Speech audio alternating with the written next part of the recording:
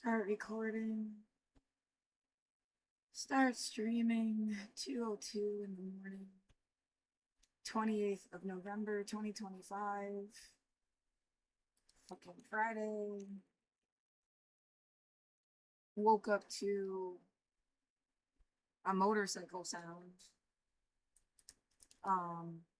My speaker had come unplugged. I thought they also shut my speaker off and then ran a motorcycle and to like deliberately wake me up. You know, some drunk fuck who's broke, or sorry, who's, well, they're probably not as broke as I am, if they're broke. Some drunk fuck that's miserable and bored. Um,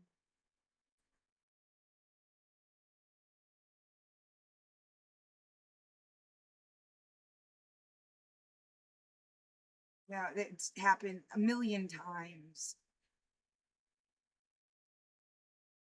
Yeah, it used to be worse. It used to be like almost like on cue at like 3 in the morning. You'd get a guy ripping shit through the fucking neighborhood. Like, yeah, I wonder, did they own a club or something? And that's when they made sure everybody got woken up when they left, so that you'd have to like lay there in the night.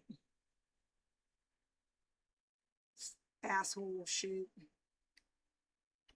Um, that feeling of like your entire neighborhood got taken over by a military or something. That was, yeah, you explain everything again. The timeline. I was born in 1989. Like, whatever the fuck you are, however old you are, however old the asshole you work for is. Like, I was born in 1989. That's, I can't control that. It's not like it's my fault. I actually kind of like it. Like I'd rather be in the future if anything.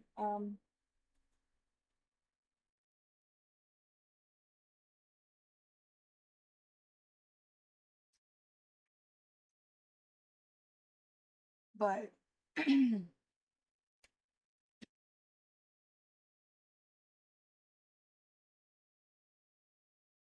oh, there's a lot of things going through my head that are upsetting.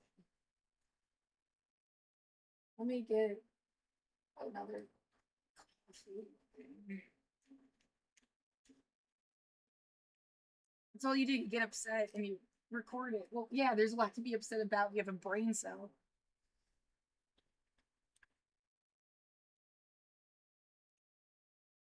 You pay attention at all when you're not lobotomized by toxic positivity.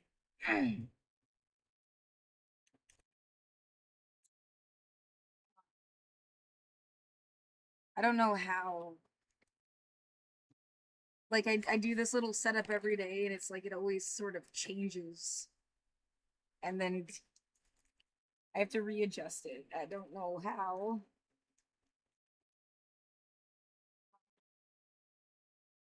Anyway, so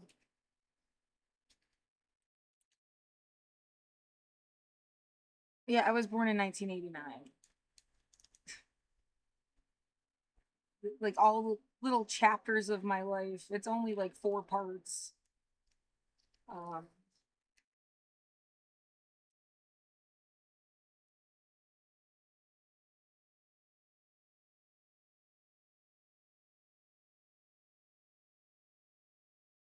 and well, what was the point? Like, what years were they doing that motorcycle shit?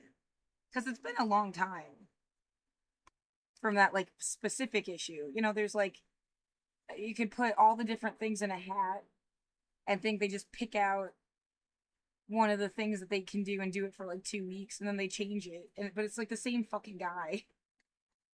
As if they were always just demonstrating all the ways that they could fuck with somebody. Like, or testing it out. Yeah. Let's, can we fuck with them with motorcycles, with garbage trucks, with smashing something, with burning something, with, yeah, the, you know, pumping chemicals into their apartment, with um Yeah, that LRAD esque, LRAD adjacent bass weaponized sound thing that isn't music. Um, Running engines and motors and pumps and whatever the fuck they've been doing.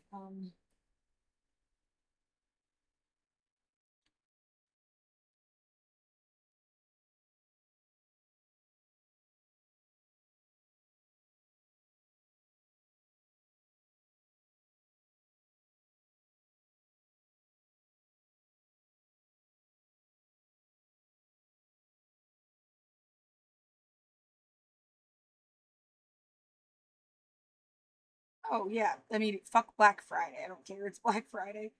I don't do Black Friday.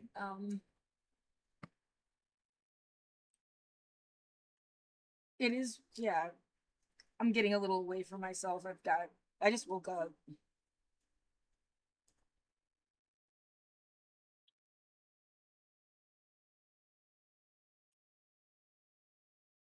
Well, that's the thing. Yeah, I woke up to that motorcycle.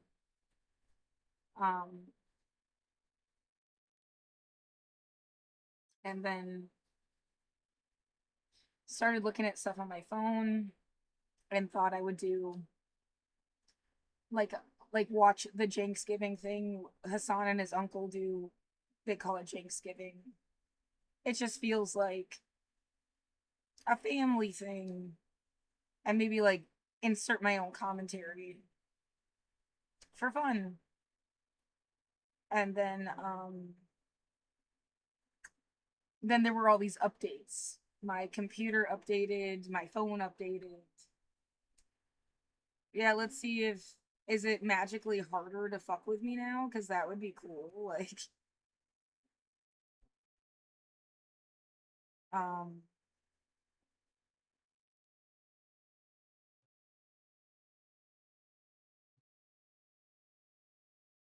needs me to reconnect again. Okay. Um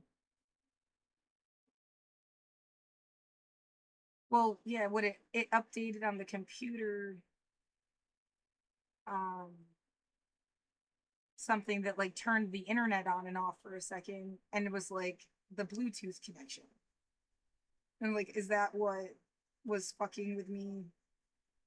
How they were shutting my speaker off before?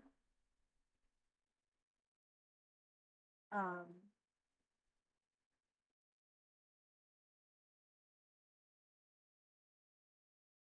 so maybe it would be cool to if they can't shut your speaker off anymore. Um,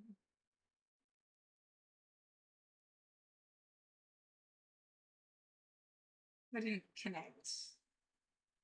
That does not help. And then there was a security update on my phone. Yeah, I took screenshots. That's why I'm trying to open the phone. Oh, wait. There's just a delay. Okay.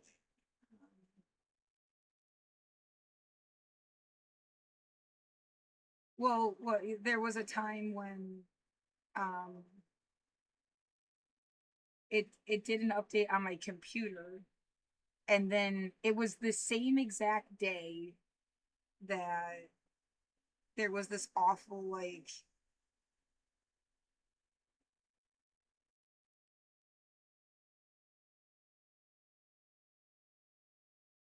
okay, remote management.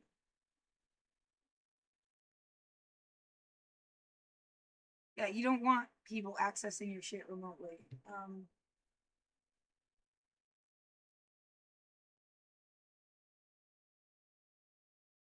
So yeah, there you go. Well, it was the same exact day that there was a this like terrorist attack abroad, and people's pagers were exploding like 2 hours before that, or before I like looked at the news that day.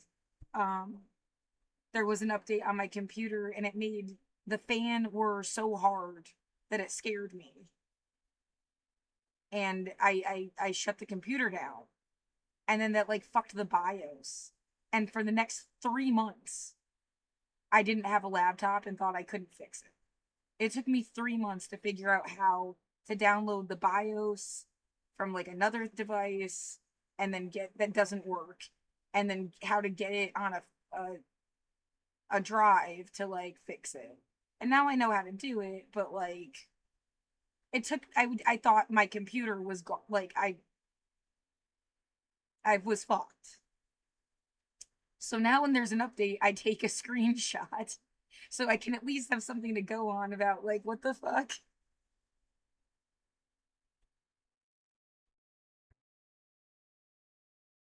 Yeah, but then yeah, the phone also needing to update at the same exact time. Like anyway, yeah, it was the same day. And then so it became like extra scary. Like as if like did someone fuck with your computer like they expected it to explode? It was the same day. Of course it wasn't going to like that's just yeah, if you don't know what I'm talking about, I should cite my sources. It's awful. Not funny, not cute, not a good time, not a joke.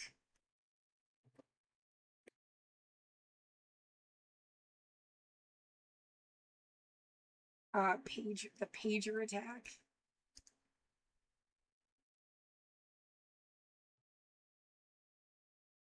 November 27th of 2024. Oh, great. Yeah, so that was also like what right after my trial last year when they tried to evict me. Was November 4th. If that was no, it looks like it was what? It looks like it was September actually. When was it? No, it was a month before.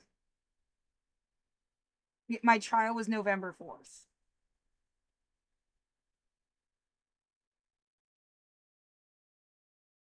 So, I know I remember it was the exact same day.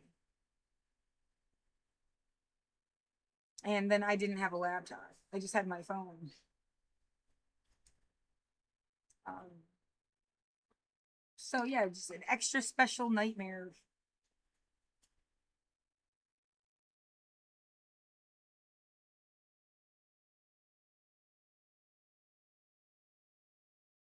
Um,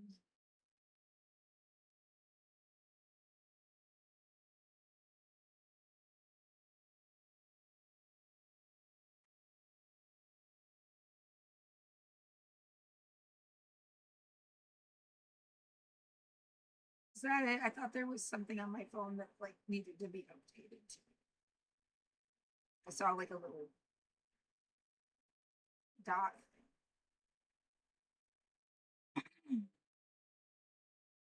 Yeah, my voice feels croaky and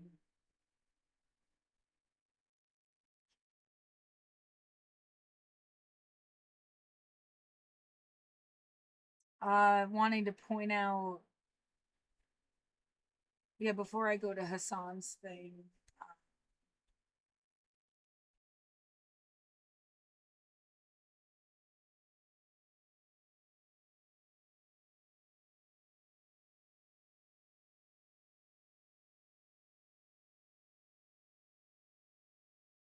Zero viewers from that 10-hour thing. God,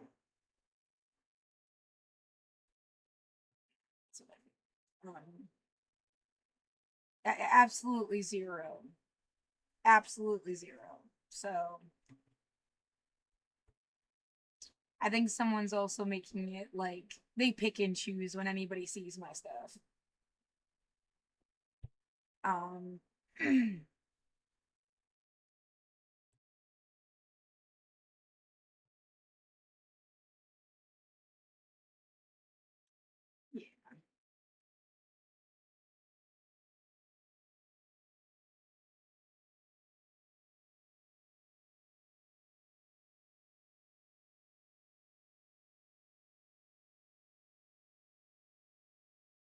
What the fuck is separated apps?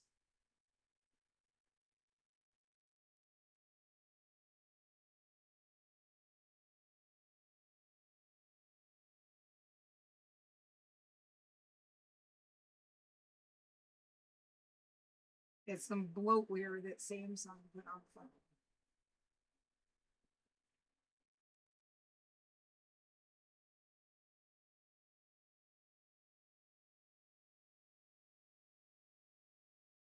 Yeah, how much of shit is like, dude, the cops run everybody's life. Like demented babysitters or that take it upon them, like someone broke into your house and decided to be your babysitter. Like, yeah, they pretend they're protecting somebody and they're like psycho. You need protection from them. Like, well, because it's like this little blue shield thing.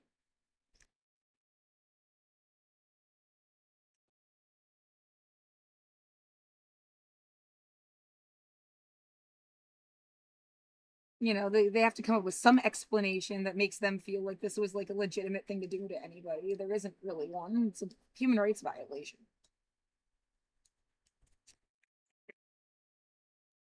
So anyway,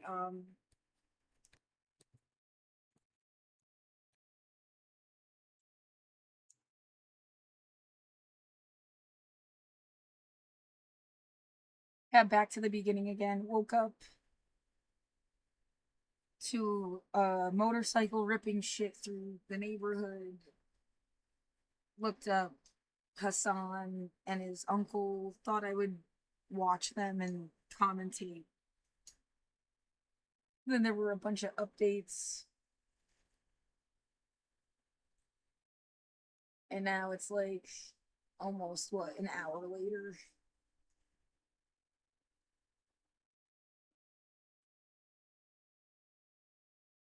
40 minutes later. Oh, and yeah, just the general psychological warfare dynamic of like when they choose to do shit in my neighborhood on my street. It's not my neighborhood even. Right. It's like it's just this little street, this little section of like yeah, I like to say it's like an inch long.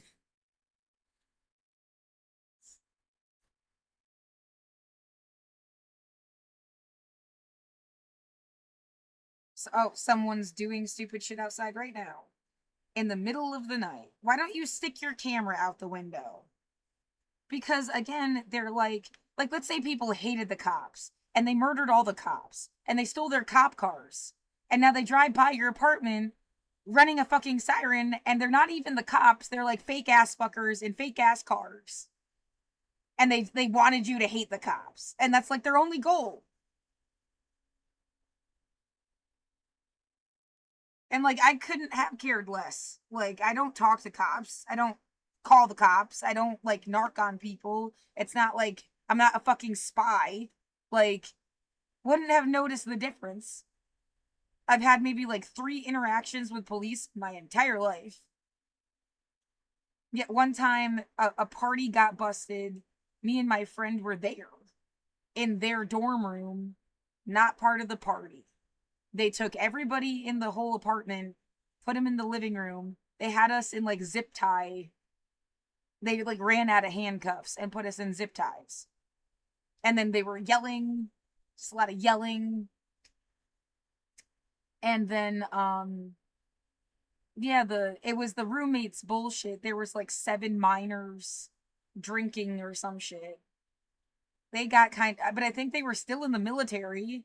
They're like a helicopter mechanic or something. They were really mean to my friend. Um, that's like the memory I have. And yeah, the person that used to be my friend anyway, like they wrote about it on the internet. I think what's more important is like they misidentify somebody that was really nice that lived in the apartment. Somebody was fucking with my friend's cat. but like they act like it,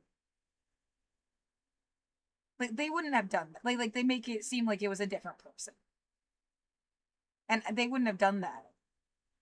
Like so they were talking about like put like vodka in their fucking water bowl or something. Um, well, and then that person like went missing, and no one's ever like tried to find them. It was just taken for granted. They like evaporated.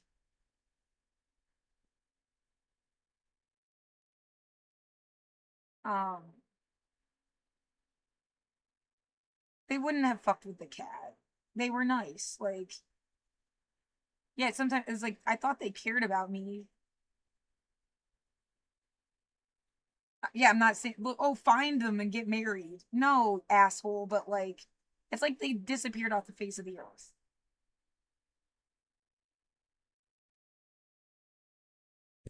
Um,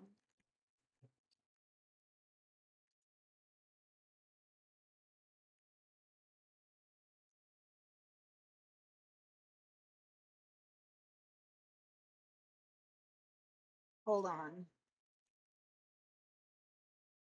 This is bothering me. It looks ugly and stupid, and I don't know why it's like different than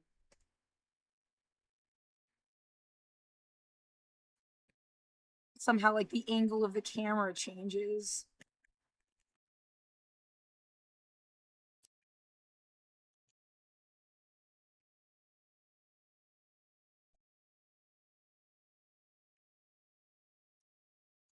But yeah, the so yeah, the dude got in trouble for like, but you know, I guess it was the kind of trouble you get over for serving to minors.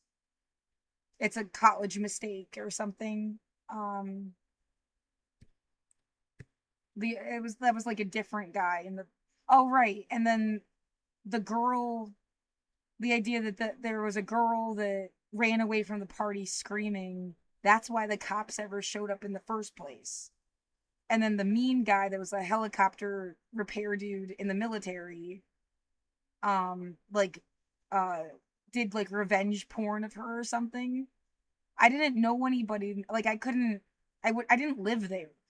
The idea that like you should have found out who that girl was and tried to like protect her and be an advocate or something. Like, I was coming down from Ithaca to visit my ex. Like, we were dating for like 3 months. Um, yeah, it was a short. We were friends a lot longer than we ever dated. I don't think I really we should have never dated. But well, just like I don't feel like I have responsibility over the situation, but like that's fucked up. Why didn't you like do something? You live there and were aware that they did some revenge porn shit. I think they were scared of the roommate, which yeah, that's understandable. Um, that's why I was bringing up like the Third Amendment a bunch before too. You can't just like station. It's yeah, it's like deliberately putting people from what amounts to like a cult on that level in like progressive liberal college dorms, and so you always got like tabs on somebody and somebody to like make claims even if they're not true. Like,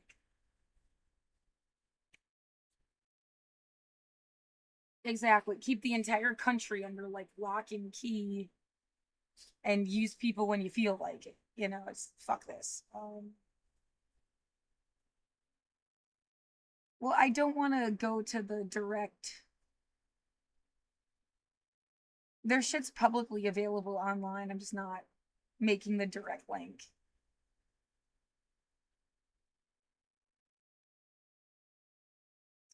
Oh my god. Just like go fucking video the fucking terrorists already. Like that's all they want you to do anyway with your stupid life.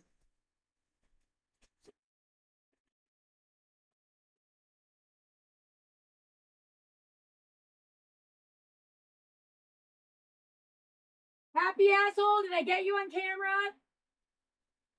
Stop fucking with me, you psychopath!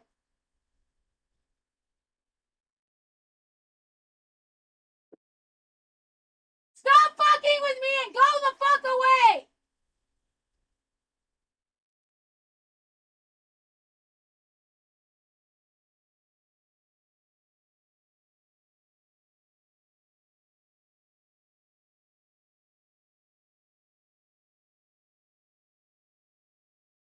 Years of your bullshit!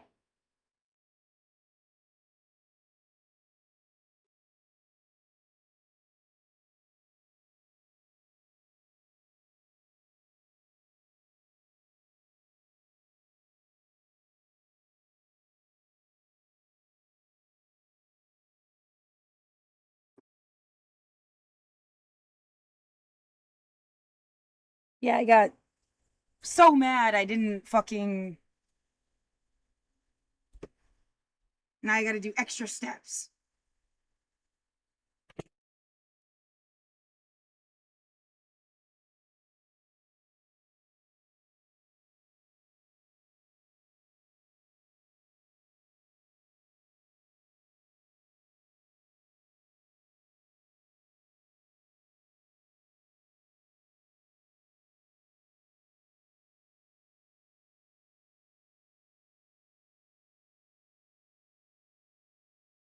Goddamn bullshit.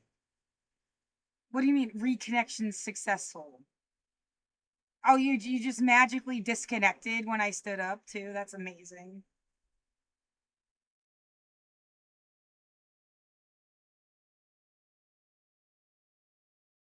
God, fuck this goddamn bullshit.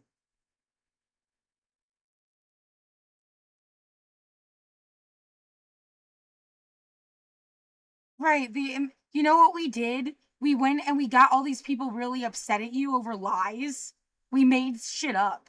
And now they're torturing you for shit that we made up. Because for some reason, we're proving that they're like fucking psychos that would have just taken our word for anything because they wanted to hate you. And now I have to sit here and wait for the ACLU to show up. And like, they'll care eventually. And it's like all set up.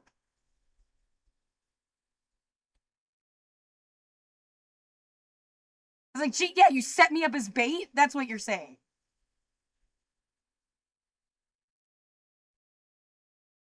Happy asshole, did I get you on camera? Stop fucking with me, you psychopath! I'm like, what is even there? A couple cars? Obviously, you know, where could it be coming from? Underground.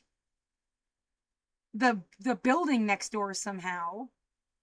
The idea that they have built something like somehow into the unit that's making that noise. It's coming from a fucking vehicle. I mean, this looks closed, you know, like. Did I get you on happy asshole? Did I get you on camera? It's someone that drives by. Stop fucking with me, you psychopath!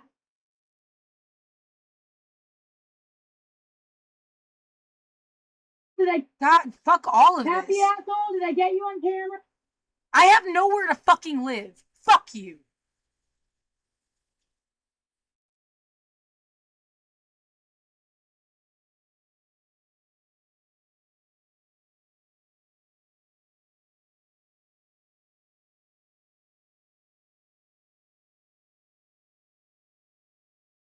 Oh, and there goes a little the tiniest little siren sound.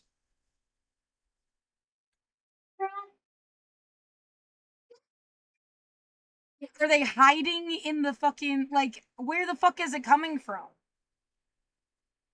It's not happening right now at the moment, no.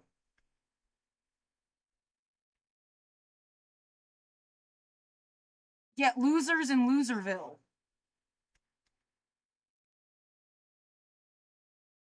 Yeah, fuck your political agenda. You can't, like, make stuff up and then pretend like.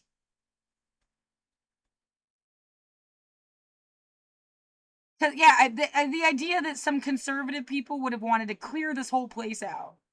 And they're also like a real estate scam. They're not just conservative, they're a real estate scam. Like they have no moral high ground or something. They just wanted to take shit for themselves.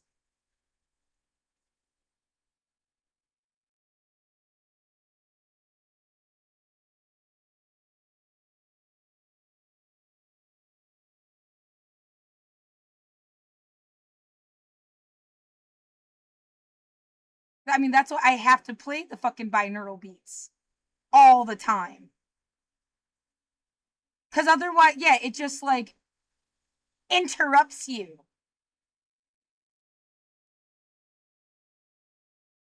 Soulless fucking moron.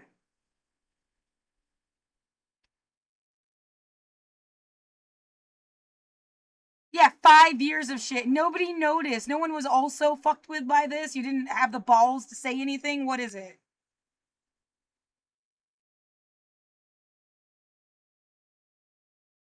Anyway, I was talking about like all the ways that or the like limited cop interactions I've ever had. There was that stupid party in college and the fucked up thing that guy did. There was a speeding ticket when I was like 5 seconds away from the speed limit going up, and there was no one around. Like they were just bored filling a quota or something. Like I wasn't like some kind of danger or threat to anybody. I was the only person on the road. Yeah, it wasn't even like it was like a 55 and I was going like 70, but it went back up to 65 in like less than a mile. Yeah, that was in upstate New York. And then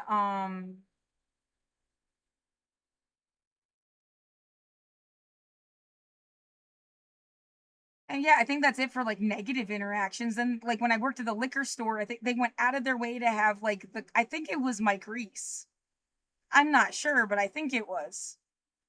That's who it looked like. Yeah, I forget their name being a little on the nose. This guy.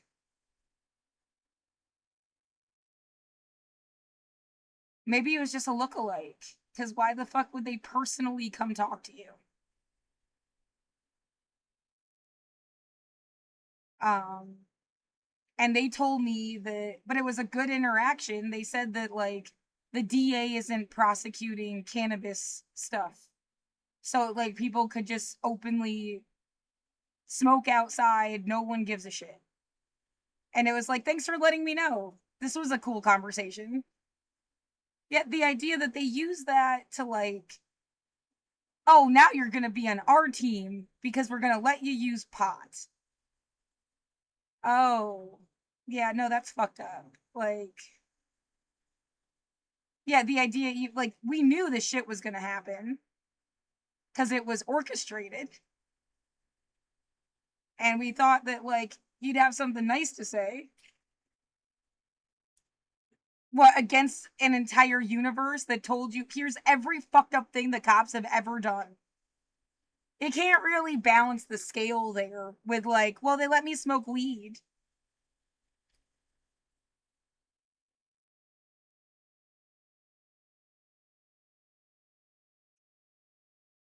Right, we'll have you watch somebody get shot in the back while they're running away about a dozen times. Though, yeah, of course, medical cannabis, it's my right. It's not like a trade thing, but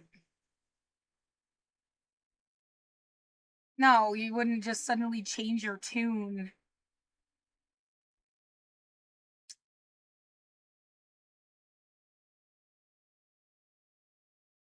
Um, that's fucked up. Yeah, where is this guy now? He's like the head of a prison or something.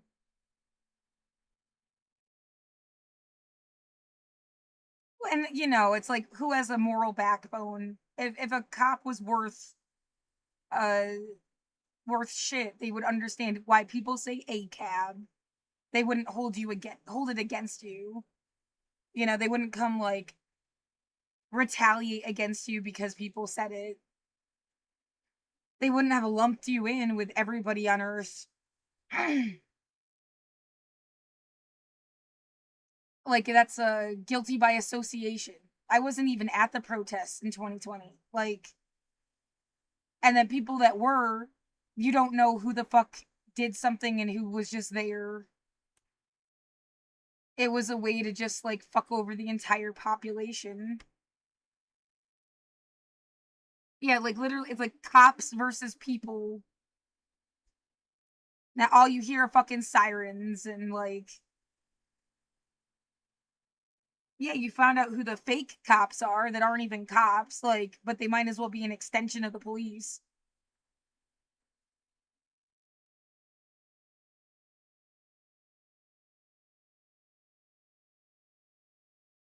Yeah, there's like the military, police, ambulance, fire department, and the people willing to be like doing fucked up shit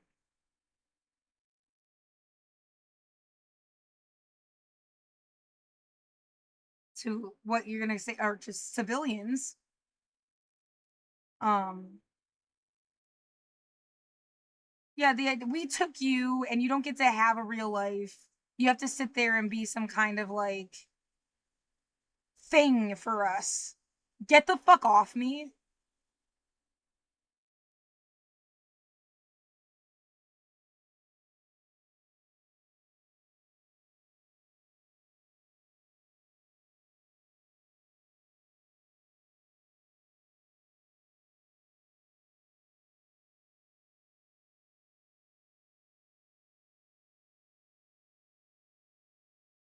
Yeah, I feel maybe I took like had too much caffeine too fast, and I'm really upset. But like, it feels like my neck is gonna explode. They've been letting people like gas chemicals into my apartment.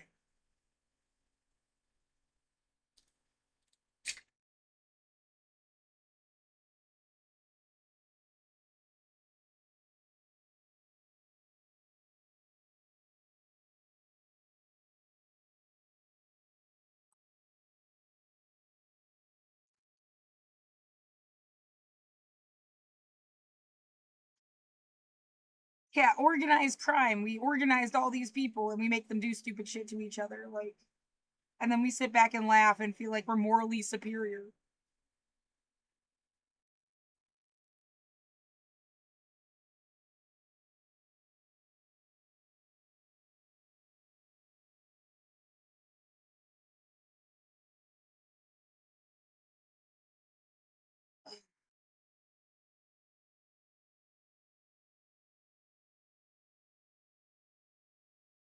No, that's a really bad idea.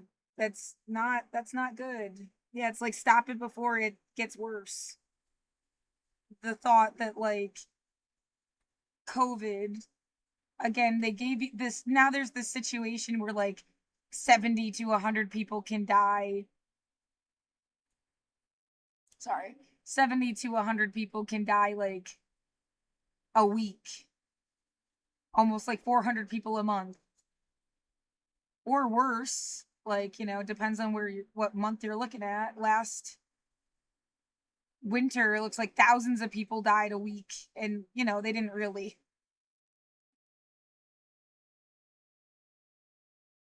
Um, oh, it's just so that you can see yeah, whatever. And that they're yeah taking the time to go back to that timeline thing to like train people now, and they expect you to sit there and just like learn as much as you can until what, like 2050, when they're dead, and you'll be 60 fucking years old, and they sleep at night thinking that they're passing a baton to the next generation or some crap, that they trained themselves, that you say what they wanted you to say. And meanwhile, like, how every single year how many people are going to die?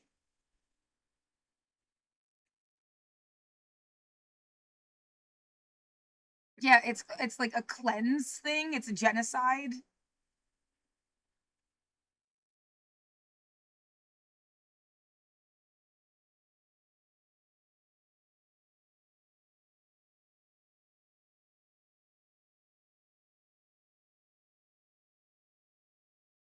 Well, you don't know what to do with all these fucked up people that like are difficult to deal with either. You should have just let us kill them and then moved on with your life. No, because you'll do that forever. How many times are you wrong and that person shouldn't have died, no matter, like, in anybody's imagination? Like, whoops.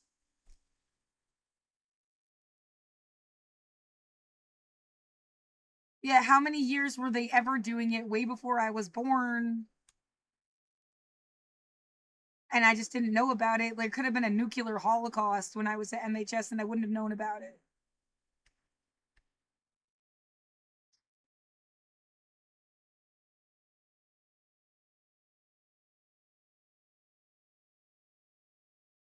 Um,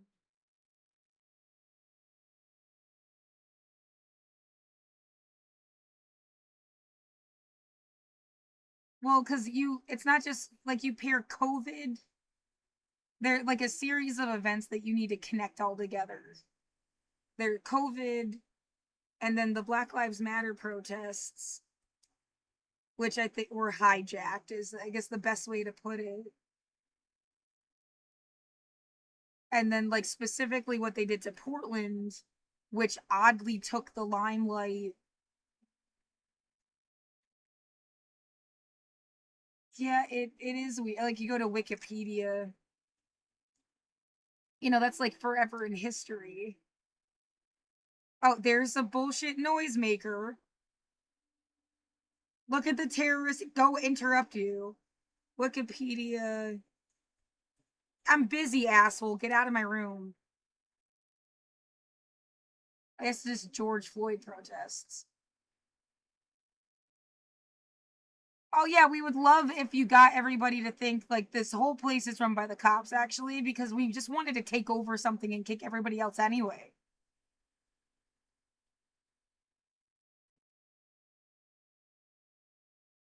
Or even the idea we make people think Portland's super liberal and then we destroy them. It's a trap. Like,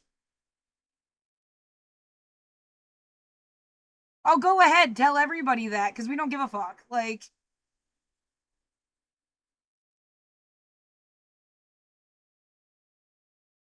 so yeah, all over the world, right? Look at all of these fuck over. Yeah, interesting where there's no dots and where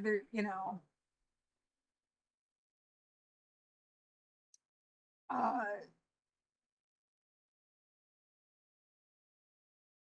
and yeah, what took precedent in the news. Because I didn't see anything. I wasn't watching the news the way I watch it now. I always use like Google News or was looking on my um Facebook. I didn't really watch the news. Um or yeah, I was on Twitter at the time just to see what people were saying. I didn't really use Twitter any either. Like,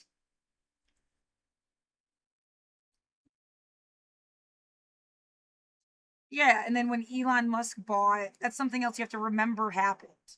He didn't own Twitter when like the protests were happening. He bought it later. And now it's like harder to find.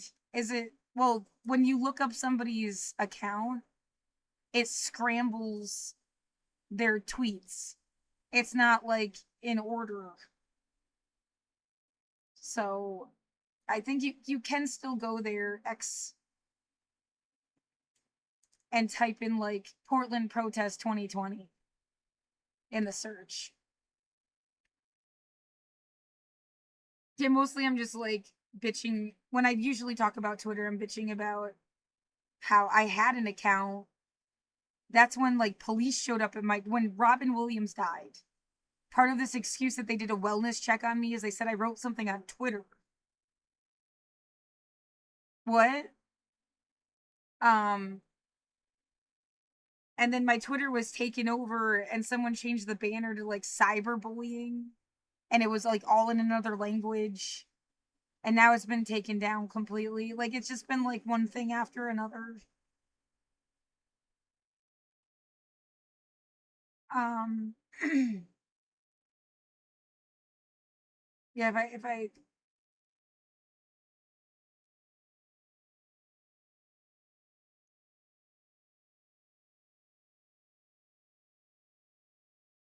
I think all that's left is you can see people that tagged me.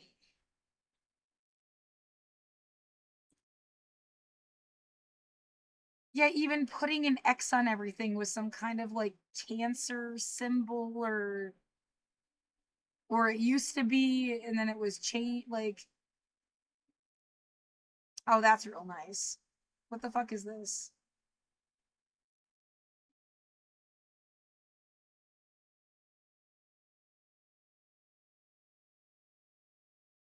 Yeah, I feel like my sister deliberately co-opted like I can't use my own name. I have to use my whole name all the time. This is supposed to be my sister. Yeah, you better put 78 on it. At least.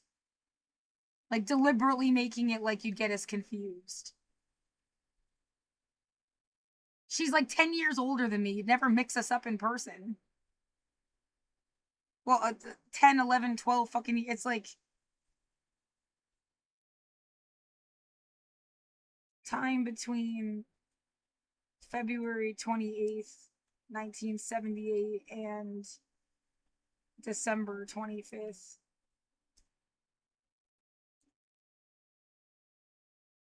11 years, 9 months, and 27 days. Well, I've always said like she was 13 years older than me, but it's like more like 12 ish. Or 11 years, 9 months, and 27 days exactly. Whatever. She's a decade older than me. Like, right, she's Gen X. I'm a millennial. If that's a way to, it's not even a good way to say it. Like,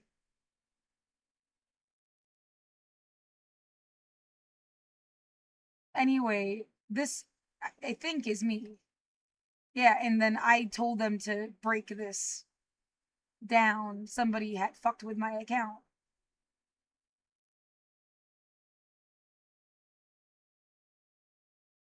But yeah, that's all that's left. I guess I should save this.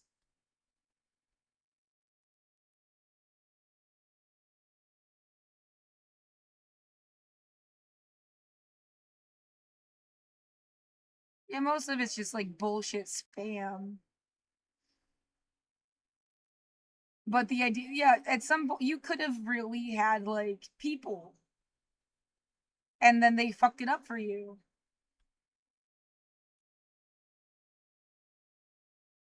I used to call myself Danger Radio.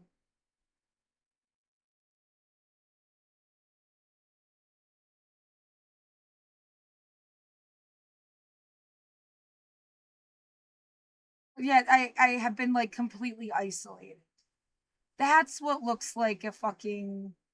I was like, there's something that has a black hole as a uh, logo. It's this thing.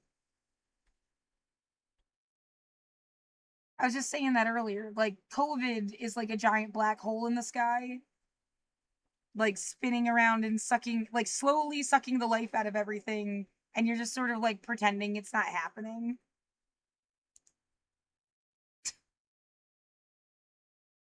You can't really pretend it's not there. Like, no matter how slowly it's sucking the life out of everything. Like,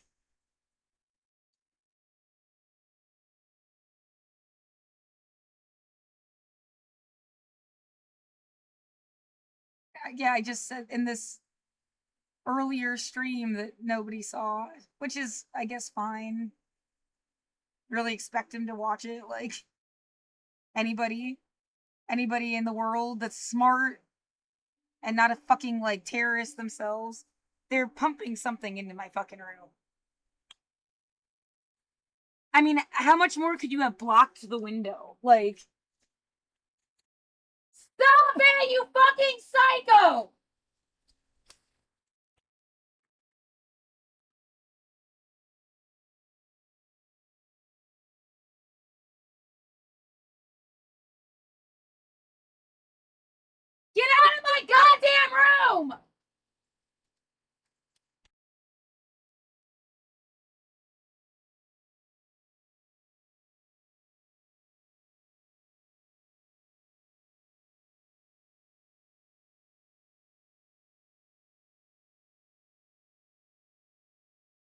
No, we don't want this girl to live here. So we deliberately had put people under her fucking windows. It's on purpose. And if she complains, it looks like she's bitching about the wrong community that she didn't want to demonize. And then we get this like awful like excuse to sweep people into homeless camps and fucking shelters and stuff. You're the fucking terrorist.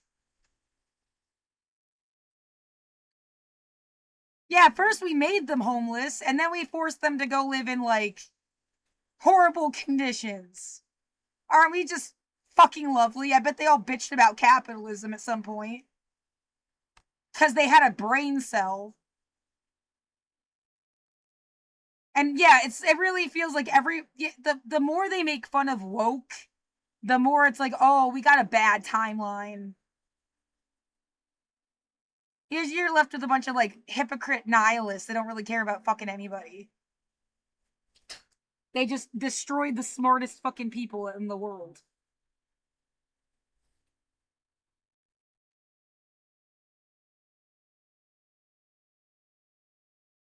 Um, yeah, talking about the black hole thing.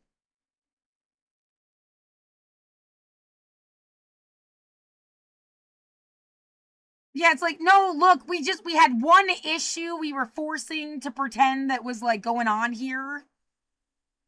And we just wanted your life to be about that because then like someone else can like pretend to be a champion in that situation. Fuck you for like no everything all at once. Like we can't handle everything all at once. Get out of my fucking room, you demented psychopath. Like if you can hear me, you're stalking me. And fuck your agenda.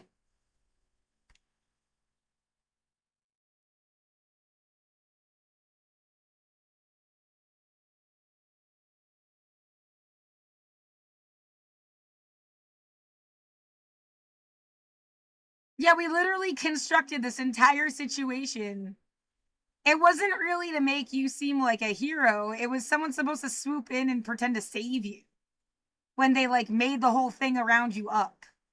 It's just like a theater. Fuck you. Right. It's like we knew that people were going to hate the cops. We have to like give them a reason to want the cops. There was no reason before. Like you just said, you could have gone your whole fucking life and like never needed this.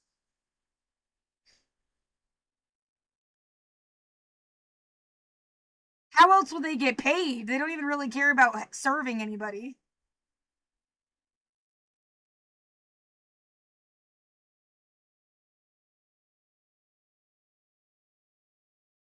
Yeah, don't forget that bullshit about like you can't even get elected unless the police fucking like support you. Good thing I never gave a shit about that. Like wasn't my life's prerogative.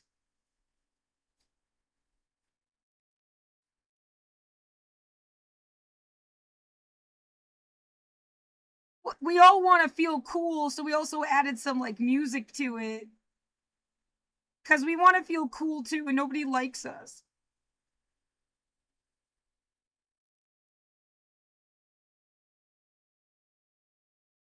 I can't find the thing. It was 10 hours long. Yeah, of like talking. Doesn't it seem like my voice got worse the longer I've been talking today?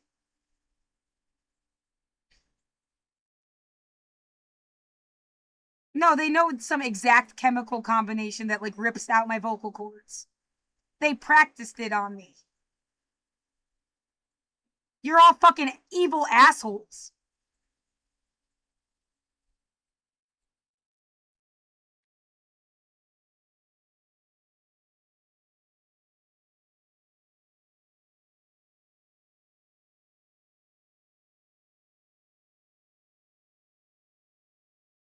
Oh my god, I guess it doesn't matter that much. I don't see it though.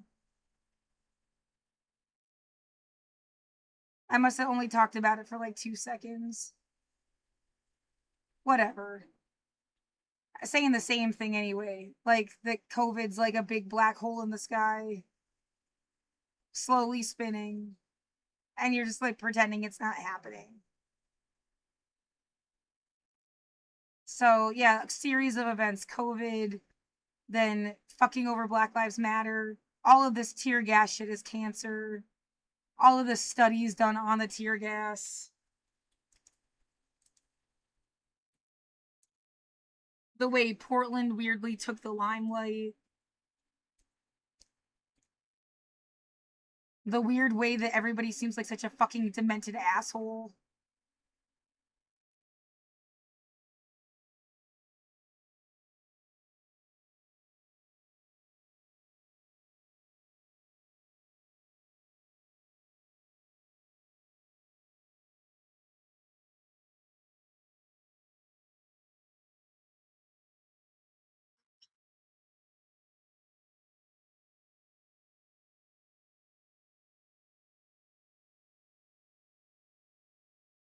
Fear continues. Well, I've been in protest the entire time by myself.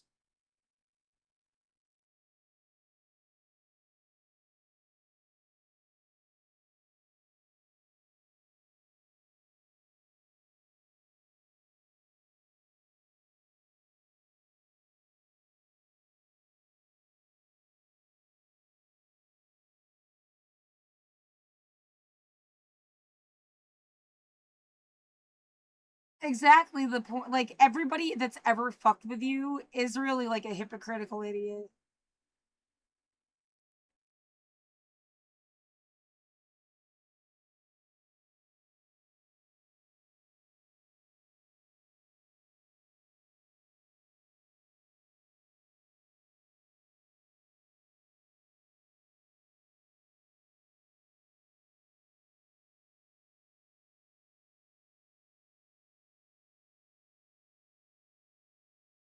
Funny to see what states did not activate the National Guard.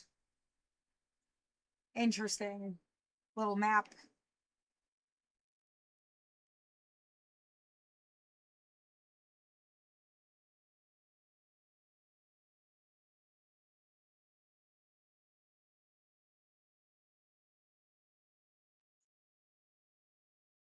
Yeah, I'm really upset, and it's like my body's starting to hurt.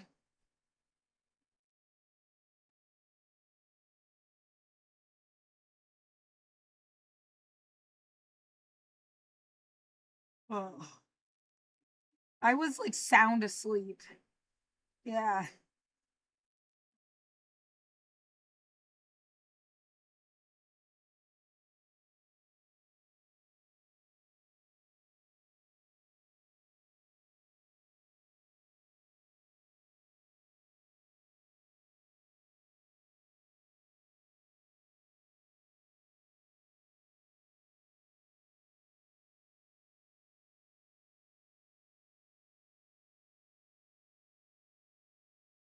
Yeah, how do I make a movie of this situation? So like I live in my room.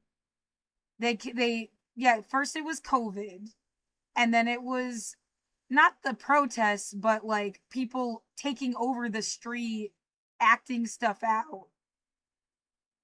Like a psych op. That's what took over shit.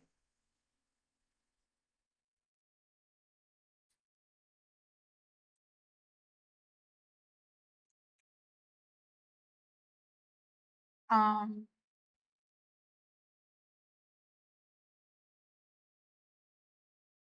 yeah, you mean what's the word again?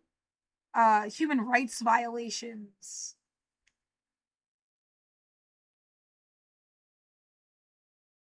Right, that's the word for it.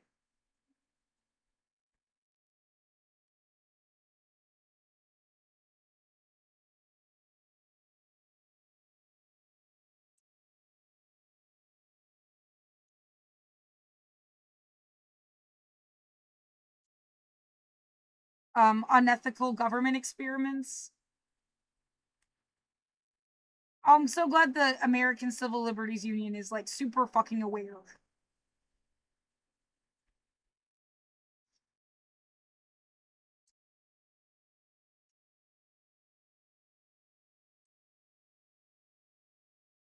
Yeah, I'm scared of that concept. Like things got gutted and taken over by people that don't care. And you keep thinking like there's all the Human Rights Watch, the Human Rights Campaign, Amnesty International, the ACLU, even like the Innocence Project. Like there's all these like really good, smart, they know all the words and all the fucked up things that have ever happened and they'll stop it. Well, then why are they like missing? It's like they're missing.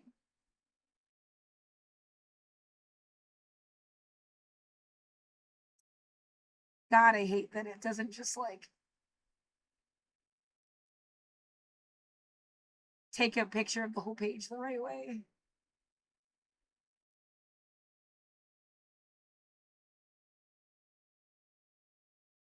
It's annoying.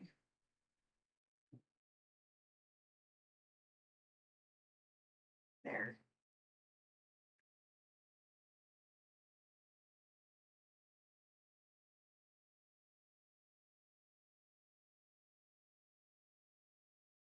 Oh, all the things I'm trying to save, everything that feel like, was this a psych op? Was this a sick joke? Was this a different faction? What is this? It's all connected in the same thing? Like, yeah, well, I mean, there's got to be different levels to something. Like, yeah, maybe this guy fucked with you, but they're not like the way that this fucked with you, or unethical experiments, or all of this shit. Like, or is it all the same shit? Um,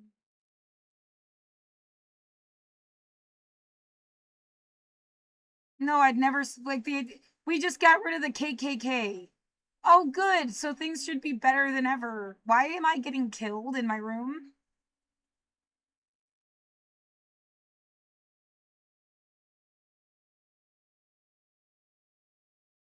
We want you to be scared of something. We decided, like, oh my God, it's just whatever. Yeah.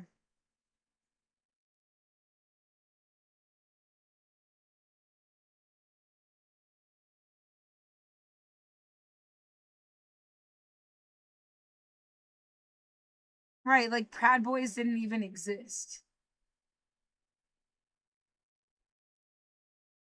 They, like, created them for this. And now they don't talk about him at all.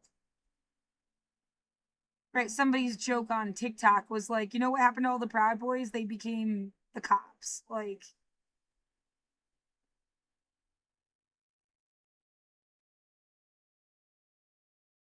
yeah, so why don't you spend the rest of your life like dismantling your own country while everywhere else finds a level of prosperity you've never known? And then they can keep like shitting on America for the rest of forever.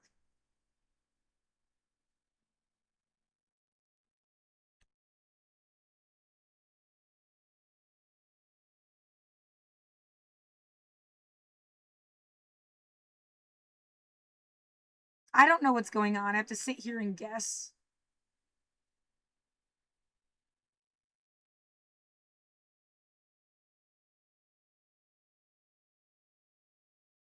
I feel like I can't even hold my body up. Maybe I mean I was woken up in the middle of a sleep cycle. I feel like weirdly tired, like more tired than I was when I started talking. Yeah.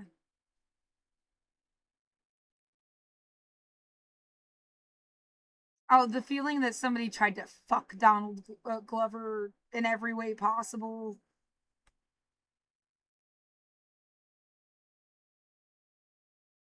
That's even how this got like all mixed together somehow. I don't know. All right, there's this shit.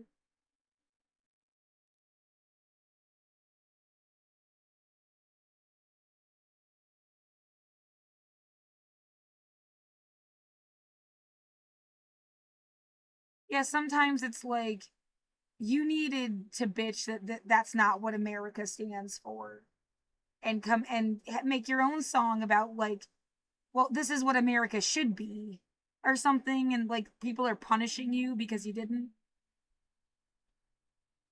At least that's like one side of it. I mean, I've never. Oh, that's not true, right?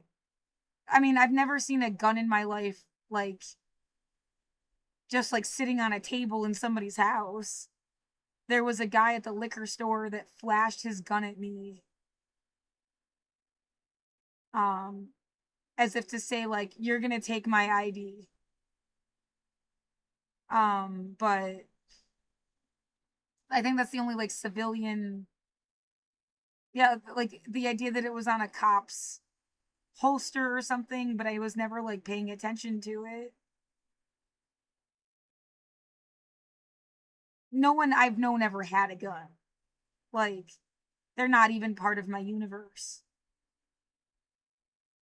So that's why it's like you should. I guess I was supposed to bitch. That's not an America I ever knew. And then they would be like, "Well, let's teach you about this America." And that's why there was like, so many gun violence. How many people just died on this street? Yeah, that's an awful thought too. Look, like you were worried about COVID, and we were getting people to kill each other.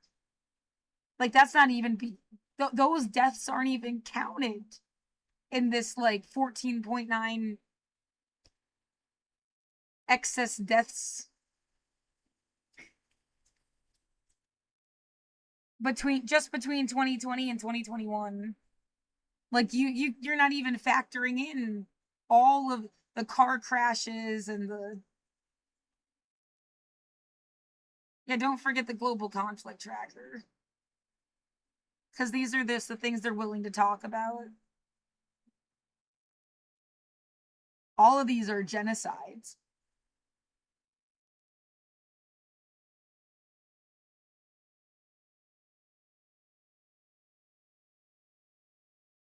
I How many people are even left? Yeah, it's like it's just you and the cops, sweetie. Like, and by extension, they're sheeps and shepherds and sheepdogs and stuff that they turn the population into. Like,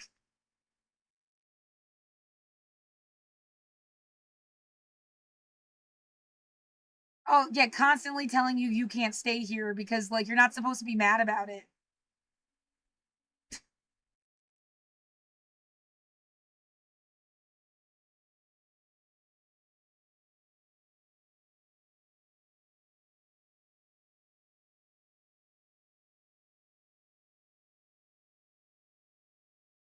It did feel like if they were trying to get people to pop off. To this day, they're still like doing that to me personally. Like, let's see how upset we can get her. Maybe she'll do something stupid.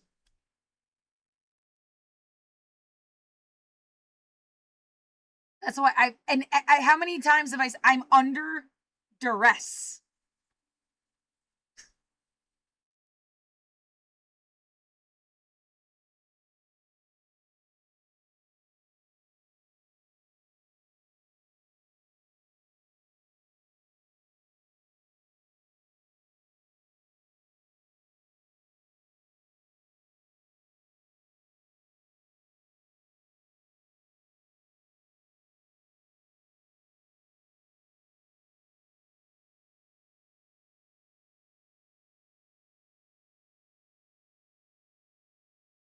Right.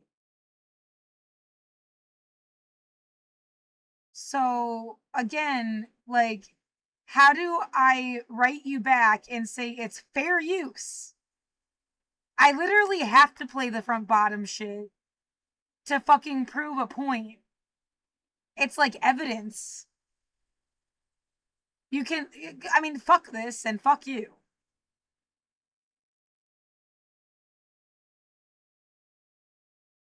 Yeah, I was also making a point, an academic point with this Grande song. I'm not making money from this.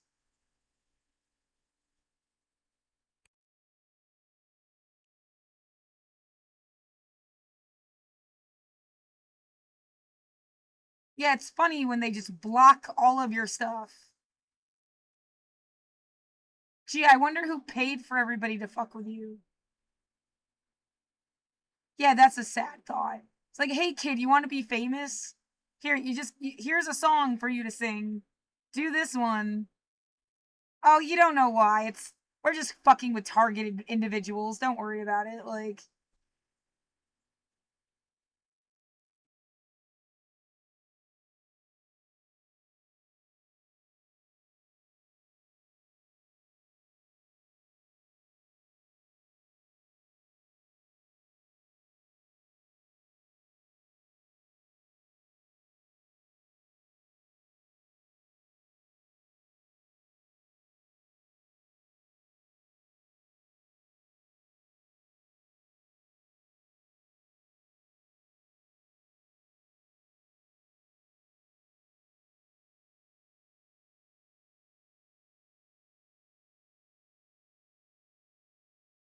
I don't see anything on here that's like something I can do something about.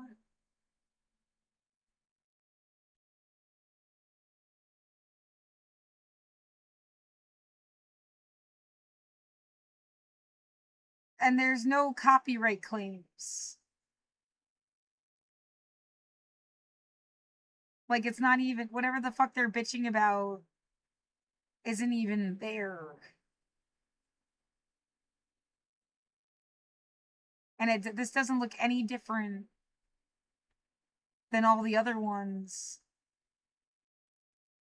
Yeah, muted audio.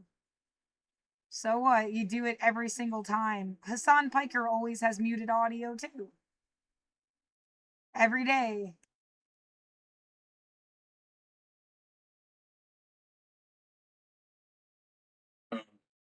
I guess not on Thanksgiving was like one of the first times. Happy Thanksgiving, everybody.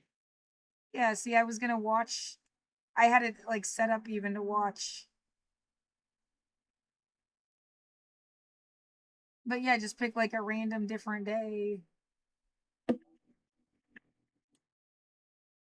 That's funny. It doesn't look like that day either. I mean, almost like every single day, usually they have muted audio.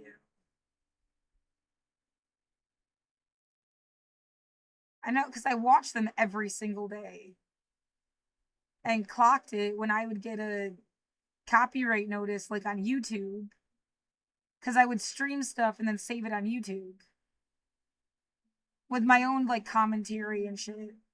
And then I would get a copyright notice. And it's like, well, what? They,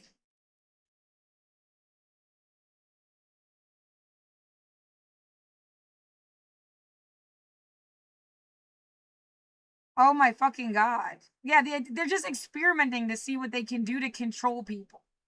So, like, never get controlled because then they think they can just do that to people.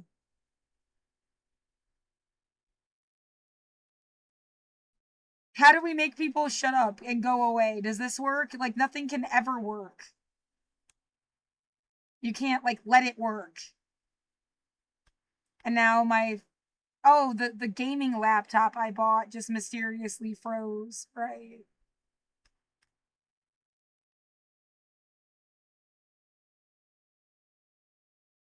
God damn. Yeah, whoever is fucking with my stuff needs to get over themselves.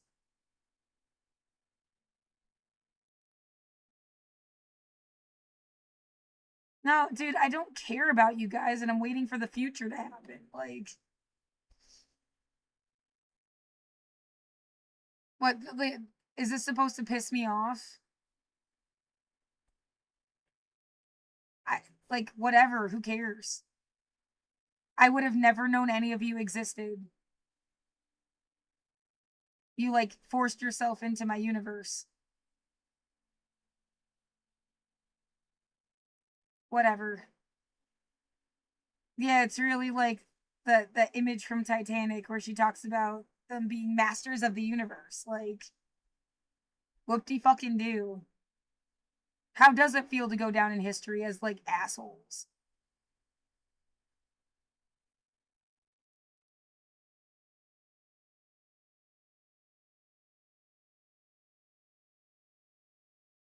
Is it a fake picture? I don't think I've ever seen a turkey look like that.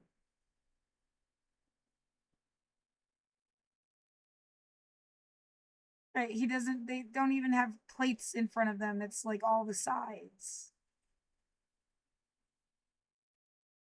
He just has a plate of cranberries.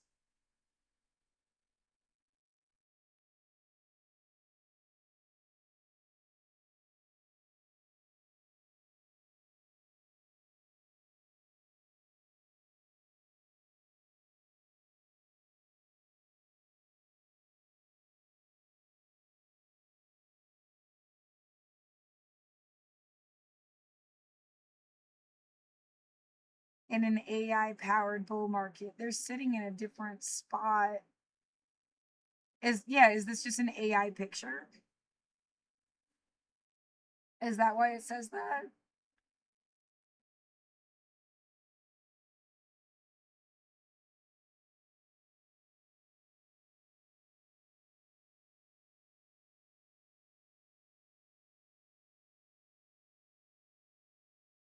This just looks like an Instagram filter.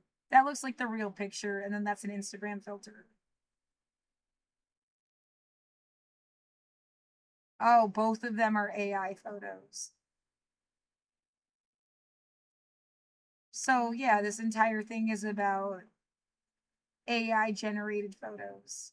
But they tweeted them themselves as a joke. What if all of these people are dead? And it's all just been like joking around with AI stuff. And yeah, you don't care because they're going down in history as the world's biggest assholes. So you're never going to sit there and be like, oh, poor rich guy that could have saved the world and didn't. Tears.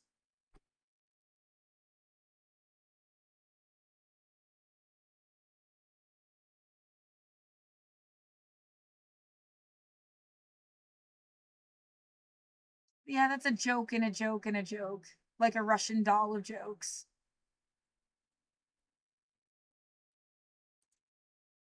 Well, you know what you said. Like, first, you just like, you're so empathetic. So you were like a perfect target for this kind of thing. And when we swoop back around and like, look, we were used and you should care about us because you care about humanity.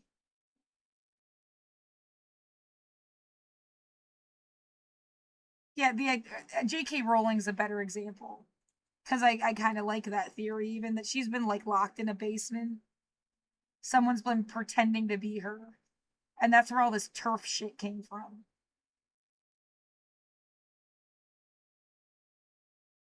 And then someday, it's like you have to save J.K. Rowling.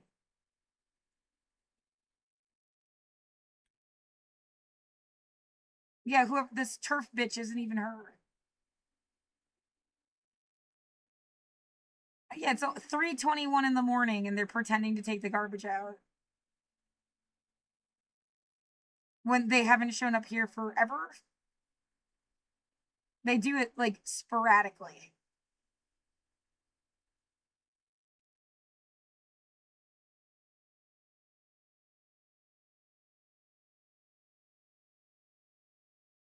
Um, anyway, outside.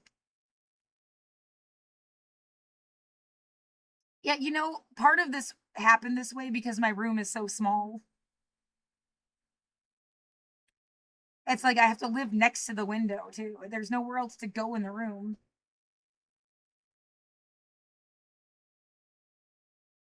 I read this book when I was a kid.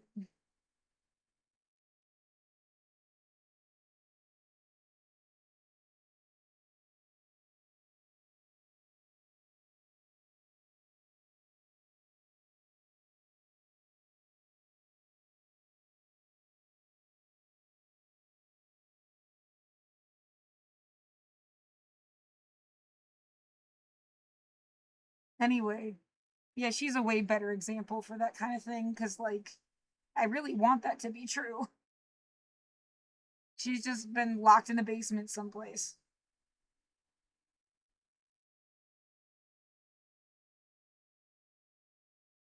Well, and then, well, that's also really shitty because, like, if she wasn't, now they could just say she was. And then it's like, yeah, like, I take it all back. I saw what it did to my career and my legacy, and I, like, just gonna pretend I was locked in a basement the whole time.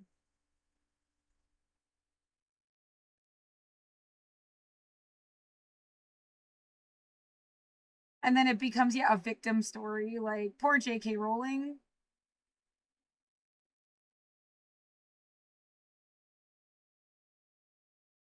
You know, if she, it wasn't like that. Sucks. Like, yeah, same shit. They would have saved the world. Somebody locked him in a basement and then used their identity.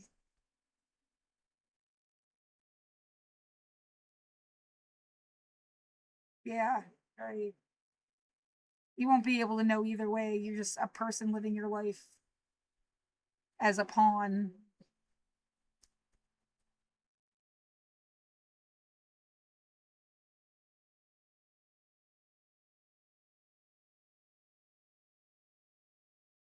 Uh,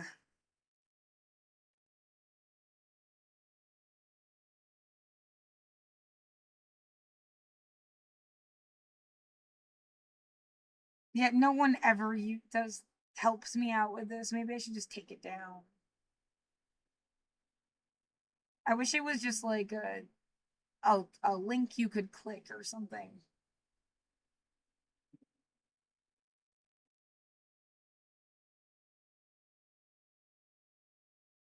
Yeah, whatever.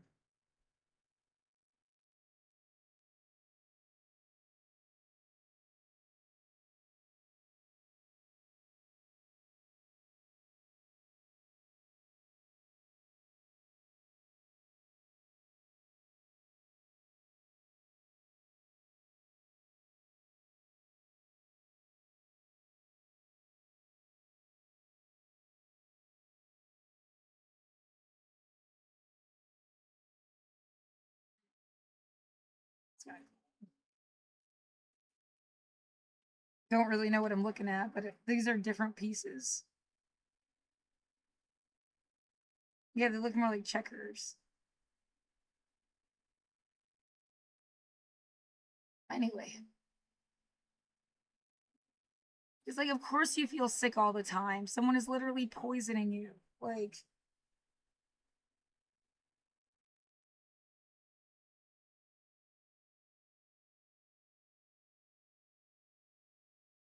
yeah, I just like drank caffeine. I feel so tired.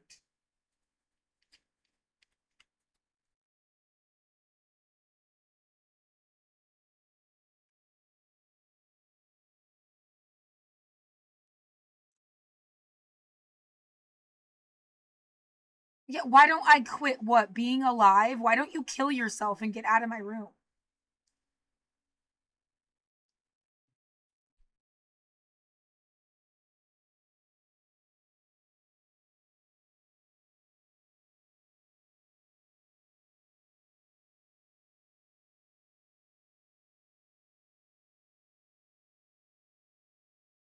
No, it's not like a genuine suggestion. I mean, would you jump off a bridge because someone told you to? That's an excuse. Like, you wanted to jump off a bridge. You used it as an excuse to jump off a bridge. You're not going to jump off a bridge because someone told you to jump off a bridge. Yeah, it's just a mean thing to say. Like, because there is no other like meaner thing I can say and like stand by it.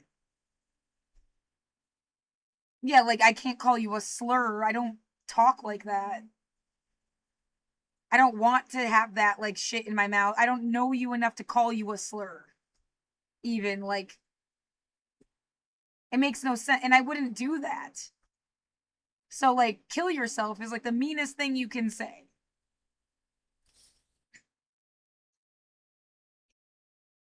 Yeah, the idea of just like randomly calling somebody a pedophile because it's gross and no one wants to be a pedophile. but like I have no evidence that you are one, it becomes like empty and meaningless.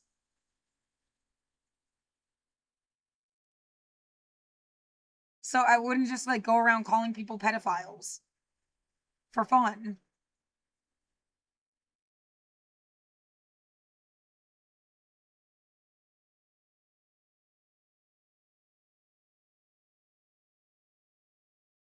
Well, anyway, yeah, it looks like they're saying that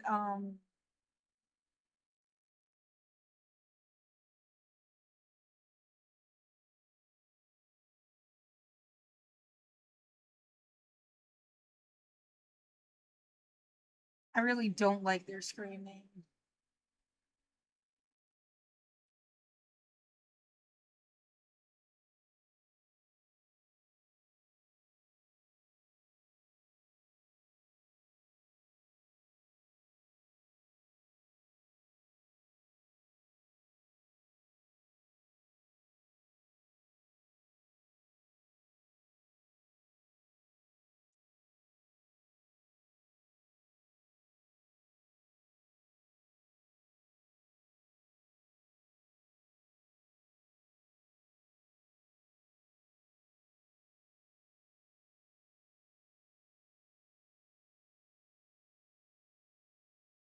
I wouldn't even have to submit it. Like they should let you just like block users without submitting a report. They like force you to submit a report to block somebody.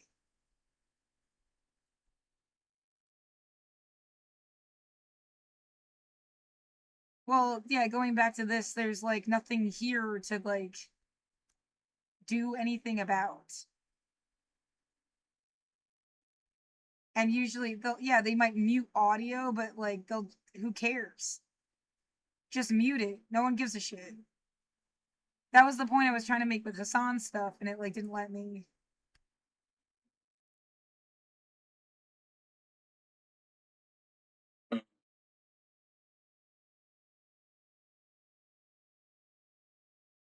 Yeah, you should be able to pick a random video from any random day, and it was like always getting busted for, and would say, yeah, like there you go. You see this like every single day. So what? They still have 553,000 views on that video. Like, didn't matter for shit.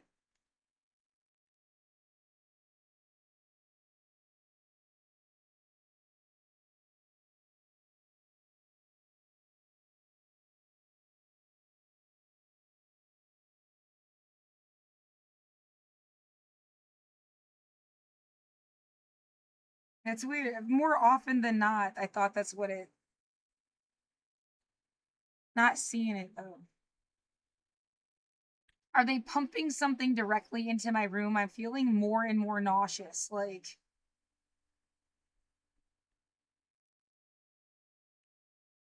is there a truck running outside or something? I'm getting like carbon monoxide poisoning.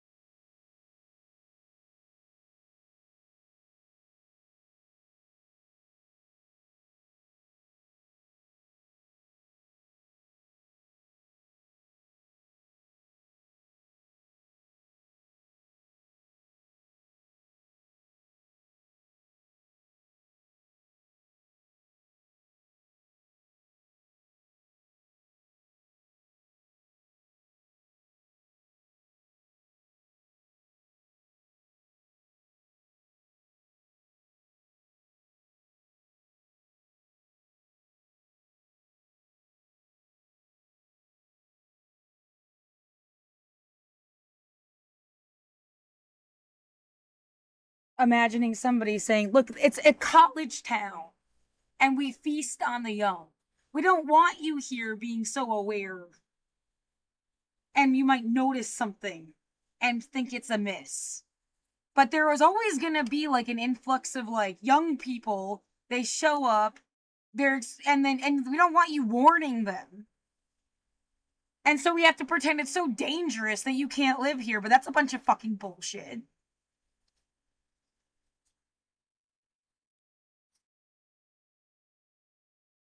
And yeah, again, it's like they're just practicing ways to drive people out of anywhere. It wouldn't matter where the fuck you lived.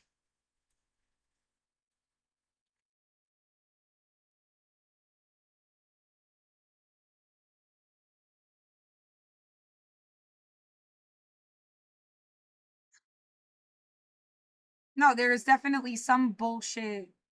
That stupid, like, heavy, low bass sound. I can't see, so.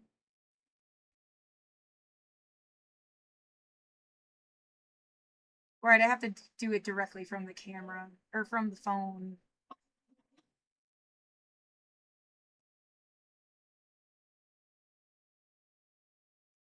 It just picked up the sound when I. It doesn't event when there's like a certain amount of sound.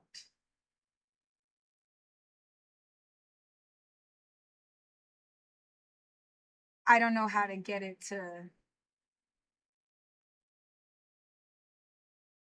Yeah, you can set it to do all sorts. It has an alarm on it, even. Like, it'll call the cops for you. Right, it's supposed to be on like a trial thing, too, to.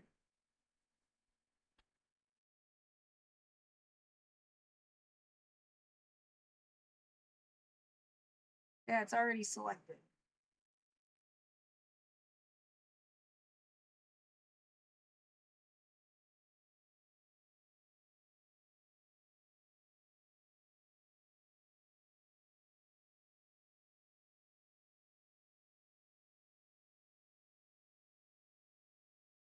Exactly. So, like, the idea was if I ever left my apartment, it has a thing that would go off. If someone has ever broken into my apartment, they're not doing it again.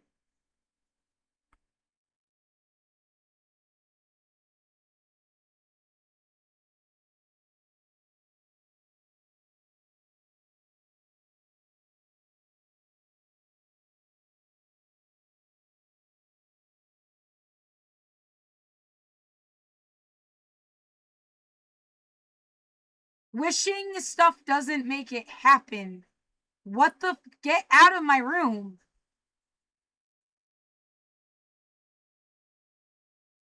Oh my god, fuck off.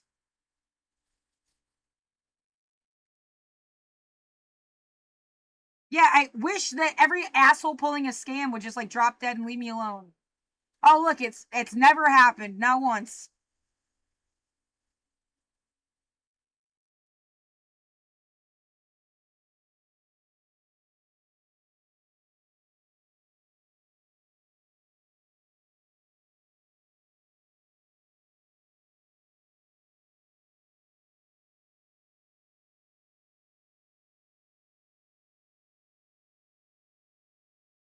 Yeah, I wish I never had to worry about being evicted ever again and I got to stay in my apartment and make it really cool and live exactly the life I've ever wanted.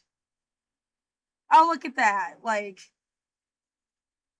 how, like, that's just either like, even if you stay in here the rest of your life, they like fucked your life.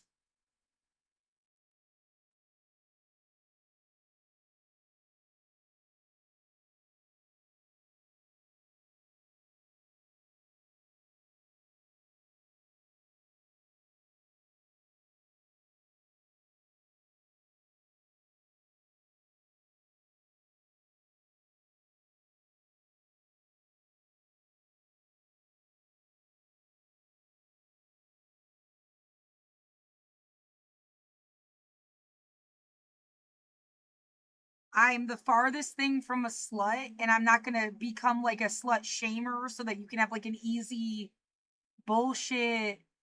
There's nothing wrong with sluts. I'm just not one. Like, fuck off.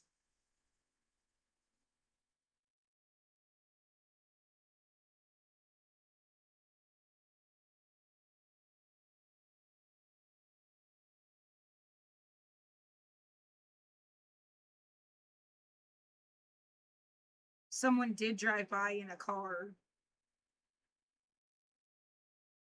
Yeah, they got that fucking trash can right under my window again.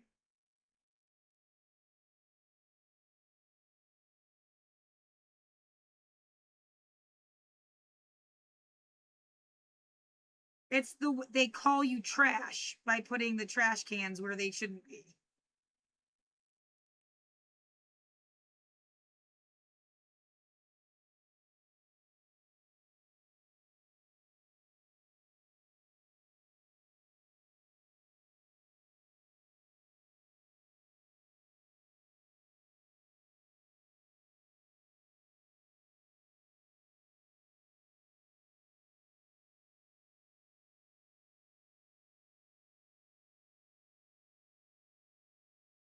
Right, the idea some government bullshit took over your life. They're gonna just pretend to be anybody else for the rest of your life. You never get to know what the fucking truth is.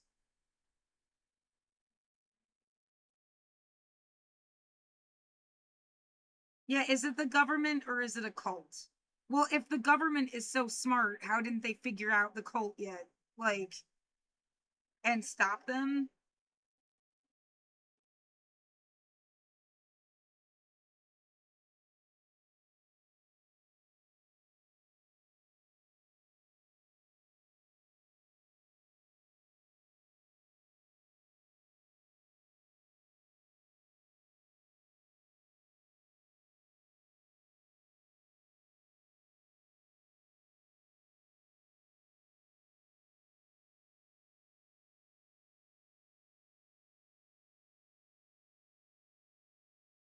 Kind of weird they got those scooters just like,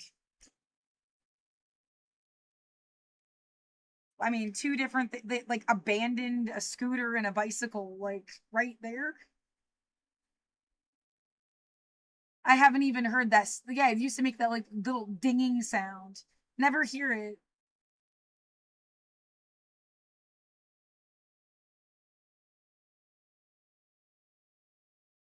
Yeah, constantly. Like,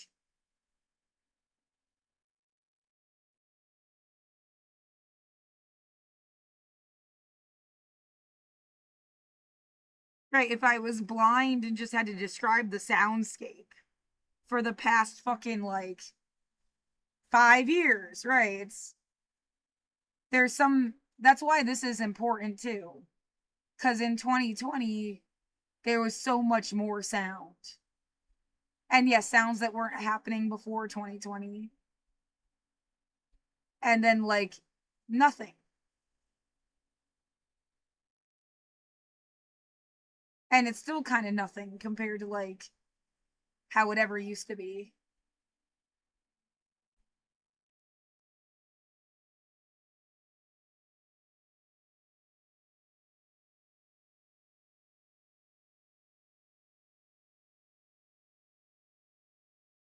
Yeah, the soundscape. This is a better way to look at it. Why are there two things open?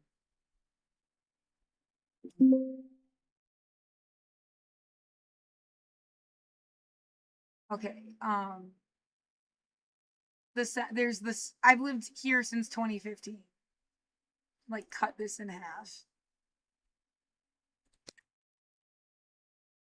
Um,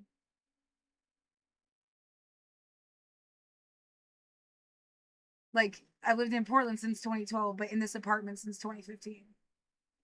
So like this was like one soundscape. And then like until my dad died, July of 2022 was like never the way it was before then. Like this could be annoying. I worked at night, but it was also like fun. It could be annoying, but it was fun.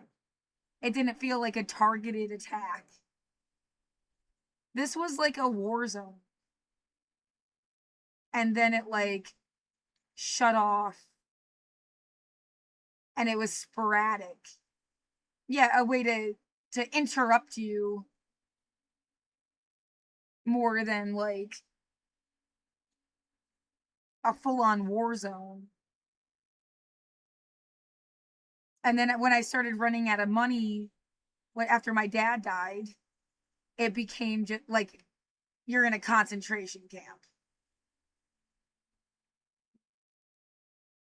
And then watching Hassan Piker really, it was between watching Hassan Piker and the Witchy video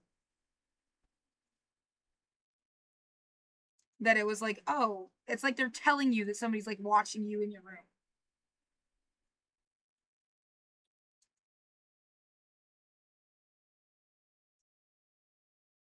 Right. I remember saying it's like they're trying to find a way to make me angry every single day.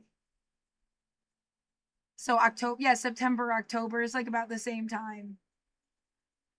It's like someone's trying to find a way to upset you, and like as if like upsetting you every day will give you cancer. Upsetting you in a very specific, like chronically stressed out way.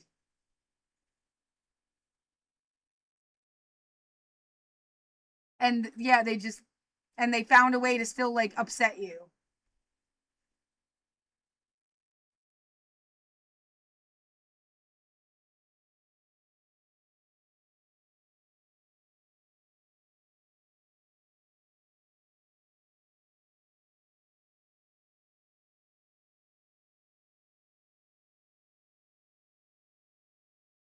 Yeah, really, what is the idea? How dare you like me? Somebody set up this video, right? Like,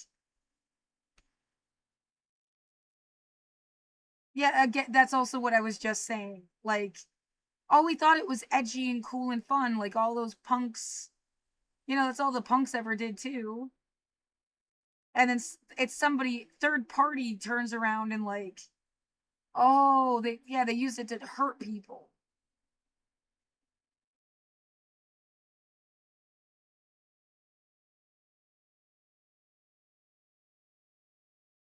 Yeah, that's true. The song "Misery Business" kind of comes to mind. I never saw the video when I was a kid. I saw that more like recently. It's like reverse Mean Girls or something. It's like we just thought we were being edgy and cool. Yeah, somebody took this like literally and is an asshole. I don't.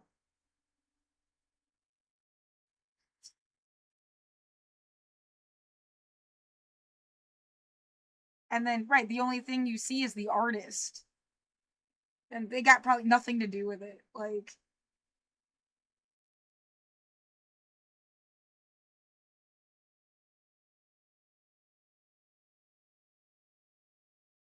yeah, someone let them be famous.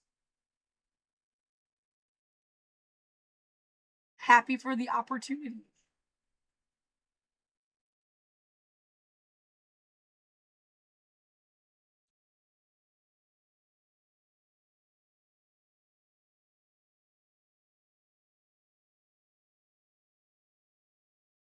We were trying to see how much benefit of the doubt you would give people. Get the fuck out of my life. Like,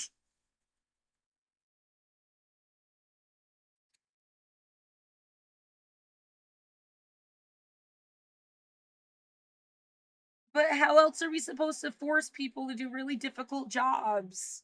You took away any life anybody could have had. Like, fuck yourself.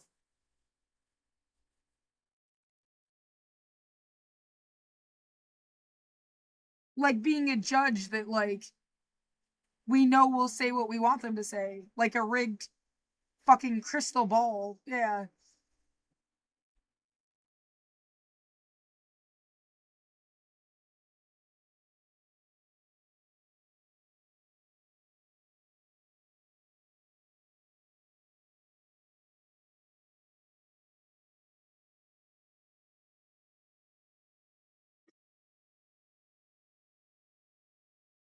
Might look better if I make it smaller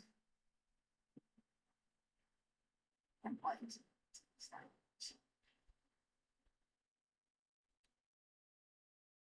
Right. Another point to make, like, you can't hear my fucking binaural beats outside at all. At all. At all. Like,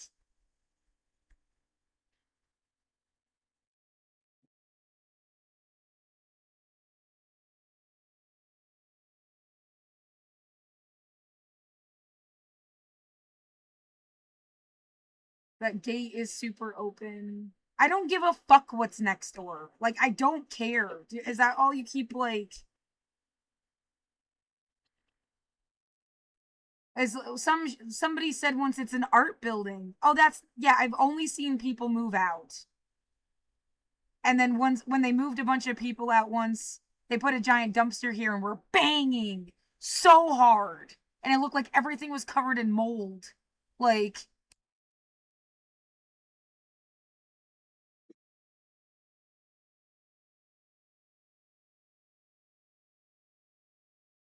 all fucking day.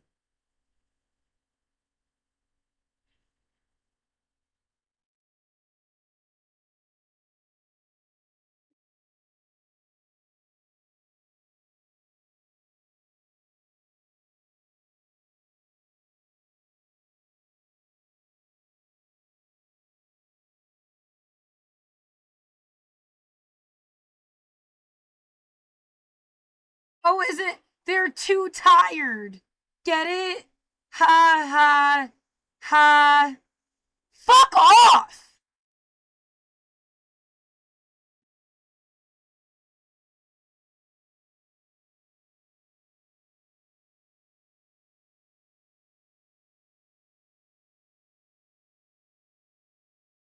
Yeah, that is exactly what I meant by there's always some bullshit when you look outside.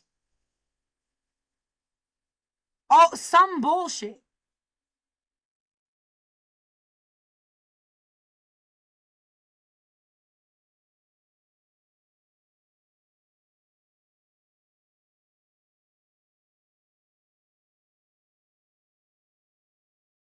Yeah, good. Why don't you record me and how I sound if you can hear me? And then you have to explain why the fuck you're ever around recording me when I'm in my fucking apartment.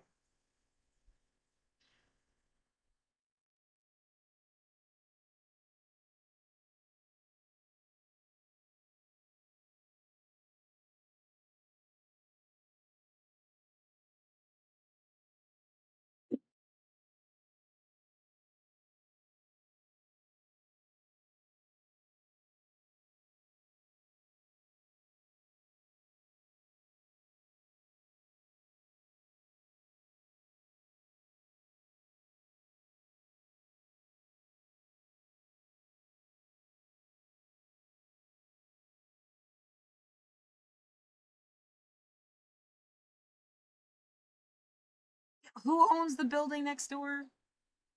I had a delivery once. I think it was from Amazon. And the guy went out of his way to be like, his mom owns the building next door and people were on the roof. And I was like, okay, like you're not taking that shit out on me though, right? I have nothing to do with this. Cause he was being weird when he was delivering my groceries.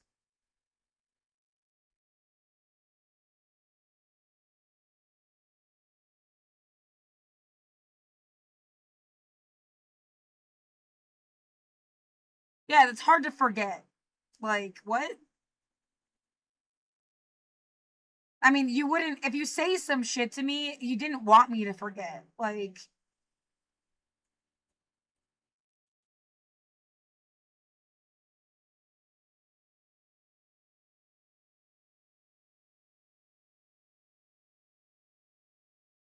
oh, everything I'm doing is literally like, there's gonna be someone intelligent that remembers this. That's the point of recording it, dumbass. Like, and they're gonna be smarter than the people fucking with me. Someday.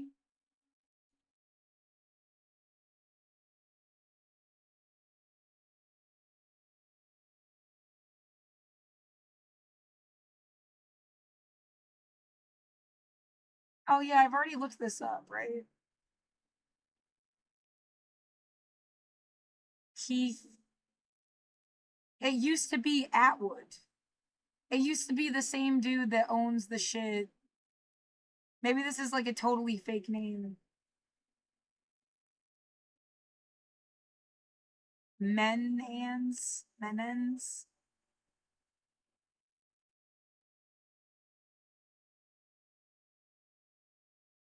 Yeah, I remember that. Because it's like, oh, the guy owns like everything in town. Maria Connard. What is that? The hallway place?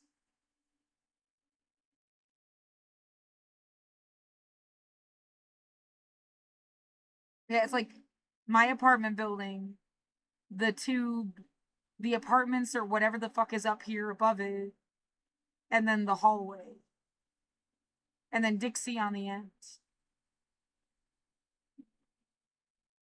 It makes it look like there's more than one building here.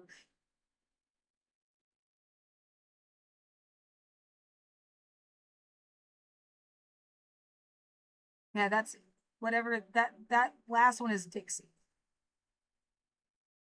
Would you go home? I was home. I am home. You fucked up my whole life and now I have to figure out what the fuck is wrong with you. I'm getting threatened with eviction. Like it's not like, oh, just sit there and wait to get evicted. I don't fuck with people like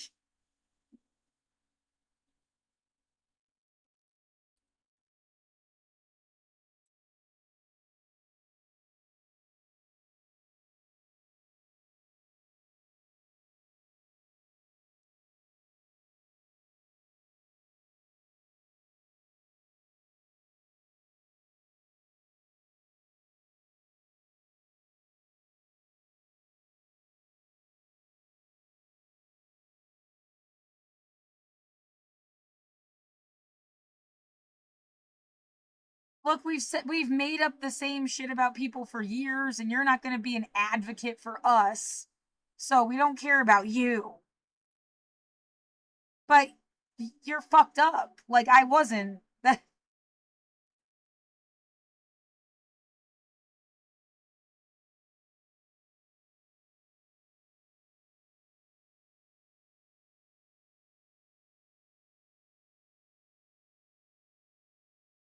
I have the dehumidifier on. I like there's nothing else I can do to like get rid of whatever this weird smell in the air is.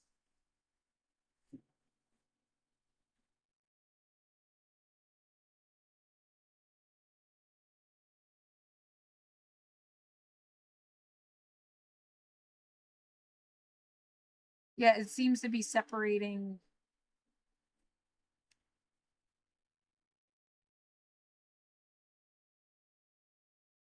this like this is my building. Oh look at it's shaped like an L. Ha ha ha. Or a P. I'd rather it be an L. It's kind of like a fat L.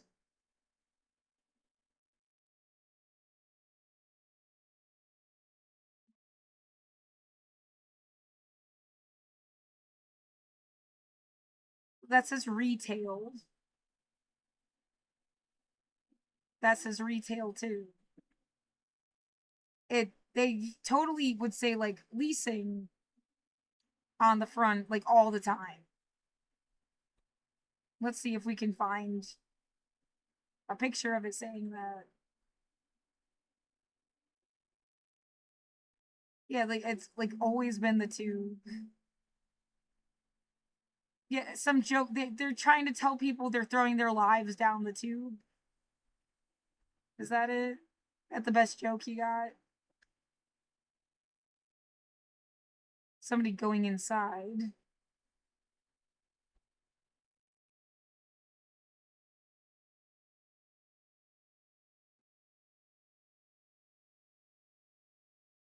Yeah, there was almost always a for lease. It's funny you can't get a picture of that now.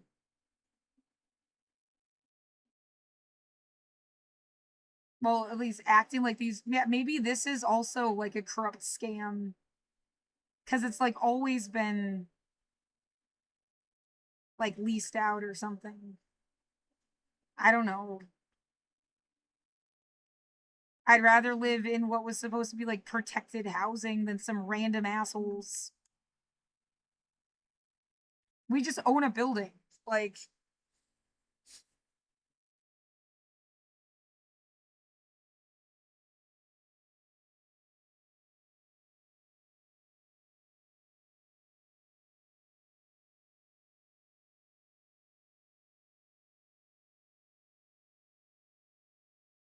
What year is this? 2011.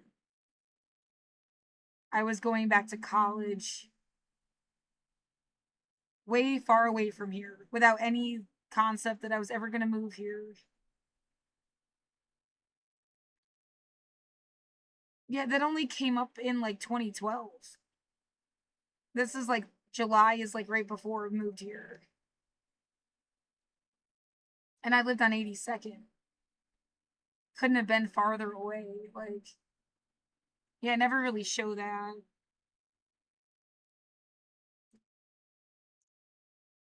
I want to see the map change from that.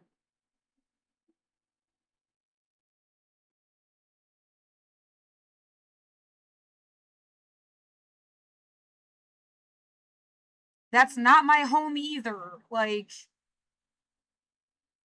is that what the fuck you've been telling you trying to tell me to go back to Milepost 5? Why would I ever?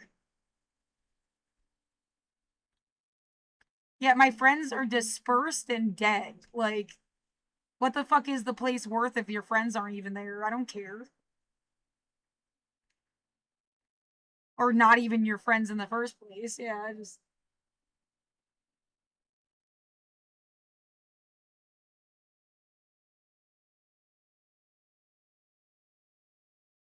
I mean, that's part of why I even moved out. Like, my ex dumped me and left, and I was left in the room that we used to, like,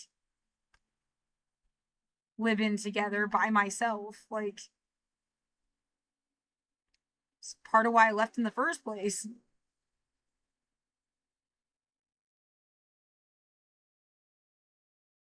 September 2014. Yeah, I moved March. I moved into this building March of 2015.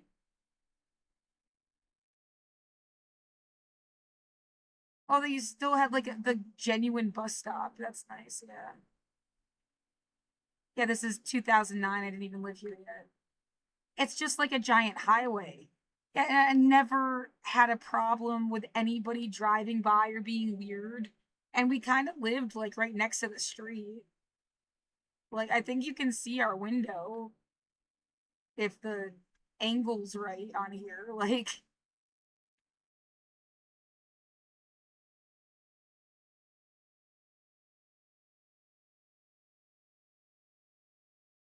yeah, like that is the bathroom window, I think.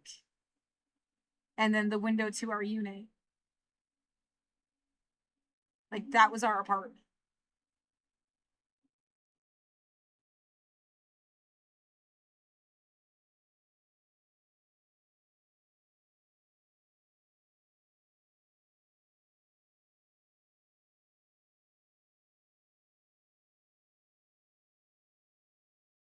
Yeah, they ended up in the news too about someone destroying that place.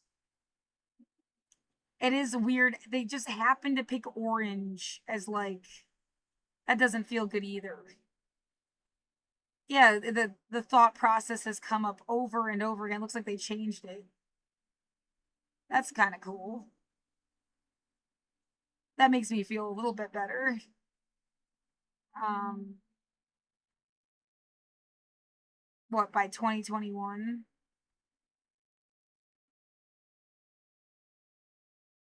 No, I would not live there again. Looks like they changed it in 2017. Um, yeah, people stole our phone once and they were living in the park and they gave it back. Or they, whatever.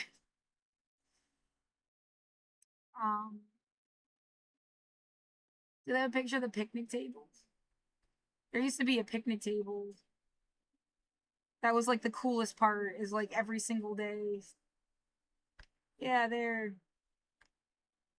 you just like come home from work and sit at the table. If people show up, you talk every day. Talk about nothing.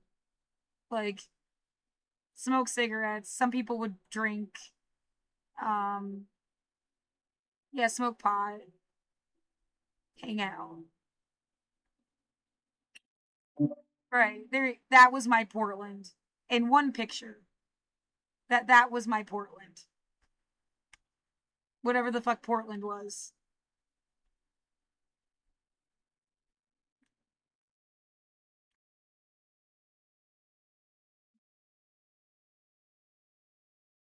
Right. Somebody's like, we don't care. That was the whole point. We don't care. We don't like you.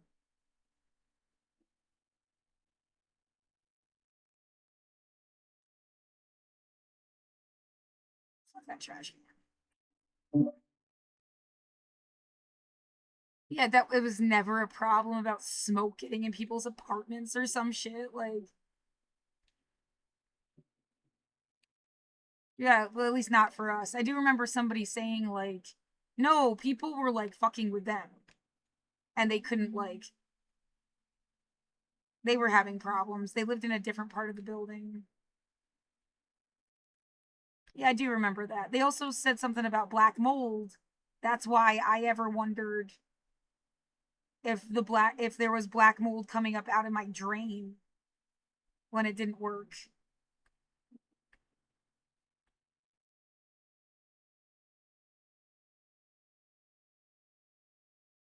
No, this is like for that's like the best it ever got. The most friends I ever felt like I had. And yeah, they weren't even your friends, right? Because no one's around now.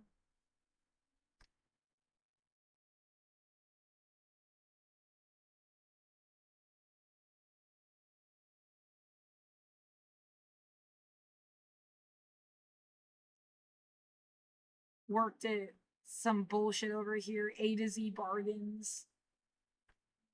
Right, the bad empanada thing. I swear to God, this thing was called bad empanada.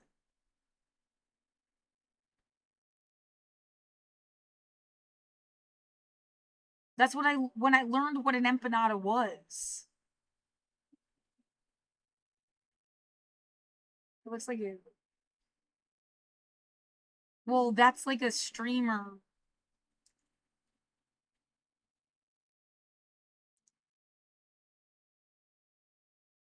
And they even use like an orange logo.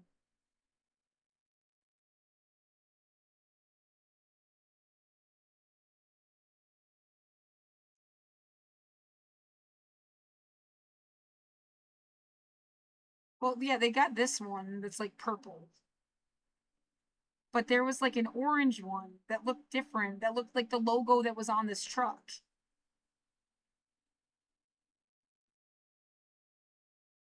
Yeah, everything orange is like, was that a.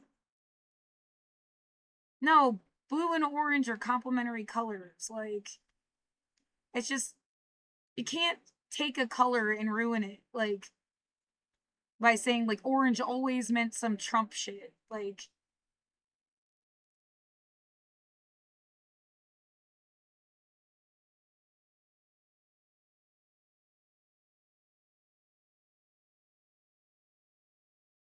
the Sunny's Market was, yeah, that's, somebody was like, plaid pantries like our bodegas. Like, there's a lot of, that's what a bodega would be. Like, little privately owned convenience stores. Anyway, like, it's not going to be a franchise that's like all perfect and that's like the whole why a bodega is cool. Like, and they have cats. You're not gonna get a cat in Plaid Pantry. So that would be cool. I love that they're, yeah, the idea of like animal therapy. You have to make sure you take care of the cat, of course.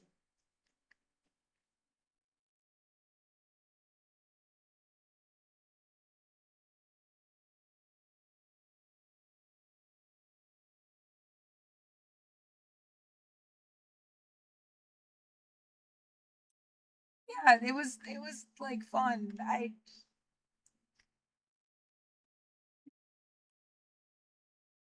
This was taco time. They made like really good burritos. Yeah, it's not as big as Taco Bell. I guess it's still a franchise. Whatever. Like, the air looks really smoky. This is supposed to be June of 2025. What the fuck is with the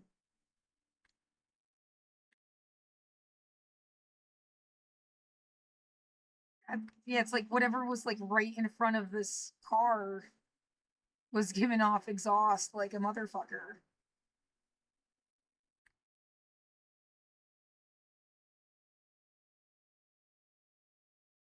That's crazy. Yeah, no picnic table.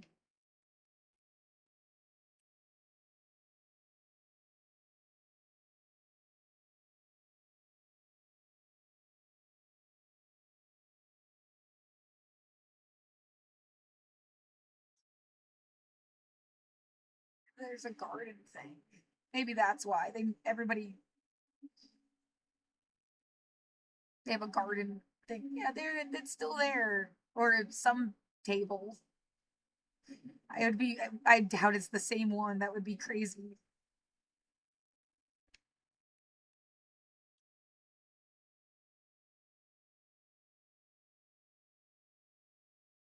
This October 2023.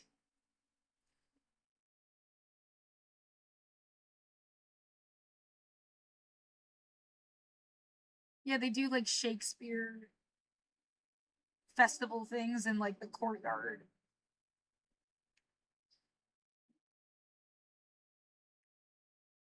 Well, yeah, it's like this was like poor people housing, and then this was like the rich people housing.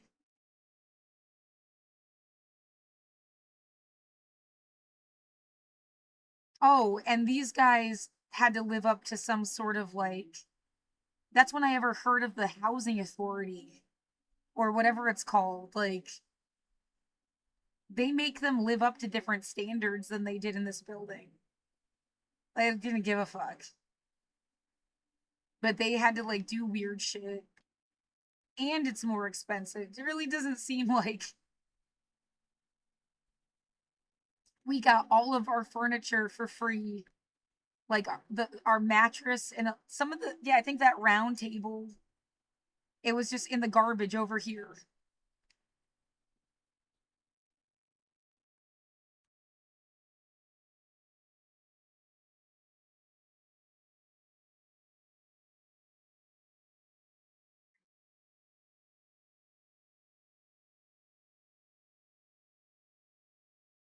Yeah, I still have like the same furniture. I'm poor. Like, the fuck? I also kind of like it. Like, I like that round table. And my speaker just got shut off. How dare you say you're poor? How dare you stalk my goddamn apartment? Like, fuck off. Fuck off. Get out of my goddamn room. When I find out who you are, I'm gonna kill you.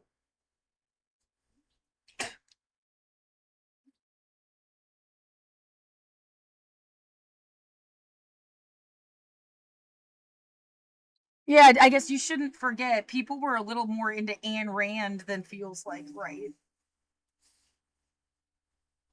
Well, the idea, oh no, these were like the cool punks that were like so fucking like subversive. They like, we talked about Ayn Rand more often than I want to like.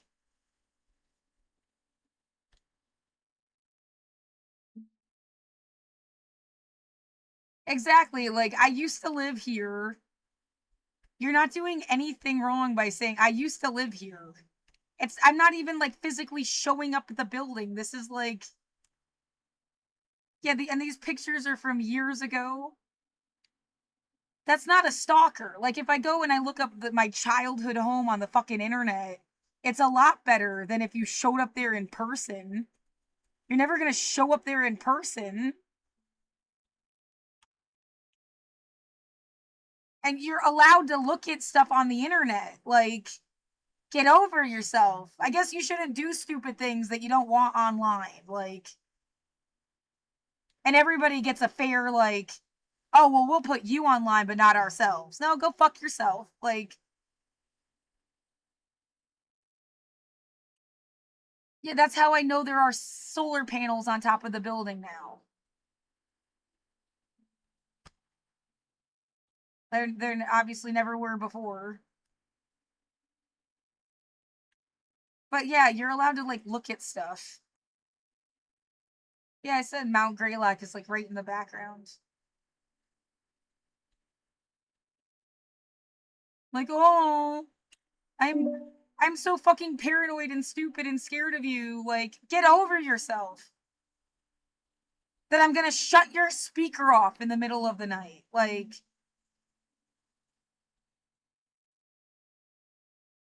because they're stalking, like you can, like they're talking through the fucking fire alarm. That's where the sounds like it's coming from. They have some access into my fucking room from upstairs.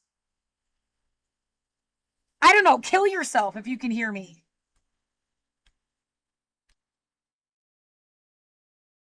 Yeah, it's the fire alarm or the fucking like bullshit heater thing or something. Oh, isn't that cool? It's a fucking dispensary now. God, it's like right next door. Yeah, we have a dispensary right next door here that I don't get to enjoy because like people are fucking narcissistic psychopaths that like wanted me to get stuck in my apartment so they could rip me off. Like, oh, it's for lease. It is gone. What? Because the cops took over downtown. No one fucking wants to be here.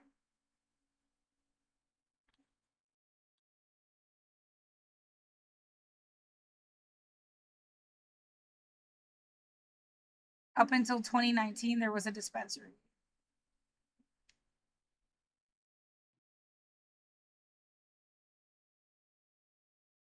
No, yeah, electric lettuce. I bought it.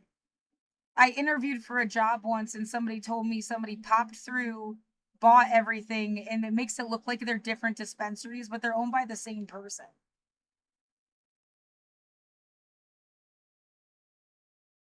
Yeah, what is that? Just like, I live here. That's Spice. It's like over here. Golden Crow Collective. I think that's Hoodoo's. Not sure if they're there anymore either. That's what's missing. Or were they up the street more? No, they were up the street where Floyd's is. Somebody said they took the Buddha away. There's like a Buddha. There was a Buddha statue hidden back here.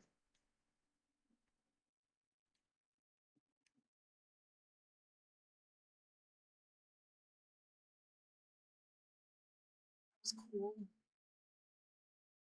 So actually, no, it's where it's next to Spice.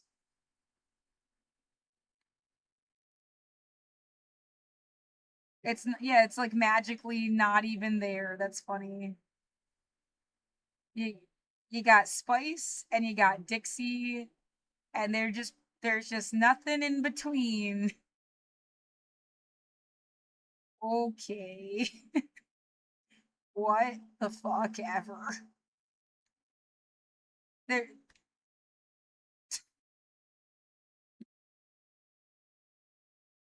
it's like the room of requirement. No, what is that? There's like yeah, at least two different places right here. They just magically don't exist. Maybe that's what the extra numbers are about.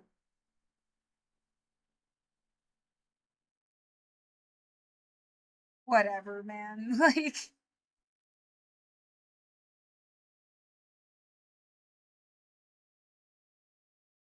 well, so you can't find out. That's funny.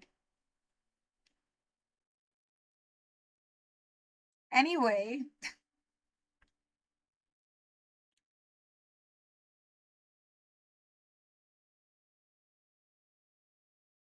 what was the point? This is where I lived when I first moved to Portland.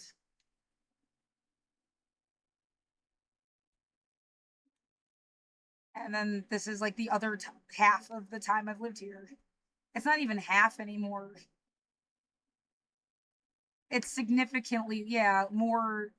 I lived there for 3 years, and I've lived here for 1, 2, 3, 4, 5, 6, 7, 8, 9, 10, 11, going on 12. It'll be 12 years in March.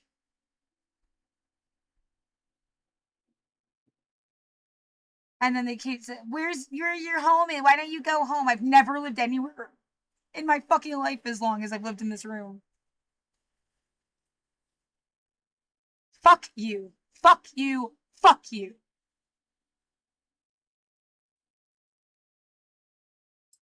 Yeah, go scrub a goddamn toilet. You want to make me feel anything? Go scrub a fucking toilet, bitch.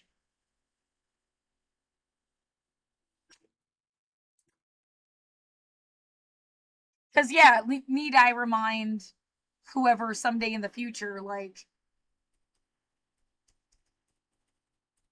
you know, the only home I ever had. Let's go through all of them really fast.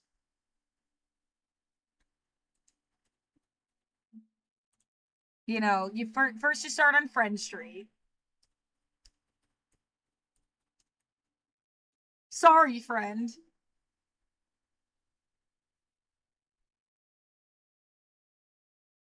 Oh, that's in Boston. I never lived in Boston.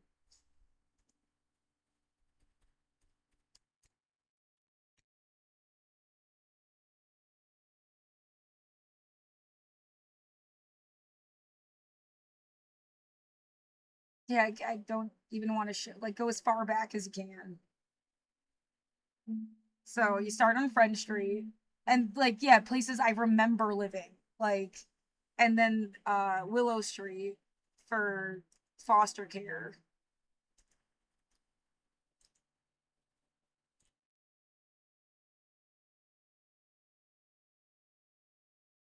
Yeah, just the street is fine.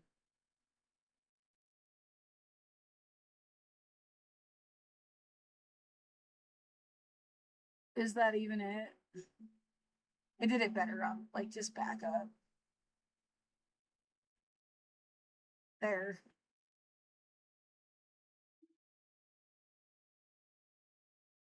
Friend Street. It says 16. It was 161. I don't like that it says the wrong number. There you go.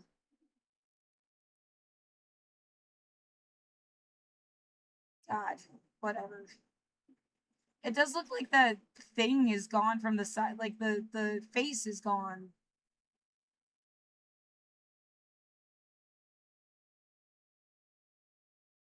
Or it's gotten blocked out, or no, it's there again. Just a weird angle. It does look like overgrown.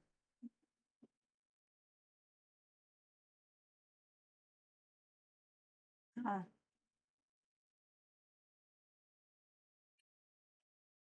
So yeah, Friend Street, Willow Street, then what? Hoosick.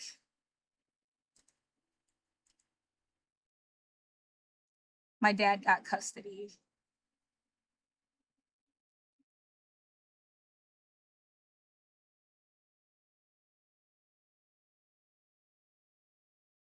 Uh,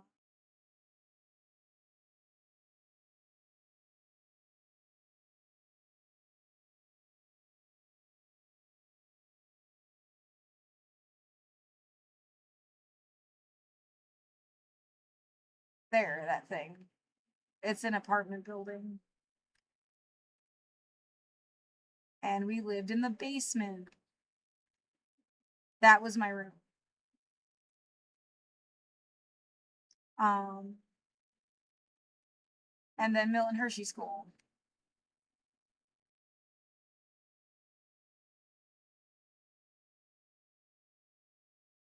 Various locations. Yeah, I want to remember them because I feel like the shape of the house ended up mattering more than you thought it would. Like it meant something. First, it was Eastmore, and that's shaped like an X.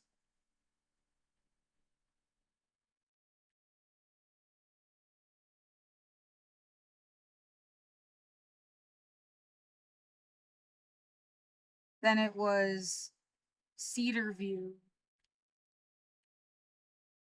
which was like surrounded by woods.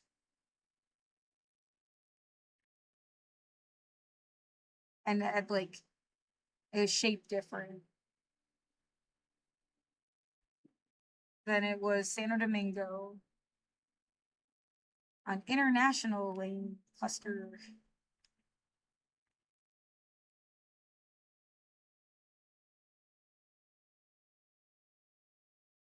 Wait, I got a little.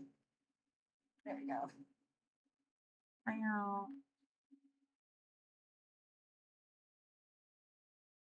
I think this one. Yeah, it's like the you never saw the aerial view when you lived there. Like, and I think these are more shaped like crosses than X's. Um,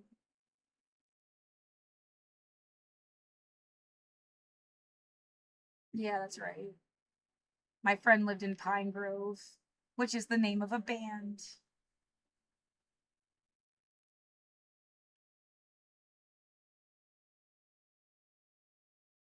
Um,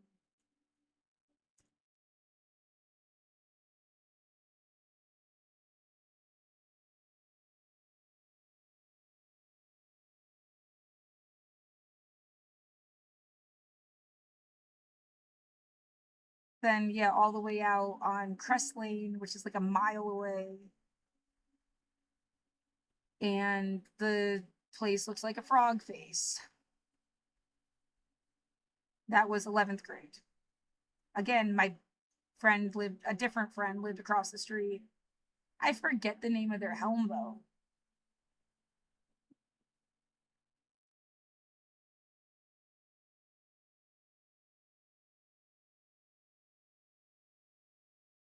I can't remember it at all.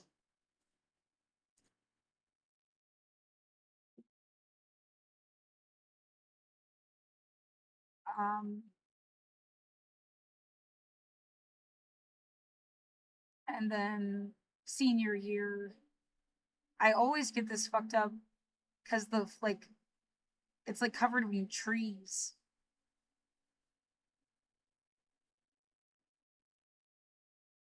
Well, and it's like this thing where like there were like the boys and then the girls. And I feel like what you can see like the guys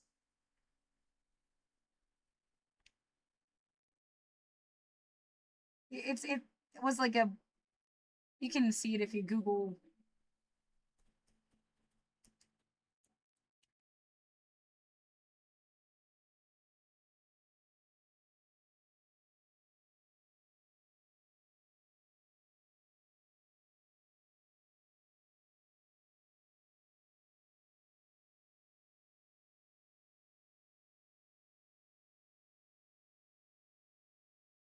so much shit. What? Oh my god, go back.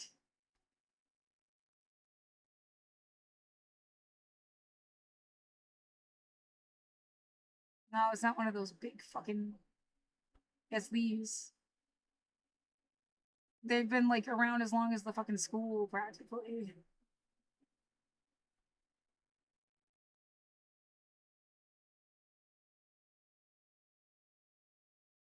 Yeah, never there were never roaches. There was a mouse once in Santo Domingo. It was cute and small. We live right next to a field. It was like totally normal. It's a little field mouse. Um, yeah, we didn't kill it. I think let it back outside. Um, but there were never roaches. There was never a thought about mold. Was never talked about. You know, like we cleaned the homes, but that was what chores were. Like every fucking day.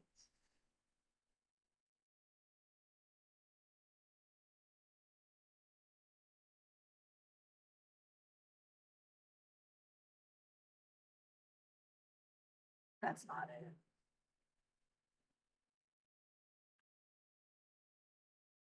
Maybe if I don't type in transitional living, because it's come up before.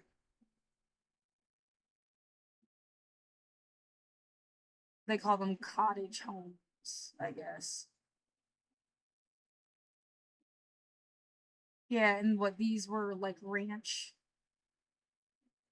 This I remember them telling us it was a brand new student home. We were the first people that lived there, and it cost like $1.2 million. There's alarms on the doors and the windows.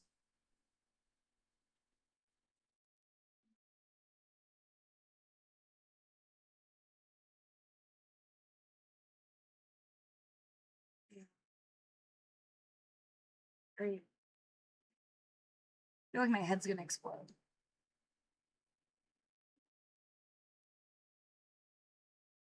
But kids have to raise money if they get cancer, right? Like, no, stop, stop.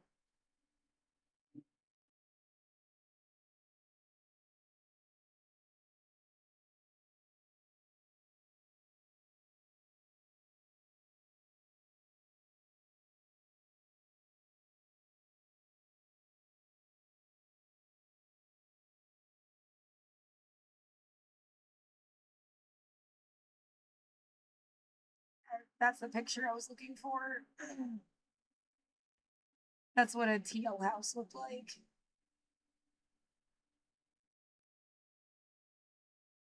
It's in there somewhere. Yeah, wasn't it Heritage Lane? Can you find Heritage? That is, isn't it? It just looks really different from above.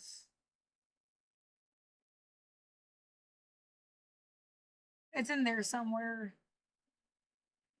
It was a pretty right. There's a good point. Like that's how much tree coverage you need to make it feel like you live in a pretty place. I mean, it's not like it's densely forested. But well, if you did the same thing in the city,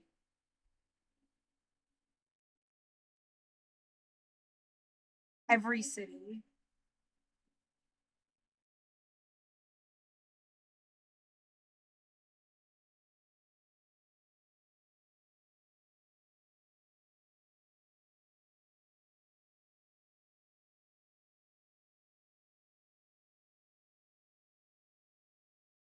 it looks really beautiful, and you feel like you actually live somewhere. Like, yeah, I prefer this to like that flat grass bullshit landscaping.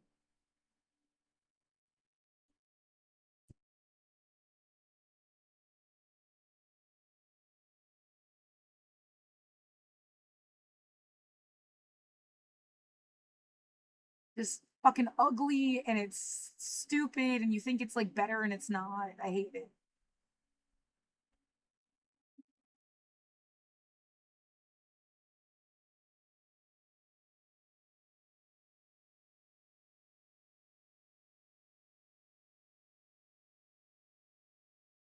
Hideous.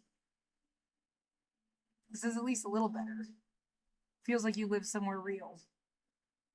A lot of more often than not, the campus is like that. Yeah, all the furniture is like you'll see the same furniture in waiting rooms and libraries and doctors' offices. It's the same fucking furniture.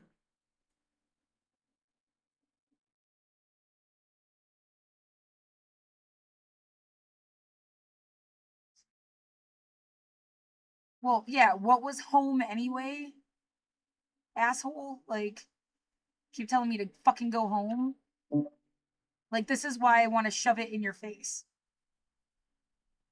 Because you can't, I don't want to go back to this. White walled nightmare.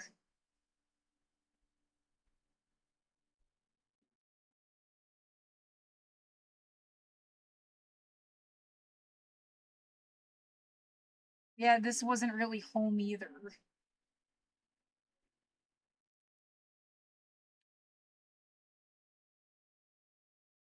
Right, it looks like they're even making them. I guess we cut the grass. Yeah. You could have had like a whole fucking farm in the backyard. Graham couldn't do like anything. She was disabled, stuck on the couch. She spent like 90% of her time on the couch. I don't know if she got disability, but like she was not. I've never seen her run in my life.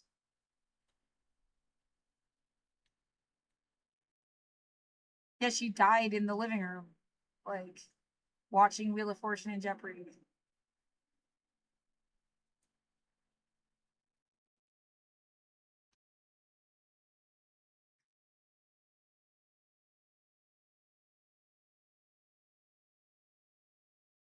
And then you end up here. And then what happened? Ithaca College.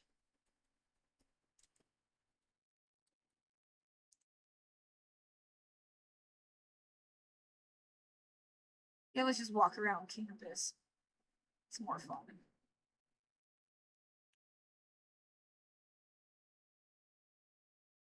A Hill Center. So where are we? The fucking gym?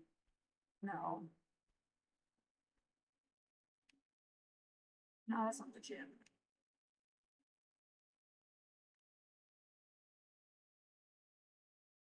What is that, the music school?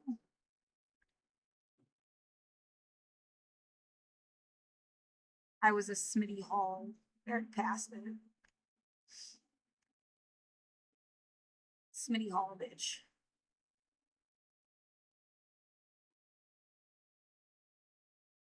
I wonder how close you can even get. Yeah, Park School.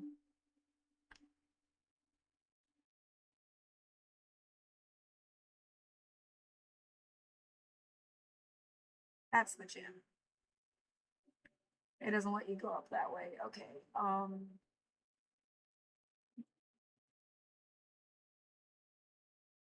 Start at Roland Hall. Yeah, they look like this. They're like really plain. And yeah, the cinder block.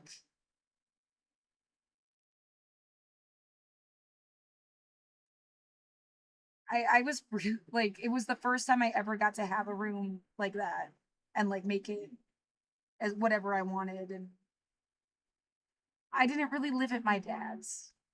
Like, is there even a picture of my room? This was my dad's place. There's not even a picture of my room in here. This is his shit. And how yellow he made stuff smoking inside.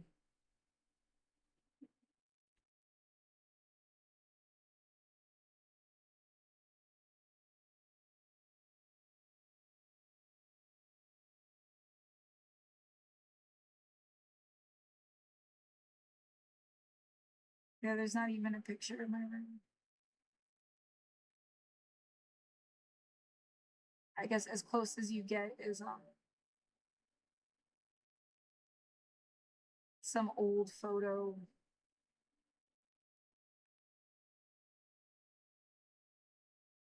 Yeah, that was my sister's apartment. Was just like one long hallway. That's it. Like in a house. Kind of. Like the house was cut into pieces.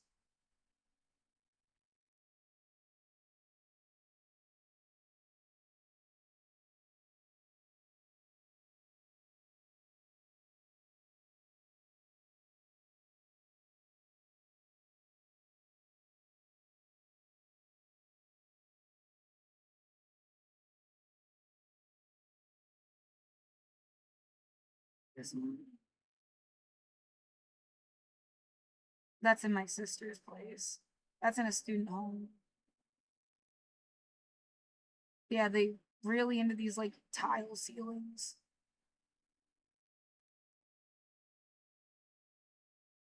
That's in a student home.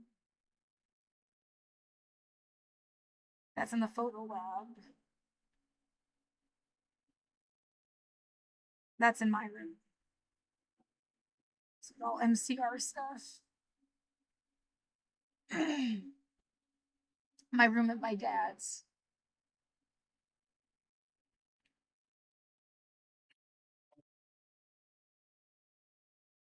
And he was really pissed off because I stapled stuff to the walls.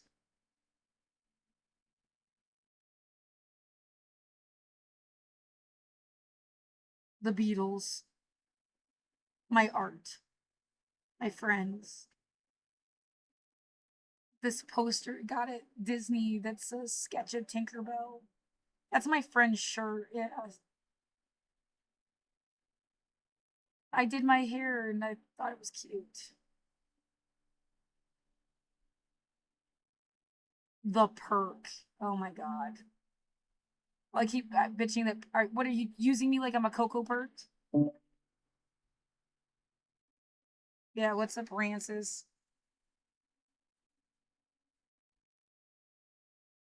What am I to you? Some kind of Cocoa Perk?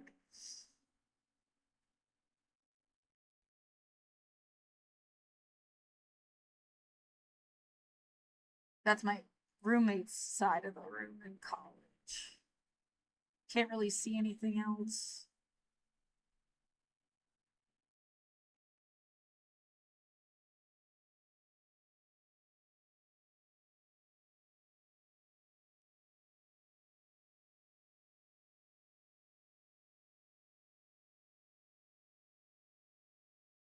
Anyway,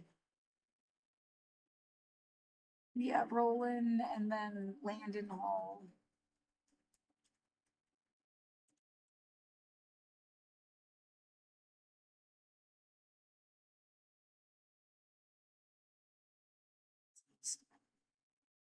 There might not be a direct picture of. I don't know how long these buildings were ever there. Oh, 1961. So there you go. It's the same thing. It just said Landon on it. Um, yeah. Like I've lived in dorms my whole life. I've lived in shared. At least I didn't have to scrub the toilets. Yeah, I loved college. And then West Tower.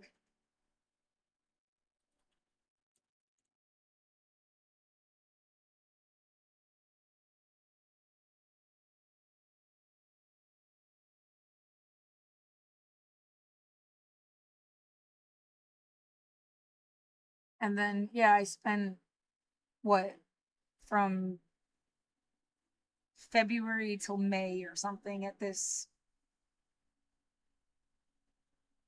Well, actually, what's more important are the pictures I have in my Gmail. Because that's where somebody hit me in the back of the head. Yeah, I'm pretty convinced of it at this point.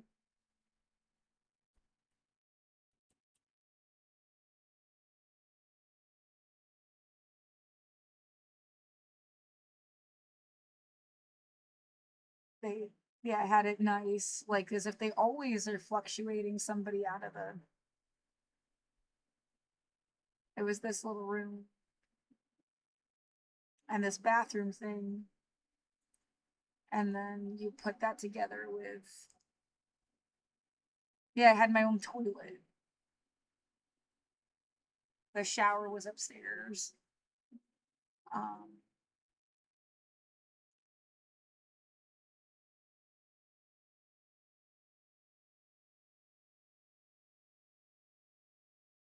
and yeah, they were trying to charge me $400 for a water bill. I think they're full of shit. They just take advantage of college students. Like,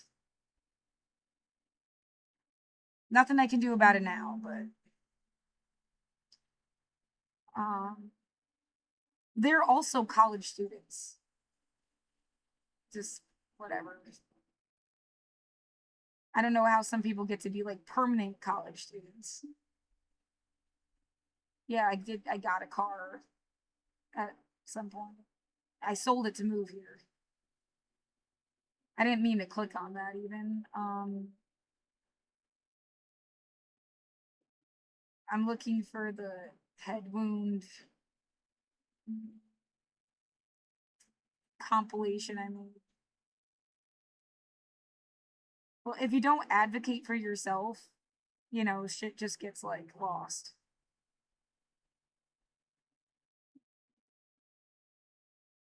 So yeah, that's the bathroom. And like if I had fallen, I would have hit my head in the sink or something. I woke up on the floor, like pulled away from the bathroom. And then this happened in April. This was an accident. Like, but it didn't knock me out. This thing fell and hit me in the head. And yeah, it was just hurting just now, like on the side of my head. I have like a bad tooth on that side. I can feel it like all the way down into my tooth. It sucks. But like it didn't knock me out. Like I woke up on the floor. Whatever the fuck this was. And then this is just a recreation of some shit from when I was little. I dove headfirst into a rock. And because I just wanted to keep all my like head wounds together in one place, I guess.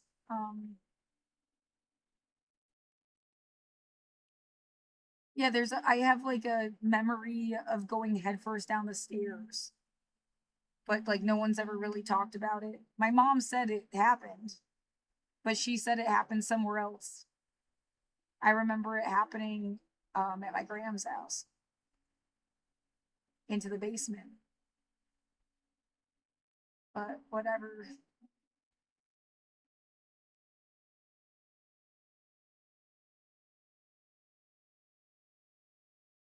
Yeah, well, when someone tells you to go home, just like make them choke on these pictures or something. I don't know. Maybe not that.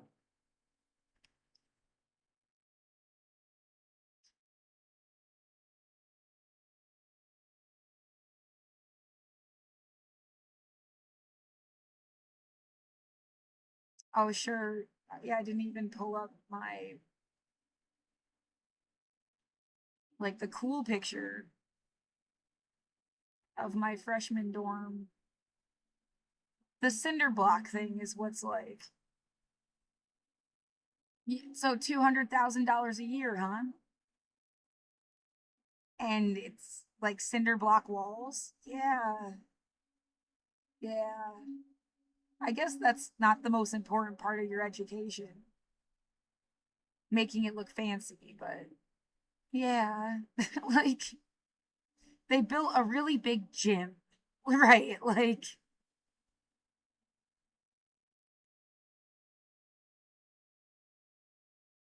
that's what that is. It's like the enormous athletic center.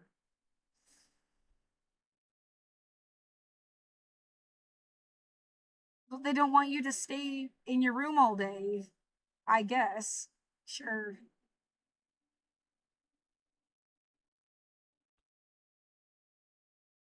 The area is fucking gorgeous, yeah. And Cornell is there. Cornell looks like fucking Harry Potter shit.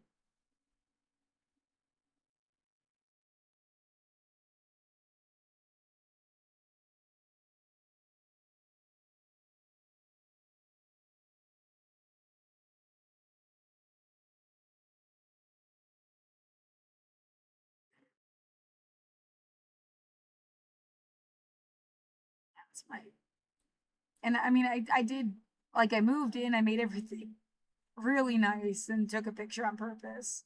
The Twizzlers and the fucking Hershey mug. Yeah. Like it's like too nice. It's too perfect. That thing broke and I was really sad. It was really cool. It was like whatever. I bought it in Chinatown in San Francisco. My friend made this stuff for me. Photography from high school. Of course, Obama.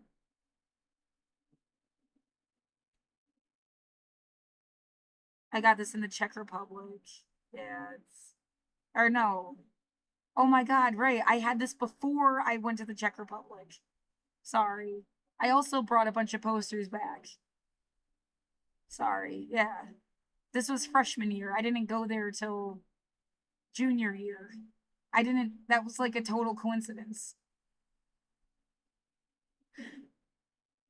I didn't even know where that, this is my personal stuff. My own photography. They had a really cool tattoo that said seize the day, seize the night. And they're like seizing. Anyway.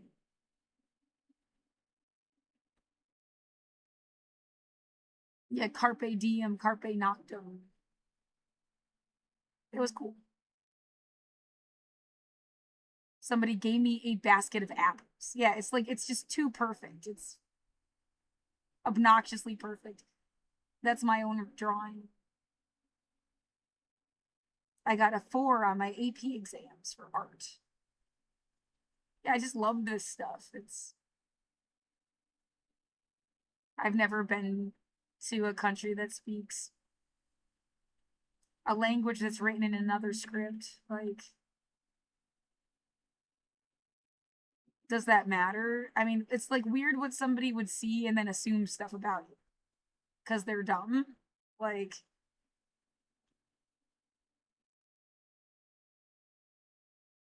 yeah, I like this. It doesn't mean I've been there. That was, there was a jump start thing. Yeah, there's no excuse to have 3 people in a dorm room.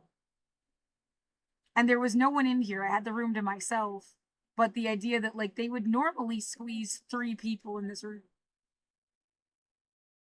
That's fucked up. And totally not like, yeah, what you call equitable housing.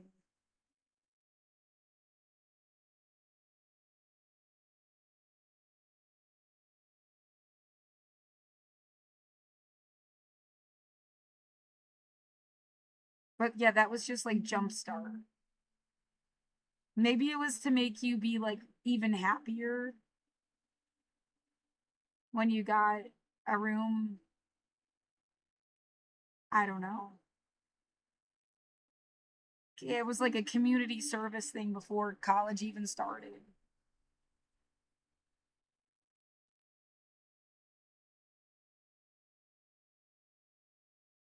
Yeah, I bought all this stuff in Chinatown in San Francisco. Yeah, I don't know, proof that like I've had nice setups before. Like I could handle that. Whatever the fuck you're gonna say about my life, like eat a dick.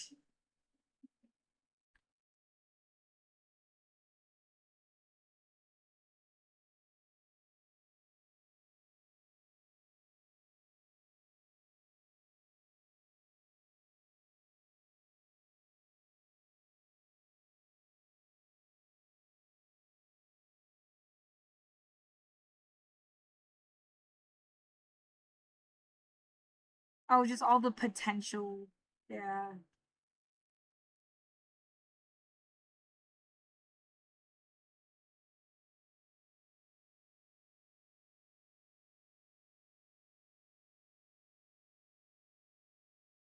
That is all you really need was the desk. A desk and a bed. It is the same furniture, right? As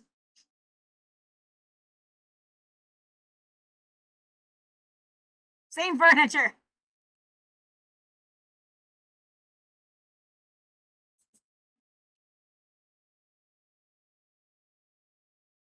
Anyway,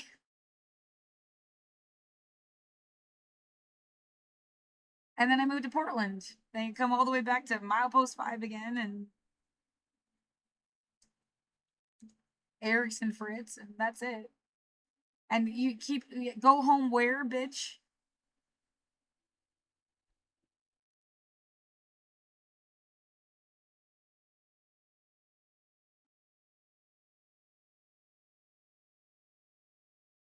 Yeah, that's weird. They have like a giant window in their bathroom.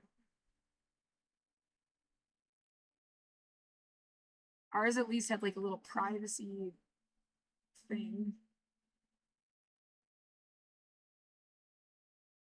Yet shared kitchens.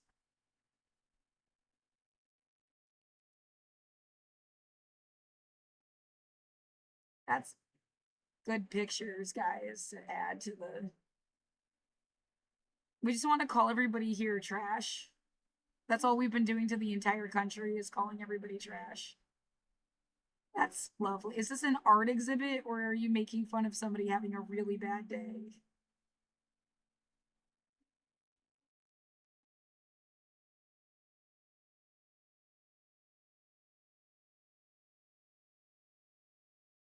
That sucks.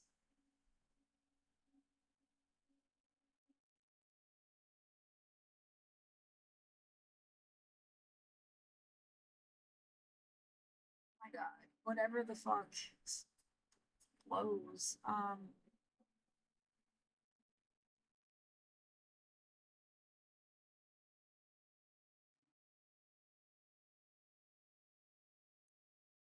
What shows up?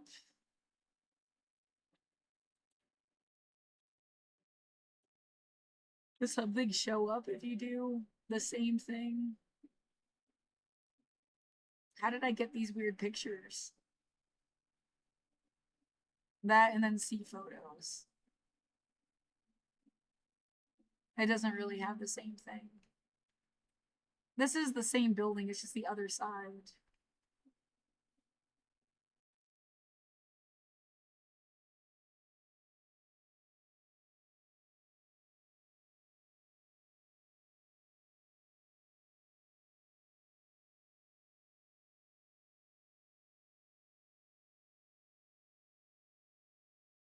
Yeah, bitching every single day about like a pipe.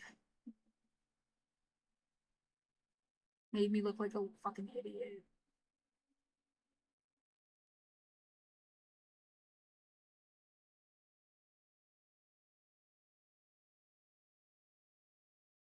Let's go back in time. Right, this is out of order. You need to be over here.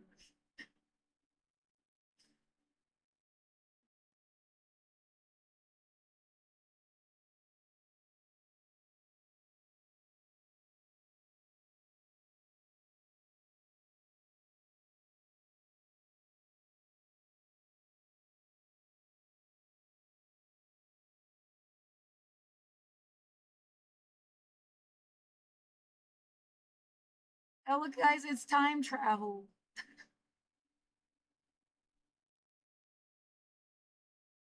Oh, man. Go back, go forward. Like,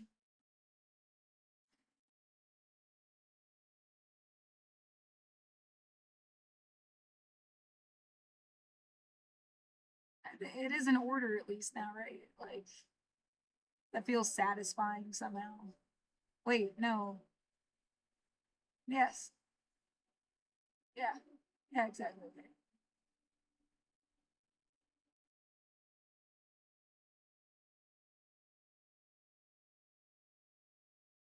Did your light flash before your eyes? Is that funny?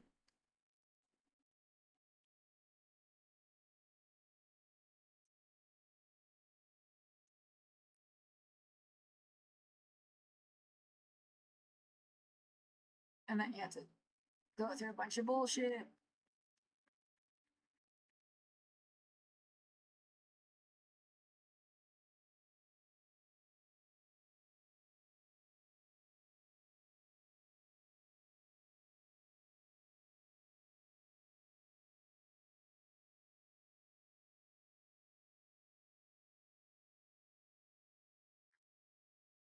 Select all tabs.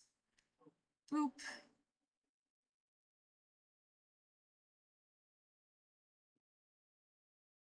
Oh, there's more shit there than what I was looking at. Whoops. Where does this other crap come from? Oh, okay, fine.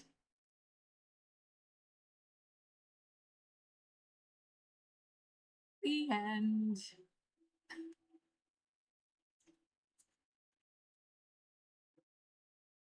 It's 5 o'clock in the morning.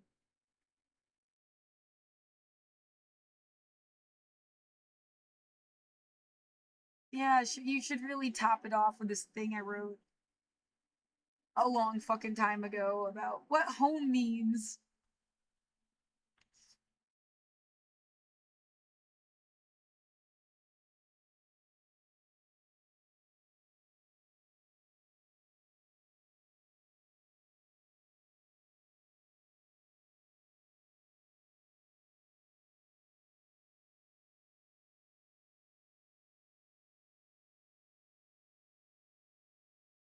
There you go. There you go. Let's just read this bullshit out loud and then I'll stop the recording.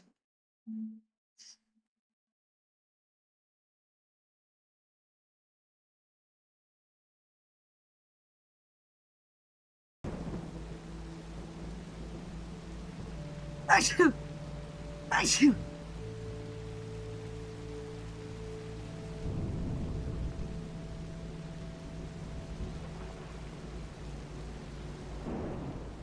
Thursday, February 5th, 2015. What home means. On the bus, an older lady and little girl get up and move from their front row seats for a man in a wheelchair.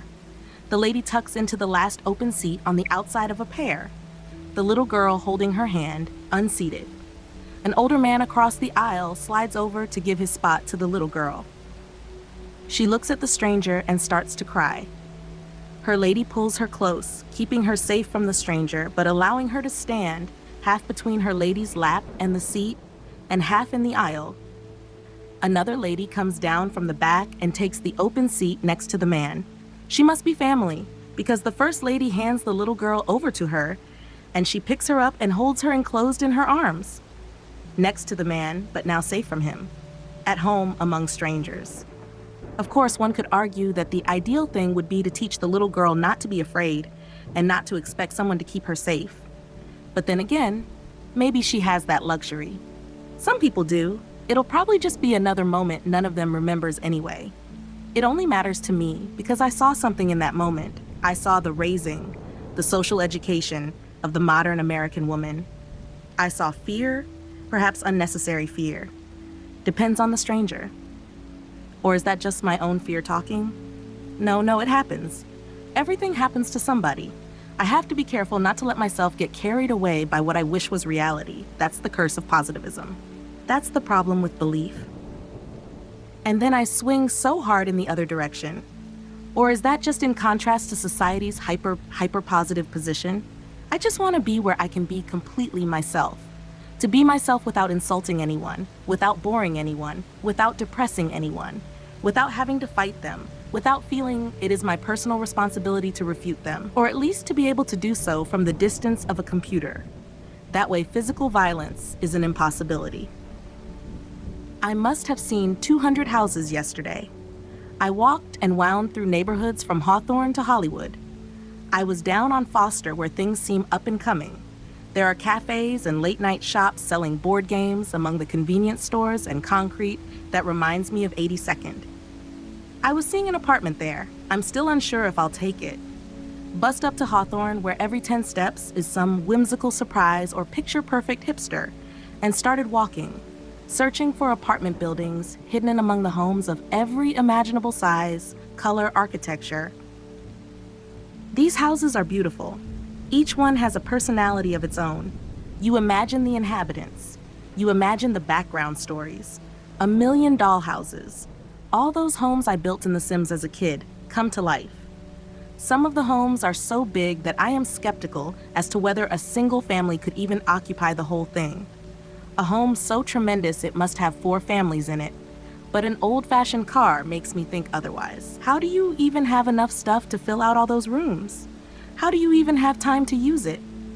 I wonder to myself, what the hell did they do to get a place like that? How? I catch myself feeling surprisingly hateful and angry when I see a giant mess through their big, beautiful bay windows. What a waste. What a waste. And I say that being a mess myself. Please let me grow out of all the things I hate about myself. My heart leaps at the sight of an attic window, especially the ones that sit above porches with wind chimes and rocking chairs. With touches of care and beauty and good taste, vines and flowers spread across a yard, a swing hangs from a tall evergreen, A cat paws the moss on a rooftop. I imagine being inside. You could forget entirely that you were in the middle of a city. Along the sidewalks, little libraries and notes on telephone poles and sweet small shops and coffee spots that sell bicycle bells. With the sun peeking through the clouds, a burst of heat, someone's art sculpture garden tinging in the breeze, casting rainbow shadows along the ground through broken beer bottles, rearranged into mobiles of jewel-colored glass. You feel so pleasant you could almost fall in love. They tell us we'll want children when we're older, but so far I just want a place of my own. A place I can be myself without hurting anybody's feelings. A place where I can imagine the world is exactly how I think it is, and it could be exactly how I wish it would be. I wonder if that's what we all want, no matter what it is we believe. If that's what feeling at home means, or could. Posted by LLG at 11:59 a.m.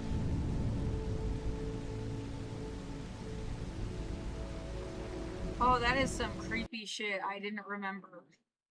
Giving them so much personal information.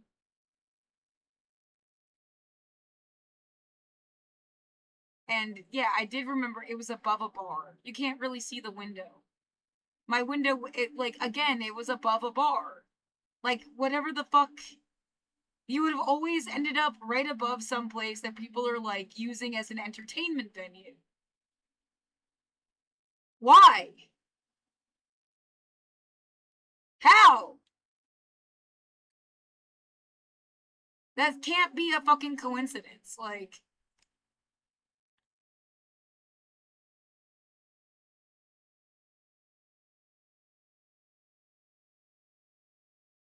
and yeah, isn't CNR real? Like, IPM and CNR, they're like a new, they merged.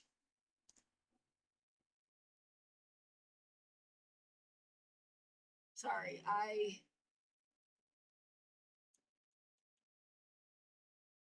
right? Now they're CRMG together. They this was the only other option I had. I almost moved in here. And then I found this apartment I live in now instead.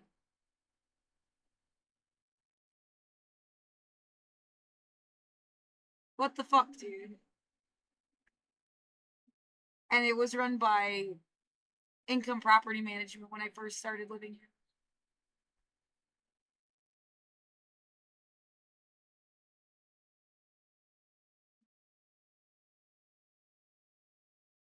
Nah, that's some fucked up shit.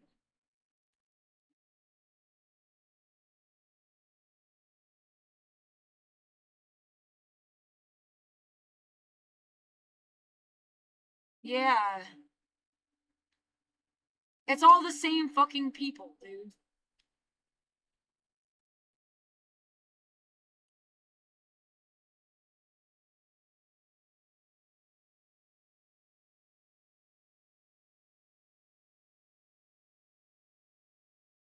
And what, they have had more than enough personal information.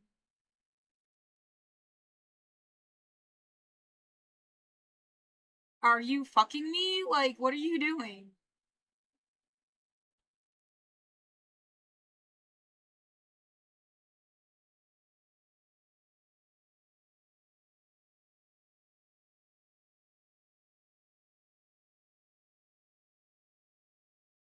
Yeah, my paychecks, no matter what job I had, was almost always under $700 a paycheck. Like the most it ever got was like 700 a paycheck.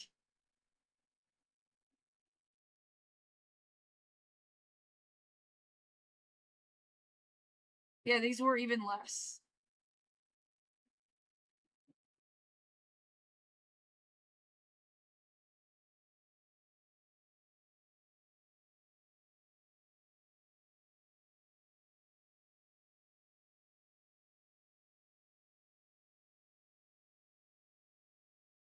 Yeah, that attic. That's why I had the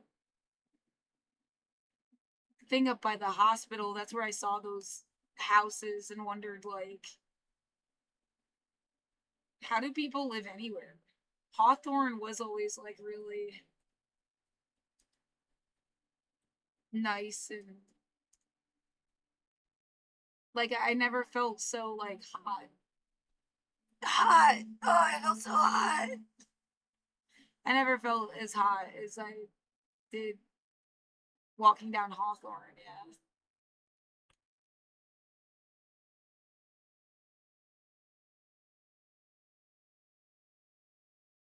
All right, there was another room I did not rent it. I wasn't even gonna try to rent it. I don't know where the fuck it is, but it was like an attic they had fixed. There was a hole in the wall that they literally covered with cardboard and like a layer of plaster. Like it wasn't even like a wall. And you could only tell that it was only card because you look in the closet and you could see the cardboard. Like total bullshit. And it was more expensive than this apartment. And yet you were living in like it's hard to see from the road. Like in somebody's attic like that. They had a washer and dryer hooked up on the fucking like porch. It was a disaster. Yeah, like electrical stuff outside on a porch.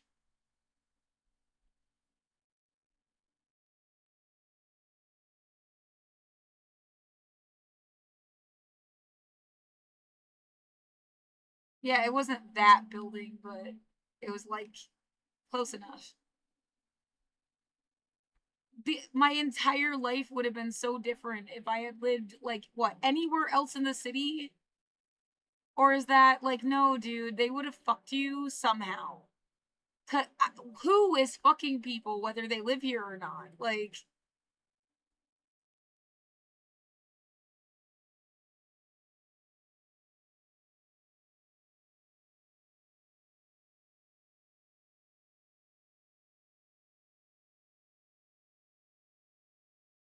oh my god, no, I don't know how to drive here at all. Like I'm on foot everywhere. I didn't have a car in Portland.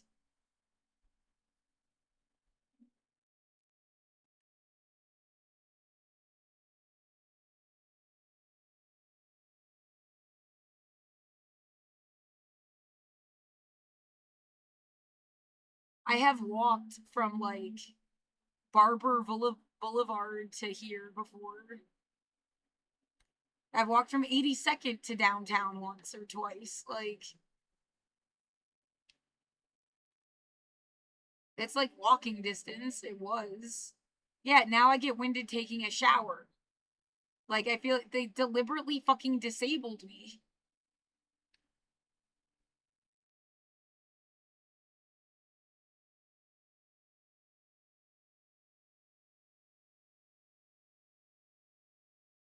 This was supposed to be cool. What the fuck are you doing?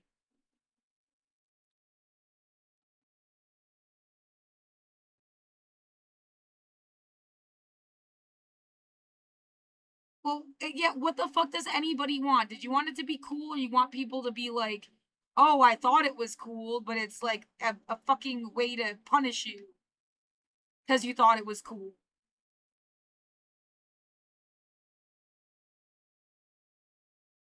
Yeah, I want to move to the most atheist city in the country. And then you get hell for it.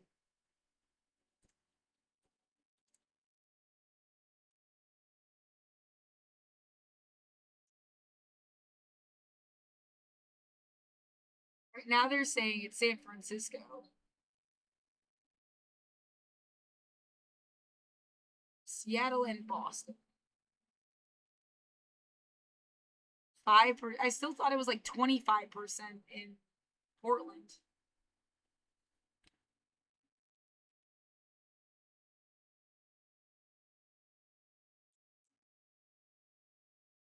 Yeah, you could say that's gerrymandering. They disperse the fucking community, dude.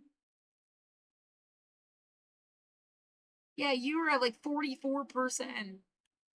Fuck your. Oh, there's like 4% people.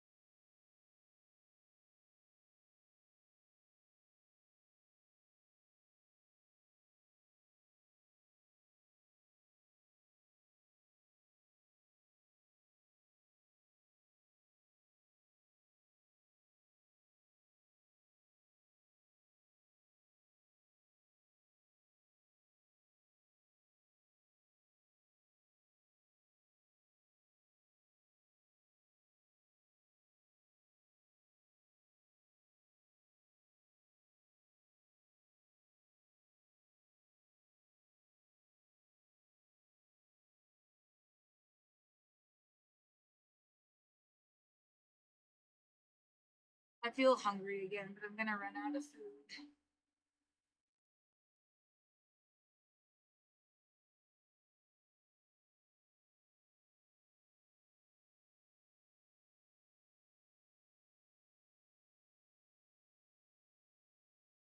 What is the statistic?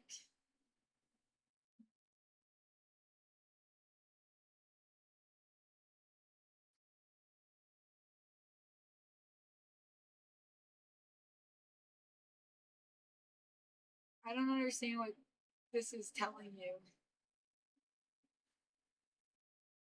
Like whether if they're Buddhist but they say they're an atheist, I don't get it.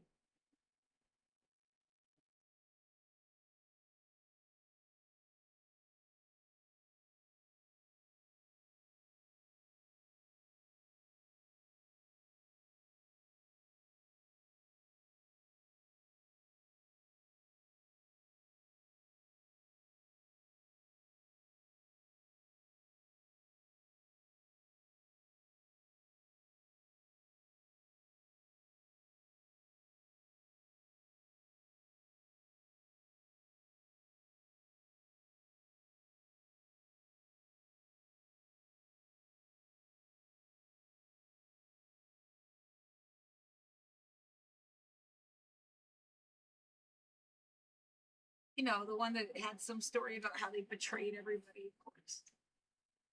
Because it's really like Christ in cinema. Or some sick joke.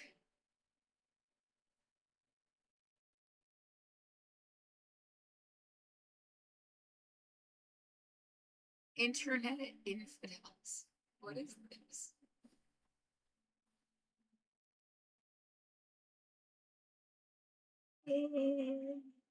That's funny. I feel like the friendly atheist was a.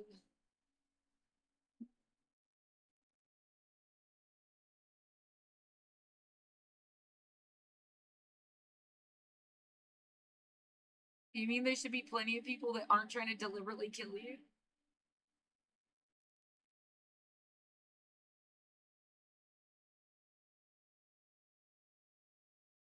Oh, they'd still use you for sex, just like anybody else. Oh my god, stop. Like.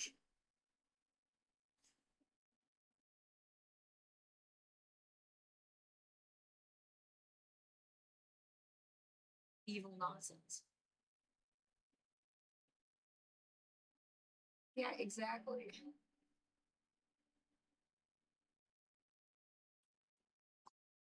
Oh, that's a good point. You want to go back to that watching Thanksgiving thing again?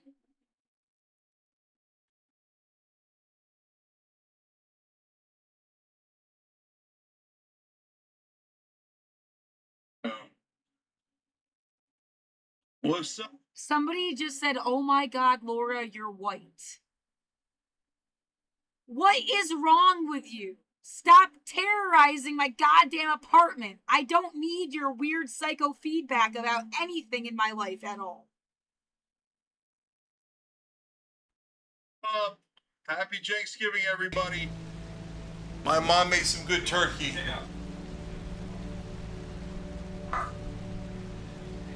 Yeah, right there, brothers and sisters, right there.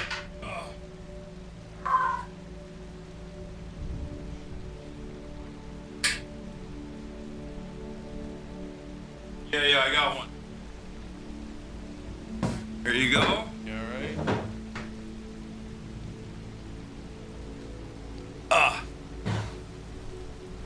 People are spamming. They should. I like it. Shaky Gurg is in the building, everybody. Hold on. All right, this is good. This is a better angle, I think. And you can even, hold on. Let me fix this. Let me zoom in a little bit more. Boom. Yeah, better. Less stomach better. Okay, there it is. Can you guys hear him? As you guys know, it's a time-honored tradition every single year since 2018 to have Cenk Uygur in the building. Okay, let's start off with why you said that you were going to your communist nephew's house I can't tell if you were memeing or if you're being serious. Have I been upgraded to communist? Okay, actually, you tell me. I'm kidding, but so people are constantly calling you all sorts of names. You go to China, you love it over there. So what should we call you? What are you? I mean, I say I'm a socialist. I'm not like a self-described communist or anything, but I also say that I don't have an issue with people calling me a communist. I just think it's funny when people say that. Okay, all right. Then I got it right. Okay, I was playing around. Yeah, you're a socialist. God bless. Yeah. But yeah, no, a lot of people have been saying that I'm a authoritarian communist. That's what they're saying. Well, not everybody. Some people say I'm a revisionist and therefore a social fascist. But those guys are the real commies. You know what I mean? Those are that's the real Max Left. Okay, yeah. Luckily, I don't even know those folks.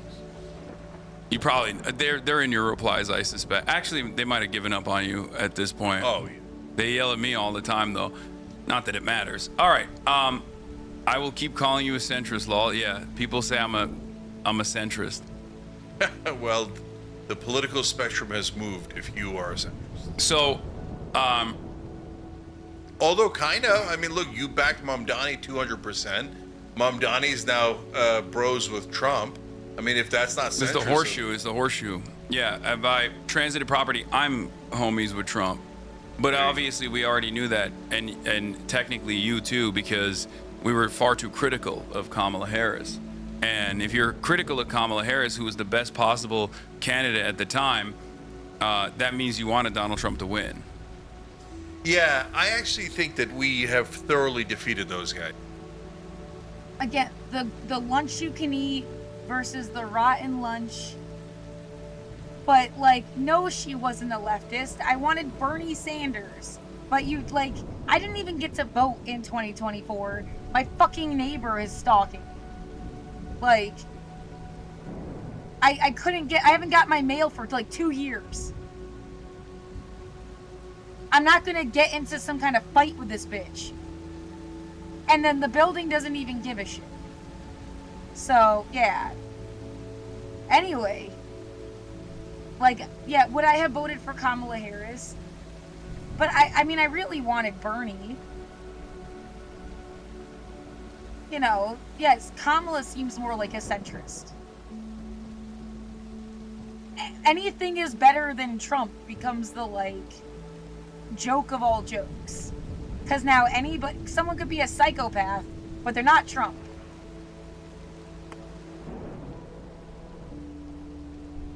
Yeah. Anyway. So there's a lot of folks out there that are still in the, in the circle for who might come out ahead, right, in terms of ideology. But the guys who are not going to win, I don't think, are the ones who are like, oh, Kamala was right all along. Like, that's kind of done, right? So the way that makes a comeback is through the form of Buttigieg or Newsom, right? So those guys aren't done. But the Kamala stands, the beehive is dead, right? There's not a single K-hive, yeah. Yeah, K-hive, right. Yeah, There's not a K is, left in the hive. Yeah, beehive is very much alive. There's a bayhive. Bayhive, yeah, that's the biggest one. But her and Taylor Swift are immortal. But in politics, Kamala's done. All right, so there is something really suspicious. It's not even like Beyonce, because they don't talk about Beyonce anymore. They for the past how many years, it's the only music artist in the universe has been Taylor Swift. There's a million bands. A million, they never talk about my shit. That in of itself is indicative of something. I just haven't been able to put words to it. Whether you like them or not. I'd rather listen to Beyonce. If I had you have two choices for the rest of your fucking life, I'm gonna listen to Beyonce. But the idea, now you have to fight because you're on Beyonce's team or some I mean, stop. No. Fuck that. I'm an emo kid. Where's all my shit? You'll never see it. So that's where I stand musically. Yeah. We've had many battles on this broadcast about our disagreements, but I think it's important to start the conversation with our agreements. You've been manning the ship on Piers Morgan every single time you appear, defending Palestinians and Palestinian humanity. Has your attitude shifted on this issue over the last 2 years? Maybe a little bit, actually. That's interesting. So I've always been obviously against all of Israel's war crimes, its occupation, etc. And so October 7th, the day itself, was of course bad, and then the reaction has been horrific, and it's an obvious genocide. And we said that from day one. We took a lot of shit for saying it's a genocide early. We took a lot of shit for saying they were doing it to steal land. Trope, blah, blah, blah, right? And they stole the land. It was always for ethnic cleansing. So we've been on the right side of that through and through. The only thing that I'd say is that I didn't... Always taking a moment to think. I have to interject. I feel like I have to say it every time to compensate. So, like, Duterte, dictator, killed 30,000 people that would otherwise be considered medical patients that just didn't get the care they needed. Ordered the deaths of 30,000 people. So, but you would never say fuck the Philippines. You'd say fuck Duterte. He's an international criminal court. 2 hours ago, they just rejected a request to release him.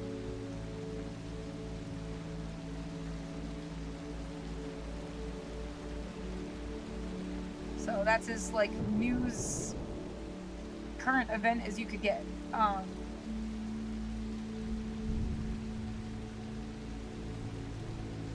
So, you know, like he's being held accountable.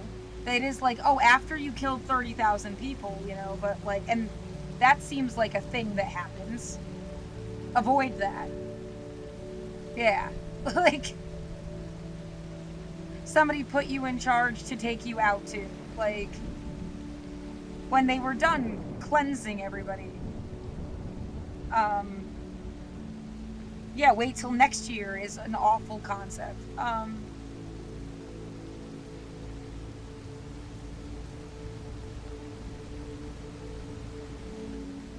Well, yeah, you don't say fuck the Philippines. And I feel like the same, no matter what country you're talking about, it's fuck the leader and the cronies that would take foul orders that are human rights violations. And they don't stand up and say, no, I won't do that.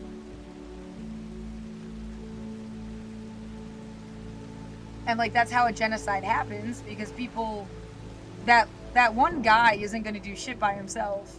He needs an army of people that are like, okay, boss.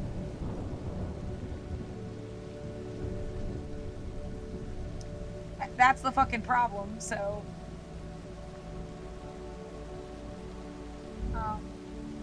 And again, all the yellow dots are just what they're willing to talk about.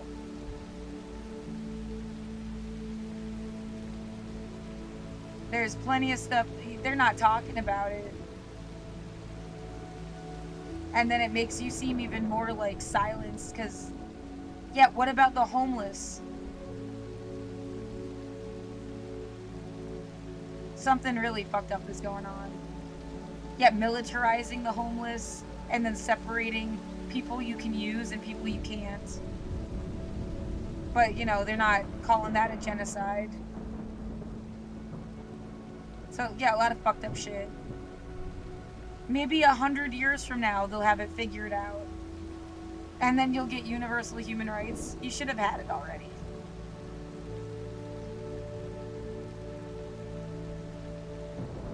"77 years ago.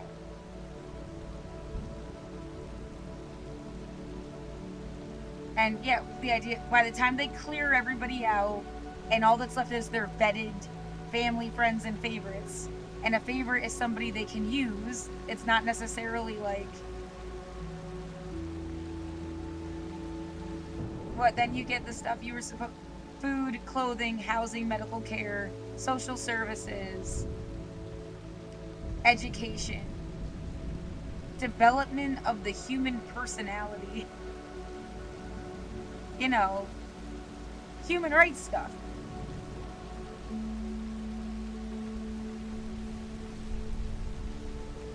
You know, I grew up in East Brunswick, which is a kind of a... Communist safe haven. It's the original Israel. It's a safe haven for Jews. So it was about 40-50% Jewish, right? So I grew up with a culture that believed that They're not anti-Semitic. They've said that a million times. It's not about hating Jewish people. It's what Israel is doing. Sometimes that gets really conflated. And yeah, I'm Jewish. So like that's when I'm engaging in responses, it's coming I didn't go to temple. I didn't have a bat mitzvah. I didn't learn Hebrew or Yiddish. I'm learning Yiddish on fucking Duolingo. Along with like 7 other languages. Because I like languages. I didn't really know my dad's family. I didn't really know my dad.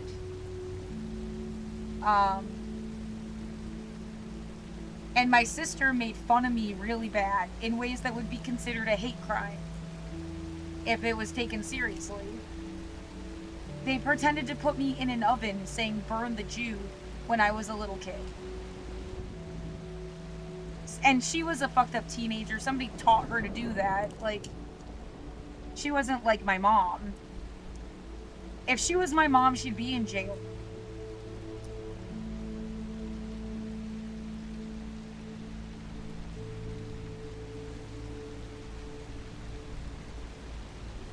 So, yeah, there's also the demented concept that people are calling people Jews when they're like trying to backhandedly call you like a traitor, or like, you know, you wouldn't be on the inside of a joke, and it doesn't matter if you're actually Jewish, they would just call you that. Yeah, that's all like really mean, fucked up shit. I like being Jewish. I also like being, you know, I've never been... The only place I've been outside of America is the Czech Republic. I've never been to Ireland. I've never been to England. I've never been to Scotland. I've never been to Wales. I've never been to Italy, Austria, or Germany.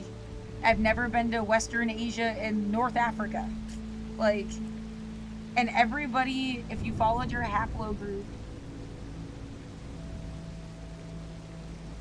everybody goes back to Africa, is a fact. But yeah, I need to make this point before we continue. Like,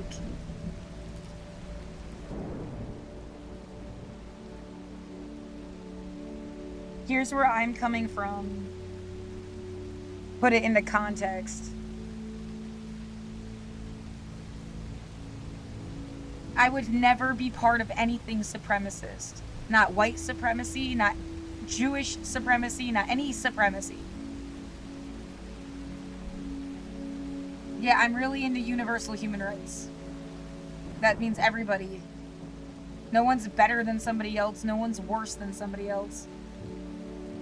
Especially not because of, like, concepts you don't control, like your genetics, where you were born. Like, these are not choices you made.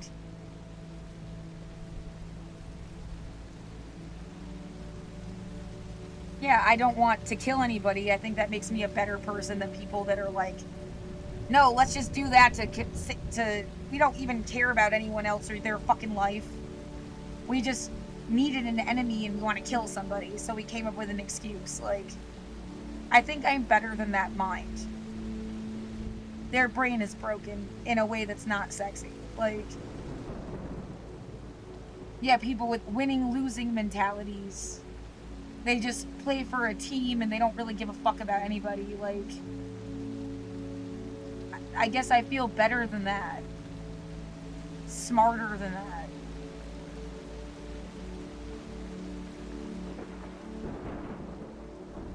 But yeah, that can be indoctrinated. It can be how you were raised. And then that's not their fault. They just had nothing to tell them different. Yeah, how people get sucked into cults. And then they're stuck in a cult their whole life and they didn't even know it was a cult. Like, it was taken for granted that that's just how life is. Yeah, right, exactly. We spent millions of years that way, and it's like really sad. And what a waste of existence. Fuck cults, dude. Yeah, learn what right and wrong is no matter where the fuck you were born. Yeah, it means not killing anybody. Like 9 times out of 10. Is it in self-defense? Because they are like literally killing you. Like in the moment, they are killing you. Because, and like that, when else, like, yeah, like a Centoya Brown situation.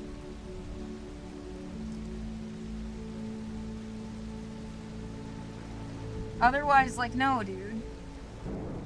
And it's like, you almost need to keep this as an option just to, like, scare off people that would hurt you. Because they think you're defenseless.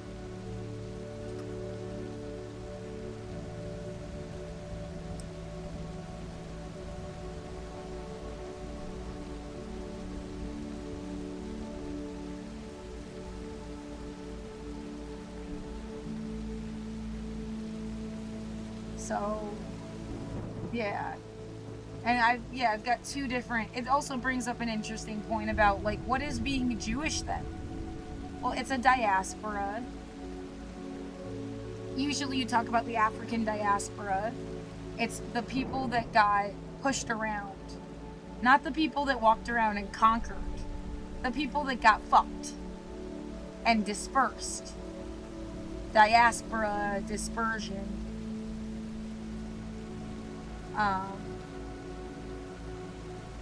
And it's happened in many times and places.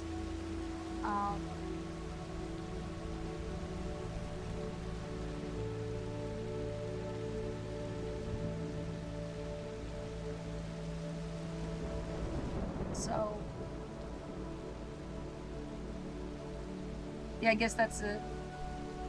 That's what I need to say. And that's where I'm coming from. Like, yeah, I'm an atheist. I'm a humanist. There's something called humanistic Judaism. Like, from a religious standpoint. But there's clearly, like, a genetic marker that makes you Jewish. Like, it's not just religion and culture. It's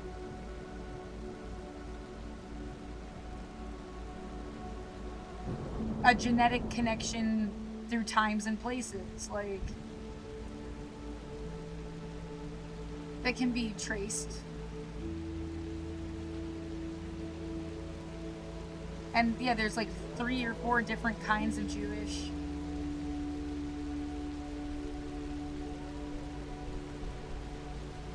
Yeah, I have an interest, but I don't want to go to temple. I'm not suddenly going to be religious. Like, that's why it's like, oh, what about this Alvin Sugarman guy?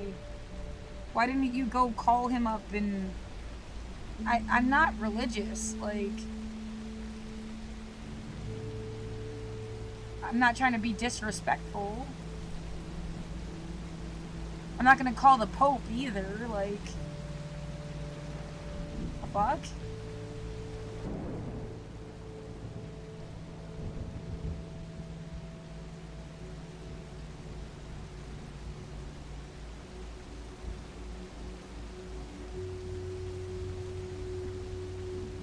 Science. Anyway. Israel was righteous and holy, right? And so I think that through this 2-year process, I've now come to the point where, like, no, it's no question at all that it shouldn't have been formed. And and so that's a kind of a, I wasn't there before. Oh no, I know. Yeah, and of course, it's a huge injustice, and I've always known it was a huge injustice. In fact, this is the one thing I used to catch shit for, because I was against the occupation back in high school, and then we went to Model Congress, and I was the only one who got a bill passed, and it was to defund Israel. That was back in 1988. Okay, so I knew that it was a huge injustice. I knew the occupation was terrible all along, but like now seeing the totality of the circumstances, as much as after the Holocaust, I get the overwhelming need for a safe haven for Jews in the world. It turns out, Yeah, East Brunswick, New Jersey. exactly, East Brunswick was totally fine. And no, it was the original Zionist slogan of taking a people without a land to a land without a people is, by definition, a horrific injustice, because the land did have a people, and they were the only way that you were going to move them is by killing them, and that's what they did. So 1948 honestly was land theft. 1967 was definitely land theft. And by the way, this is the propaganda that unks like me grew up with. We were taught that 1967 Defensive war. Yeah, no, not even. We were taught that Israel was attacked. Just Yeah. There's also that concept that there's people that think the Jews were supposed to go to Israel. Like Christians that think the Jews are supposed to go to Israel. And they expected me to go move there. And that's what they were saying by go home. That's racist as fuck. There is no reason I would go to Israel. Fuck you.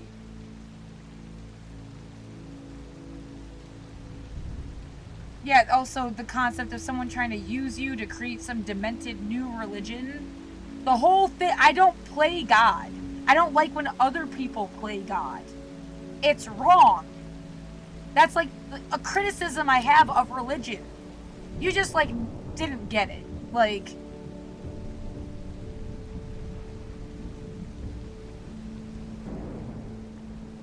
yeah, even, at the end of the day, it's good without a God, dumbass.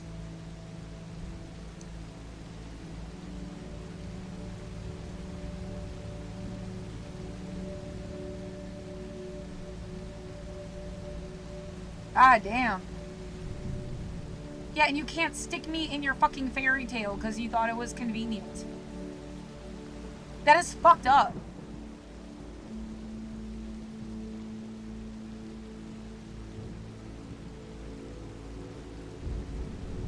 flat out lie. The greatest military conquest of all, right? That's the way it's taught. Yeah. So it was taught to us that Israel was attacked, and they had no choice but to destroy the air force of all of the neighboring countries, to destroy their militaries, to defend themselves. No, but that's what I'm telling you, Haas. They didn't even add preemptively. They just lied to us and said that the Arabs went first, okay? Which is just a flat out lie. Yeah. And then so they said, and I believed it at the time, I'm a kid, right? That they had to take buffer zones, and that's why they originally took the West Bank, Golan Heights, Sinai, and Gaza. But no, now I realize, no, the Greater Israel Project was from day one. They attacked, and they attacked last time in 67 to take more land and do more ethnic cleansing, and that's what they did. I think given the state of affairs in 2025, especially after 2 years of Israel's genocide, and also the endless amount of arrogance of Zionists on television and their demands for censorship, this conversation that's taking place is probably taking place in many American tables, regardless of the political ideology at play. You know, you and I have difference in opinion on certain issues, but ultimately this is something that we completely unite on and completely agree on. And I think that is actually a point of agreement for many people, even like evangelical Christians and whatnot, that are probably having the exact same conversation. So remember that for the Thanksgiving enjoyers, when you're with your family, if you want to unite on certain things, I think Israel will probably be one of those points of contention, or Zoran Mamdani. So what do you think about Zoran Mamdani? Yeah, just real quick before we go on to Zoran. Look, I never thought this would happen in my lifetime. Oh yeah, me either. Like that Israel would be, that people would understand what's happening. It seemed really disconcerting. I don't know what to think of it. Well, I mean, it's like really, you get far enough down this conversation, and it's like, you know, America is really fucked up a lot. American history is pretty bad. You don't really know the history of any other country on the planet. Everyone's done some fucked up shit. But, like, but they weren't trying to hold themselves to a higher standard about it, and you were. Is that it? Yeah, you guys make everybody look bad. Okay.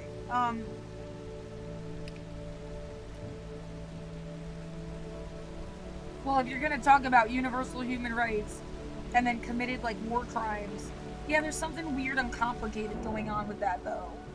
I would never vote for a war. I'm anti-war. No one's ever asked me either. They don't care what I think.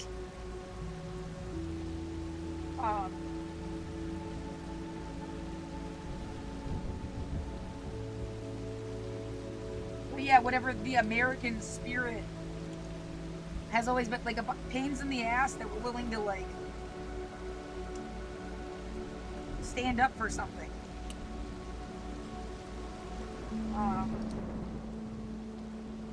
Yeah, hopefully more like in a punk way than a Proud Boy way, but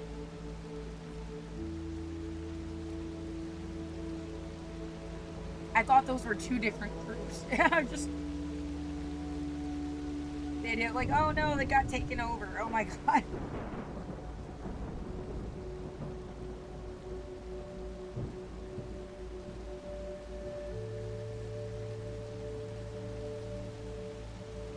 But yeah, if you talk about Zionism long enough, you end up talking about manifest destiny and how that's fucked up too, and Palestinians compared to Native Americans.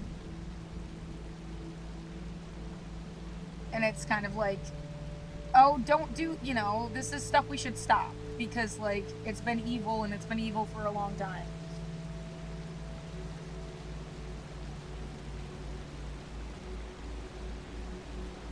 Yeah, meanwhile, no one's talking about the English Empire, like, anymore, or, like, I wonder why. Or that Portugal Empire thing. Well, that's fucked up. We spoke Spanish, or Portuguese, so we decided that we were different. What? You got colonized by Europe, like.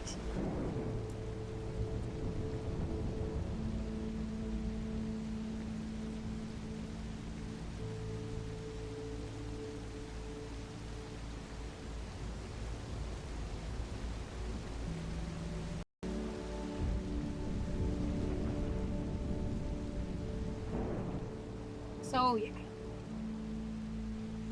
And then the awful, sad thought of, like, oh man, they were, like, really jealous of black people.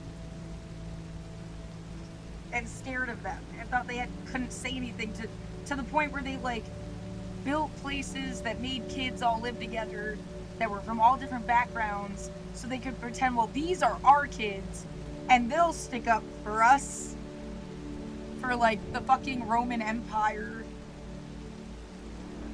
Is that what you did? Because that's what it looks like once you're, like, woke enough.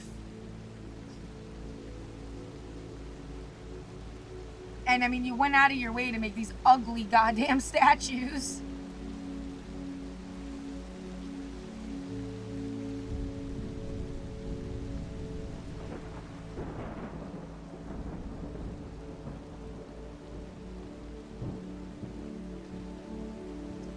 Well, it's not fair to just wash over my entire school experience as like, oh, that's what that was.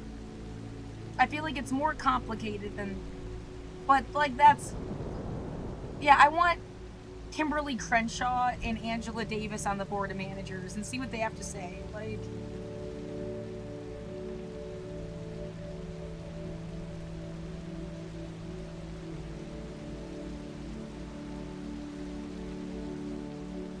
these fucking things. The girl one is even uglier. Yeah, like, it's an ugly statue. Even from just like an artistic perspective, it's fucking hideous.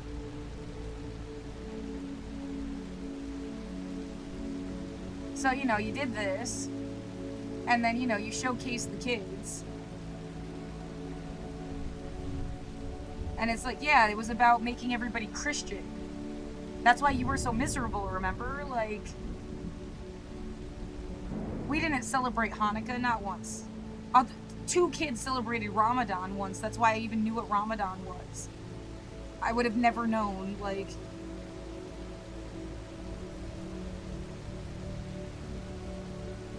Hold on, I got intrigued by whatever the fuck this is.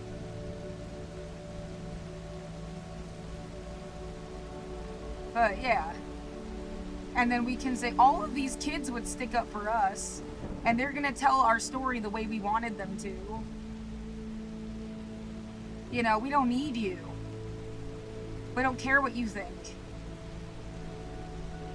We got kids from every fucking background possible to be like, we're awesome.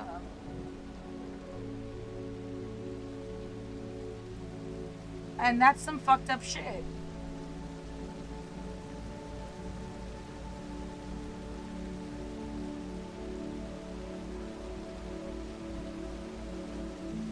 And that's how I grew up, without realizing it. Like, it was not acknowledged at all, and we thought we were like the smart kids. I've been an atheist my whole life.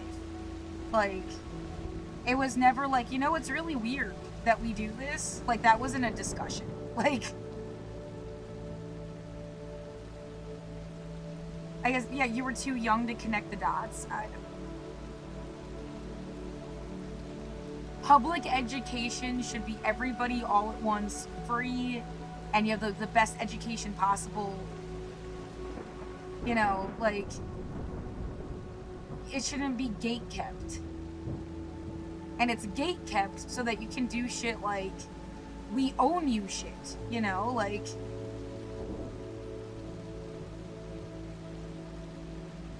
And that's fucked up.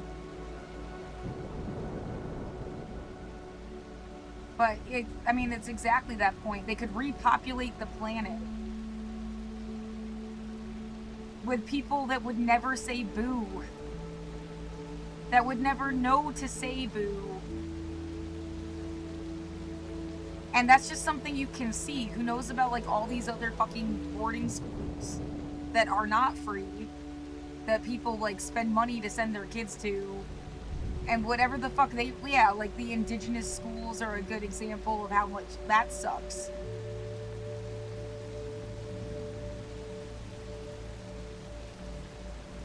The legacy of indigenous schools, yeah. And there's, yeah, hundreds of, you've never heard of them before.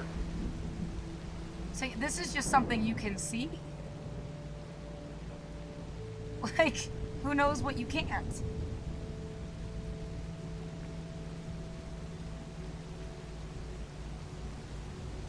Yeah, and all over the world. It's not just an America thing.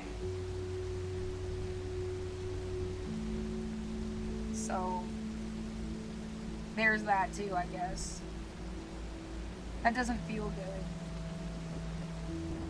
Right, exactly. Like, why does it feel like somebody is constantly trying to make you write an essay about why you should stay in America?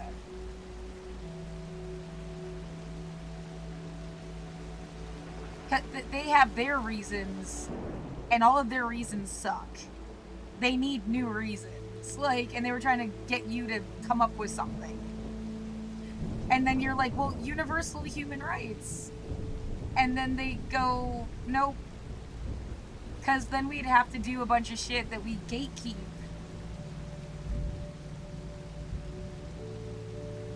And then that ruins their bullshit power crap. Like...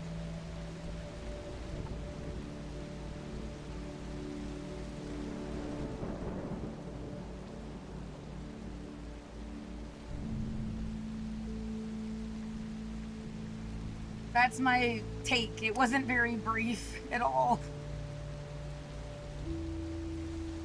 About Israel and the injustice of Israel, not just on the left, but the left, right, and center, that the whole country would agree, outside of mainstream media, outside of the politicians, no, we're done with these guys. And this is a gigantic injustice. And most importantly, we all now agree we've all been lied to by legacy media, right? Corporate media is poison. It's the biggest toxic influence in America. Now the right, the left, the center, everyone agrees. Fuck corporate media. They've been lying to us from day one. So look, that's another one. For 20 years I've been saying that. And to see everybody come around to that, I love it. I love it.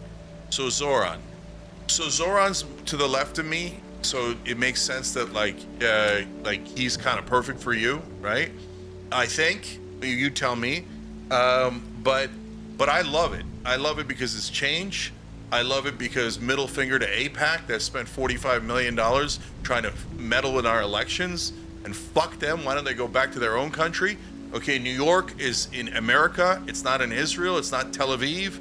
Okay, and I'm proud that it's the largest Jewish city, and I'm proud that they voted for Zoran, right?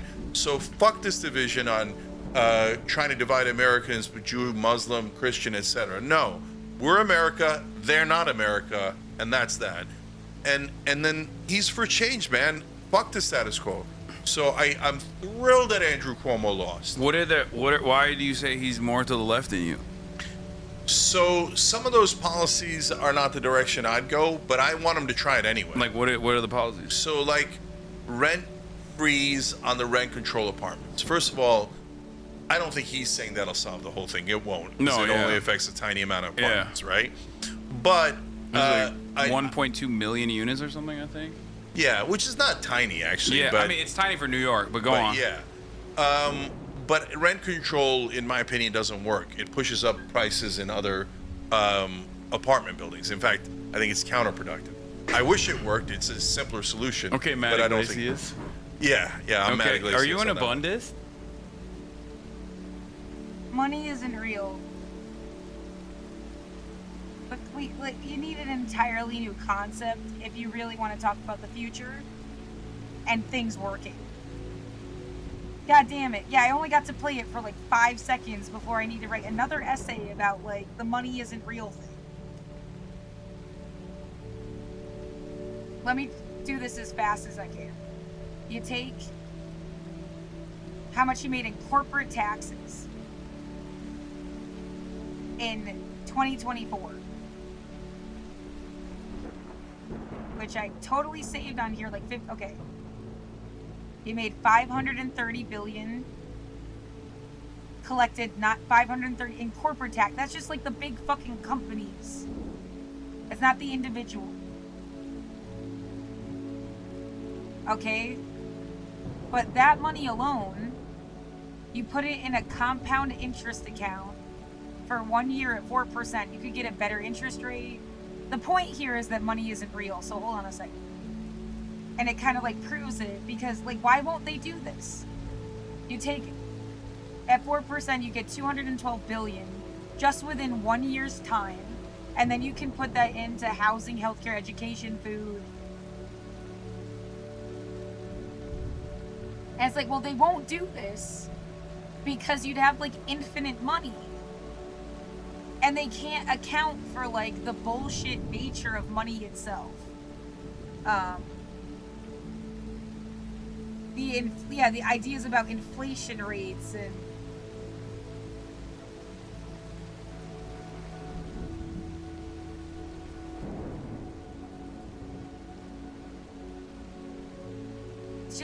it's bogus monopoly stuff, like the game Monopoly.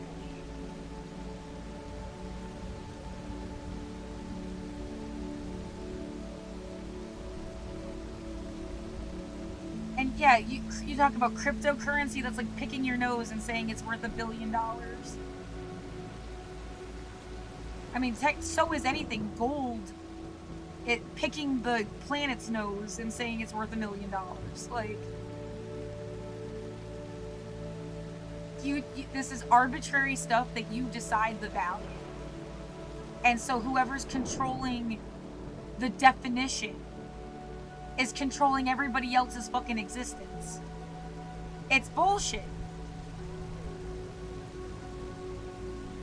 chimpanzees to come together to fight a war or build a cathedral by promising to them, if you do that, after you die, you go to chimpanzee heaven and you get lots of bananas and coconuts. No chimpanzee will ever believe that. Humans believe these stories, which is why we have these huge religious networks.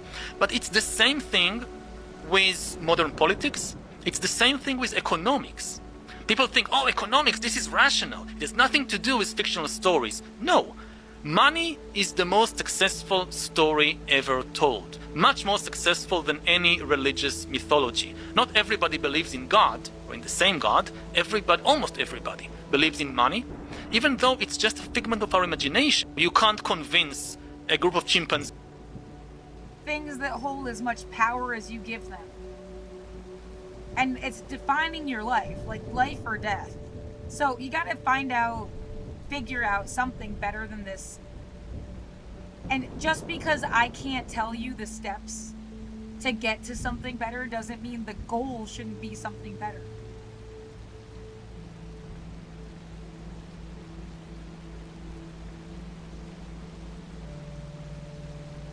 I guess that's my essay about money. Okay. So, yeah, they're going to talk about the economy. They're going to talk about rent. They're going to talk about maybe food stamps and think like,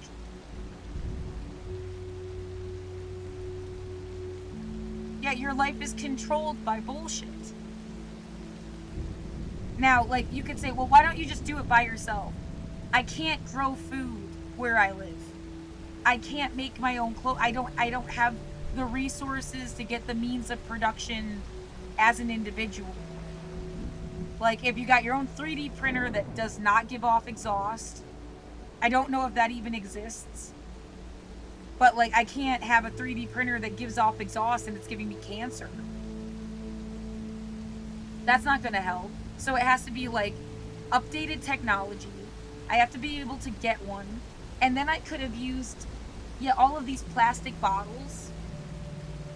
You can turn them into spools and like make your own shit that way. I still need internet. I still need electricity. There's ways to like do it. I don't have the means to do it myself. That's where it's impossible.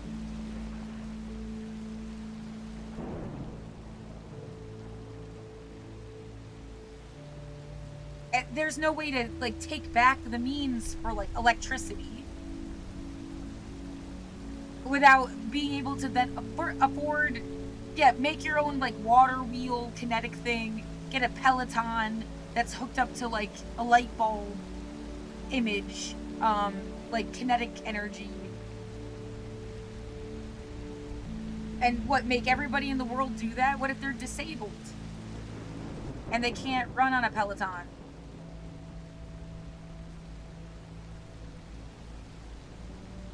Whatever, cycle on a Peloton. But there's possibilities here for some future that you're like piecing together.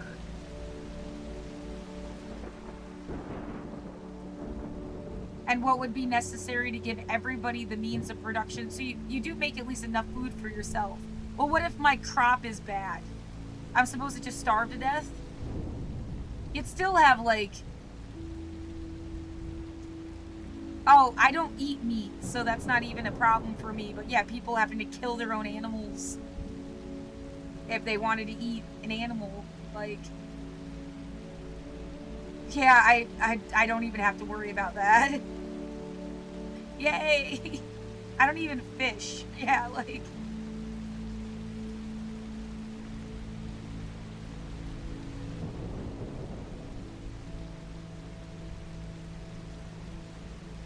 Yeah, maybe it is just going to be like a good sci-fi story. Like you explain how they get to that point in Star Trek where they have a replicator. But like all of the points that happen before it. And they don't have money and stuff. Like...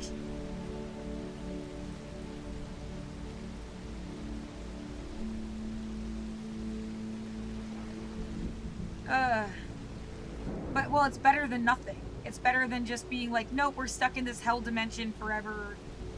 It's always people will die of cancer and other people will get to be like, It's as if they live forever, yeah, comparatively. And you're just stuck that way, like...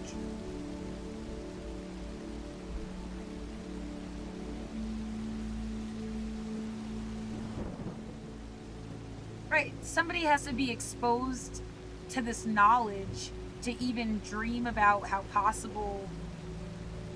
If you've never heard of a 3D printer still,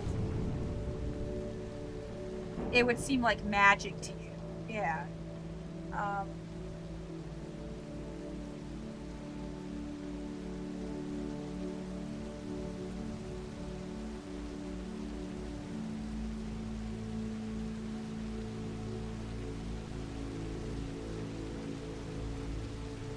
Any sufficiently advanced technology is indistinguishable from magic.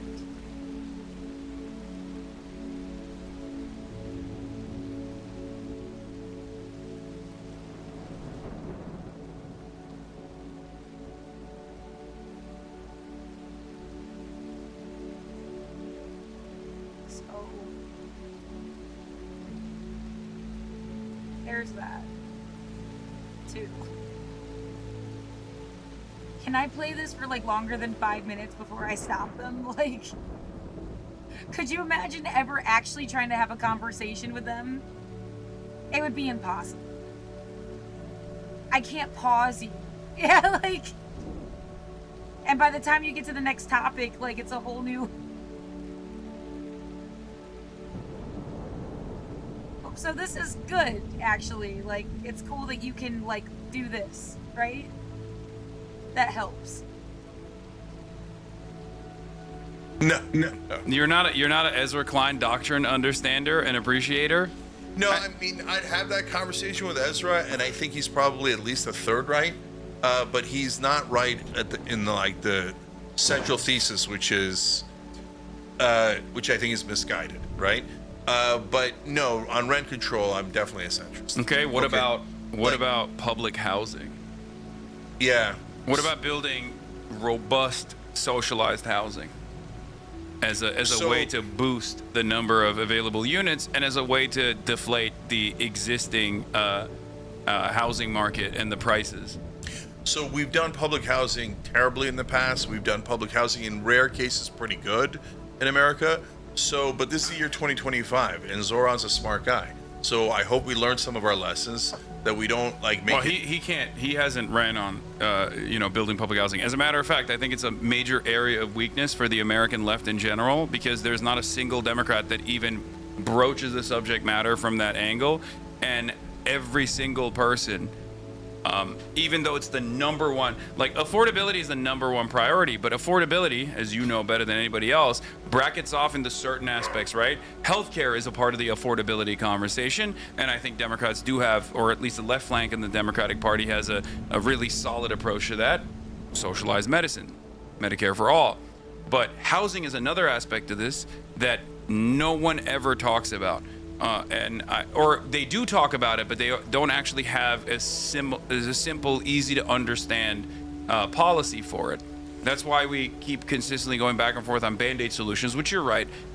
Rent control is a Band-Aid solution.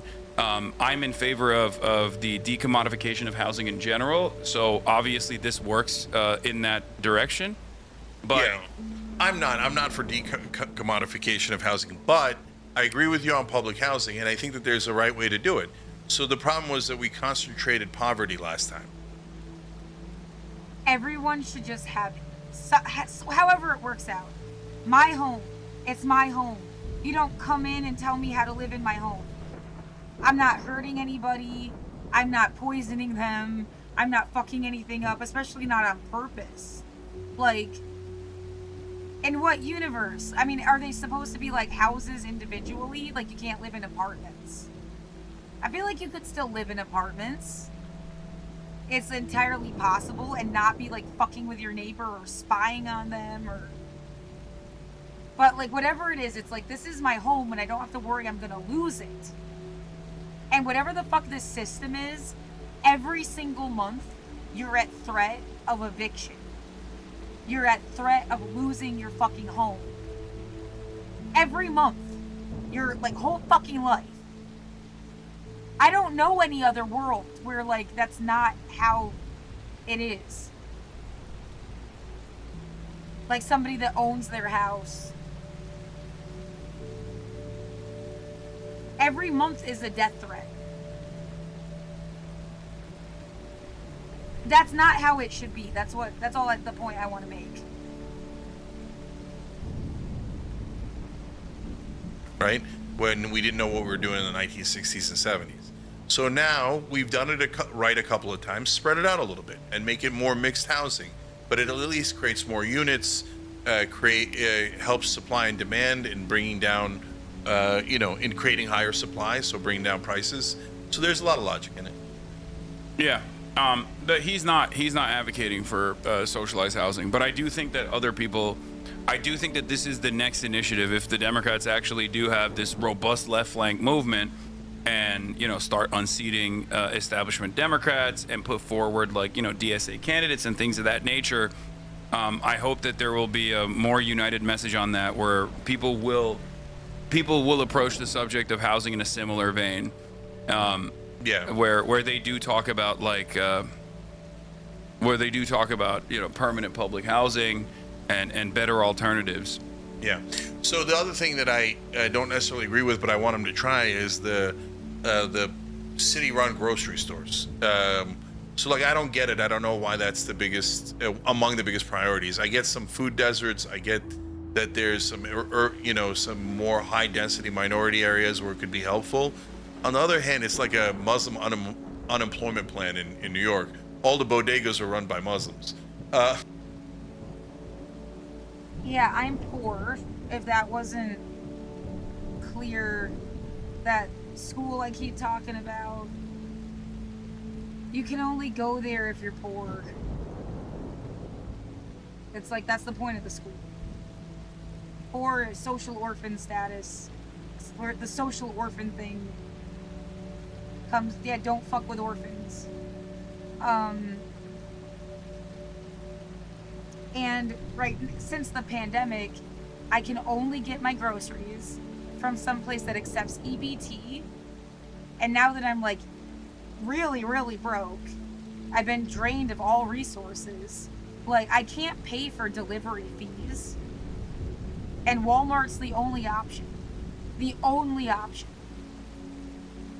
So you make all cute little stores with cool different food, and I would have loved to shop there. Or Winco is a really cool model, a business model where the employees own part of the grocery store.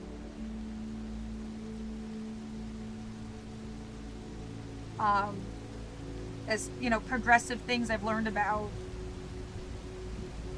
But I can't. I would have given them all of my food stamps, but they don't deliver, and they don't do it for free. I can't do anything. It has to take EBT, and they have to deliver for free, and they have to leave it in front of my apartment door. And there has to be nothing to be worried about. Yeah, Walmart even takes a picture.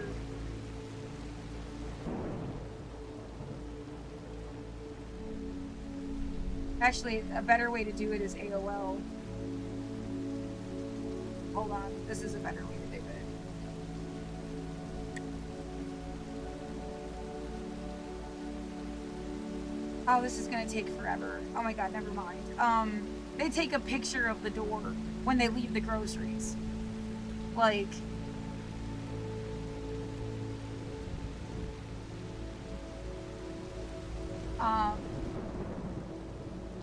And it's my only option. So, as a poor person, maybe you don't realize that. But it's not just poor. I'm also been I don't know what words to put to it. I medically isolated and then terrorized for 5 years. I can't leave my apartment, and then my body broke down. I don't know if I could make it to the fucking grocery store. I used to walk and then drag a suitcase. And I had a cat at the time. It was 100 pounds or something. The cat food, the cat litter, and then food. dragging it home. Yeah, really expensive to call like an Uber. I only did that if I couldn't make it. Like I was gonna pass out.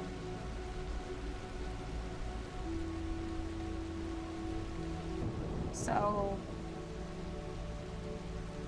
yep. Yeah, I starved for a week when they cut off food stamps. If they do, I'm fucked. I'm fucked. And I mean, my building's trying to evict me. Like, how much more fucked could you get? Like, it's as fucked as possible. I didn't get $100 to give them. No one told me, oh, we sent on your behalf. And in some ways, it's like, oh my God, you shouldn't have to be giving them money. Like, if Obama showed up, it'd be like, you don't have to give them shit. You don't have to give them shit. This is bullshit.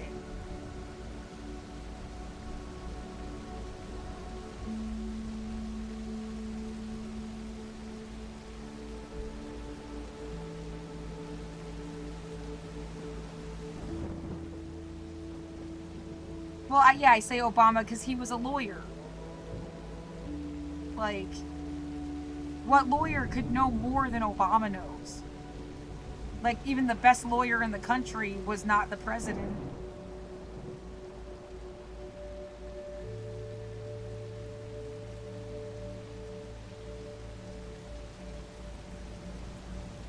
Yeah, he cared about atheists too. Right. It's part of why I loved him. I was included. Yeah. Yeah, whatever the 1492 shit. Do they really expect you to pay this? I don't think so, dude. It was like a mean joke. It just put off. They would have evicted me like the next day.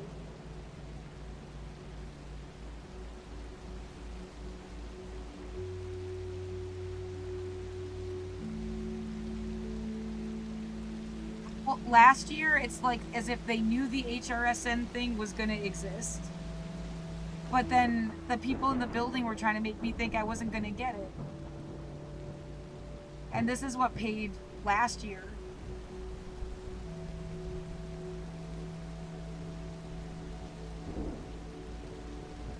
You can only do it once every 3 years. And then there's some new thing, Oregon rent assistance. I emailed them and then they updated their website saying there's no more funding. Yeah, like try again December 1st. Where is it? It's like a new thing, OR. There are fucking like long and short-term rental assistance programs, but you need somebody to like get you in. What the fuck is that?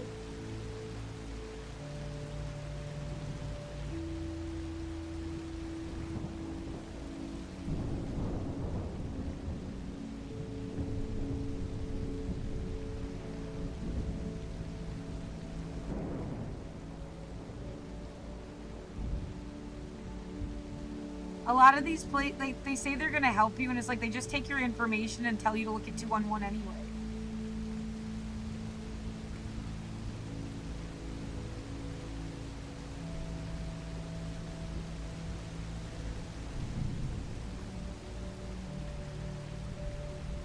Every year I've ever I've been under the threat. It just got worse and worse and worse. The threat of eviction. Like, but at least before there were waivers and they worked with you and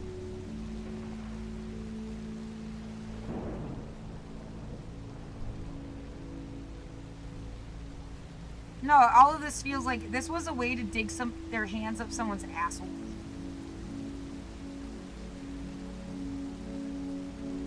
I've emailed places, they don't email back, I guess. Oh, did you need to hire somebody to do the emails? Because, I mean, I could help make sure you email everybody back. And then that would have been like a job I could do from home.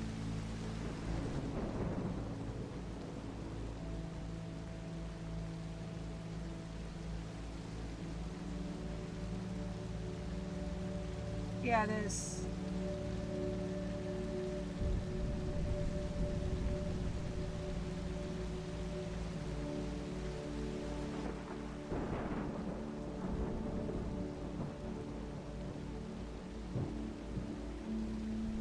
Yeah, don't forget the building itself is that I live in is this like supportive housing thing where they get paid to help keep you housed.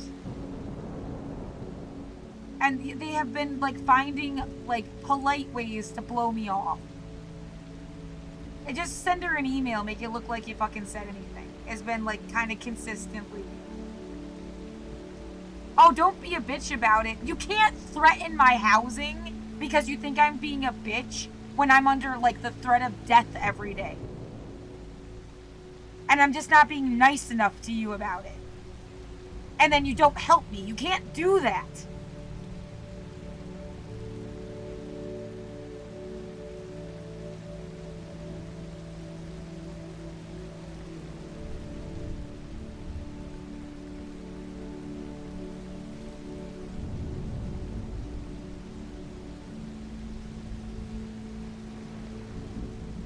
Yeah, pretending that they checked cameras, they didn't. We're just gonna tell you that we looked and we didn't see anything. Because there's no way in hell we're helping you, like, say that you have been stalked and terrorized for 5 years. Why would you do that? No, we want to threaten you.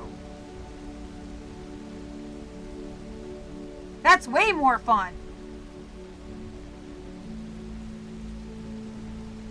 And then wonder why you sound like a barking dog. Right. What am I supposed to say? You don't deserve to have a home? See, what's the point of taking things away? Like, you're just making me a bitch.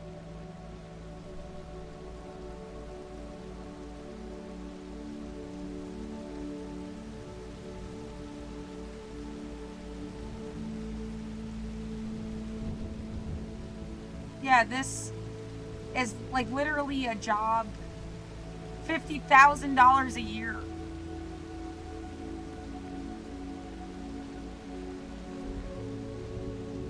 No, the idea, look, we're gonna help you. We were just dicks to you first? For like years on end?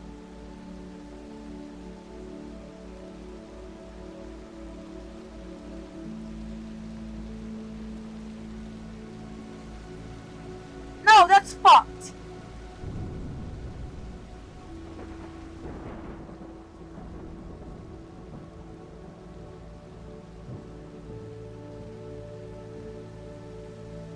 Yeah, we were hoping that you'd have like a fucking aneurysm. Like, what?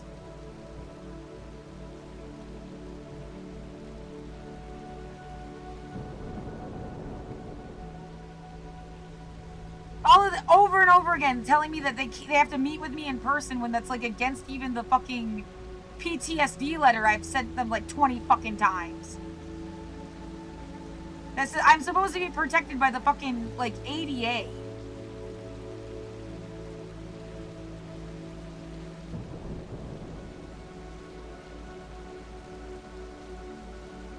It says, like, I can't, evicting me could kill me.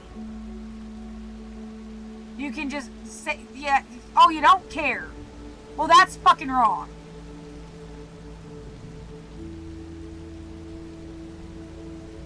It's all, the picture's all fucked up. God damn it. I've had to send it to them like 30,000 times. Well, they definitely saw it.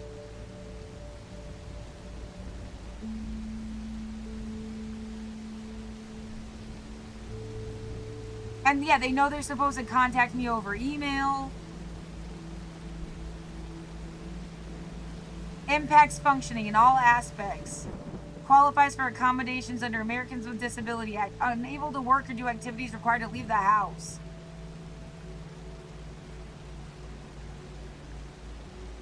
It couldn't be more clear.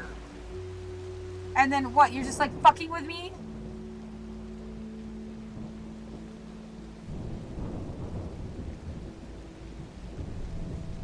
Yeah, of course I'm upset. Like, my life is at stake and you think shit is funny.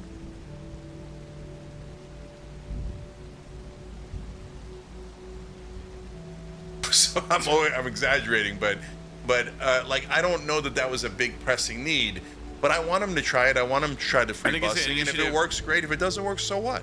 So why do capitalists hate government intervention in the markets? Because they want to set the prices under what they consider as market conditions. So basically, I think the way this would work, it's a pilot program with no assurances that it'll be 100% successful. But I think ultimately the goal there is to try and drive down profits with a much with much better, much more affordable groceries being sold, because there's a bunch of different things that you don't have to pay for, like licensing and things of that nature, when you have the government-run grocery stores. So therefore, the goal is to drive down prices for other grocery chains, specifically like the big retailers, I think, like big grocery chains in general.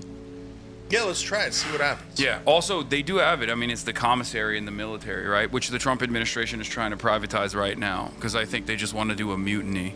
They want to foment mutiny in the military. So look, if you're on the right and you're like, oh, you just want to just try. The military has socialism. But not the general public. You have to be willing to kill somebody first. No thanks.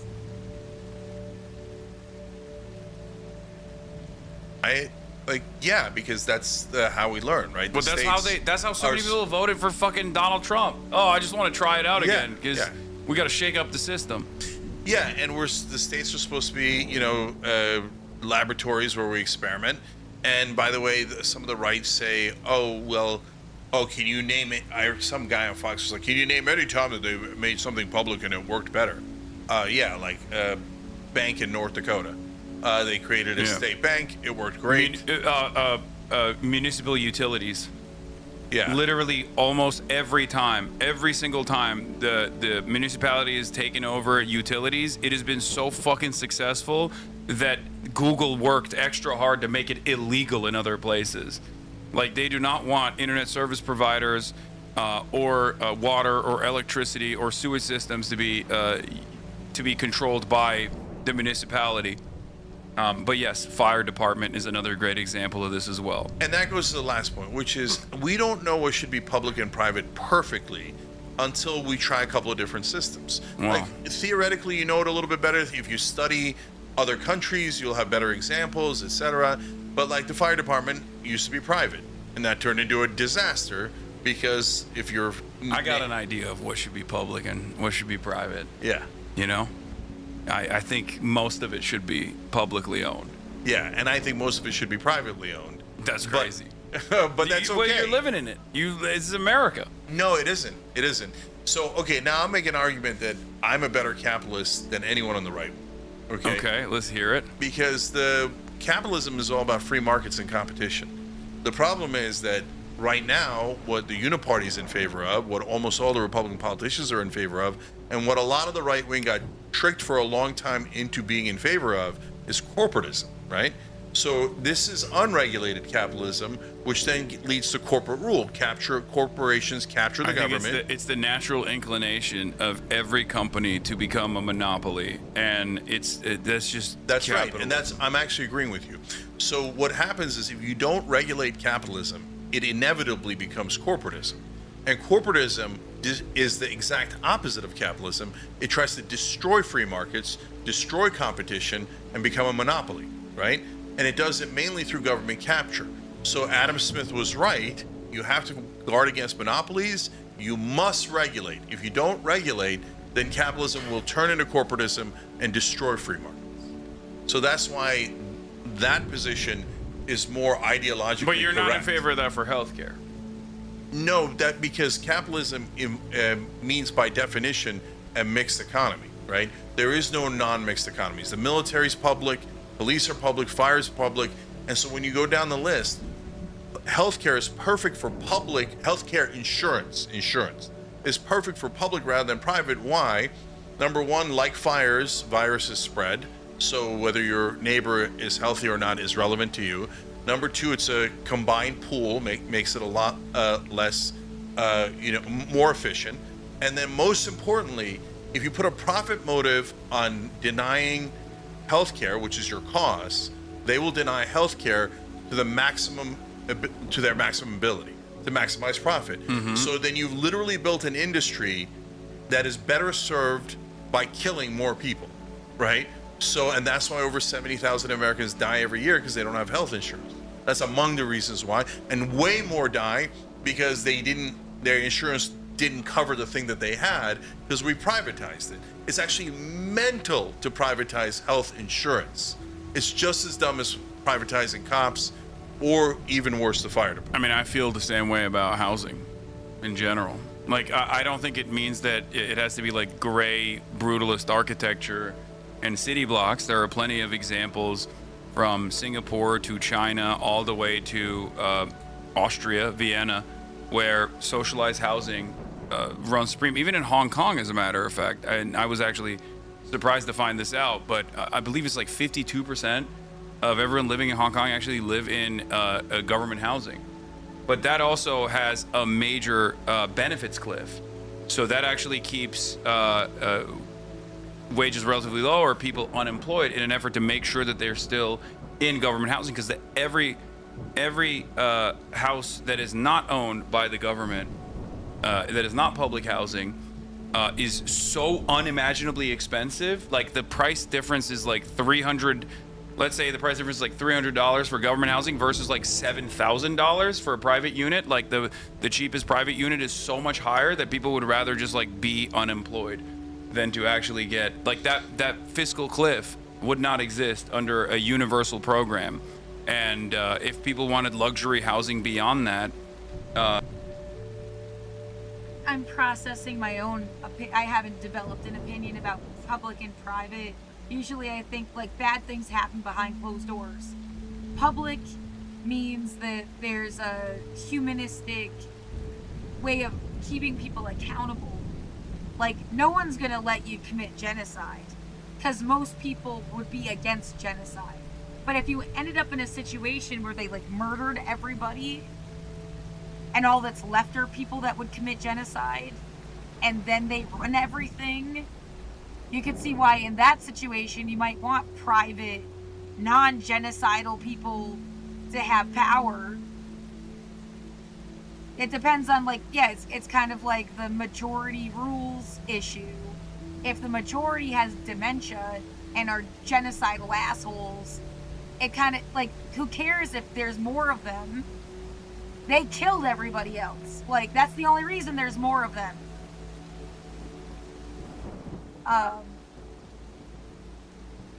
Yeah, they killed all the smart people, so, or silenced them into oblivion. And then you have a problem, like, you don't want philosopher kings, though, either. Like, that's not direct democracy. So, yeah, like, a rigged population isn't the same thing as talking about, like, an organic population. An organic population would be against genocide. But it post some genocidal thing, you end up with, like, a different dynamic. And I'm just thinking out loud. I've never thought of that before, really. And then what was the other part? There was a second thing about what they just said.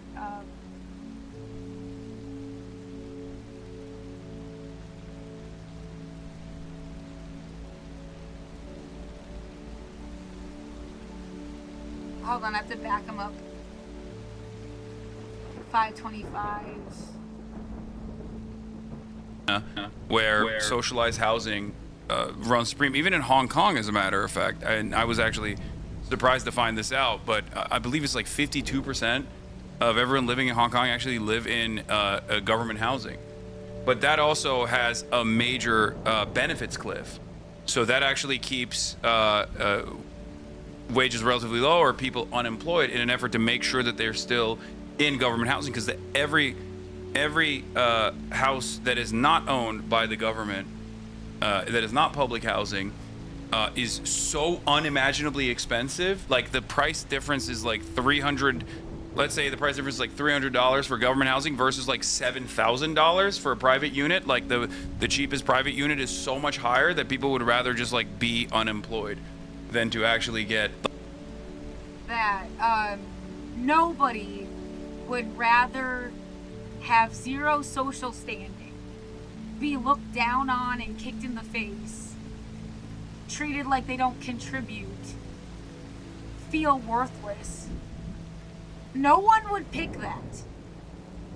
Like you got this idea like teenagers don't want to. No, people want a sense of like purpose, and they have like your life's work is different than some slave labor shit, wage labor shit, wage slavery. That's the word I'm looking for. Yeah, something you would never pick to do, but you have to pay a bill. Yeah, that's what people want to say fuck you to, but they still do things that they consider like their life's work. Especially if it's cultivated, like everybody's an artist. They all get told they're an artist. They're all shown how to use different like art supplies. They'll make stuff. They'll sew clothes. They'll do paintings. They'll make pottery. Like whether you call it like a useful, like pottery and clothes to some people are more useful than a painting, but like they'll do stuff on their own that is their own like design and be like they want to do that. People want to make stuff. You're just not valuing whatever. Yeah, maybe some people are better at like doing therapy work or being like a peer mediator or a teacher, and you're just not valuing them because they don't have like the certificate or something. But like this idea that some people would just sit on their ass all day and do absolutely nothing. Like even if they're watching TV, they're doing like political commentary. Like this warped idea of like laziness. Often it just meant they weren't useful to you and your stupid fucking business, and you wanted to be a billionaire, and you're mad all these people aren't helping you be a fucking billionaire. Like that's lazy. Yeah, instead of hiring employees, do your shit yourself. And then you'd have more like small batches of stuff. More possibilities for some local person to have like a coffee shop. Because it's not like everybody just goes to the fucking franchise you can find everywhere. You know, it's just a different economic model. But like people are not just gonna sit around and people don't just like want to do nothing. You just don't value what they would want to do. So yeah, I deeply resent that image of like lazy asshole. I mean, even from someone's perspective, Hassan doesn't do fucking anything. He runs his mouth all day. And they don't value that at all. I value that. I like him. I'm glad he exists, but like somebody else couldn't give it. Like he's another spoiled fucking American. So yeah, I've scrubbed my toilets. I think I've done my fair share of shit that other people would not even do that job. They would never be expected to apply as a janitor, no matter how rough it got. And yeah, there's some classism shit. So, or the idea, yeah, they're getting these people to do like harassment campaigns. That's again, like, that's not a job, that's terrorism. And you're just being kept like busy or something. Anyway. Like that fiscal cliff would not exist under a universal program. And if people wanted luxury housing beyond that, you know, they could choose to spend all the extra dollars and get taxed out the ass in order to have the luxurious privilege of having this mega mansion or whatever. Yeah, so look, I'm not anywhere near that. I think housing should be totally private, but not totally private. I'm willing to experiment with public housing in certain circumstances and see how it goes and how does it affect the market. Does it, like we talked about earlier, create more supply and hence help with prices, right? And, is there a bare minimum where we should help people not be on the streets? Of course, right? So then, in the lower levels, you're having a conversation is what degree is it public? Because if they're I think we all agree if they're homeless and they want shelter, we should give them shelter, right? So that's in a sense public housing, like the lowest level. But it's not permanent, right? So it's not permanent. But I'm just saying that at the lower levels, by definition, you have to have some sort of public housing. Yeah, you're saying like you have to have some sort of permanent public housing for people who just like literally have no other option. I think that's a possibility. Yeah, right? okay. And so, but the minute you get into the middle class and beyond, you got to have a normal market. I think. Why? Why do you think so? Like, what do you think are the downsides of public housing? Anytime that we like I do believe in the markets. So if you're gonna have public sneakers or burgers or jeans or even houses or cars, Okay, there's a difference. okay, One is clothing versus the other is shelter, though, right? Like that's why I say, like, yeah, you can have a private market or a free enterprise for small businesses, for or even for certain goods that people are offering, and but when it comes down to the things that are necessary for survival, I'm a believer that the profit incentive creates a negative experience for people that simply need to get this thing to survive. And I think it would make the public overall much more productive. And the same goes for education, same goes for housing, and the same goes for like basic necessities such as food, even though there can obviously still be a private market on top of that. So, but it seems like you're saying all for like the bare necessities, which then makes more sense. Like at the higher levels, you're gonna let wealthy folks buy whatever house they want, right? yeah, I mean, but again, that needs to come with like that needs to come with a cost, so it's not as easily accessible. Why? Like the reason why I went back to Singapore as an example is because like it's tiny, right? And there's not a lot of cars. And from what I understand, like in order to get a car in Singapore, you have to be incredibly wealthy. And the reason and the government has already made it so easy to use public transit or to use bicycles and numerous different methods of transportation that are not only cost effective but also much more viable for climate change, right? Ecological disaster, avoiding ecological disaster. So the way that it should work, I think, is that if you want to get a car, you have to get like penalized for it, basically, in that structure. And the same goes for wanting luxury housing.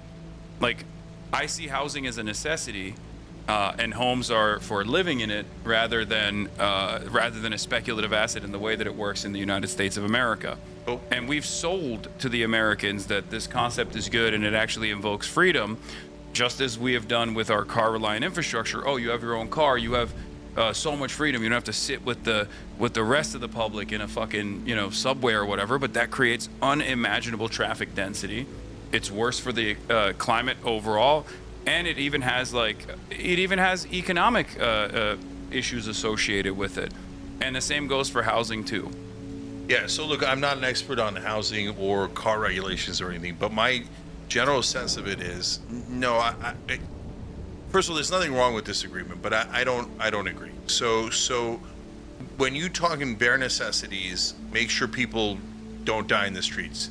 I totally agree, right? I think that everyone agrees. I think that even the right wing agrees to that. I hope. I right? don't think they do, but yeah. Well, I mean, I think that if you said to them shelter for homeless people, they would generally say yes, partly to get them off the streets, but partly because they think they should have shelter, right? Oh yeah, congestion pricing in New York City is like a move in the right direction of this sort as well. Like making it more costly to be able to drive a vehicle actually increases the use for public transit, because then people are like, all right, well, I'd rather utilize public transit then. I'm mixed on social engineering. So I don't want to penalize. When you see the process of making somebody poor, evicting them into homelessness, and then trying to shove them into some kind of like group living situation. Like, yeah, I would rather be homeless on the street. I mean, there's all sorts of like terrors that go through someone kicking you in the head in the middle of the night, stealing all your shit, getting rained on, like awful, like that it is like too real of a concept. But like, I would rather that risk and still be able to feel like I put up a tent and I have my stuff in a little spot and this is my spot, then like get put through, like, here's a cot to sleep on. You have to be out at 6 o'clock in the morning. This is designed to actually, and I mean, you could still get beaten up in a shelter. They talk about shelter cough. Like, you're worried about getting sick. It's like people got sick because they forced them to stay in the fucking shelter. Forcing you to live in a giant room. You can't masturbate and fall asleep, can you? I mean, for fuck's, how much of it is like a weird psychosexual fucking like... And I have lived like this my whole life. Like, it's not your room by yourself. And like forced to fucking live that way.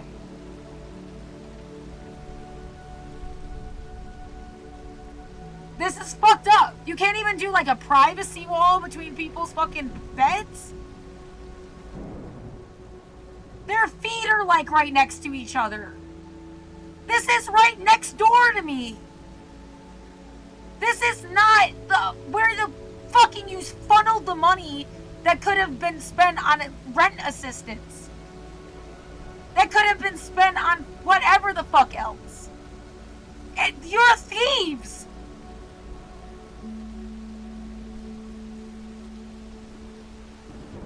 Sticking him in a fucking box? Well, isn't this better than this? Maybe it is just to be like, hey, you want to get one of these little boxes instead, at least. No one fucking wants to live this way. And yeah, the time, the money, the resources. What the fuck is wrong with you? If you would not live that way yourself, yeah, at least this has little, like, privacy walls. You can't make somebody else live that way. It's fucked up. No, there's something, like, really fucking wrong going on.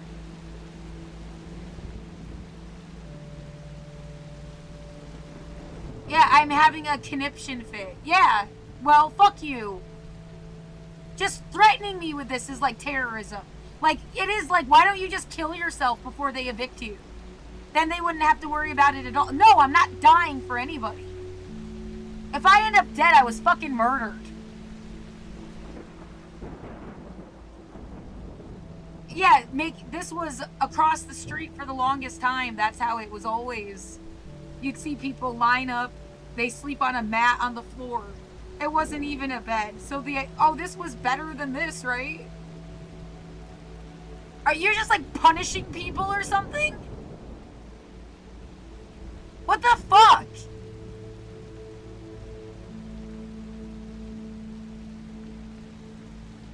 Yeah, I would rather be outside than stuck in whatever the fuck this is. And then the idea that you drained me of everything possible, including my ability to function. Like, I can't walk like I did 5 years ago.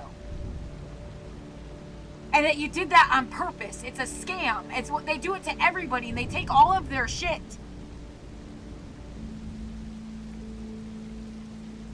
Get the fuck off me.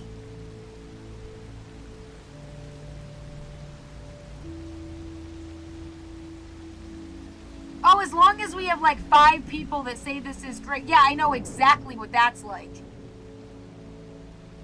Long as you got just enough people to say how fucking awesome it is. I guess ignore everybody who said any different.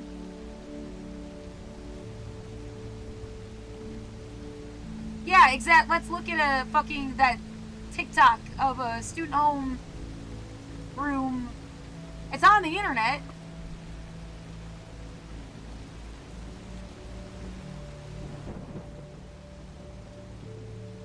Yeah, it's like the furniture, is exactly the same as when I lived there. Where is it?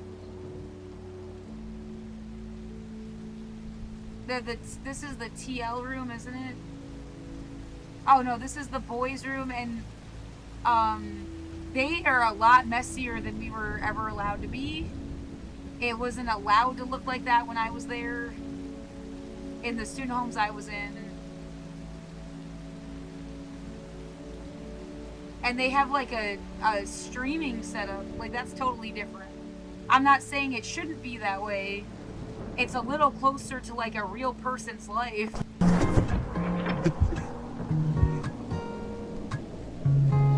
So each bedroom has 2 sides. This is my roommate. He's not here. We're on a little break. That's me. I'm there. So right here, I just got my coffee from this morning, and I just cleaned today, so it's kind of like cleaner than usual. But this is basically like the setup. I put everything right here. This is where I do my music, and I'm on a game or something. That's my wall where I have all my memories and pictures there. And my room has 2 windows, which I really like. And I got my little flag up there, and there's my bed, got my guitar, and we each have our own closet. My closet is looking like that.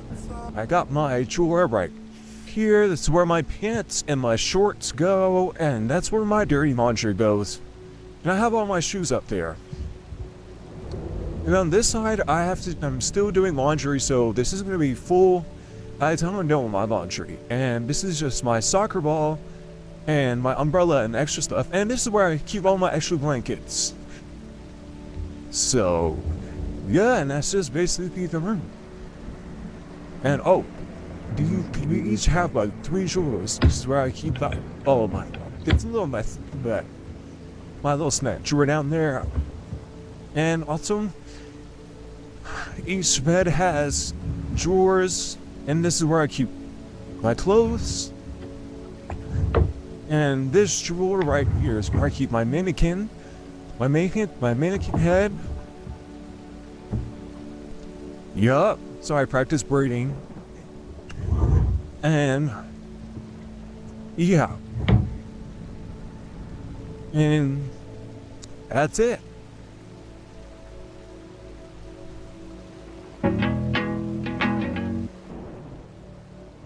Again, I was there from 2000 to 2008. That there's so many things that like blow your fucking mind. We weren't allowed to put pictures on the wall like that. Where the fuck did you get a coffee from? How do you have so many shoes? Like, but you know, again, I'm not shitting on the kid. It's good for things to like loosen up. They needed to loosen up.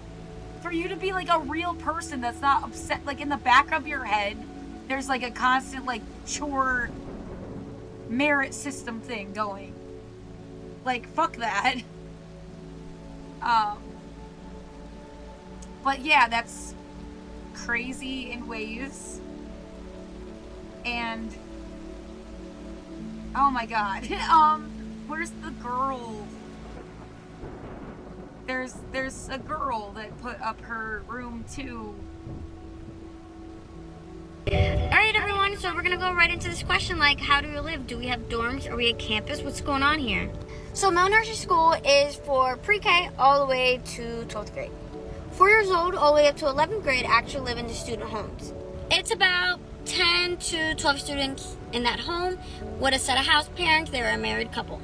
You will actually live in that student home with a specific gender, as in like females or males. You will then have a roommate, a good one or a bad one, depends. Then senior year will roll around and you will actually go into TL, which is transitional living, which will help you prepare for the real world. In that meaning, you will actually live into a big apartment building with either 2 to about 6 people in that apartment. They will teach you how to pay bills, cook and clean, and so much more.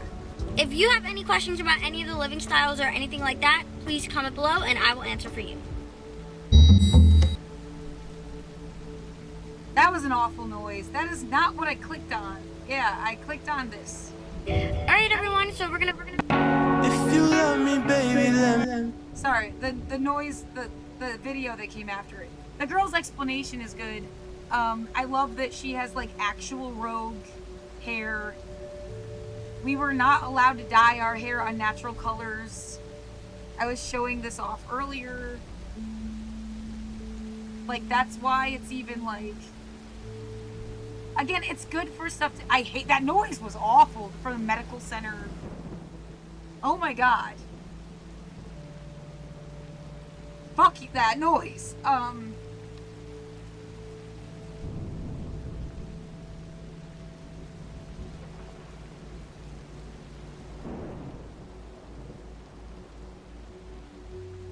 But yeah, like the whole point of this was like we couldn't have unnatural... They would have considered that unnatural colors. That's why it's like red and like whatever color you want to call that. And that was as close as I could get at the time. So yeah, having a piercing was even more like, oh, bad girl, I didn't have it for long. People said it looked like spit.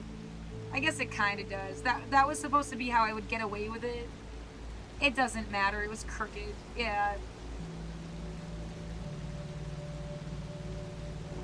Like that style. You weren't supposed to have piercings, you weren't supposed to have dyed hair, you weren't supposed to... Yeah, this... Why are you so into, like, emo stuff, Laura? Why won't you ever give up on it? Because, like... You have no idea how much I wasn't allowed to be myself. Like... Oh, that noise still is, like, bothering me a little bit. This is from college. Yeah, why did you dye your hair, like, 30,000 times? Like, so many different colors. Oh, man. If only you gave a shit and wouldn't have just said I was shallow. Yeah, I thought about it more like agency and self-expression instead of like, what, narcissism and materialism or something, like. Anyway, this is closer to how the girls' rooms were. And yeah, it's the same bed. We had the same exact shit.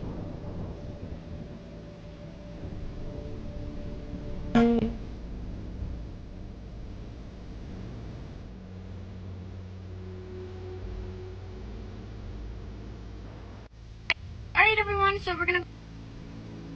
Her tour was really fast. Oh yeah, that's good. And they put 2 to 6 people. Who the fuck is getting a 2-person? And why the fuck do you guys have a 6-person? We had 4 people per apartment. Yeah, you did. You went to Walmart to get groceries, and you got to like pick your own food. That was different. There was like nothing else though that really prepared you for shit. Like, what, should they be under the threat of eviction all the time to be prepared for the real world? No, that's some demented shit.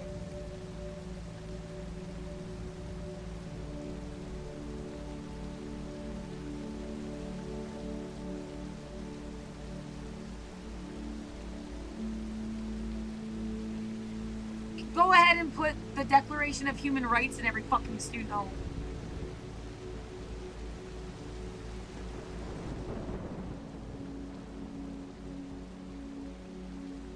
penalize people for getting houses.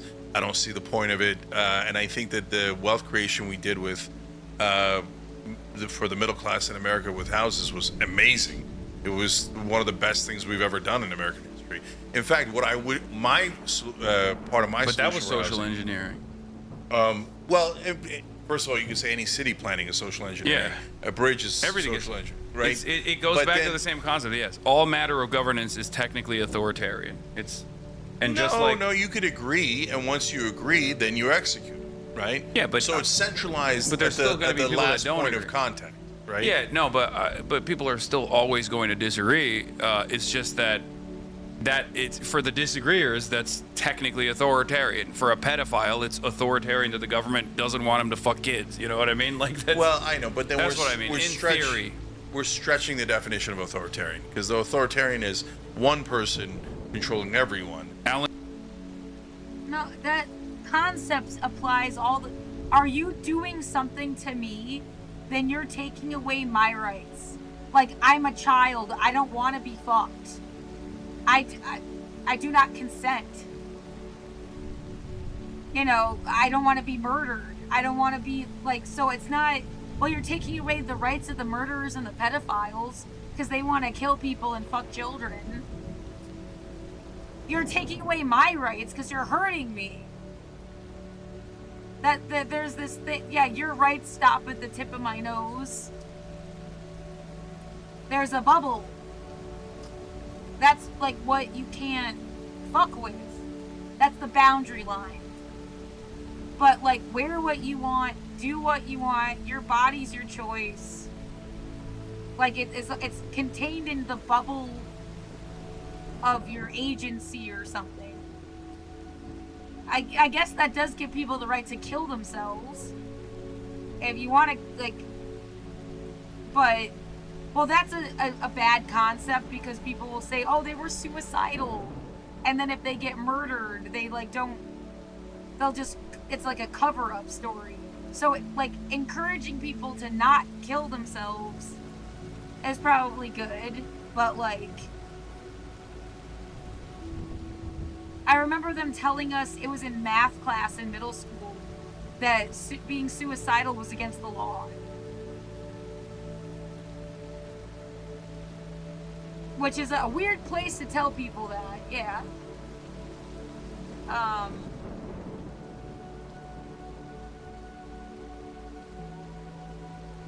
Anyway. No, now I have to explicitly say, if I am found dead, someone murdered me.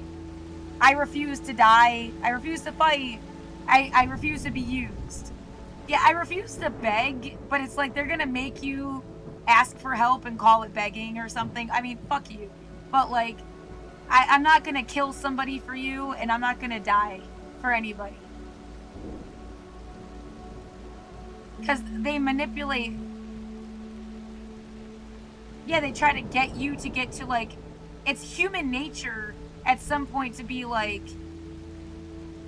in self-defense, like, they hurt you enough, you're gonna like strike back. But then, you know, it's to demonize you.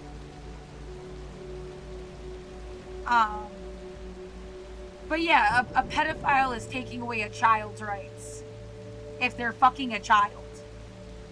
That's like as simple of an argument as I can make, yeah. And why that's not going to be authoritarian then.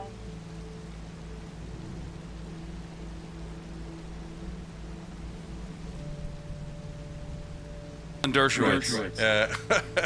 Well, Barry Weiss thinks so, and he's more charismatic than you apparently. According Yeah. to Barry Weiss. Yeah, which even though I found deeply amusing. even though yeah, Barry Weiss is trying to get me to debate Ben Shapiro, who was sitting next to her when she said that. So that was doubly funny for me. I was like, damn, you guys have been trying to set up a debate between me and Ben Shapiro. Why are you saying I need to be deplatformed? Yeah, and apparently you're not inside the 40-yard lines. Yeah. Anyways, so look, guys, you do government planning to set up a city for sure, no question. You need some degree of public everything, right? But then once you get into trying to, get into the pricing of things, That's where I'm out. I think the market should set the price. For people that are in middle class and above, for sure. Then the question is, where's the cutoff? And that's a legitimate question to have. Part of my solution for housing is we have this populist plank, and the Rebellion PAC candidates sign on to it. And what that is in that case, is we ban private equity from buying residential real estate. So, and the reason we do that is because when they buy the homes, they're driving up prices because they're limiting supply, they're increasing demand. By definition, prices are going to go up, and they have made pricing go up tremendously, right? And there's no reason why bankers should be allowed to own private residential real estate, and it destroys the wealth creation for the middle class in America. And they're going to turn us all into renters, and it's going to be a disaster. So let's, there is a guy actually that has an opinion that is now the next mayor of New York, Zohran Mamdani, on socialized housing. Let's take a look. American housing is in crisis. You might recognize Right now, his up to voice. 12 million Americans are behind an average of $5,800 on rent and risk eviction. With eviction moratoriums soon to expire, we're facing an unprecedented wave of evictions and foreclosures that will crash straight into millions of struggling families across the country. But the truth is, this crisis didn't begin with the pandemic. In fact, housing has been in crisis for a very long time. Even before the pandemic, in places like New York or Los Angeles or San Francisco, median rents for even one-bedroom apartments could approach $2,500 a month or more. About a third of people in Los Angeles spend a majority of their income on housing. In New York City, about 20% of all renters pay most of their income to their landlord. And in my district, Astoria, about a quarter of residents have to spend most of their paycheck on rent. And the crisis isn't just in big cities. In 95% of all US counties, workers making the minimum don't make enough to afford a one-bedroom rental on their own. The Harvard Center Young for Cardamom. Housing Studies warns of a new normal for housing in the United States, in which nearly half of all renter households spend almost a third of their income on rent. That's why even before the fallout from the coronavirus started to hit, more than 500,000 Americans nationwide were already homeless, millions more on the brink of losing their housing, and countless families struggling every month to make ends meet. At the root of all of this suffering is the fact that in this country, housing is treated as a commodity, not a right. It's a consumer product, just like clothes or cars, that private businesses can normal for housing in the United States, in which nearly half of all renter households spend almost a third of their income on rent. That's why even before the fallout from the coronavirus started to hit, more than 500,000 Americans nationwide were already homeless, millions more on the brink. Where the fuck is everybody now? How many are dead? And how many got put into a demented military? And now they're dependent on some, it's essentially a cult. And there's no way to get out. I don't know, I'm asking the year 3005. Not really expecting people around to be honest now.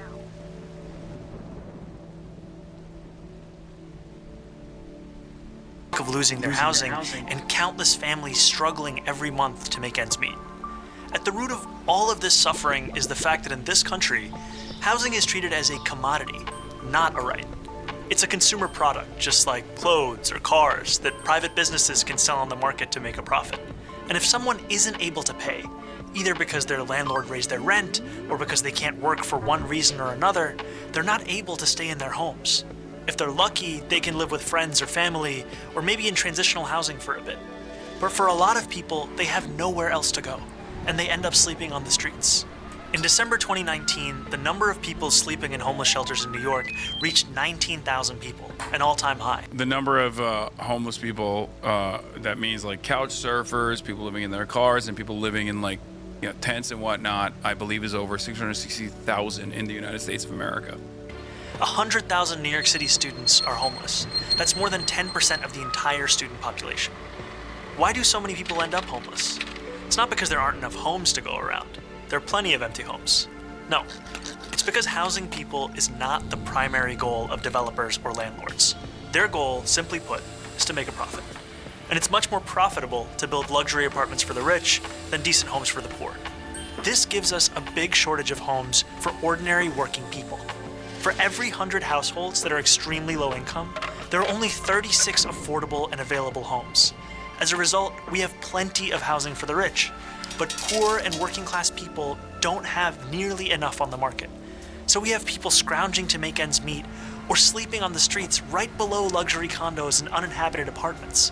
This is a terrible way to organize a housing market. It might be profitable for landlords and developers, but it's not efficient or beneficial for the rest. The argument is the same. If there's inelastic demand for healthcare, which there is, right? What is inelastic demand? If you don't, for those of you who don't know, inelastic demand is if a good or a service is impossible to avoid, you need it for survival. As in, if you're diabetic, you need insulin. So no matter what the supplier, if the supplier restricts the number of insulin shots that are readily available, and the price will automatically go up because it's an absolute necessity. If you don't pay for insulin, you're gonna die. I say the same argument goes for housing. Housing is an inelastic demand good, because if you don't have housing, you die. Yeah. Again, at the lower levels. Once you get into middle class, this has not been that persuasive to me. Well, hold on. There's more to the video. Okay. There's 5 more minutes. Let's take a look. This guy seems like real charismatic. Got a real bright future ahead of him. I don't know. Hopefully he runs for something. I think he was an assemblyman here. I don't know. If Maybe you told he'll run me for a couple of years ago that this guy that made this video was going to become mayor of New York, I wouldn't have believed it in a million years. Yeah, well, it's good. It's good that you're recognizing that. Let's take a look. Let's continue In fact, going with housing this. doesn't have to be seen as a market at all. In other countries, housing is considered a fundamental right, like education or healthcare.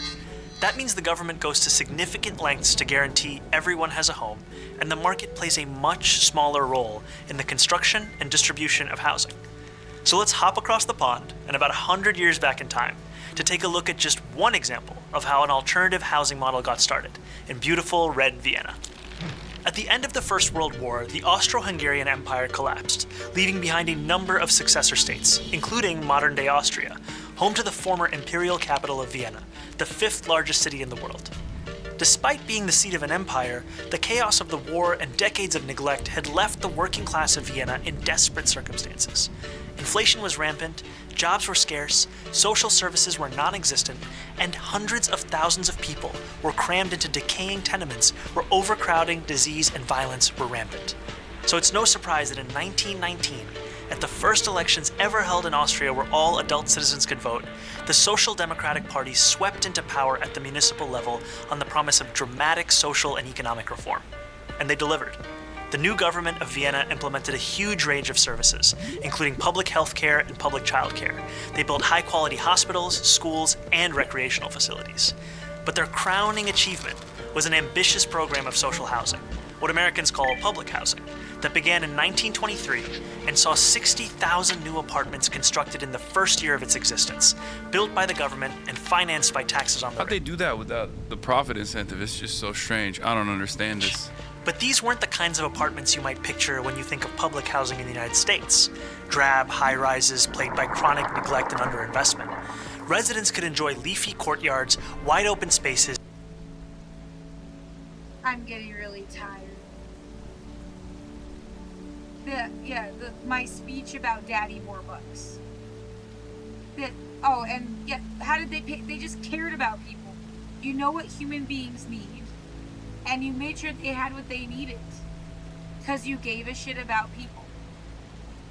The Daddy Warbucks thing is like, oh, come save us. Make a school, make a hospital, make a whole community, put your name on it. You're the savior of all, and it's the feudal system at that point. Because if you fuck up and you get kicked out of the factory, you lost your home, you can't even live in town. They own the whole fucking thing. That's not, that's just another problem. The social orphan anarchy concept is like telling Daddy Warbucks, holding them accountable. Go fuck yourself, Santa. You made me need you, and now you made me dependent on you. It's like another form of slavery. But I'm getting really tired. Like, I can't even think. Yeah, that little bit about, oh, I hope they run for something just hit me really hard. Right in the face.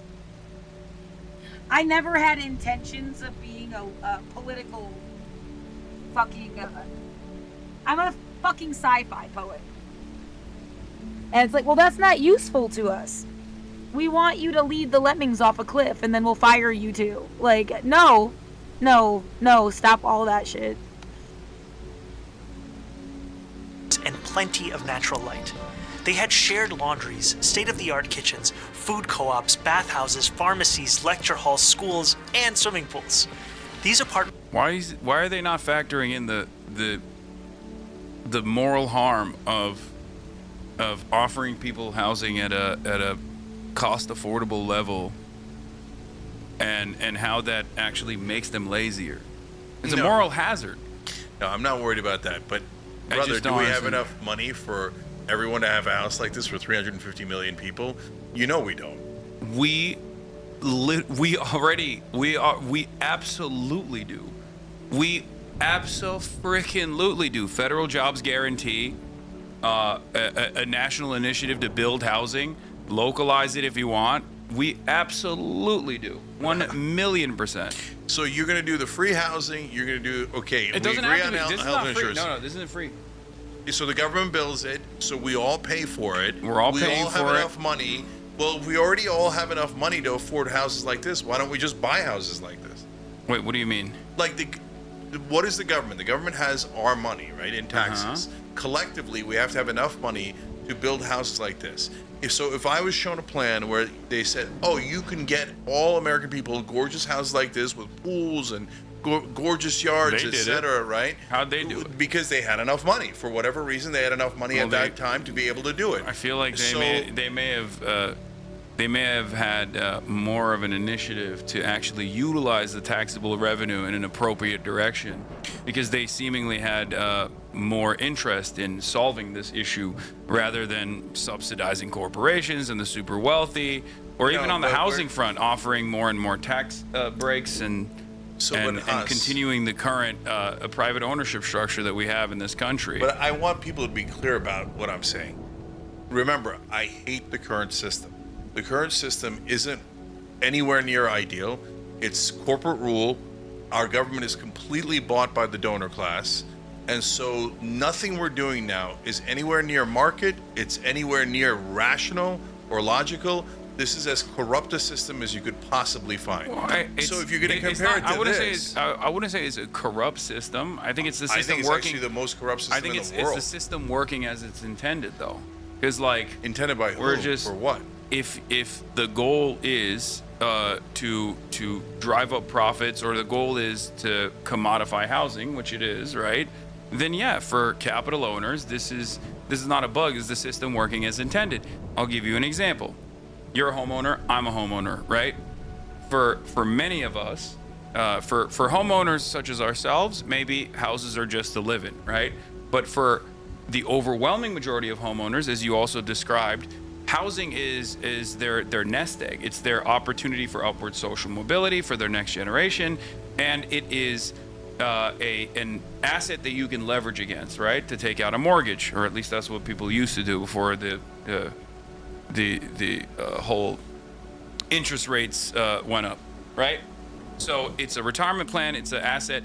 So ultimately, for even with our much lower home ownership rate in this country, still a decent chunk of Americans, around 50% of Americans, still look at this asset that they own as their entire net worth, as their entire existence, basically, as their retirement fund.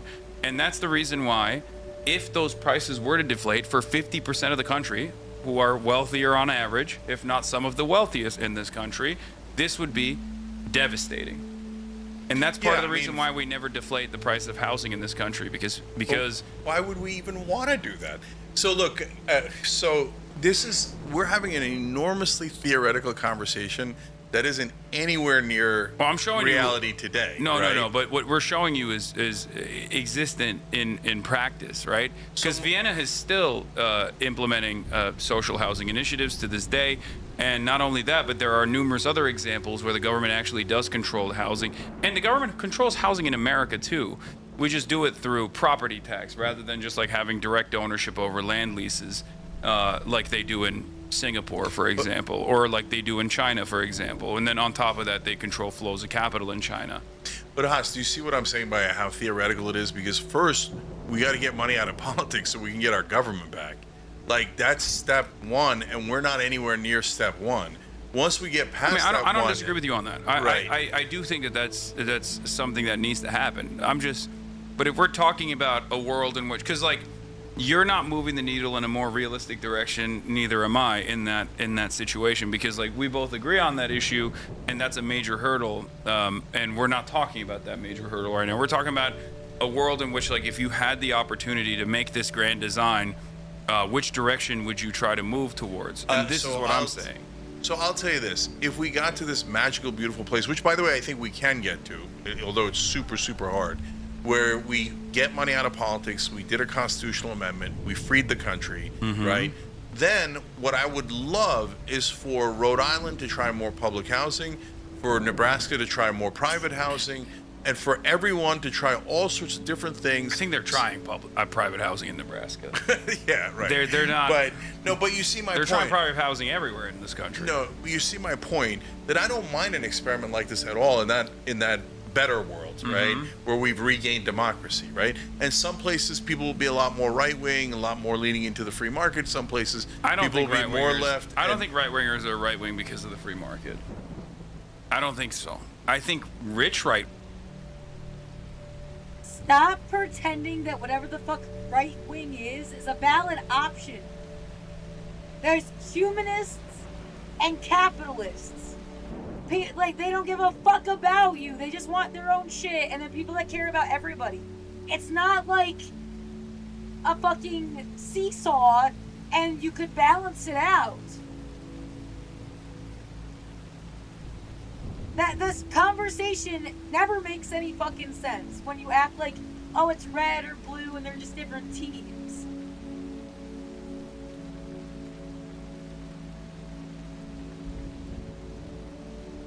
And then you got a bunch of people that, like, they say that they're humanistic, but they really cared about money. They just want to slap, like, we're protesters, we're activists. Yeah, pink washing. It's for cancer awareness. So everything's pink this month. It's the same shit.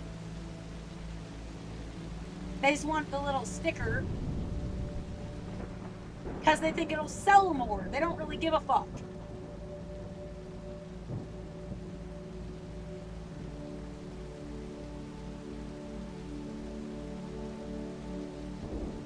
What the thought? It's a new thought. I haven't worked it out yet. But like, if you took money out of medicine, and then fuckers could go to therapy.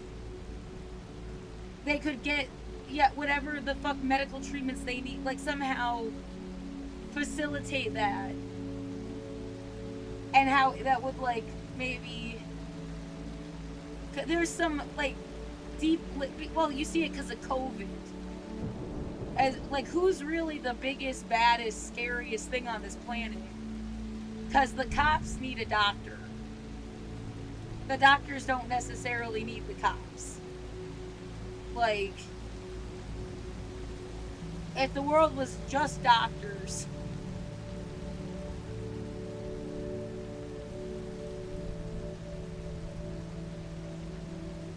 and yet it feels like the cops are kind of running everybody's life, but it's like not just the cops, it's a military.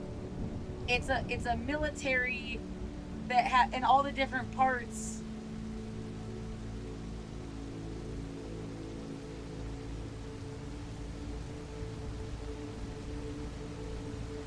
Well, the soldier, cop, fireman, guy that's gonna put a boot on your neck, possibly if they're corrupt. If they're corrupt, I mean, they need the doctor more than the doctor needs them. Unless, you created a world of fear where the doctor has to pay out the ass for a security system, which is, I feel like, a tactic. Like, we made it scary so you would meet us. Yeah, the doctor could be doing that. That's like what COVID is. I've been getting sick my whole fucking life. There's like things I haven't explained. Why COVID affected me so personally, like, and it's weird that no one else gives a shit. It's definitely been like as if like this was on purpose. So I would be like terrified of whatever the fuck COVID is. And as an atheist, I can't lean on some concept of God and just go about my fucking day. That's not science. That you're just taking your chances.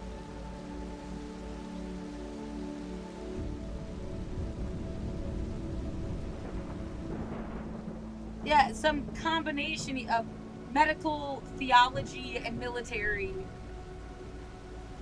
And they're strangling me to death. And if there wasn't money in that, there was no financial incentive, maybe it would be better for the planet. And it would also turn in whatever the fuck the landlords are doing. I'm just thinking out loud. Whatever the fuck this is, it sucks.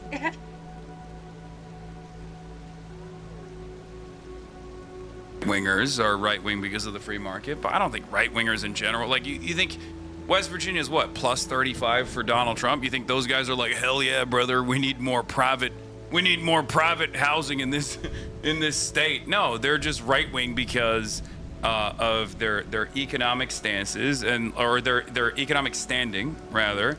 And they've been pummeled by the Democrats, or they feel as though the Democrats are responsible because they're focusing on gay shit rather than building housing for them.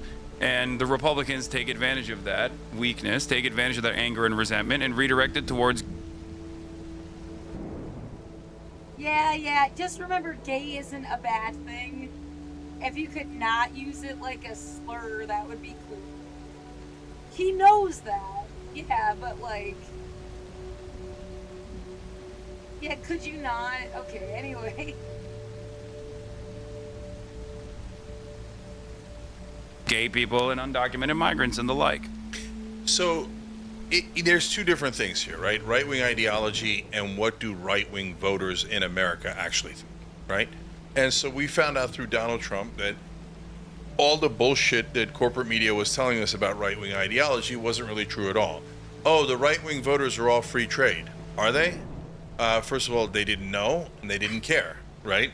And if they cared at all, they were against it. Yeah, right? They were against it. I think like Donald Trump picked up a lot of the NAFTA resentment votes from a lot of like formerly unionized workplaces and people that used to have like people that used to work in industrial output that no longer had that job. Yeah, so I think it's a little bit complicated because people grow up on corporate media, especially the older folks. So if you're above 45, you got brainwashed so thoroughly by corporate media that it's really hard to tell what you believe, right? And what you were told that you believe. Like, hey, you love Israel. Israel is a special ally, right? Our government is the best in the world. It's number one, right? All this, there's a million pieces of propaganda you and I have both fought against, and now a lot more people fight against, right? So, yeah, some of them might have, if you asked them in a poll, are you for free trade, they might have said yes back in 2008, right? But in their heart, when you actually push them on that issue, were they for it? No, we agree, they were not for it, right?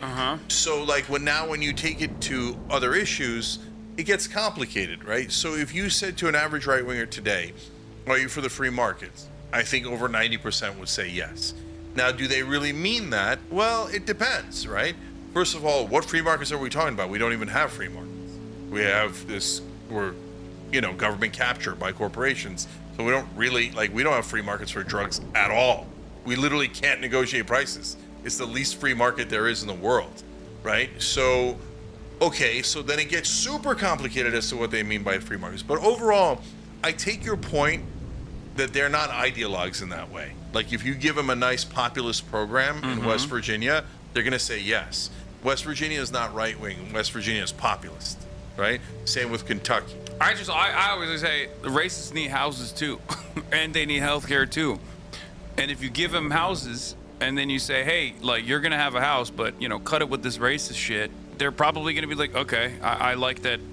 I would rather have a house than be racist. There will be some. Well, look, there will be some who will say, no, I actually do want to keep being racist. But ultimately, it's class first politics for that reason. But let's finish this video because he's gonna drive home this point were real designed quick. to be both beautiful And to then you look can at argue against and the beautiful next mayor of New York. to live in, happy. fostering a sense of shared community among the people who lived there. And the best part was that because the city didn't have to worry about making a profit, just about paying off their maintenance costs, these homes were both much nicer and much cheaper than what workers had previously known. In 1926, the average rent in Viennese social housing was about Karl just Marx. 4% of a monthly wage. Yeah. The first 15 years after Austrian independence saw its capital transform from a symbol of urban blight into a beacon of socialist governance. It became known as Red Vienna, after the official color of the socialists who had pioneered these changes. And even though Red Vienna fell in 1934 when the country was seized by fascists, who did what they could to roll back social housing, that commitment to good, cheap housing remained after the Second World War. Today, an astonishing 62% of all city residents live in social housing. What? With the average monthly rent falling How'd they do that? That's crazy. somewhere between It is, it's $400 interesting. and $600 a month. No, that's dude, No. that's crazy. Yeah. That's crazy. How'd they fucking do that? Someone needs to put an end to this. You know what they need? They need good, wholesome, free market enterprise. Capitalism. Not corporatism, but capitalism. That's what they fucking need. Subsidies for lower income Get 'em tenants. out of there. That is a fraction of what people in America pay. Unlike in the United States, where public housing is treated as a worst case way to house the very poor, Vienna's social housing residents are extremely diverse. Everyone except the top fifth of the population is eligible to live in social housing. This means there's broad appeal across many segments of society, which creates the foundation for its political popularity. That is how the majority of people in Vienna enjoy something that's considered almost utopian here in New York. Affordable housing that isn't just cheap, but desirable. Housing that isn't just four walls and a roof, but a real home, with a sense of stability, safety, and community built in. Now, of course, this is only one example of an alternative framework for housing, and Vienna has not fully removed housing from the domain of the market. Residents still pay part of their earnings in rent to cover operational costs, and a sizable chunk of the population lives in private housing. But it's an actually existing alternative that shows us what a step toward a better world could look like. If we want to end the housing crisis, the solution has to be moving toward the full decommodification of housing. In other words, moving away from the status quo, in which most people access housing by purchasing it on the market, and toward a future where we guarantee high-quality housing to all as a human right. So how can we do it? We can start by making sure people who access housing on the private market have ironclad protections against abuse and exploitation. But to go further, toward the Vienna model, we'll have to go beyond the market. We can So not only is the government a major market competitor that keeps prices relatively low, but there is regulation beyond that as well. And some version of this exists not just in Vienna, but like I said, in China and Singapore and numerous other places too. So it's already being implemented in many places around the planet. It's just unheard of in the United States of America. It's like not even considered. Yeah. So, first of all, they got all that free public housing, and it made them so soft they lost the war. Well, yeah, that's probably what it was. Yeah. Okay, now in all seriousness, so listen, I'm not opposed to it. In fact, I think that we should study every model out there. So we should study the Finnish education system. We should study the Norwegian prison system. We should study how they legalize drugs in Portugal. And they're not all magic fixes, but they're interesting to incredible, right?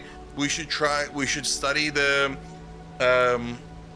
what they did in Spain with I mean, I think these guys studied it before they implemented it and their existence or the continued existence But of the Hans, don't be system is simplistic. Just because it worked in Vienna, sorry, I don't mean it that way. It's just because it worked in Vienna doesn't mean that it's going to work everywhere. By the way, but because it worked in Vienna, it means that we should probably try it somewhere else too, right? So, and see if it works. So I don't mind all of those experimentations at all. So I'm not like, to me, when you say public or private, I got no problems trying it in every different way until we get to a system where we're super comfortable what should be public and private.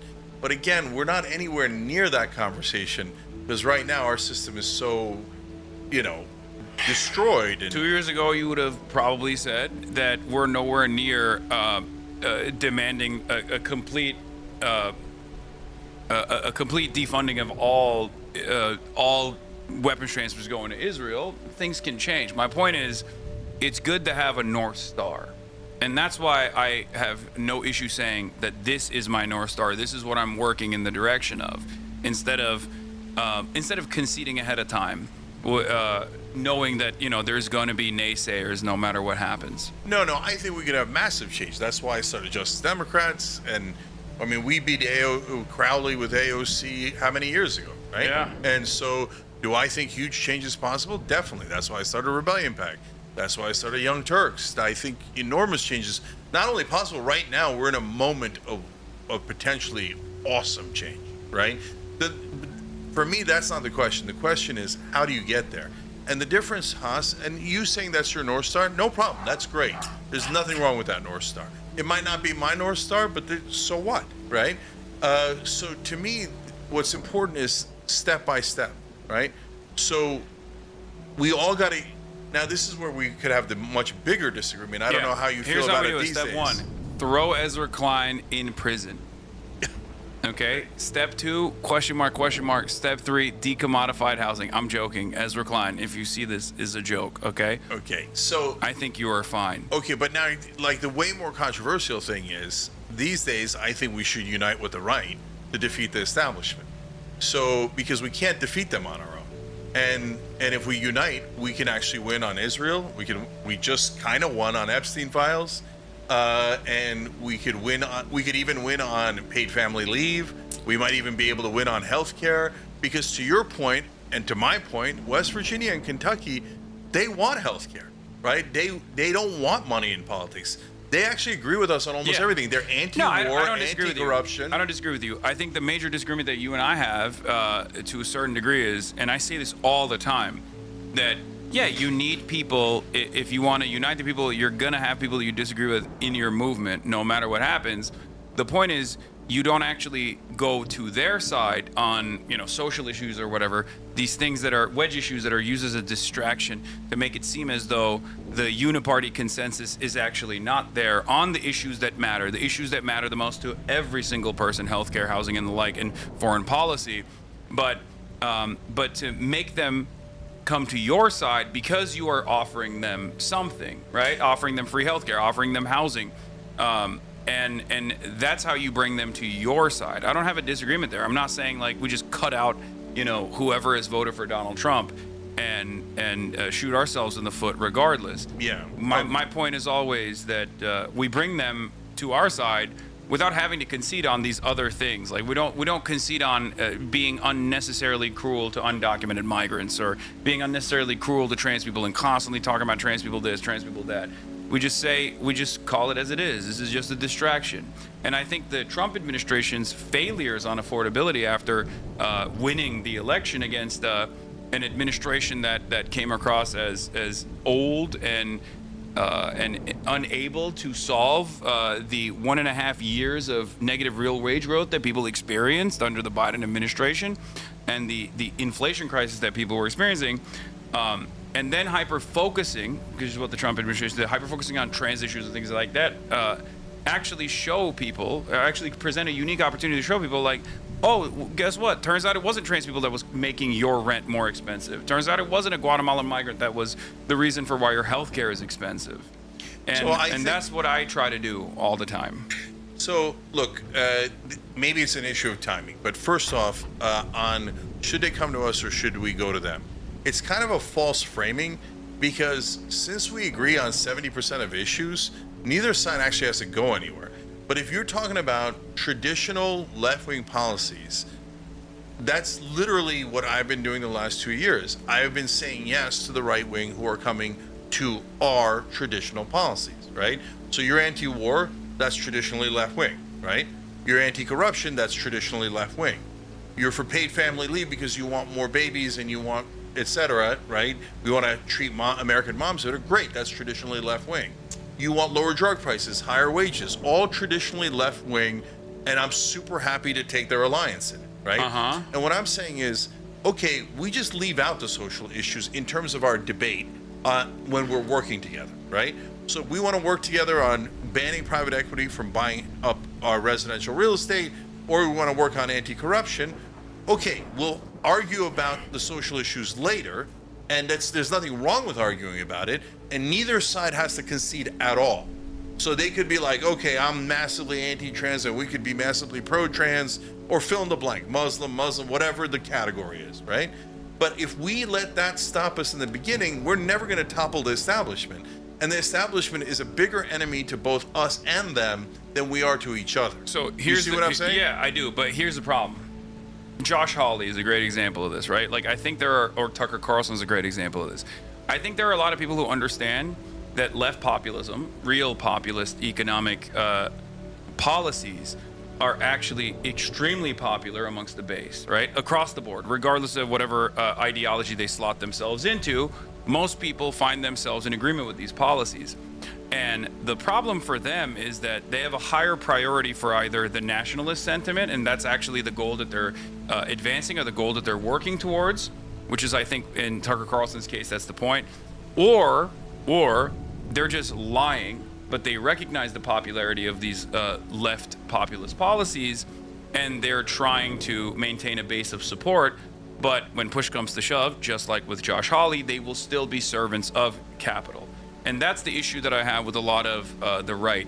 And I think that's the issue that a lot of people have with the self-described right-wingers. Maybe not the right-wing voters in general, because those people can be convinced and moved, but most people in positions of power within the right-wing machine are either lying about being in favor of populism, or they care infinitely more about like implementing some kind of insane nationalistic policies. All right, so let's take 5 different Republicans or right-wingers and give, and I think that'll help clarify the conversation. First of all, I agree with you, and that's the main point I make, is to make a differentiation between the leaders and the voters, okay? So attack the leaders, politicians, media, no problem, right? That's the game we're in. Don't attack the voters. They actually agree with us on 70% of stuff.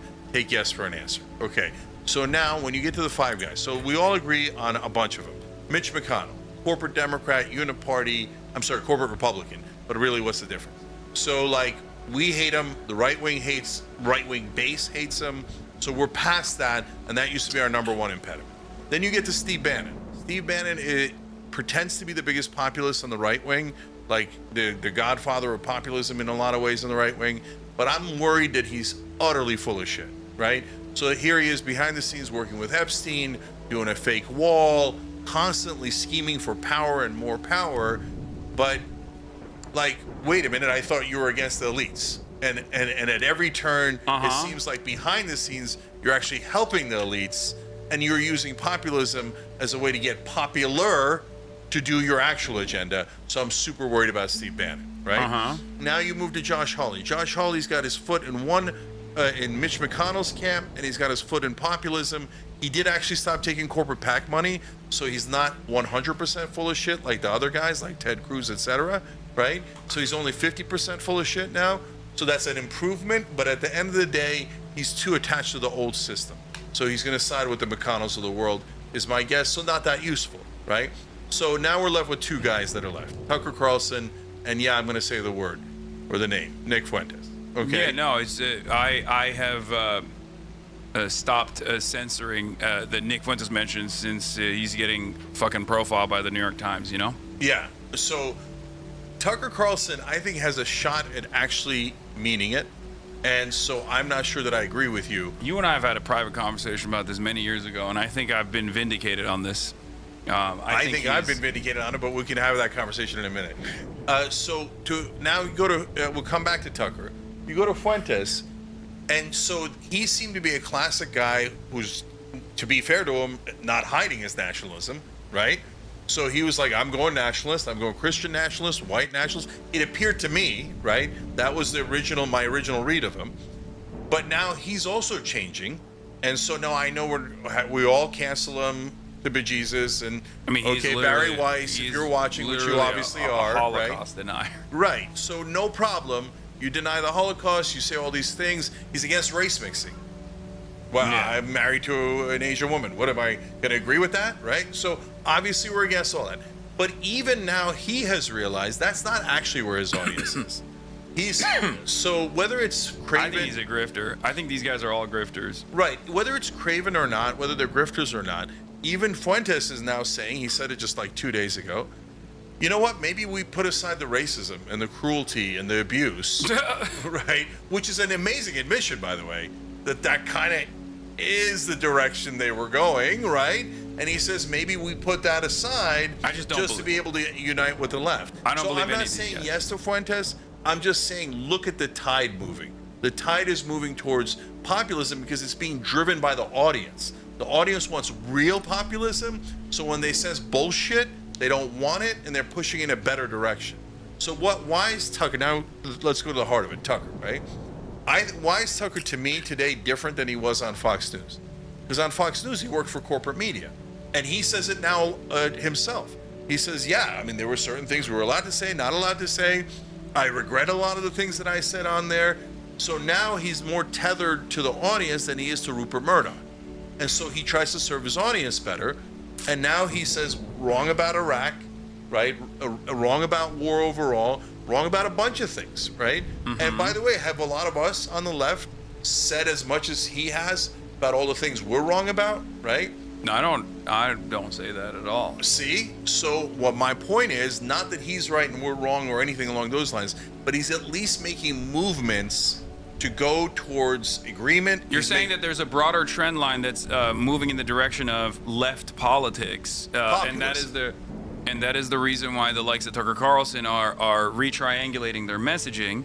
That's somewhat understandable, but I do think that ultimately, I don't necessarily care for Tucker Carlson personally or Nick Fuentes, but I do care about changing the mindset of their audiences, because I find socially regressive politics to be and reactionary politics to be a distraction, and that anyone that does that to any degree is inherently reactionary and deliberately doing this because they want to move people's attention and focus away from the material inequities that they are facing and away from a steadfast approach to dealing with those problems. That is the reason why it's very easy for me to say all right-wingers in general are grifters, and even that moderation that they're engaging with is them simply reading the room and recognizing that they have to offer some kind of what you call populism, some kind of left-wing material solutions. So let me say two things about Some of that. which do it because they want to maintain their popularity. Some of which do it because they have a higher degree of priority for like fomenting nationalistic sentiment, and they think this is the most effective way of doing it. I mean, Adolf Hitler was in charge of the National Socialist Party, right? Because at the time, socialism was a very popular movement. At a time when liberalism was failing, just as it is now, fascist movements were presenting themselves as revolutionary movements or an alternative to socialism that wasn't as scary. In Mussolini's Italy, it was bringing about a synthesis, as he would call it, of socialist sentiment, but also protecting the petite bourgeoisie. Okay, so look, me, you, and maybe whoever it is that we want to assign as the avatar for nationalism. Well, you think it's Tucker, maybe it's Fuentes, maybe it's Megyn Kelly, I don't care, right? My point is, we might all have different agendas for what happens once we get out of the woods, right? Once we break out of the prison, to use a couple of different analogies. But we got to break out of the prison first. And once we break out of the prison, you want to go towards more socialism. Somebody wants to go towards more nationalism. I want to go towards democracy, free markets, etc., right? So, okay, but first we got to break out of the prison. So if you say to me, hey, let's say take Tucker, he has a hidden agenda, and it's nationalism. I mean, it's not even hidden. Yeah. Okay. Whatever. And he'll say to you, and you don't. To be fair to you, you don't hide that your North Star is more socialism, right? Yeah, because there's a difference between those two concepts. Yeah, I get it. One is good. The other is an incredibly deadly, self-defeating, suicidal ideology. Yeah, I don't love socialism. And again, it depends on what we mean. If we mean Northern Europe, then I kind of do love socialism. If we mean like Venezuela, then no, I don't love socialism. Yeah, and I get it. I don't want to get into that. Socialism is an economic organization of, or socialism is a different organization of the economy. Venezuela and Norway actually have not even comparable degrees of socialization or nationalization. Norway actually has a higher degree of nationalization. This entire extraction industry is nationalized, as opposed to Venezuela, that has a lower degree of socialization. Yeah, like naturalizing your oil reserves, by the way, is a super interesting idea. So that's what I'm saying. No, but that's like the difference there is, of course, the way that the capitalist hegemonic superpowers have treated these countries. Norway is very close in proximity, or was very close in proximity to the USSR.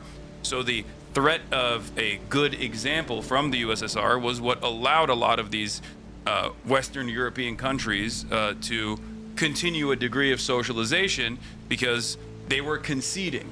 Just like you're saying Tucker Carlson is conceding to us on a lot of these issues, the capital owners there were conceding out of fear that if they don't concede at all, then they're going to become communist. Then the European countries are going to snap into revolutionary communist movements. So I got you. But what I'm saying, Haas, is so socialism, we can have a great, wonderful debate about how mixed our economy should be.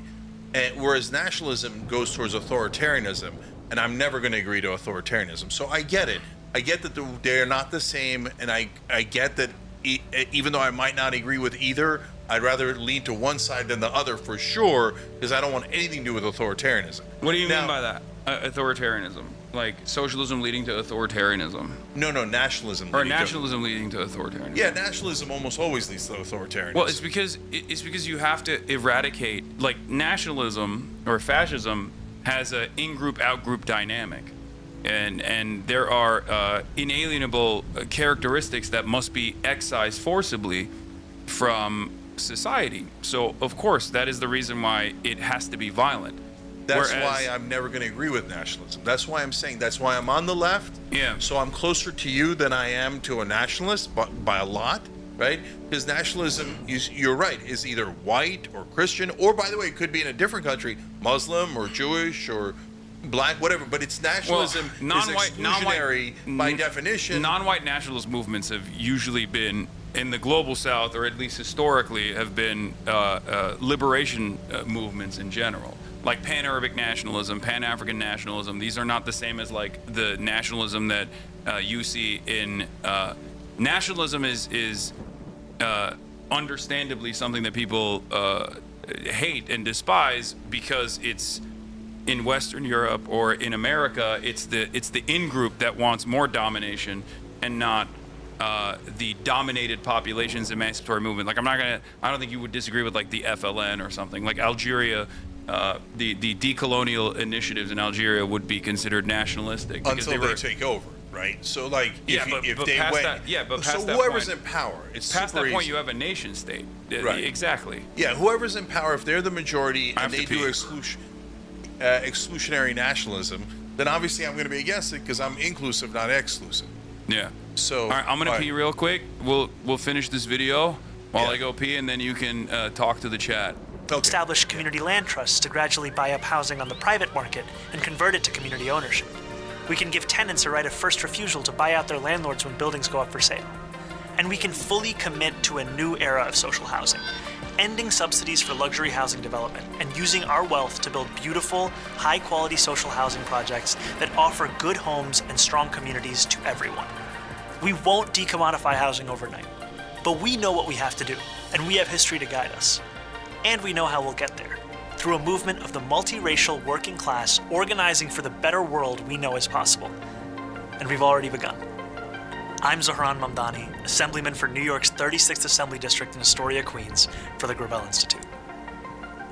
All right. By the way, guys, Young Turks is turning 20 online. So December 21st is our 20th anniversary on YouTube.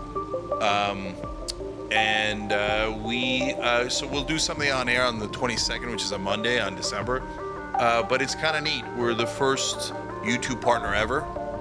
So that makes me the original YouTuber. So we're turning 20 in that regard. We also had 3 years on radio before then. But it's kind of neat, and it's kind of interesting to see the evolution of all of us here, left, right.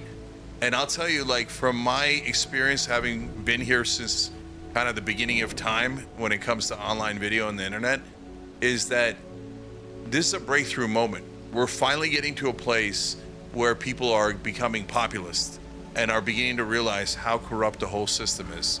And I've never been so excited. So, all right, to finish the thought. What you say populist, I say is class politics. Yeah, that's okay. More and more people are self-identifying as socialist than ever before. Yes, we're gonna wrap up in a second. More and more people are self-identifying as socialist in comparison to years prior, and I think that is what is good, because populism is too. Populism can go in either direction. It just means is that you're like anti-neoliberal, you're anti-establishment. That's fine. I'm anti-neoliberal, I'm anti-establishment, but I think I call right-wing populists slopulous for that reason, where it's just like fake populism. No, but don't do that. So number one, their voters aren't fake. They actually do want the same things we want. I'm not talking about the voters. They appear to be going to the left, but they're actually in the same place they always were, right? They always wanted those things. It's just the establishment lied to them. Corporate media lied to them and told them, oh, no, you don't want, lower drug prices. You don't want higher wages. And they did all that propaganda. Look, last thing on the nationalism is, look, Zionism is nationalism, and it's a disaster. Yeah. Because it means, by definition, you're not one of us, so you get less rights, you get less everything. And so I'm not going to be in favor of that. But Zionism is not an emancipatory movement. That's why it's not emancipatory nationalism. Not that the distinction is important for history, but we're not even talking about that right now anyway. Yeah, but my point, guys, to everyone, including you, Haas, and Tucker, and everybody is, let's get to our disagreements after we win. So after we win, you go towards socialism. Whoever wants to go towards nationalism, go that way. We'll split up, and we'll have beautiful arguments and debates and all of that stuff. But let's take down the prison guards first. The establishment are the prison guards. They're the maintainers of the corporate system. So let's knock that down first. Let's unleash populism on both sides. And then let's go have elections. And let's figure out what's more popular. Let's have democracy. I just don't. I think that historically speaking, given that socialism is an abolition and reconstruction of the capitalist hierarchy, whereas fascism is actually a mechanism of control to reassert the capitalist hierarchy.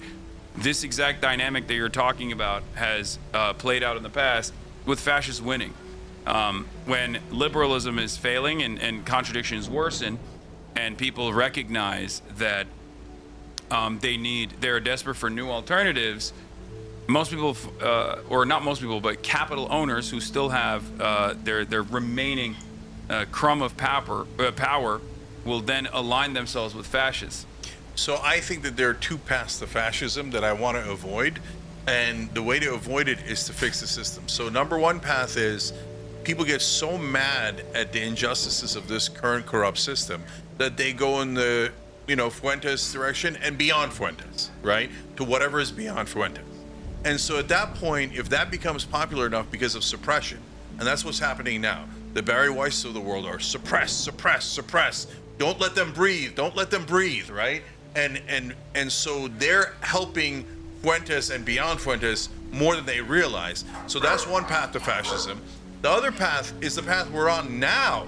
This is the establishment is the path to fascism. Because what's going to happen next is Palantir. Palantir tested all their technology in Gaza. Now Larry Ellison and the guys at Palantir are saying we now know how to control a population. So they're going to bring that here.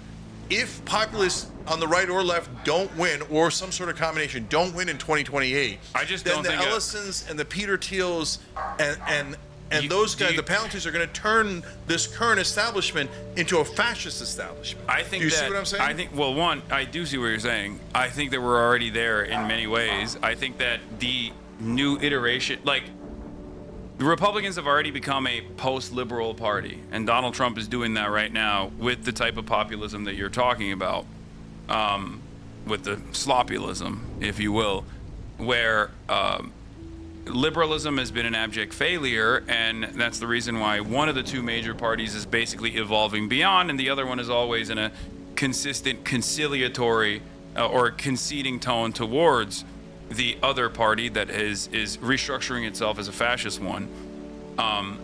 And my point is that the normal evolution beyond that point would be Tucker Carlson. I don't think J.D. Vance is going to lead the Republican Party in the future. I think Tucker Carlson. I think it's going to be the Tucker Carlson that leads the party. But I don't think. But do you think Tucker Carlson is going to go in there and actually fucking take out Palantir and Yes. corporate capital? I don't. I do not believe. No, those that are two at different all. things. Two different things. Palantir and corporate capital are different. I don't think Tucker Carlson does that at all. Look, I don't know. I can't speak for him at all. But to me, what you're describing, I don't think that the right-wing voters, best exemplified probably by Tucker Carlson, and we agree with that, right? That he's probably the best avatar for the right-wing voters, Yeah. right? Is I don't think they're fascists. I don't think that they necessarily want to go towards fascism. I think they're populist. And so we can disagree about that. I think right-wing populism is fascism. The right-wing populism is fascism in the most like it doesn't have to be at all. Historically, and you don't even know if but they're then right-wing. why? What's the difference? So then why Tucker are- Carlson's a socialist. So look, here, I'll give He you one. believes in free healthcare. He believes in Medicare for all. He believes in everyone being able to afford a home. No. You don't. Your two options aren't fascist and socialist. Those are not your only options. Okay, what's the option for Tucker? What does he want? So, for example, Marjorie Taylor Greene. So she gets untethered from corporate PACs, right? So all of a sudden, Epstein, Israel. But then, our audience asked her. This is real. Asked her to support Ro Khanna's bill on lower drug prices, and all of a sudden, she supports the bill on lower drug prices. Okay. So, and then what does she do? She's like, wait, the healthcare premium shouldn't double, right? So she's now was headed in that direction ideologically. And now she's is headed retired. in that direction. No, I got you. But so that's not a person that was secretly fascist. That was not secretly heading in a fascist direction. The more she opened her eyes to populism, the more she realized we agreed, right? So instead of saying, no, I think you're a secret fascist and I'm going to hate you, well, my point is, wait, maybe we should open our eyes together and go, oh, we have a common enemy. The common enemy is the establishment. Let's go get those sons of bitches. I think the common and then enemy we'll have is- a democracy, and then we'll see. Well, do people want to go right or left? And they don't have to go all the way to socialist, and they don't have to go all the way to fascist. They could find a nice place somewhere on the spectrum that is right for America. Yeah, I guess I don't have the same level of confidence that you do in any politician, really, because it's not like I have this degree of confidence in even Democrats, really, but I certainly do not have that for, like, the healthy skepticism and scrutiny that I have for Democrats is even twofold, if not tenfold, for Republicans who have spent their entire political careers harming the working poor. So let me ask you the last question. So I want someone on the populist left to win, Ro Khanna, Jon Stewart, someone along those lines, right? Mm-hmm. I don't want Tucker and Marjorie Taylor Greene to win. They're on the right, so we don't agree on a whole bunch of stuff, and some of the stuff that's really important. Yeah, like right? Marjorie Taylor Greene is like, oh, why are we funding Ukraine or Israel? We should be bombing Mexico instead. I think that's fucking ridiculous. So we can get into all that, but my And that's question not like to you, like a minor disagreement, is what I'm saying. I think No, it's I got an you. insane thing to say. okay, but if you had to pick between Tucker and Marco Rubio, right? Marco Rubio being more classic establishment uniparty. I'm not voting for either. Like, No, there's I'm putting a gun to your head, and you're going to You fucking decide pull the who's trigger. the president, Rubio or Tucker. pull the trigger. I'm dead anyway. All right. Both will, if given the opportunity, both will end me, because this is no different than, like, well, gun to your head, establishment Democrat versus establishment Republican. They are both in the margins. The difference between Tucker Carlson and Marco Rubio on some issues might actually favor Tucker Carlson. Let's say he is genuine when he says, every American should own a house. What's going on? Maybe he is real about that and he wants to solve the housing crisis. Sure, that's good. But he might be more reactionary than Marco Rubio, at least in the way that he's talked about things when he saw his legacy Americans, and that we have 65 million immigrants that need to be deported, which happens to be the number of Mexicans and Latino people in this country, right? The Hispanic population in this country. So maybe he might be even more reactionary than Marco Rubio in terms of an initiative that designs concentration camps.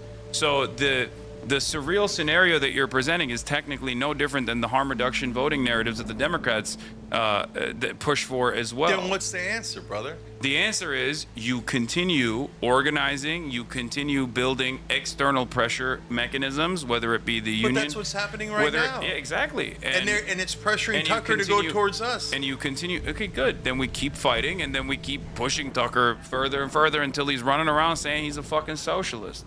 He still would be a nationalist socialist, but I think... No, the problem, super last thing. The problem is, you're worried they're going to turn into fascists and you start concentration camps. I think that they are already. They're worried that you're a communist and you're going to start concentration camps. Mm-hmm. Whereas I'm saying, guys... Who would I put in the concentration camps if I were to make them? Okay, I don't want any piece of that. So, okay. I'm just saying. Okay, so my point is... If I'm blocking your guys. If the option is imprisoning every brown person in the country versus imprisoning financial criminals, right? I think that the overwhelming majority of Americans would go, no, yeah, put the bosses in jail, as opposed to, if that's the gun to your head equation. I think but one in your hypothetical, one is literally criminals. Of course, you put them in jail. Like what the white collar criminals are still criminals. That's the reason right, but that's not a concentration camp. That's just enforcing the law. I mean, yeah. So look. Because you're both so worried about communism and fascism, it's preventing you from working together to topple your actual immediate present threat, which is the establishment, which is going to wind up in fascism anyway. Let's topple them first, get rid of the most immediate fascist threat, and team up with populism. So if you put a gun to my head, I'm not saying I'm going to vote for Tucker, period. No, I'm going to vote for someone on the left, a left-wing populist. But gun to my head, Tucker or Rubio or Ted Cruz, that's not close.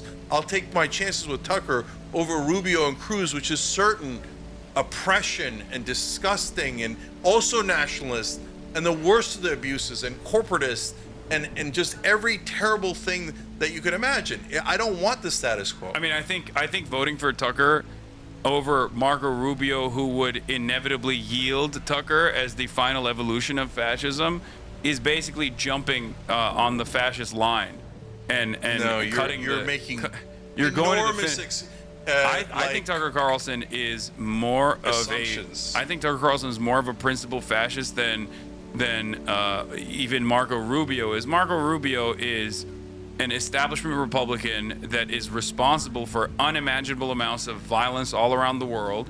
Who wants to start the war in Venezuela? Rubio does, not Tucker. I agree. Who's more pro-war? Tucker Carlson outside, no question. Tucker Carlson, outside of the confines of establishment media, now says he doesn't want a war with Venezuela. I agree with you. Except when he had a crumb of power, when he was within the confines of mainstream media, Tucker Carlson was still very much in favor of all the wars. What makes you think that when he has a crumb of power, he's not going to snap back into being a wonderful servant of the same capital-owning masters, the military-industrial complex that is demanding war with Venezuela, or Exxon and Chevron and numerous other industries of extraction that want to take as much of the Venezuelan oil as possible without any sort of government intervention. So he would do the same exact thing and be also worse when it comes to even, and this is not even an argument for Marco Rubio, fuck them both. Like I said, kill me instead. But they're both the same side of the evil fascist coin. One is just more ideologically grounded in fascism, I think, and that is Tucker Carlson. No, the most irrational phrase we have in the English language is, I'd rather have the devil I know than the devil I don't know. No, that makes no sense. The devil I know is a devil. I know Rubio and Cruz and all those guys are certain death for democracy, certain death for the idea of America. And we have to get off that road as soon as possible. So, and you are making a whole heap of assumptions about Tucker and MTG. Hold on, maybe you're right, and maybe you're not right. The difference between Tucker Carlson and Nick Fuentes is that Tucker Carlson is much more media trained after doing media for as long as Nick Fuentes has been alive. So he knows what not to say. That's it. That's the big difference. All right, that's your assumption. But for me, I have to partner with populists on the right. Okay. Otherwise, we will never, ever, ever defeat the establishment, and we'll both be defeated by them, and they'll laugh their ass off at us, right? So what form does that partnership take? I don't know. Again, I don't necessarily care about Tucker in general, but I do care about his audience, and I think that he is leading them, I guess. In some ways, he's leading them in an anti-Israel slant, which is good. Yes, very much so. And whenever he leans into left populist sentiment, that's a good thing that his audience is like, oh, I actually do agree with that. That is good. However, I think he's doing that to win favor with people like yourself and many others who are in the margins who go, why am I not hearing this from any liberal in mainstream media? Why am I only hearing this from Tucker Carlson? I kind of like him. But I think his ultimate ambition is not that dissimilar from whatever the fuck Marco Rubio would do or whatever the fuck Donald Trump is doing currently. Can I get agreement that even if it's a ruse, if he helps stop the genocide, that is a massive good thing and would never be done by the Rubios and the Cruzes of the world? So, can we take that win? Yeah, isolated by itself. But I don't think he would do that. Is my point. But he's trying to end the genocide now. I know, but I think if he was in a position of power and not because when he was. But forget the hypothetical, Haas. But when he was, I'm not even talking about the hypothetical. Different issues. When he was at Fox News, he was pro all of America's wars. That's when he had a closeness to real power, and he was, again, a servant of capital, but more directly. And in that moment, that was what Tucker Carlson was doing. There is no indication that if he actually came to real political power, that he would do anything different than still serve the interests of capital as he has his entire career. If somebody like Tucker, MTG, or Massey doesn't win on the right, and someone like Ro Khanna, Jon Stewart, Nina Turner doesn't win on the left, then we're in a world of trouble. There's no that path is super dark. I think so in general, to me, I'd rather take populists on both sides and see which. I mean, the perfect dream is populists on both sides. Okay, but Donald let's Trump, go to an election but Donald and Trump, see if the country wants to go populist left or right. You are relitigating. But Trump is an obvious fake populist. Okay, but that's my point. That's the most but obvious he thing didn't run in the as world. an obvious fake populist. He ran as a real populist. I got you. And that's but my Trump point. didn't do anything that. So, for example, right now Tucker says end the genocide, end the funding of Israel. Mm-hmm. Trump never did anything real like that. Except Tucker is saying that because he is no longer in the same rooms as he once used to be. Good, wonderful. He's not in those rooms anymore. but if he were to actually secure power, I don't think he actually had a genuine change of heart. I don't believe that at all. But it doesn't even matter to me whether he had a genuine change of heart. I care about his output because he's a media figure, and on that front, I'm glad that he is anti-Israel. Okay. Having said that, I think that the real reason why he's doing that is because he has to read the room, and he no longer has a higher priority of being a servant of capital, at least for now, until he gets to a position of power, at which point I think he would still advance the same exact agenda that Donald Trump did. Donald Trump came in with the exact same sentiment. You think Tucker's going to work for Israel like Trump is? Absolutely. No way. I do think if Tucker Carlson... No, that is the very last thing Tucker Carlson Bernie Sanders would also not be an anti-imperialist if he came into a position of power. I think as it stands currently, without external pressure mechanisms that make it a non-starter, and that's changing, and the environment is changing dramatically right now, you are never going to have a real anti-imperialist figure, a real anti-Israel figure that is capable of decoupling America from Israel. Haas, when I said that the right wing might come towards us on Israel, people said you're nuts. That's not going to happen, and it did happen. So my point isn't rah me. My point is maybe we should be a little bit more open. Maybe it could happen on another issue and another issue, and maybe we could work together to actually end the funding of Israel. But I think those people are coming to terms with this because of the endless amounts of pressure from the wokes the wokes that were jailed under the Biden administration. 3,500 student protesters were thrown in jail for protesting against Israel, for example. It's the wokes that are unironically carrying this conversation, paired up with a barrage of pain and violence that people actually saw all over their social media feeds. And that is the reason why a lot of people inevitably came to that conclusion and realized that paired up with Israel's arrogance as well, and endless demands for control and endless demands for fealty. But ultimately, like I said, that was an external pressure point that actually caused a lot of people, a lot of voters, to finally come to that conclusion as well. So it's the conversation that we're having still has to be about continuing to build external pressure, like external pressure movements, and not care about Tucker Carlson necessarily, but care about winning and convincing Tucker Carlson's audience. Just like not caring about the Republican Party in general, but instead caring about convincing the Republican voters. And the only way to do that, and I think you and I agree with this on this, is by offering them something: housing, healthcare, an end to corporate corruption in this country. These are the things that we can actually win the attention and the loyalty of the right-wing voters on, without having to concede on any of the social issues whatsoever. Yeah, let's end on agreement. Yeah.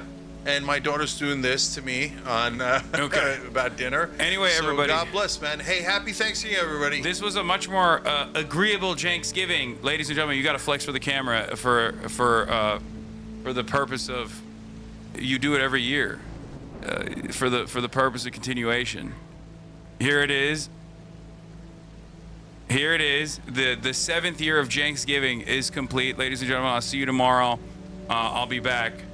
As always, peace and good night. Good night.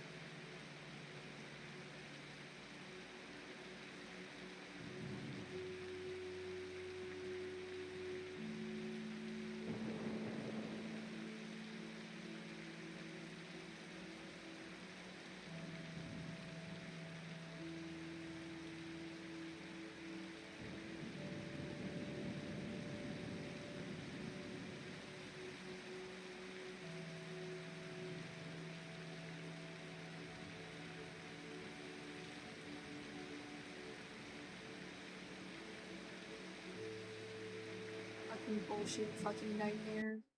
For the millionth time, my speaker got shut off. Fucking nightmare about someone bringing my cat back to life. And then them ditching me at some like weird science center. And I like had no way to. Whatever, fuck this stupid thing. Fuck this stupid shit.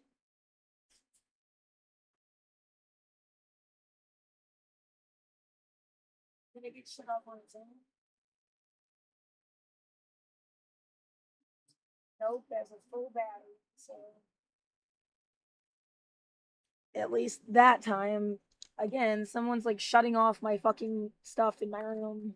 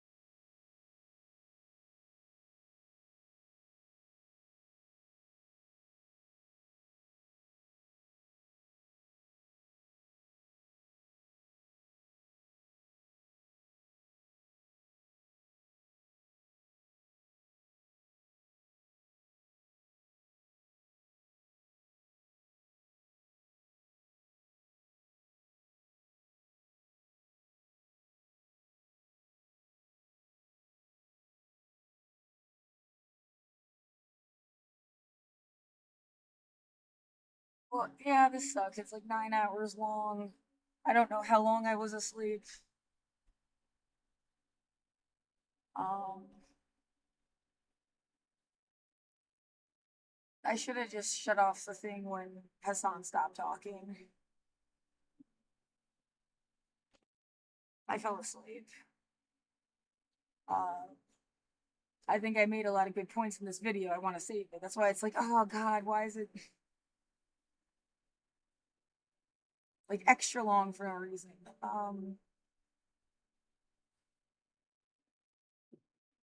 No, it's absolutely fucking bogus. Like, you can't keep fucking with me. Like, it is like they think that they're gonna fuck with you till you die. I think. Like, that's their, like, they're too stupid to fucking, like, not do that. whoever it is, like whoever that somebody one day you'll find out that how and who kept like shutting off my speaker is a good example.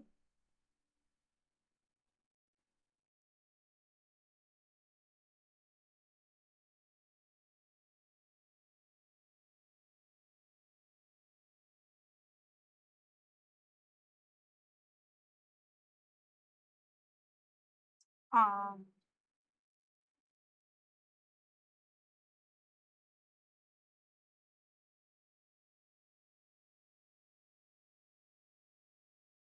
oh, Hassan is online. What, right now? You could circle back again.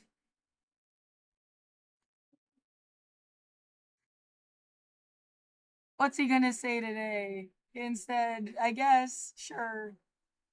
That's funny. I can't deal with it. I know there's 20 minutes left, but they're already showing stuff. I hope, yeah, you know what? If I get killed, maybe he does have some kind of way to figure out who was fucking with me. And you can get fucked. I don't know. It'll be a win for him.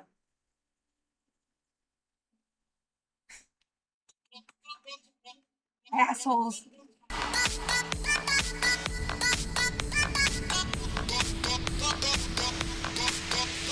I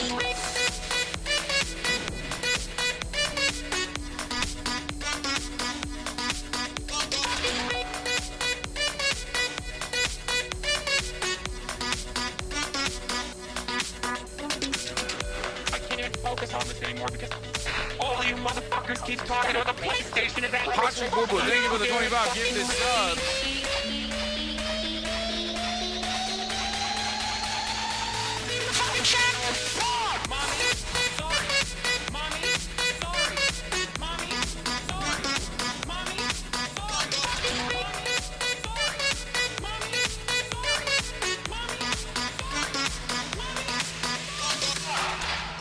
Dude, Megaphonics is literally just like hitting the levels of. What's going on, everybody? That I hope everyone's having a fantastic evening, fantastic afternoon, fantastic pre-noon, no matter where you are in the world. I'm Hassan Piker, and this is the Hassan broadcast coming to you live from the unceded Tongva and Quiche land in sunny Los Angeles, California. Here, folks, it's 67 degrees and sunny here in Los Angeles, California, and we are live. We're alive, and I hope all the boys, girls, and MBs and the two spirits are having a fantastic one, because today's a beautiful day. Today's a wonderful day. Today is a very special day. And you might be wondering, is it a special day because you worked out this morning? But the reality of the matter is I didn't actually work out this morning, so I don't feel too great about that. But is it a very special day because it's the day after Thanksgiving? No, that's not the only reason why it's a beautiful and special day after Thanksgiving, also known as Janksgiving. It's because today is Friday, ladies and gentlemen. That's right. And we haven't done this in a long time because I was in China. It's Friday then. But you already know Sunday, what it what? is, ladies and gentlemen, boys, girls, and MBs. It's Friday, also known as Friday, also known as Friday, but Fry Slay. You already know what it is. It's Freaky Ass Friday. A time for every working class individual to feel a sense of purpose and autonomy in their lives, a sense of freedom that our forefathers fought long and hard for. And that is precisely why every Friday is technically a day of celebration here at the Hasanabi broadcast. You already know what it is. Think a union if you like the weekend.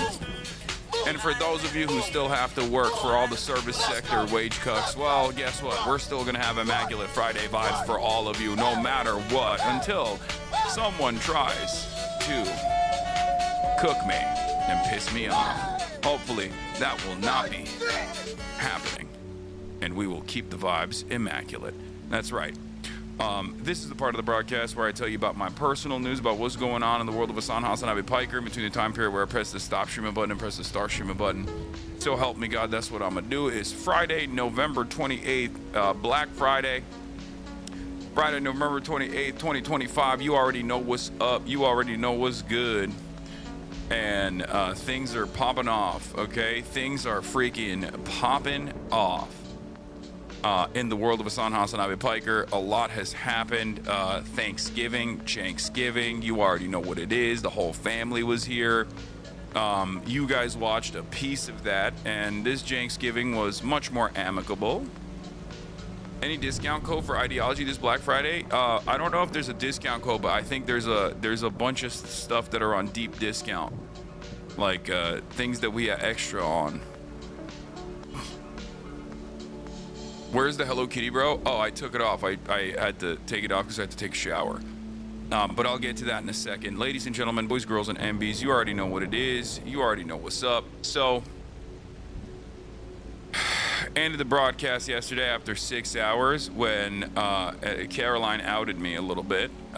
She posted because she was also invited to Janksgiving. Will was also invited to Janksgiving as well, but he was too busy making money after the unimaginable amounts of money that we dumped into our China trip. So he is doing sponsored streams nonstop, the boy. But yeah, Caroline posted this funny the background. This is what it was looking like for the regular folk, for the everyday folk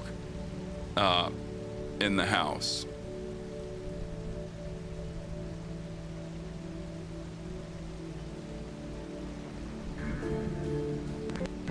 Oh my God! Like last year, Janksgiving looked like this. Are those your parents or my grandparents?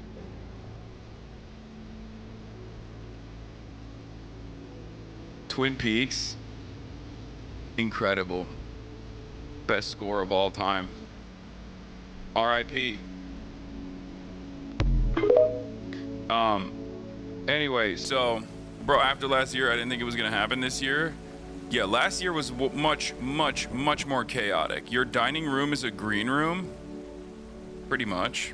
One can say that. You're not wrong about that. In any case, Thanksgiving core, let's go. Yeah, I wanted to give you guys a little taste of the you know, unk off. A little taste of janking off, you know? You already know, is jank time. Is Janksgiving, is jank time. Obviously, many of you have experiences with your own immediate relatives and distant relatives at Thanksgiving, and we get to have it in front of tens of thousands of people every year. Meanwhile, I feel like you actually made ground with Jank this year, even if he was spitting reformist talking points we know have historically failed. Yes, I'm janking my shit right now.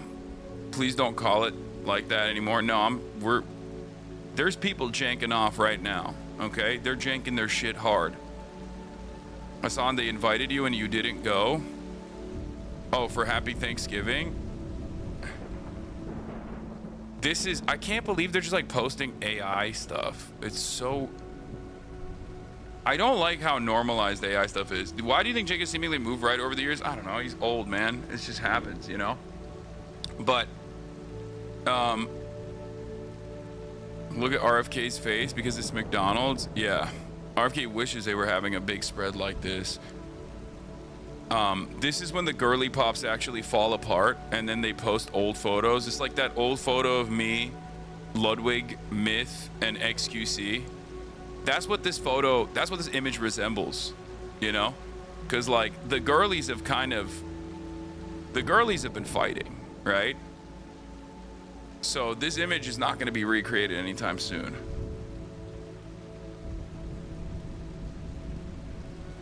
Or like, yeah, that photo of me, Nick Merckx, and XUC. In any case, got my MAGA family to say inheritance caps are needed, but they couldn't get behind a progressive tax system so wild. Yeah, we'll discuss the many gains that you might have made with your interlocutors, aka your immediate family members.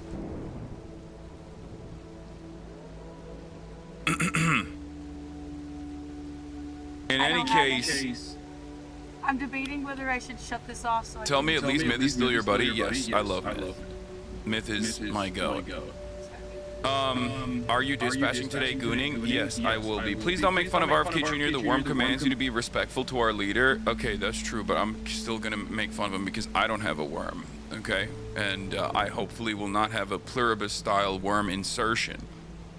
Are the sweatshirt measurements all the way around my chest or shoulder width? I don't know. Why'd you torture Will? What do you mean? How did I torture him? But, hold up. Where was I? There was something I wanted to talk about. Oh, Janksgiving. We'll get to all the clips that you want me to look at in a second. But yeah, Janksgiving was fun. I think it was much more amicable than last time. So that was cool. Your lip was not bleeding a second ago. What the hell? No, I bit the fuck out of my lip. Remember when I was talking about how my lips were, what's the term? Chapped in China? Yeah, I'm a picker. I'm a piker and a picker. So when I have like chapped lips, I just consistently pick at it. God, you're such a fucking man. I know. And I didn't even go and get, instead of going and getting like, what is it, lipstick, chapstick, instead of doing that shit, I thought, I could just like lick it and then that will give it enough moisture. It didn't work. Lip balm didn't work. Anyway, this is some of my, give me a break. This is some of my most like men qualities, okay? This is one of the most like, I guess, toxic masculine qualities I have. Anyway. You bought chapstick for Austin too in Hong Kong, so funny. I did. Spit is not moisture, it dries it out more. Wait, why? It feels more moist. In any case, it doesn't matter. All right, yeah, it's natural lube. So, where was I? What was I talking about? Oh, yeah, Thanksgiving was good. I didn't actually eat like a crazy amount. Yesterday. I was very hungry. I had turkey. We ordered some sides ahead of time. That's how we do it. My grandma makes the turkey and then we order Islamist fatigue. Okay. Yeah, I know. There's tremendous Islamist fatigue in the United States of America. You're right. Or anywhere really. Because the Sharia morality police is constantly enforcing standards like of halal. It's really, really tough for you, I'm sure, living in fucking Idaho.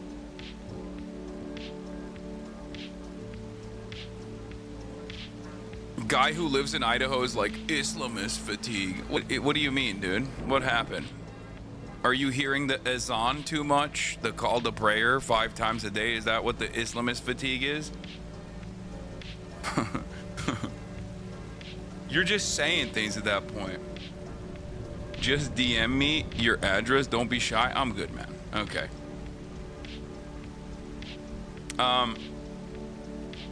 Saliva contains enzymes for breaking down food. They'll break down the skin of your lips too. Okay. Your lips can get sunburned. So I got Aquaphor. Okay, everybody stop talking about my lips. Okay? Stop talking about all of the ways that I can do self-care. As you guys know, I've already maxed out on my self-care. So, yeah, after Thanksgiving, we did White Elephant, and after Thanksgiving, we did White Elephant, where everybody like we do it every year, where everybody like buys shit, and of course, like, you know, I got my team to go nutty mode on the gifts, but one of the gifts was so good that I had to steal it back. Okay?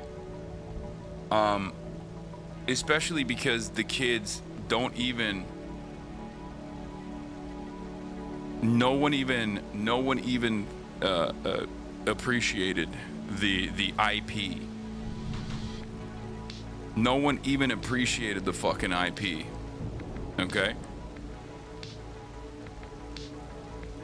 Stole back from the kids law? Yeah, I'm gonna explain it to you. So for those of you who don't know, White Elephant is like everybody picks numbers out of a hat, and then, you know, you go from like 1 to 13, however many people there are, and the person who picks number 1 gets to go back and steal a gift if they want to.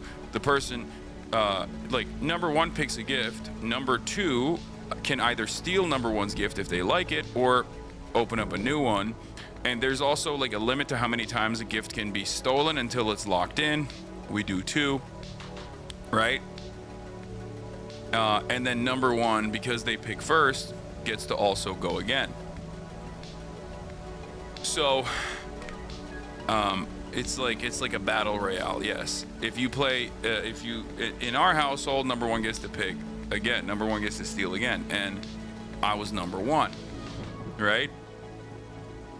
Anyway, I'm gonna show you what it is, and then you guys will understand why I stole it. Okay, from my niece and nephew. Okay, Unk time, some real street justice. You know what I mean? Like, I had to do it. I picked my mom's gift, of course, and it's, you know, no disrespect to my mom, I love her, but kind of lame. It was like some museum. It was a museum stuff. Like, it was socks from the Met, and then it was like a little booklet of like, you know, art or something, and I was just like, ugh, right? Lame. No one wants it. Luckily, my grandmother steals that from me, so I have another opportunity. And the thing is,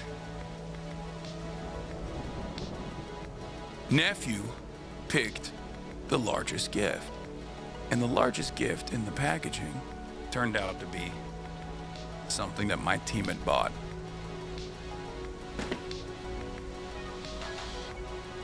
One Piece collab with Labubu, the Monster 400X Mega Labubu for Tony Chopper.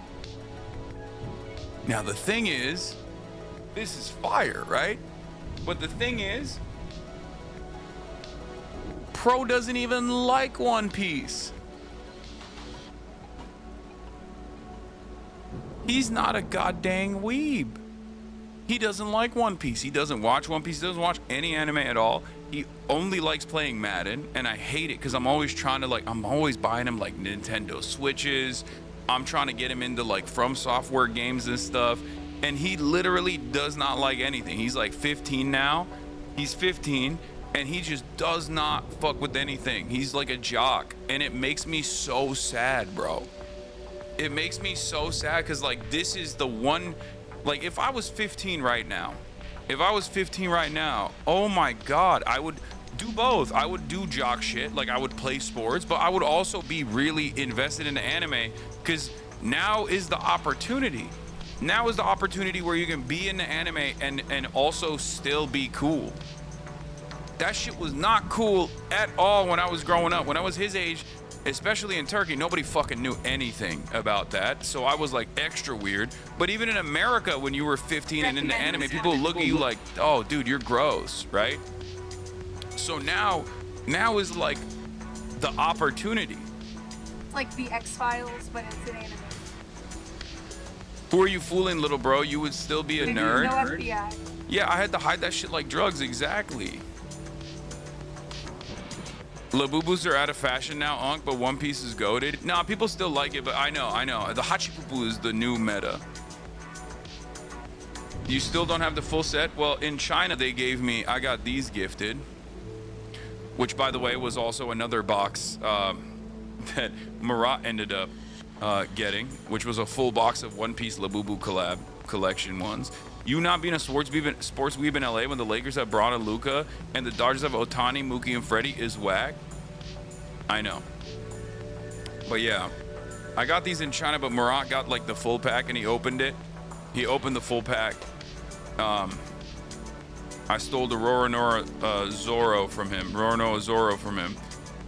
They're blind boxes. Open them, you might get law. I think he left a bunch of them behind. Marat doesn't fuck with One Piece either. He just like opened them and he was like, cool, I'm gonna put this on my desk at work. But in any case, you know, fun experience overall.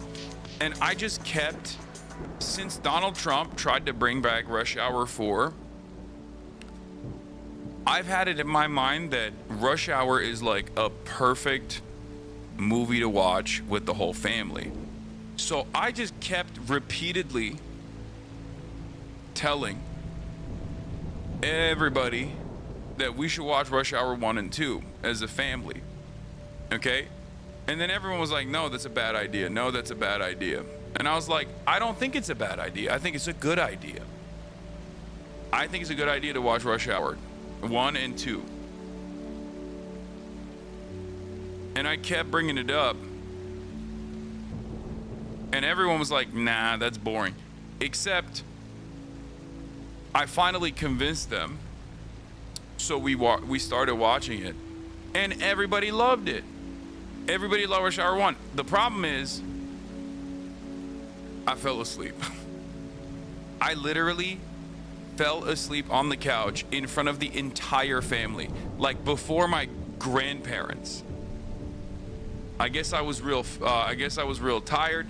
I just straight up, like I was like 10 minutes in, everyone's invested, they're watching. Turns out I'm out.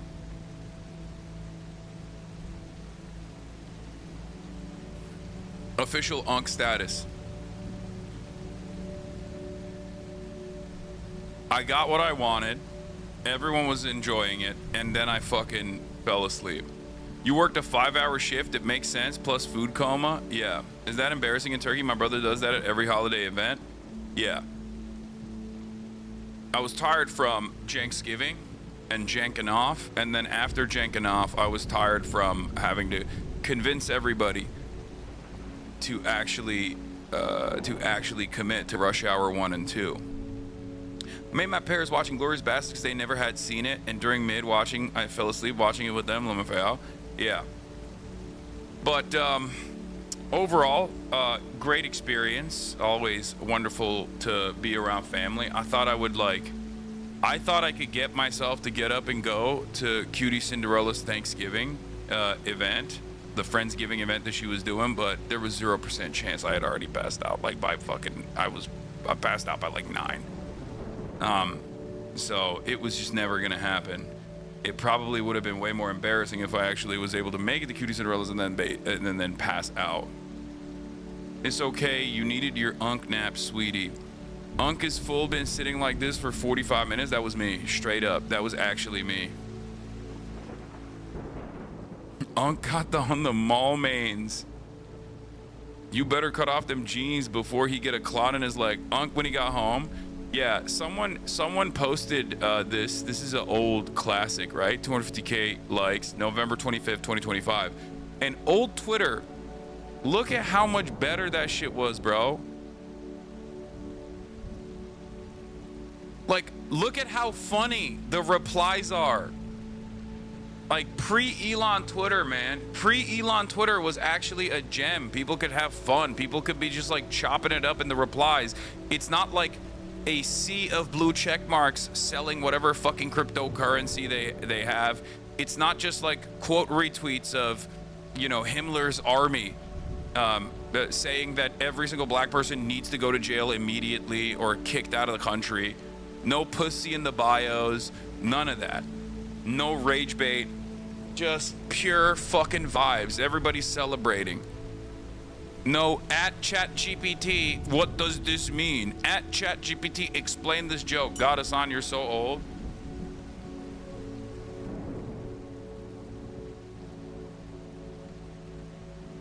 Or not at ChatGPT, sorry, at Grok. That's how little I give a shit about AI, bro. I literally fucked up the AI bots. That was only 4 years ago, but it feels like it's a lifetime ago. You know what I mean? No, Twitter was way better. You're cooking. No, absolutely.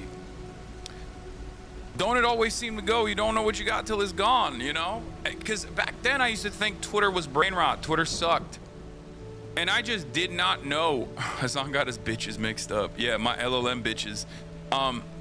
It turns out that, you know, I was wrong. I mean, that shit was ass too in a different way, but honestly, it was so much fucking better than what it is now, what it's turned into now, you know? Queso ripped into a chatter asking him to ChatGPT something. I saw, God, I love Queso so much. My fucking goat. He has yet to have a bad take, brother.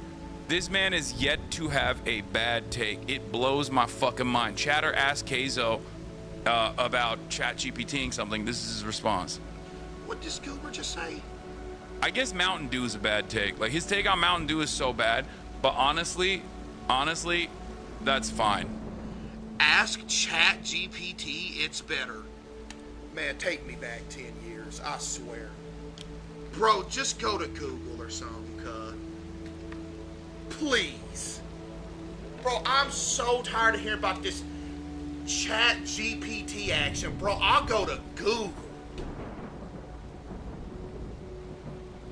Dude, And even then, Google has like an AI summarization and stuff. Twitter was the basis of internet media comedy. Something would be a Twitter meme, and within a week or two, it would be across Reddit, Vine, TikTok, Instagram, and the real community and humor of the internet is based on the OG Twitter. I'm being so for real, I can write a dissertation. No, 100%. Twitter is one of the most like interconnected social media platforms out there, which is precisely the reason why when Twitter went white supremacist, when Twitter went full Nazi, every other platform became more Nazi. Like, Twitter was the glue that fucking held everything together. It wasn't the most popular out of all the social media platforms, but that's where the tastemakers of the internet existed. That's where the meme makers of the internet existed. Whatever the fuck has happened since 2020 sucks. A lot of people that are in the media would be on Twitter all the time. Like, all the people that do have the capacity to move others in a certain direction, they all spend a good deal of time on Twitter. And there were downsides to that.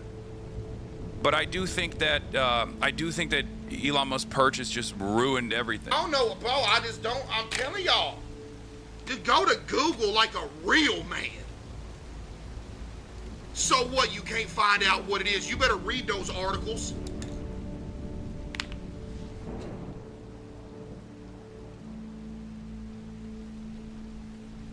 I was never a big Twitter person, but I did have an account. And then I keep having to tell this story because, like, what the fuck?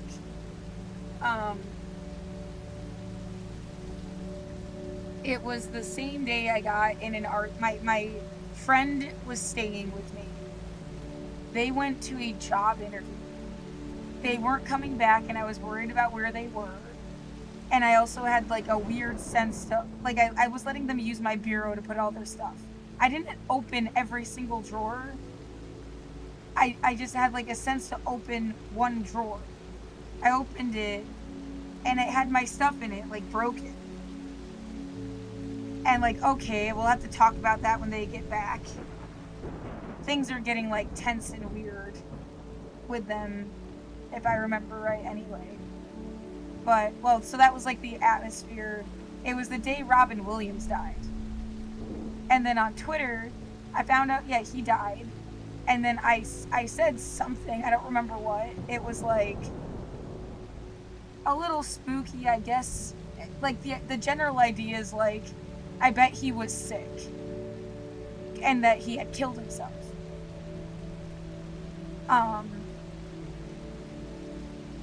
Because he was sick or something.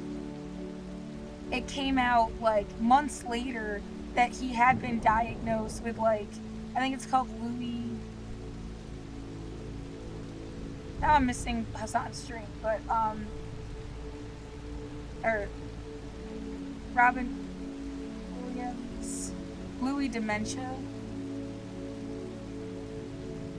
Like, I was right. He was sick, and he killed himself because he was sick, and he didn't want to deal with it, I think, or go through. Lewy body dementia.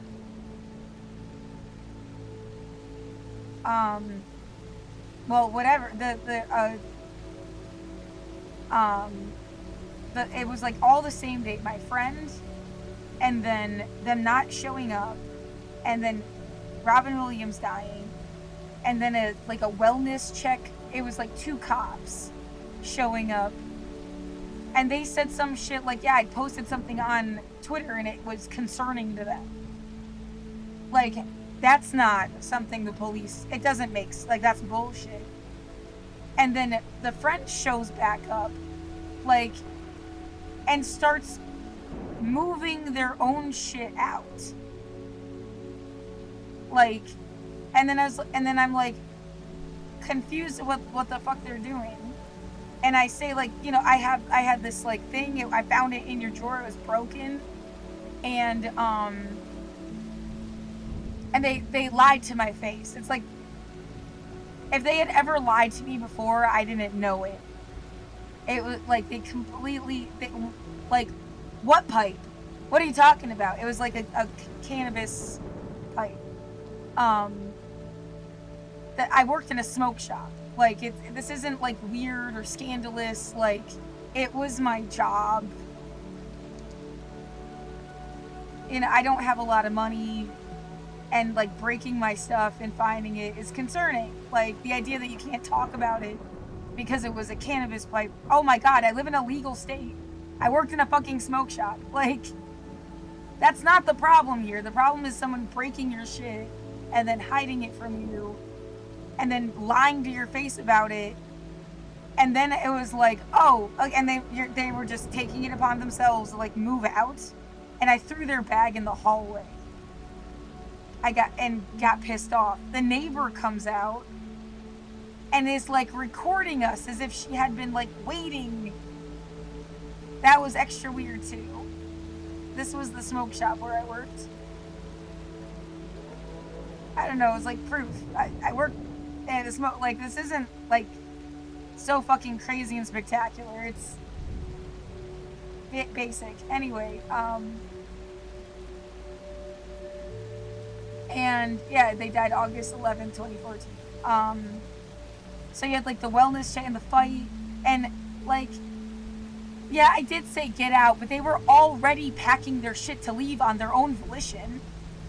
And then I told them you don't have to leave. The lady that lived and came out suddenly with her fucking camera, like, they called, again, like, some kind of security guy. It wasn't, like, the cops itself, it was some security dude. And, like, I was telling, like, I did not kick them out, is the point I need to make. Like, I didn't make them homeless however long they were homeless, because it changed from, like, 2 days to 2 weeks. It sounds like they just left they had planned this and left their stuff with other people that lived in the building and were staying with them. Like, they were just completely full of shit. And all of this shit gets all wrapped together the day Robin Williams died, Twitter, the pipe, my friend, like, fucking me over, whatever they were doing. And then, later it matters again. Yeah, I'm saying this as, like, stuff I have to remember, because some guy that was fucking with me in this building went out of his way to be like, he had met Robin Williams. And he also said some weird bogus shit to me about wanting to play with me all day. They flooded my fucking apartment in 2018. Water came in through the fire alarm, the light, the vent in my kitchen.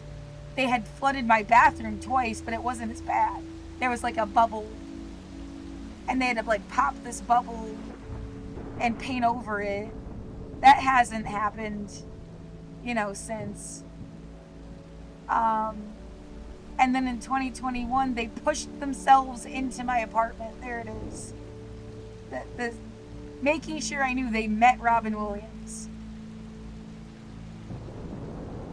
I mean, if that seems like a step too far, but the last person I ever dated, we only dated for like 2 months. They would dress as Link from The Legend of Zelda. That was like their outfit. Which is kind of like, I don't know if you want to connect that. I don't know if it's on purpose. It seems like a little bit too... What are you doing? And I mean, Robin Williams' daughter is named Zelda. So like I said, I don't know if that's connected. They also had some connection to Buffy the Vampire Slayer. Like... Oh, how could I forget? Like, they were charming, they were cool. We went to a bar, I got sick and was puking and shitting. I thought I was gonna die. And it sounded like they were, like, in my bedroom making out with their friend. And then they kind of like ditched me when I came back and like laid down, you know, didn't try to make sure I was okay.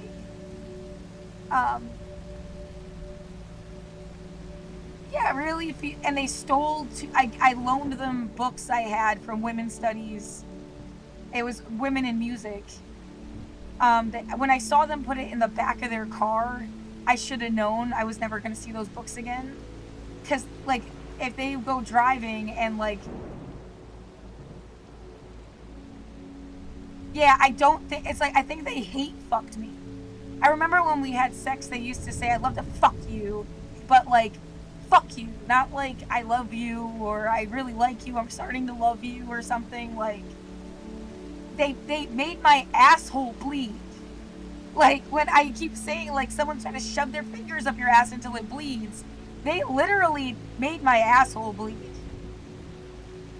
Not charming, not funny, not a good story. Who wants to hear that? Yeah, so, like, it really feels like somebody put this kid in my life, person. They were 25 when I was 29. Like, anyway, and yeah, that's the last person I ever dated. It really feels like something, and they were connected on the internet. Yeah, I do have to say that. Like, I think if you care about me, you'd understand why I have to say that, why I have to explain it a million times. You're not going to be mad at me about it. Like, they were connected on the internet to my first person that I'd ever had sex with. Maybe they were, like, just being a douchebag and, like, yeah, gold digger, dig a grave. I'm not trying to play into that. Yeah, the idea that they came here sort of on their behalf and fucking hurt me. What? So I don't know what to do. The idea that it's all a scam to make you need somebody to call for help. And they actually, like, worked for the people across the street or something. And that's who was fucking with you, because everybody was, like, weirdly religious. It was always like, surprise, we're religious. I liked them because one of the first things that they ever said to me, the last person, was that they understood their white privilege. And it felt really, like, refreshing. They were woke. Like, it's not a joke to me. Yeah, it's... So, like, to make this easy, like, this person was connected online to this person. And then, but that doesn't mean it's their fault. They had thousands of followers. Like, the idea that Twitter factors in again, because that same account, somebody, like, stole it, wrote everything in another language, had a banner on top that said, like, cyberbullying. And I had them close the account down. The only way, I don't know if I said it in this recording or not, the only way you can find it is if, well, I'm trying to say this as fast as possible, because it's, like, such a long story to get to what point exactly. If you search my old screen name, you still get the ats from other people. But the account itself is gone. Well, I asked them to take it down. Like, someone had hijacked it, did this cyberbullying thing, wrote everything in another language. So yeah, I don't use Twitter. And the idea that, but I did use it in 2020. I made a different account and followed people. That was Voltiverse. That's how I found out, like, everything I saw and all the, like, conversations, and that came out of, yeah, this one. Was it or was it? See, like, I tried to make an account with just Voltiverse, and it wouldn't let me. Like, but there is nobody with that name. They just, like, wouldn't let me use my own fucking name. That was weird.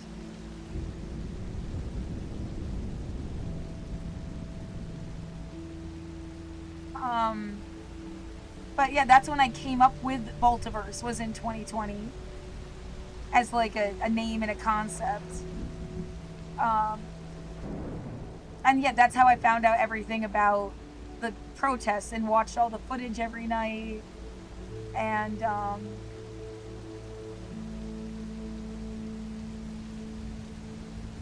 well, like, that was the most solidarity I could have. I don't use this account anymore.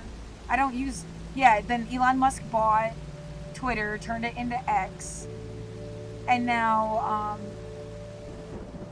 yeah, it just seems like as if that put a lock and a key on top of everything. I don't know what the fuck is going on. It feels like somebody hurt me, as if they thought I had an association with Elon Musk. That's hard to explain. I don't. Yeah, it takes too long to explain this. Yeah, and I mean, no one cared anyway, right? So I'm just trying to say ways that, like, this doesn't look right and has been fucked up. Like,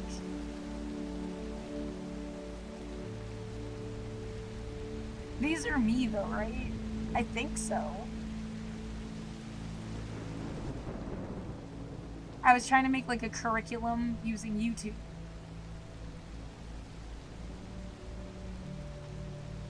The Dolly Parton America pod. Oh, because it's about, yeah, different ways of looking at America. Yeah, that was interesting to me.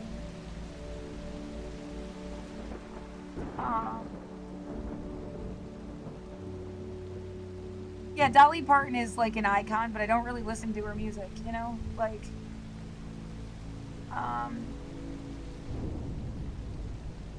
well, so it would be weird if it was a playlist of her songs.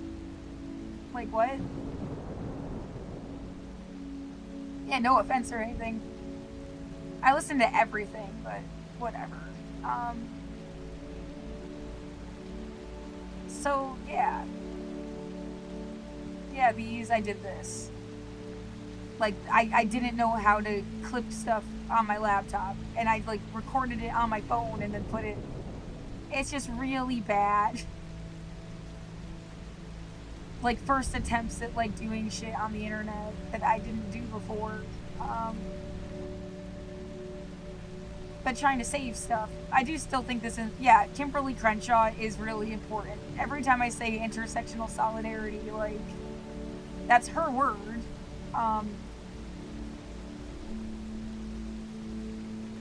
And I wanted them to be on the board of managers for MHS. This is important.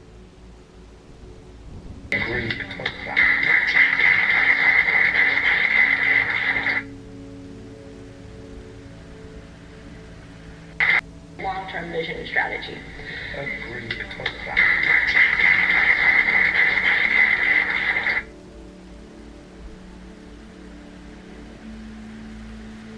Yeah, fuck Donald Trump. Yeah, fuck Donald. Yeah, fuck Donald. Yeah, fuck Donald Trump. Yeah. Long-term vision and strategy. The whole clip is more important. She talks about, like, being in Portland and the police force, a private police force that showed up. And she said they were killing people, and, like, I didn't see them kill somebody, but I would believe that, like, because somebody turned my fucking street and my building into some kind of, like, war zone shit. And yeah, to this day, like, won't leave me the fuck alone. It's just, it's not as bad as it was. You need to leave me the fuck alone. Is that all you are? Some, like, private fucking security guard with a fucking hard-on for being an asshole?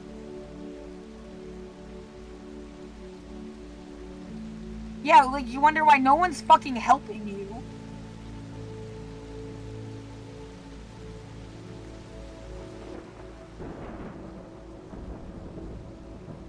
Okay, so we're running against the clock. But I want to make sure that we have time for this last question, which might mean that we don't get to the Q&A, but let's try. So people won't have like a full 5 minutes, maybe like 2 minutes each, on this question of what feels winnable now. And to try to get as concrete as possible. We've heard a lot from all of you and in the plenaries about the need to organize and do base building.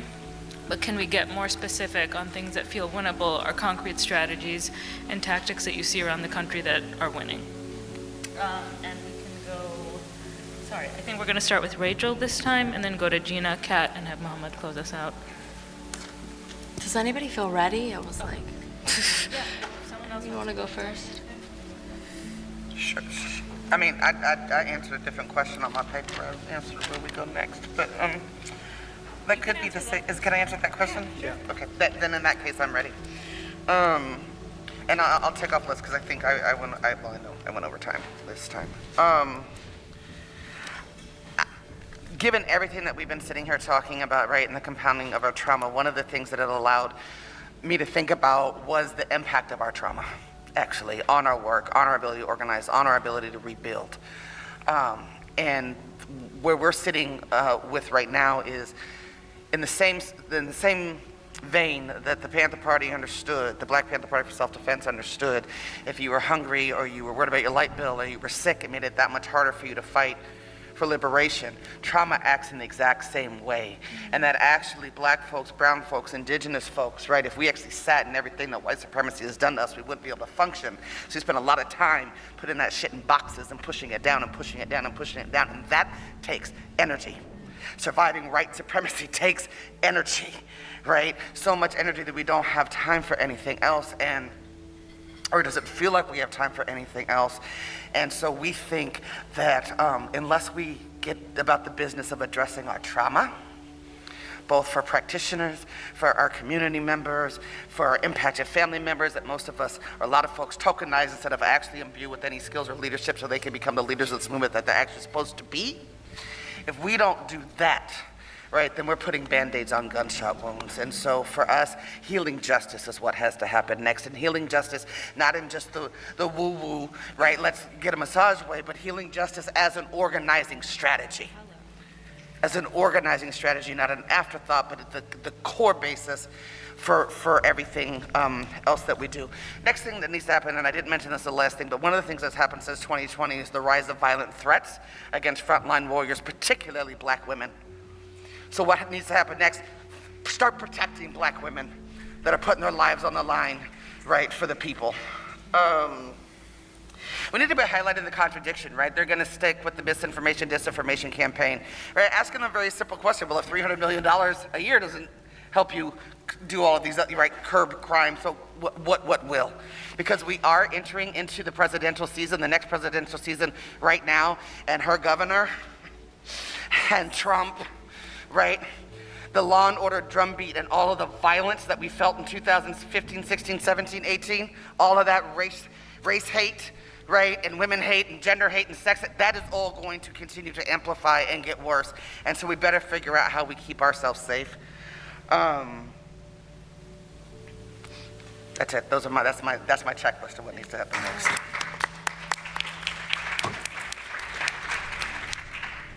So one of the reasons why I felt like challenged by this question is one of, I think, the things that the abolitionist movement needs to work on is having like a clear economic analysis and an analysis around capitalism. And I think that one of the things we need to be really clear about is you can't defund the police under capitalism, because the purpose of police is to protect capital, and capital is going to figure out how to protect itself regardless if the police exists. And I think there's like a concrete example of this. I'm from Oregon, and in Portland there's a huge shortage of police officers.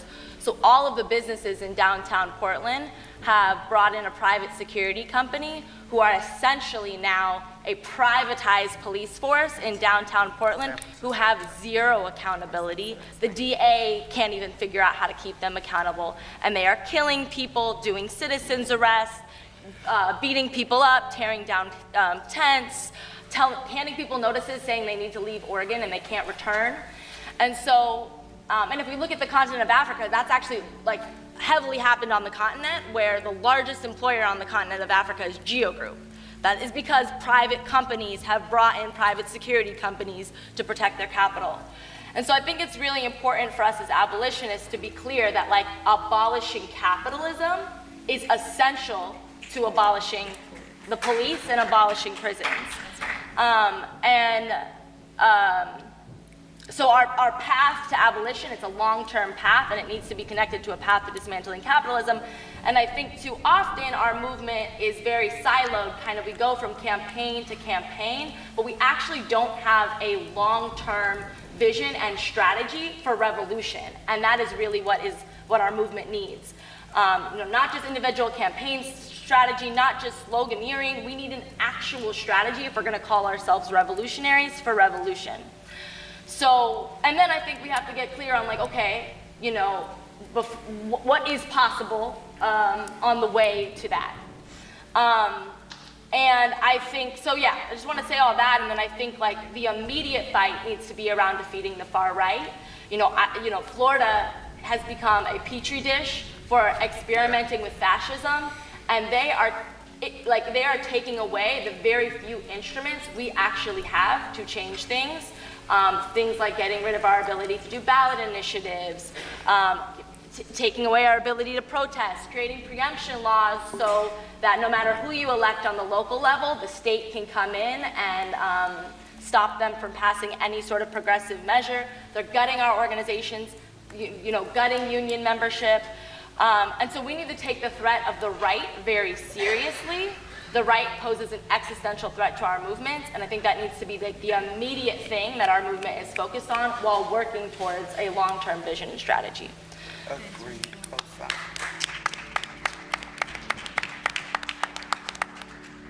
Okay. Okay.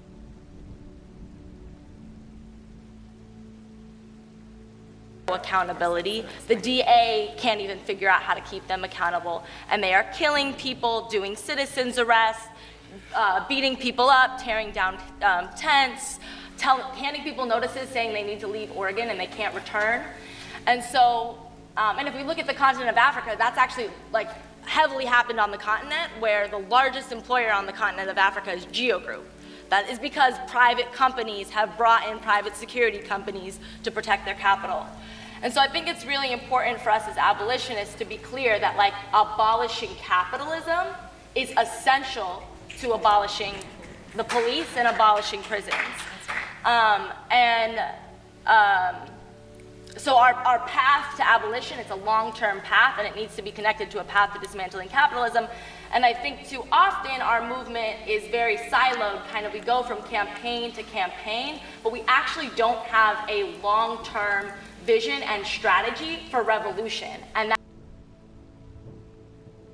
So I've tried to edit out like their name and stuff.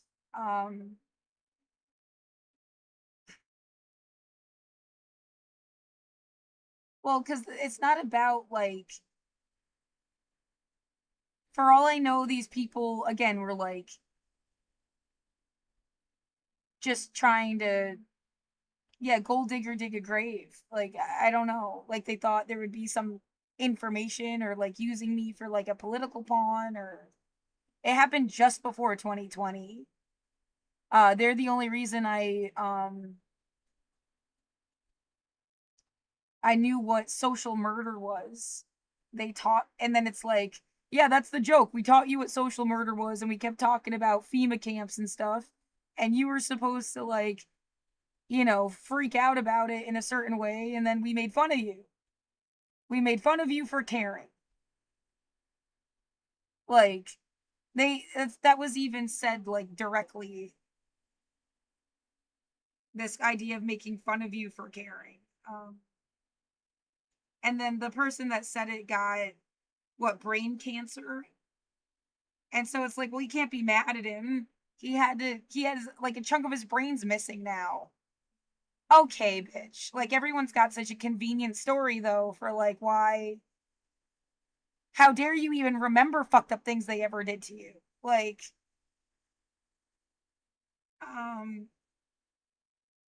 And I think I associate them with the place across. It was the friend of, who am I talking about? The friend of this person, of number 9. Yeah, the number means that we had sex. If there's no number, it means we kissed.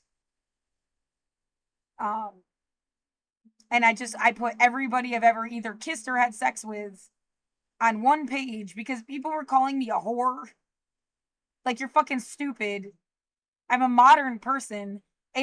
You should care more whether like 1, 2, 3, 4, 5 people like hate fucked me. Well, 1, 2, 3 hate fucked me, and 5 were somehow in my life because they hated me. Like,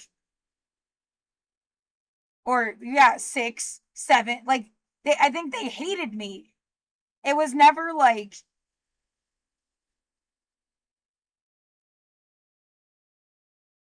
oh, I wonder why you couldn't care less. Yeah.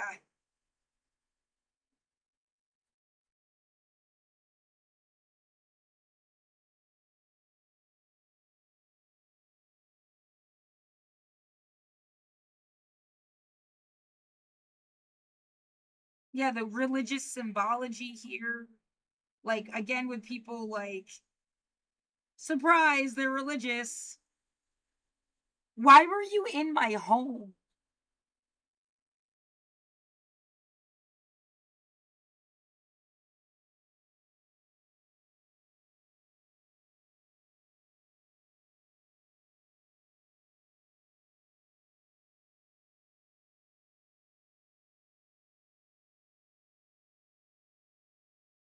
Well, the first time I saw the fucking fire alarms going off, that was like weird and out of place and never happened before then, was across the street. But I feel like these people are all connected and they've been fucking doing something fucked up the whole time. Well, these people across the street, and then these 2 people that were here connected to this, and whether or not they deliberately had mutual friends following, like they were here to get information or to fuck over my friend person from, well, we were friends since high school, but we dated for like 3 months in college. I still wish we had never dated and had just stayed friends. But yeah, they're also the person that said they looked 10 years ahead and didn't see me there in 2020 when we broke up in 2010. Yeah, I can't just forget this. I can't just like, oh well, that's not like as if it was the closest thing to clue that it could give you that like COVID was planned. Or somebody was like telling people, yeah, maybe they didn't plan the virus, but they told people something fucked up would happen, like they did in 2012. You know, everybody knew that the joke was that like 2012 was supposed to be the end of the world, except that they were aware of something happening in 2020.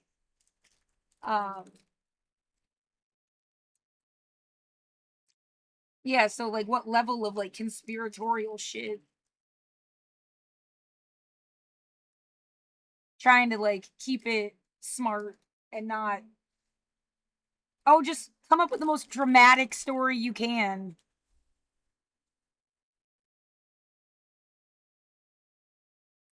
Um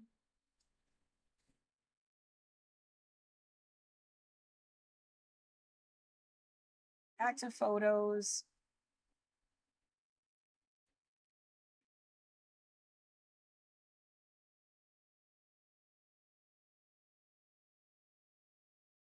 So, yeah, this is the friend of the person I was dating.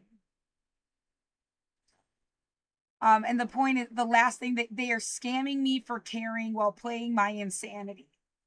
That little concept is like what lays over everything. They fucked you over because you gave a shit. Fucking the libtards, whatever. I'm a tardigrade, bitch. making a liberal suck a Nazi dick. Like, all of that goes back to that one little sentence of like, yeah, fucking you over for caring. If you had just not given a shit, somehow that would have been better, then you would have been a genocidal asshole. That's not better.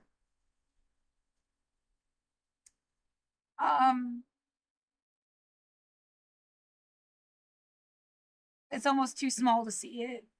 I guess that's fine. It's weird that we even had any conversations in 2019. Like, I have not seen this person. We like stopped having any, even like a friendship in 2011. At the end of 2011, like my 2012 starts with them having like not been in my life.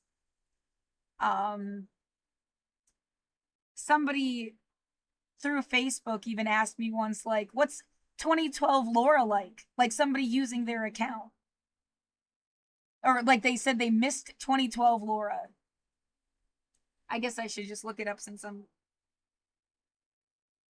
Well, they didn't know 2012 Laura, is the thing. Like,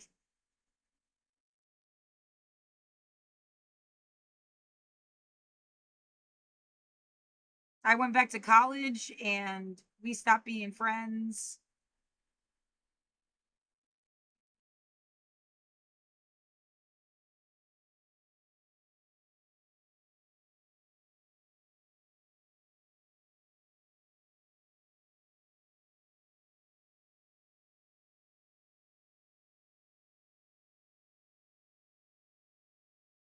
Maybe it was in an email. It was an email. Yeah, instead of writing me on Facebook, it was an email. That's weird. Yeah, I don't know if someone's pretending to be them. Like, point is, like, it stopped. Our like friendship stopped in 2012, and then I moved to Portland.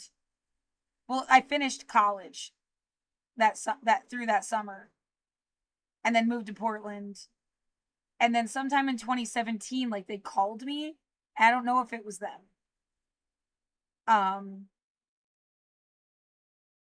So yeah, I'm just trying to set the context. Like, it's weird that there's even conversations, and we don't talk again now at all. Yeah, they've even like, it's like we blocked each other or something. I haven't been able to trust. Like, I need to use my social media and I need to save it, but I can't trust anybody, and whether it's them, and then they make you desperate and having to ask everybody for help, and you don't even know who the fuck you're asking. Like, well, to pay rent and all of this other shit. So it's like, that is that some kind of like information scam? Yeah, everybody pulling a scam can get fucked. I don't pull scams. I don't fuck with people I don't have to find out.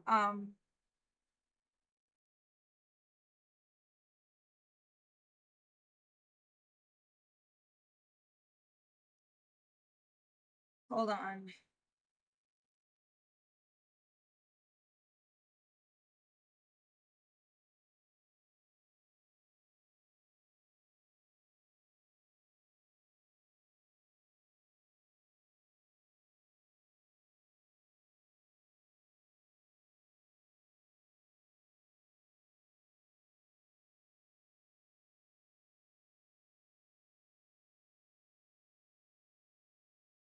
Yeah, and then they made that fucking movie Dinner in America, and it's like, okay, somebody like is trying to force people together that never were together in the first place, but have some like loosely connected association. What the fuck are you doing?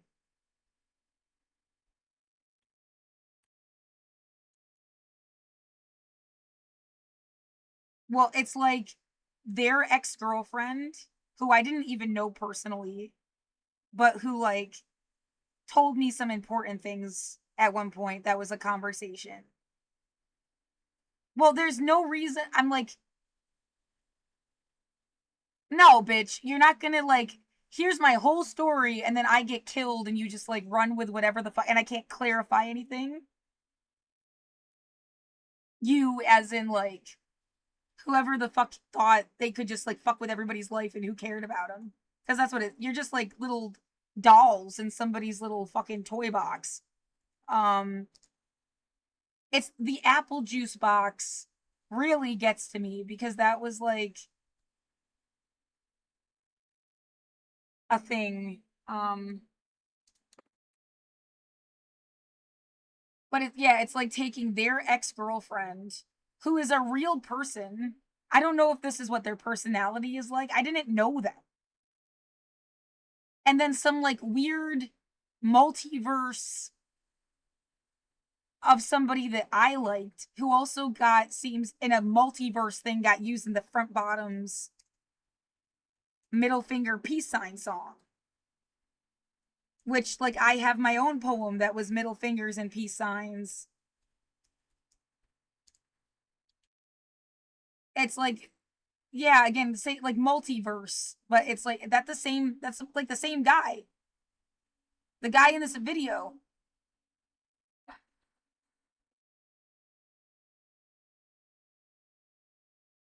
But in like a weird, like they stuck them in Pennsylvania or something. Like I met them in Oregon.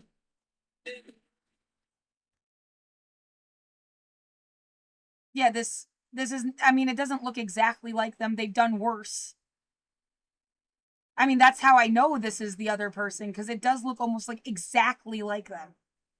Did they piss somebody off or something? Is this some kind of Catholic church fucking bullshit? What is this? Because that's the only other connection I can like, isn't that person Catholic? And yet I could be friends with anybody. That was not like a determination of whether we could be friends. But I mean, I didn't even know them. They were my ex's ex. So, and then like they put them in together in like a fucking movie and made them like fuck each other. Like,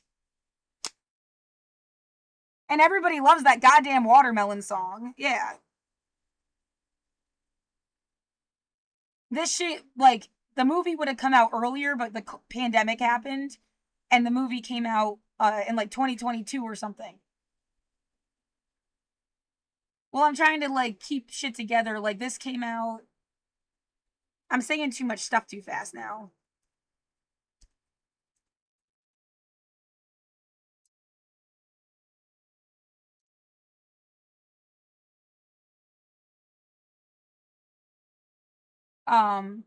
The Front Bottoms. I didn't know who the Front Bottoms were. How did I find out who they were? From that guy that dressed up as Link.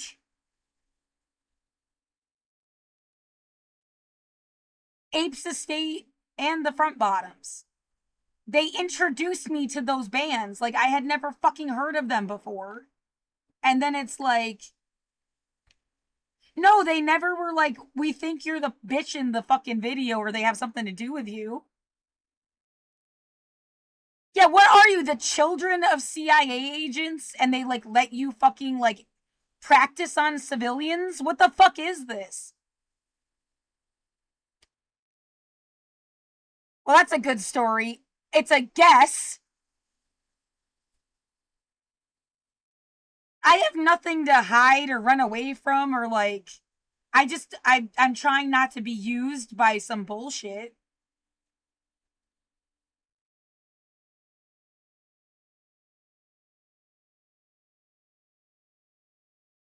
It came out October 13th, 2017. I wrote that poem, which is now, I have a song myself, cunt.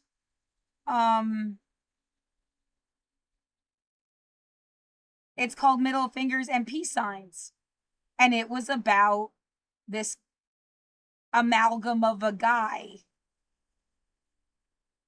That's who the poem's about.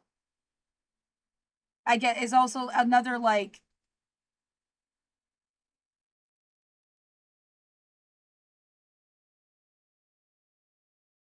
I had blue hair at the time for like 5 minutes. I had blue hair when I was also like hanging out with this person.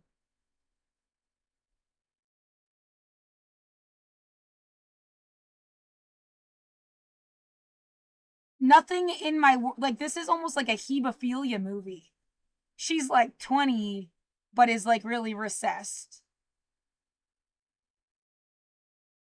Like these concepts keep coming up over and over again. Like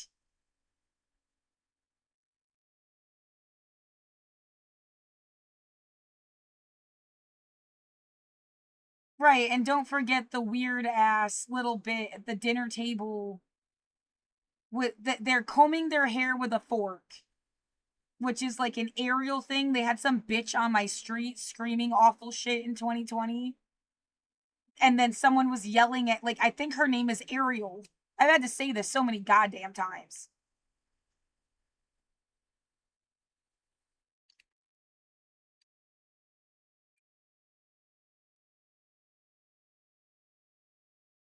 Well, you know, it's like you do you, boo, but none of this shit was part of, like, my life. And now it's like, what the fuck are you doing?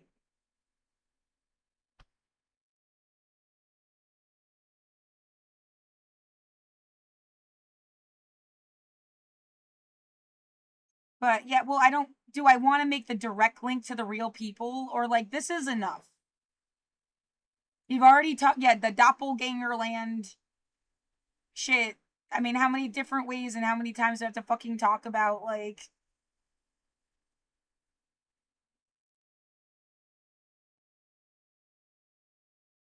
I don't know if this person knows this movie exists or not.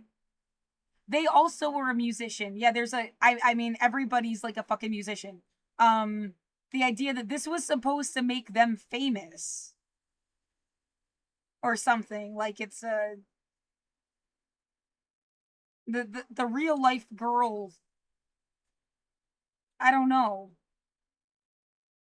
Yeah, it's a punk love story. And then all the music and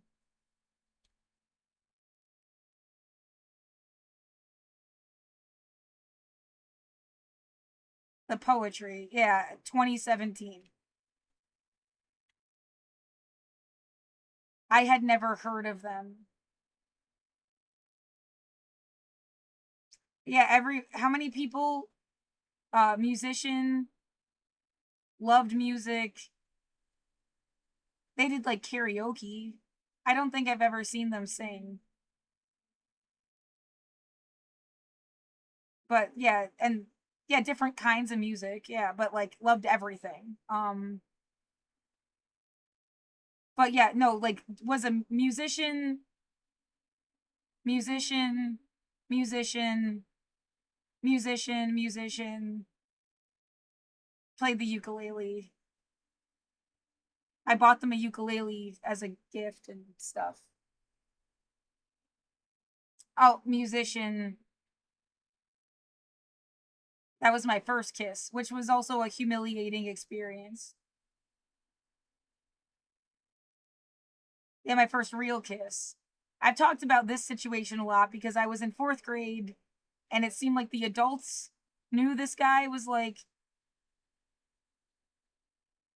pulling me away. He only kissed me on the cheek. That's like the yellow magnet guy. Oh my fucking god. Maybe it's just because you're a girl. I don't fucking know.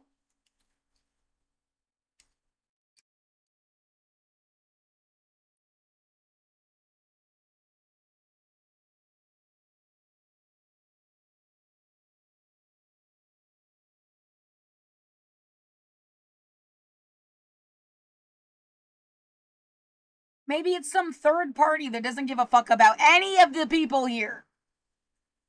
And they thought it was funny to fuck with all of your heads. Like, fuck that guy.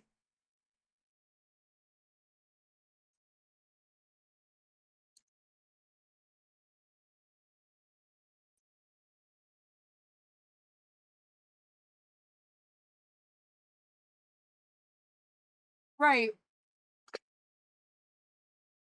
The whole point of that fucking After the Party song was everybody wants to get famous.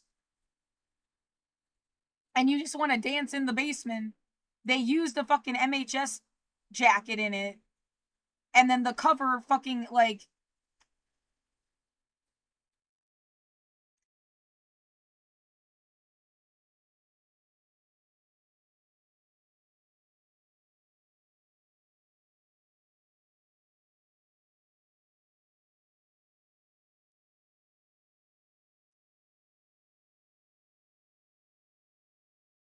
Oh my god, the damage control. Like, they just tested this out on you. They're gonna do it to everybody.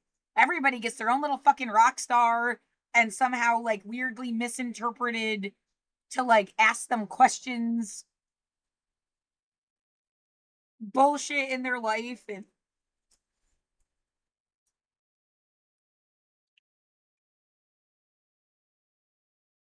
yeah, using the shit you love to, like, slam you in the face.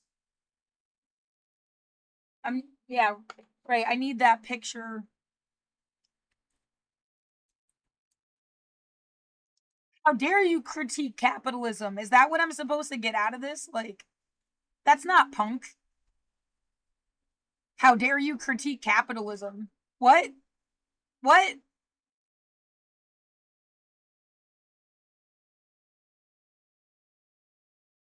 What the fuck is your music even about?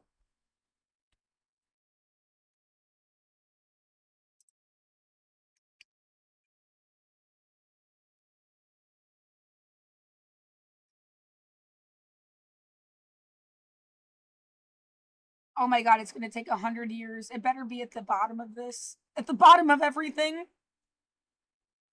Yeah, they used to talk in song lyrics. And yeah, now it's like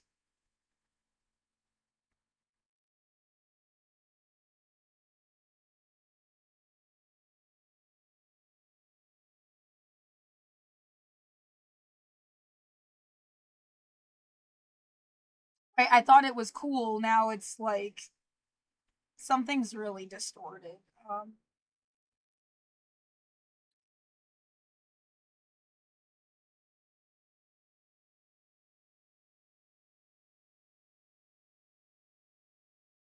it was cool. Yeah, sometimes it was cool, sometimes it was annoying. Like, as if, can you not, like, express yourself directly?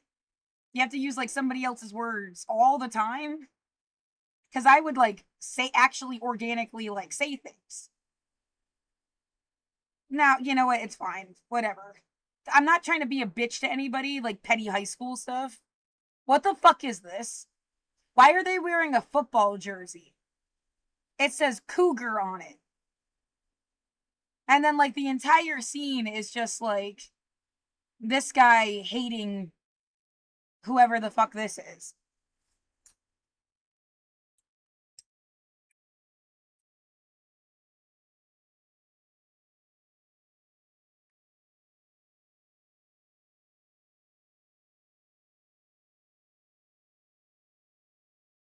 In what universe?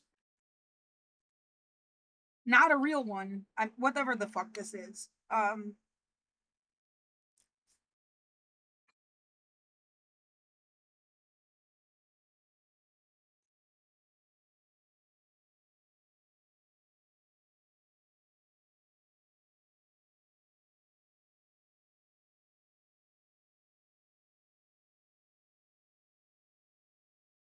Exactly. Everything serves some kind of dual purpose. They didn't just make that movie. They made that movie because it, like, fucked with somebody's head. Like,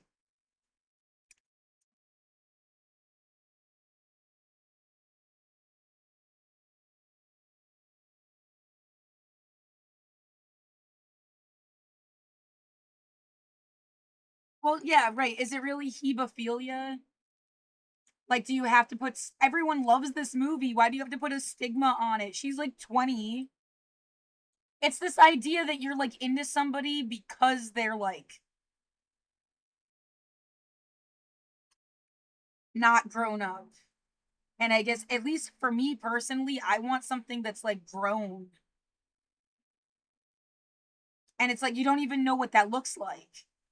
And the idea that guys want you to stay permanently like a teenager. So,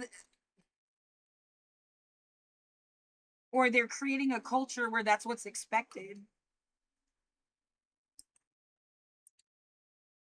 Yeah, no one knows what grown and cool are supposed to be at the same time. Like, they did have that, like, punk dad movie.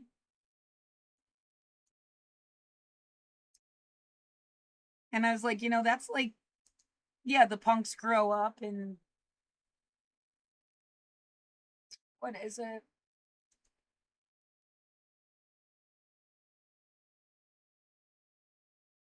Oh my god, I fucking bought the goddamn thing.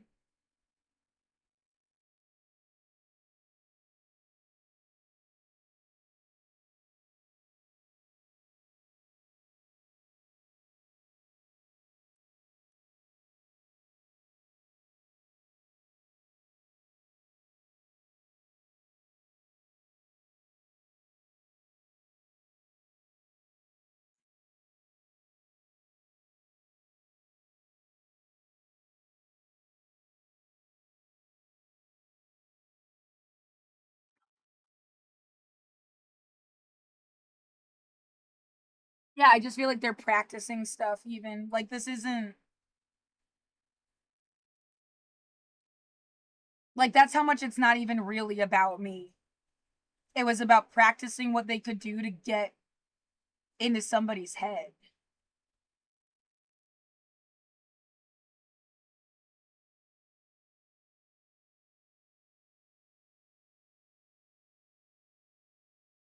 Yeah, you were some convenient. What, because you're fucking with orphans? Like, what would make you so convenient? Yeah, you got nobody to stick up for you. No one's gonna fucking, like.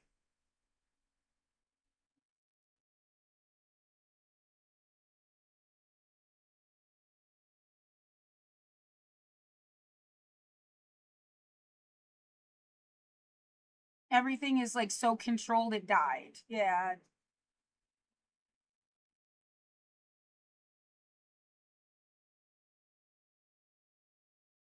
Yeah, I bought that fucking movie and everything, too. I saw it in an ad.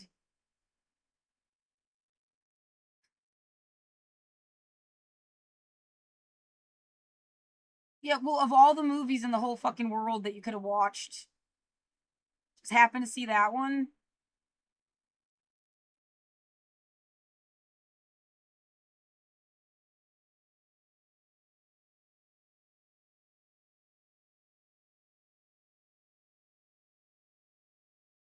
The other F word. It's like dad punks.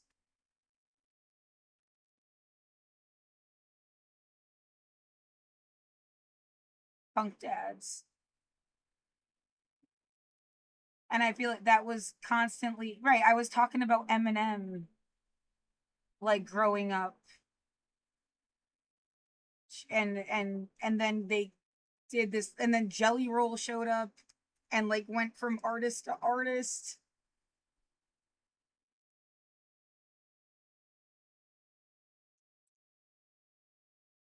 Yeah, the what the fuck?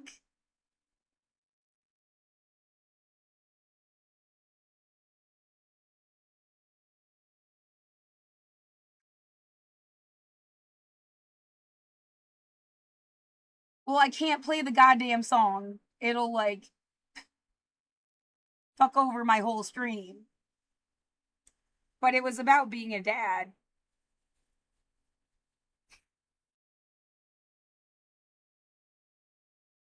Yeah, I made what is it on YouTube? The Dad Council playlist.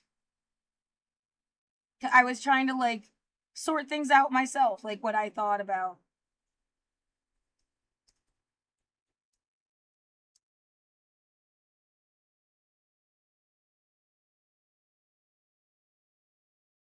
Appointed by a humanist.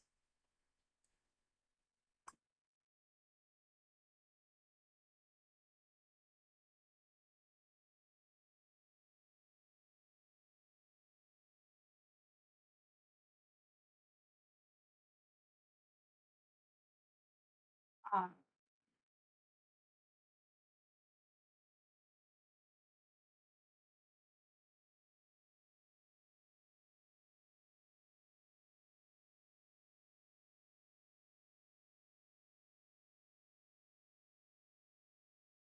well, yeah, I'm just saving what's on the list because I don't even remember.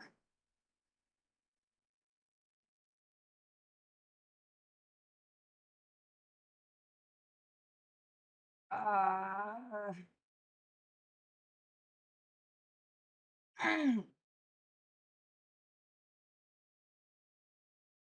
yeah, you consider everything I do a thought process. It's not just like.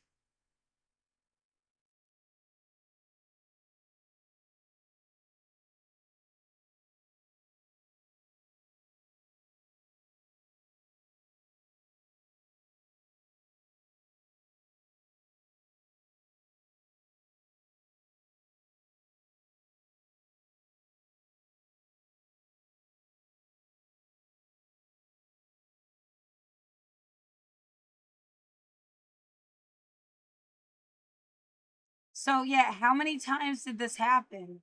And stuff, I would have never seen those videos. What, you had to lock me in my room so I would see them?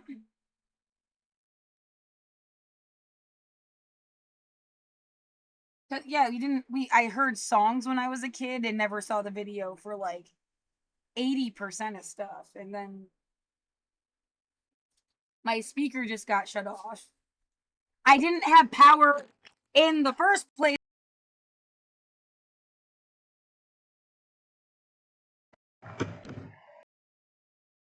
Microphone. The idea that they shut my speaker off because it says power off when they shut off the speaker. Like, as if we're taking something away from you. Get the fuck out of my goddamn life!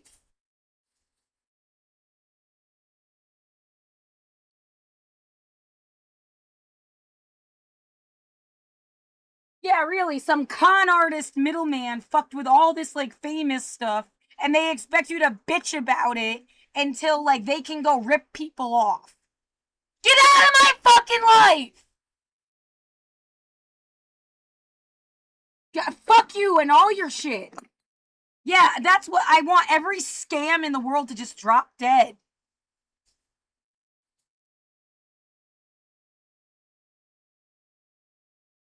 That's exactly what this shit looks like. They somehow they needed reasons for people to like have more lore around the music, and then like the artist is just being pawned in the situation.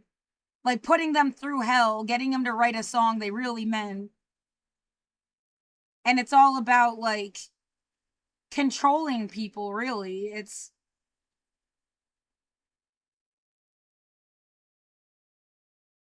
yeah, the song's about his kid.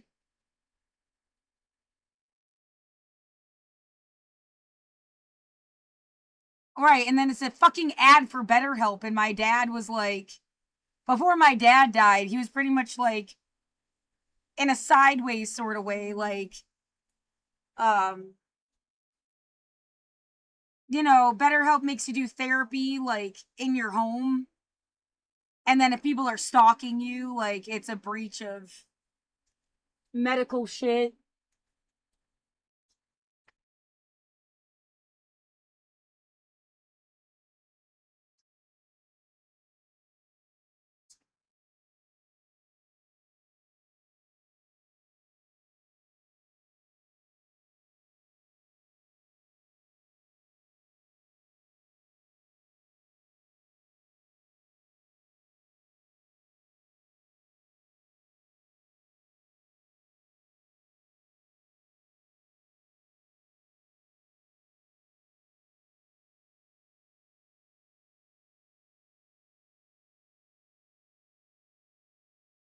Well, yeah, some idea that people trolled the universe. Well, they didn't like me either. Like, do you feel trolled? Because I feel trolled. Oh, let's just threaten you with evictions some more. Like, if there's any possible connection in the world, you're getting evicted or being threatened with it on, like, a daily fucking basis. That's my reality, right? Like, oh, you're just supposed to get so pissed off you go, like, screaming at one of these people, like, out of nowhere. I'm never gonna do that. That's not logical to me. That's some gold digger shit. Like, why don't you just, like, yell at Eminem, like, Daddy Warbucks, you fucked me over, give me money? Like, I'm never gonna do that. That's fucking demented. Yeah, what is that what you got my mother to fucking do? Because my mom was convinced that the song Faith and Healing was about her. Yeah, they're gonna be on tour with fucking My Chemical Romance, apparently.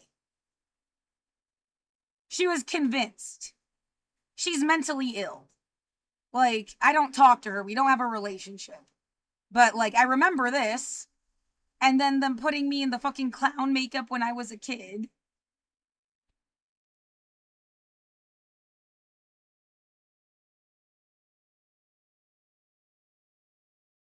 I mean, like, that was after the music video came out, right? Like, yeah. The video, I looked this up already. The video came out in, like, 1989. I was born in December. My sister did this to me. I mean, I must be, like, I don't know, 4 or 5 years old. And it's like the kid in that stupid fucking video.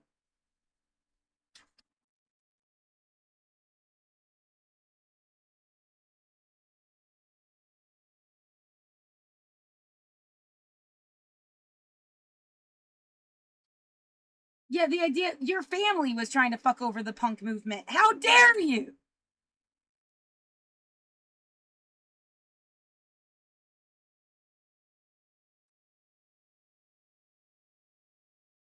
Your music in general. Eminem's there too. So Shabuzi and Donald Glover and it's just music.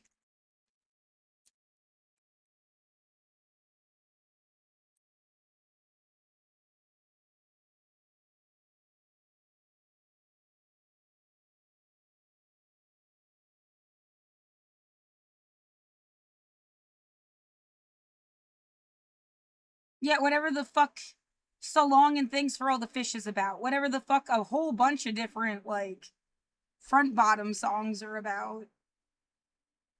Like a million, yeah, it's in So Long and Thanks for All the Fish, front bottom songs, and Shabuzi songs. So Long and Thanks for All the Fish is an atheist, like, Hitchhiker's Guide to the Galaxy, the number 42, that's like a cool atheist thing. There aren't a lot of them that are like, yeah, isn't the garden beautiful without believing there are fairies at the bottom of it too?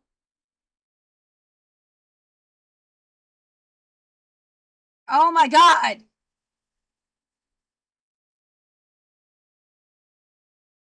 It's too much shit. It's just too much. And then you, like, collapse under the weight of, like...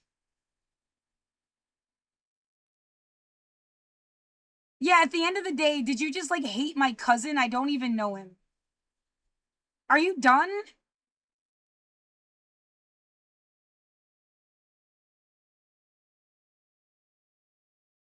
Or yeah, this one is like, as if they were trying to tell you that your cousin and that first person were somehow, like, in cahoots.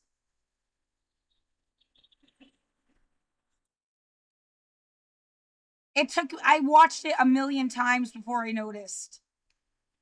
This, like, doppelganger thing. Right, the song Lithonia.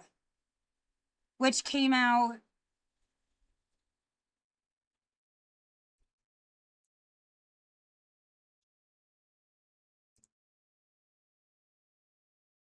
Like, the original song, the long version, oh,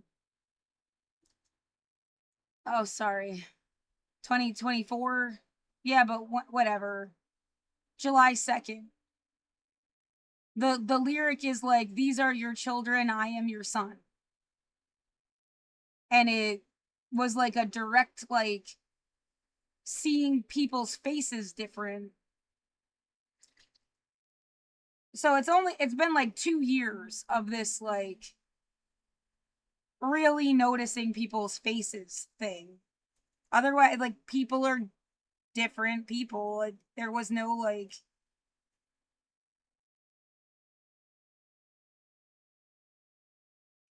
Right, this is getting really serious, but, like, the kid that shot Donald Trump,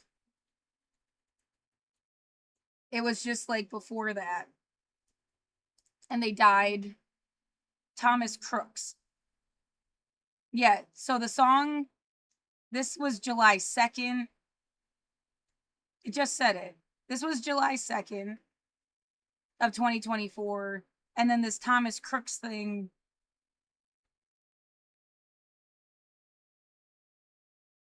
was, it's just like, what are you doing? Trying to make you end up in like witness protection so they can take your identity away and you can never complain about anything ever again.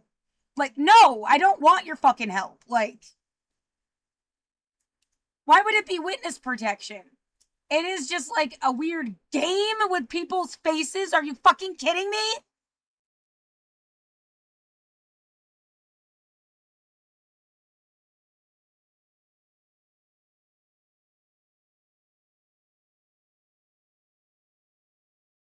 No, I'm not. I don't think this is cool or edgy or fun or something. Like,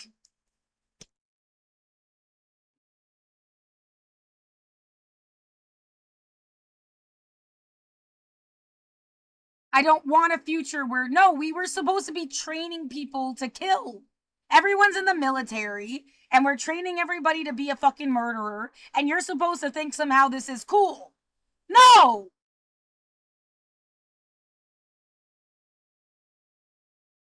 Yeah, even if it's against the worst fucking guy in the country, like,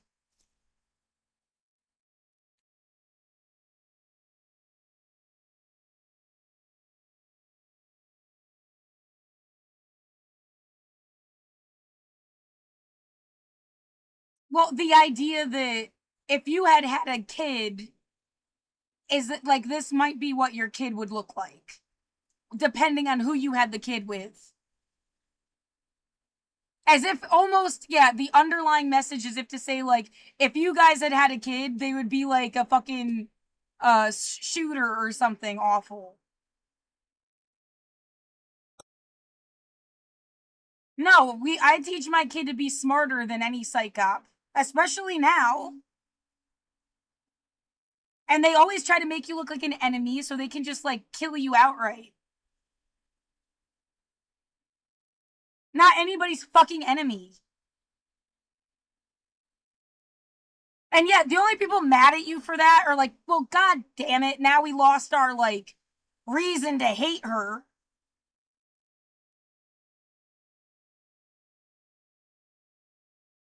No, I don't know this person at all. I even, like, forgot this when I go over, like, all the things that really disturb me. Shawnee Luke, who looks like somebody I know, used to know, like, a long fucking time ago. I mean, are you, like, cutting people? Like, you killed her. This really happened, right? It's not a joke that her mom looks like J.K. Rowling. I mean, you could even say her dad sort of looks like my dad. Sorta. Like, if you mixed my dad and, like, Jeff Bezos together as one person.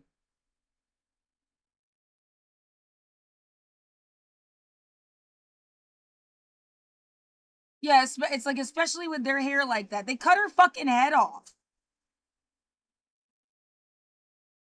This fucking shit with, yeah, the guy that played John Redcorn. Jonathan Joss.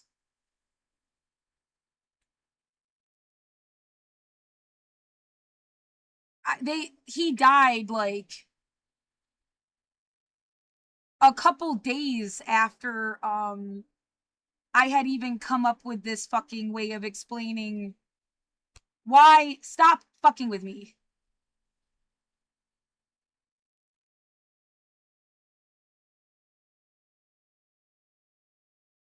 They died right after I came up with and this, and I didn't have a face for number 6.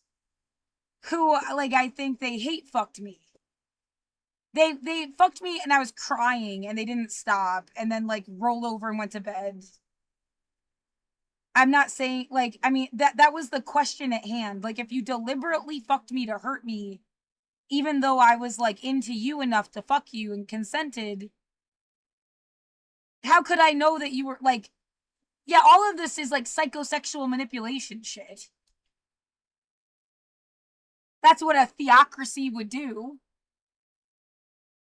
but like I didn't have a picture of them. And then this guy died, like, and it's like, well, that is, yeah, like, spot on. Just like older version of the same dude. You did not kill this guy in like a.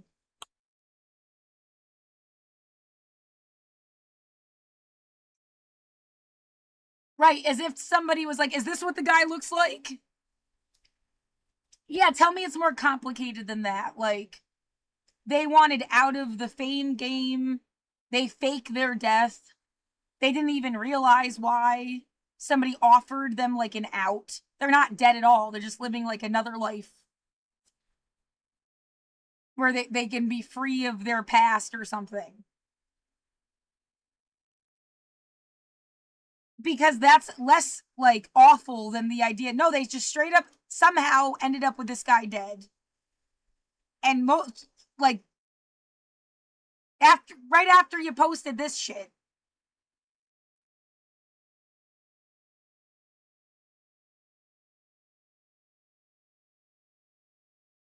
Yeah, don't commit yourself to any theory because that's when they'll say that you're crazy.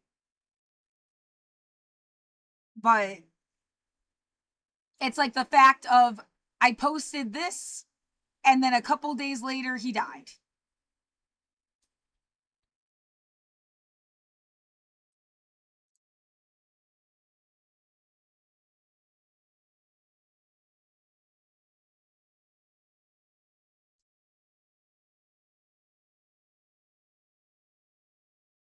What is it on TikTok?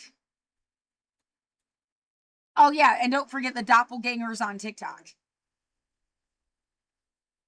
Yeah, now it's like too many people and too much stuff. It's overwhelming. There's no way to explain it all at once. Someone is banging a drum outside. Why don't you take a picture of them, bitch? That's all they ever wanted. For you to sit there and be a fucking camera.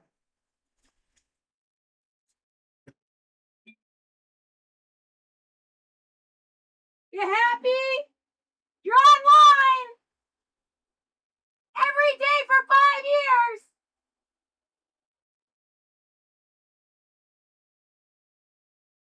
5 fucking years.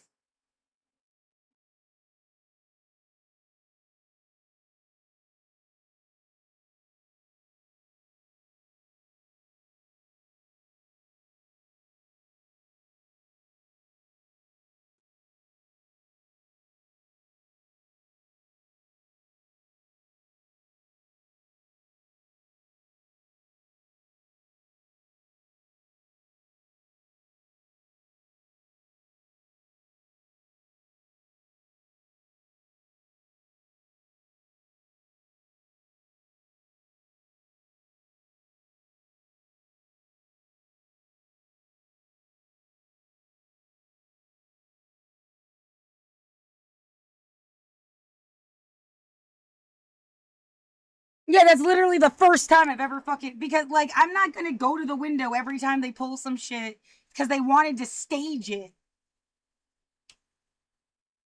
All of this is like psych out bullshit. Like, no, you can't. It's a fucking human rights violation. Well, I wanted when I posted. Yeah, I'll look up the camera in a minute.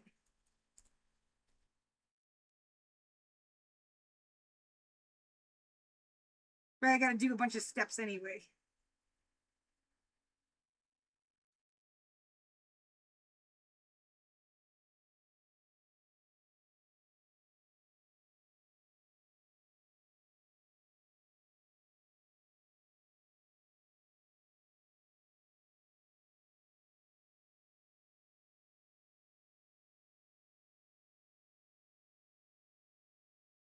Where's the record button?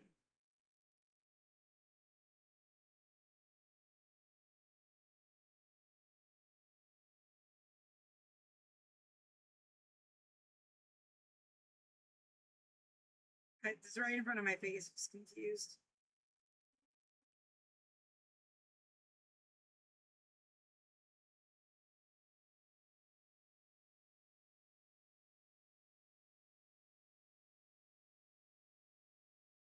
No video available? What?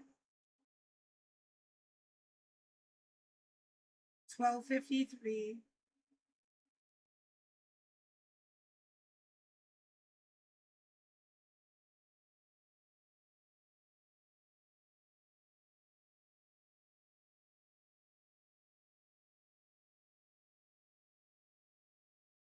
I was just looking at it, yeah.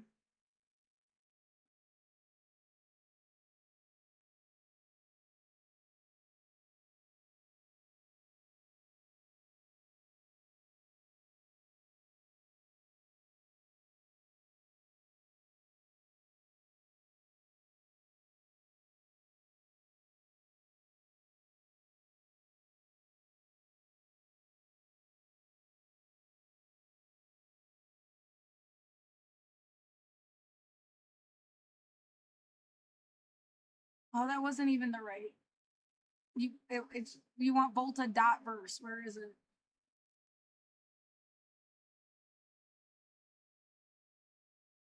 Well, that would explain why no one can see you. They don't even your fucking thing isn't even on here. How is that possible, asshole?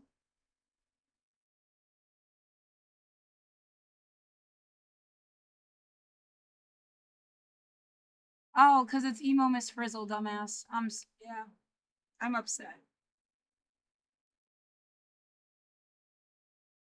Ugh. Yeah, maybe if you get upset about everything all at the same time, you'll have a fucking aneurysm.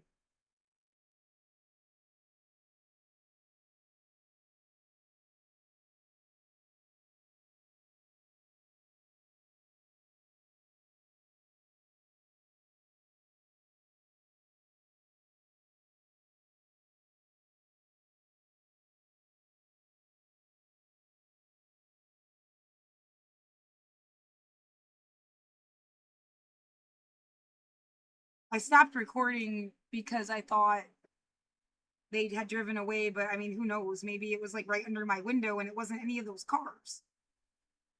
And they just stopped when to make it look like something because they do that. Like they're practicing techniques of fucking with people's heads. That's all they're doing. They're putting their time and energy towards staging shit and then fucking with your head.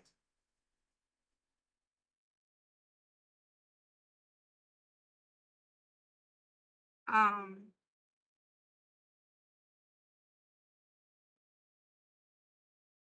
Oh, it's gonna be so great trying to explain this when you're homeless and all your shit got rained on or stolen.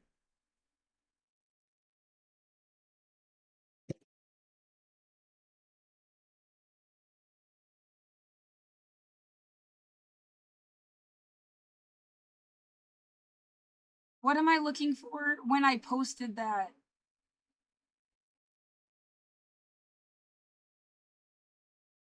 Blurred face thing.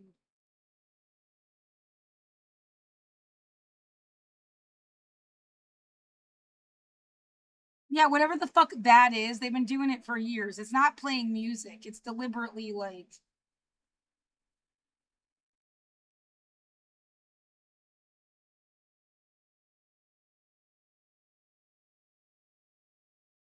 yeah, again, I am not schizophrenic. You can tune someone's brain to pick this up. But as if they're like that, the way they're making the beat sound, it's like bitch go home. Bitch go home is like the sound.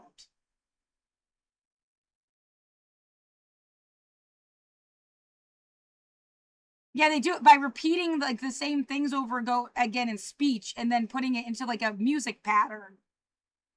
But you're not that's not schizophrenia. You've been like tortured.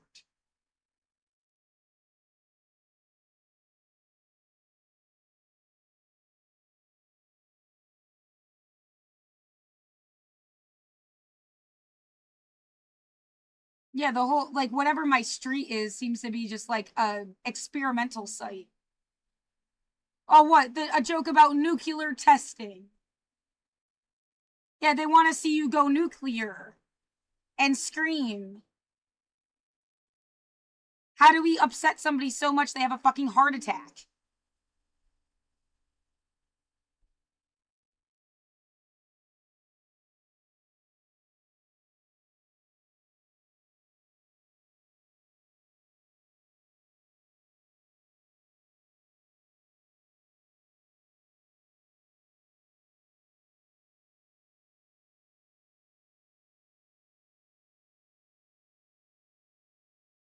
Did I pass it?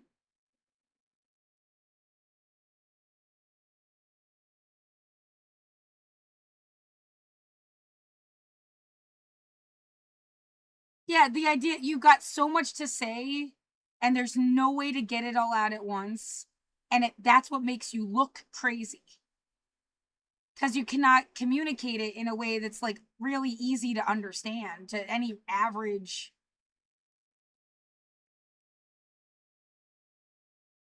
Out of the loop. Like they'd have to already been fucked with themselves to get what you're even like. To even care.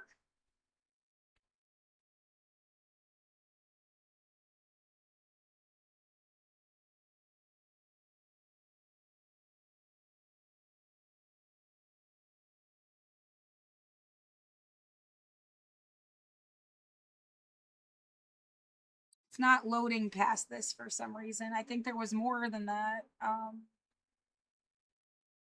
I put it on Instagram too, and I just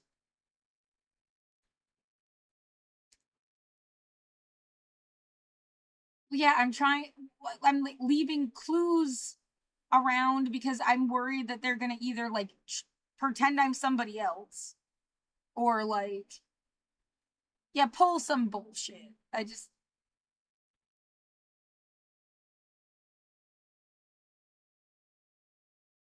I think if you were really my friend and you ever actually cared about me, you'd understand. You wouldn't be mad. So I did blur out everybody's face.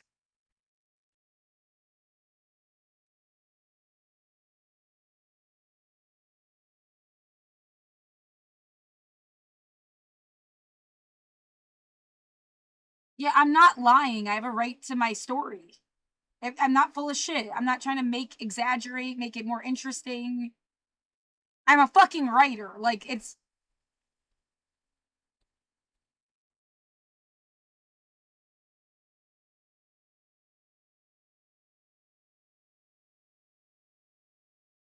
Yeah, Chuck Palahniuk has a quote, like, you're the sum of everyone you've ever known. How come you get to do stuff and I don't? Including, like, write a story about orphans getting taken advantage of. Well, at least he did, so that if you die, there's a clue somewhere.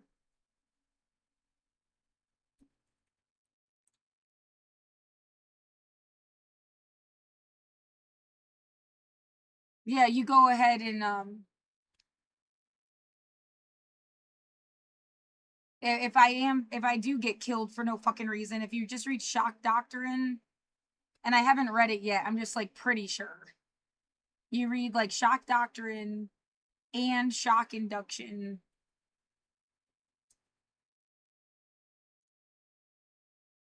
And somewhere between the two, you'd at least learn some shit that I wasn't able to figure out myself. You put them together. Right, and then it's like, your building is spying on you, right? There's just nothing you can do about it, and that's supposed to be what's funny. Well, that was like, giving you a shock. Isn't that what you said last?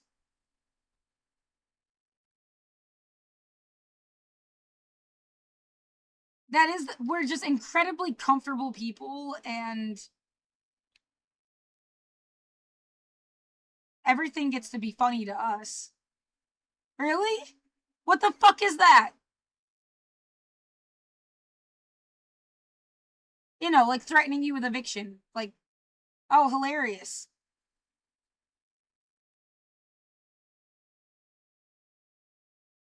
Yeah, everything's some kind of pun. Everything's some kind of joke.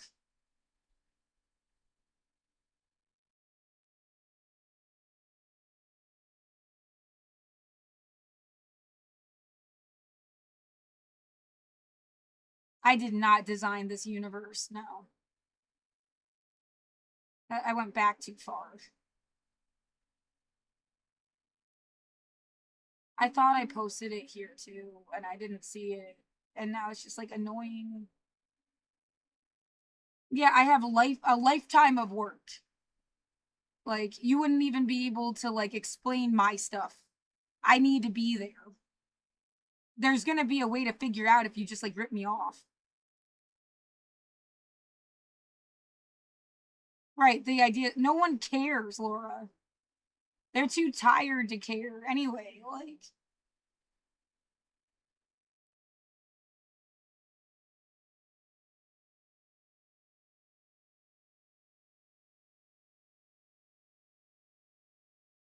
Yeah, especially after all this COVID shit, you have no idea how tired everybody really is. I bet.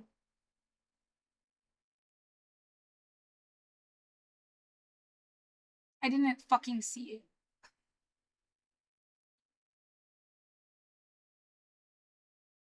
I it was the end of May, and then the guy died June 1st.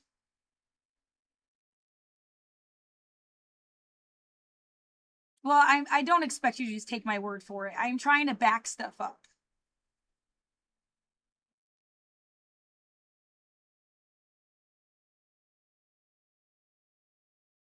Hold on, this is the video I just took.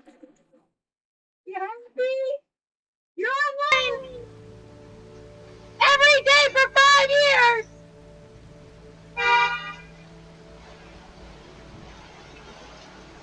5 fucking years.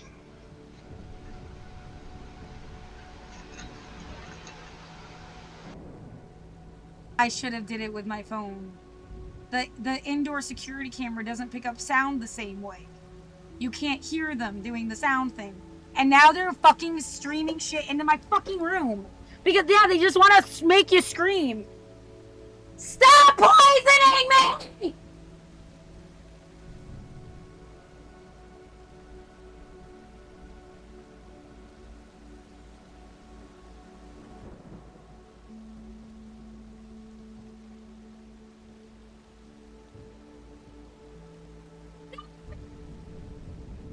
Stop it, motherfucker! You're doing it on purpose! You're just ruining cannabis for everyone! Stop it! Fucking psych up, traitor to humanity!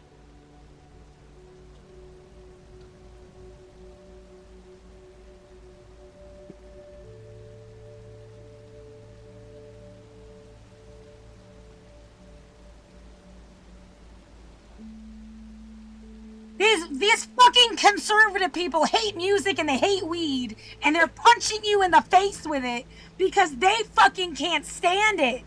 Fuck you and everything you ever made money on.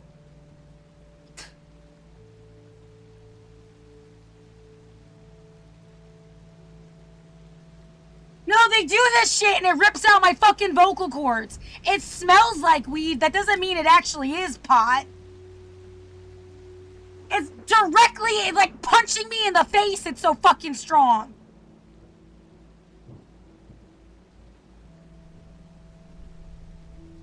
They're gassing my goddamn room. And yeah, sometimes it's not pot. Sometimes it's fucking, like, sage and baby powder. Or exhaust. Or other, like, pesticide smells. Fucking psycho terrorist.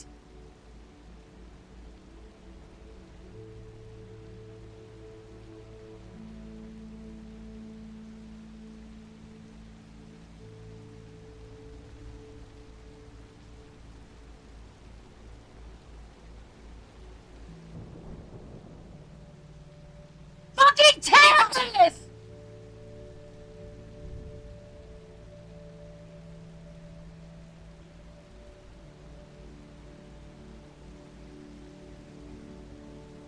No, it's like in my fucking mouth.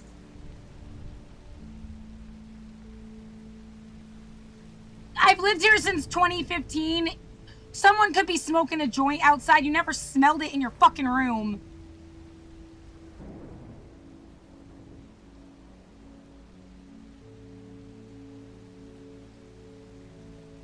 Yeah, they want you to look like a dumb old lady that's like pissed at everybody's fun.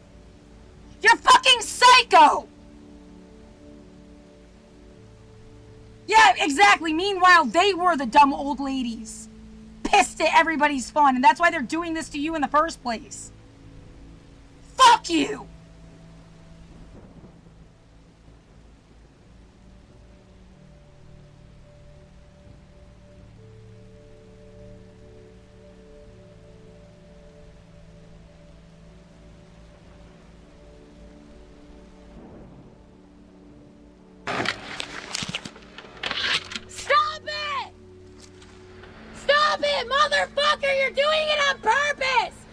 just ruining cannabis for everyone! Stop it! Fucking psych up, traitor to humanity! Fucking psych up, traitor to humanity! Stop it! Stop it, motherfucker! You're doing it on purpose! You're just ruining cannabis for everyone! Stop it! Fucking psych up, traitor to humanity! There were people across the street. I didn't even, like, I don't know if they're across, how can they be across the street and make it that strong in my building? No, there's like a pipe right next to my fucking window and someone's like piping shit up into my fucking apartment.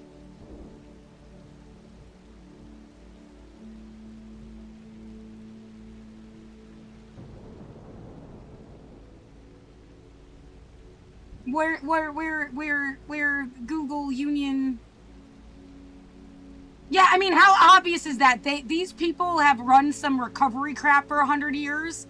You think maybe they couldn't live with themselves? If you had passed, like, progressive drug legalization? I mean, they could have lawsuits for the rest of time by people that are like, what you did to me was wrong. That's what they do.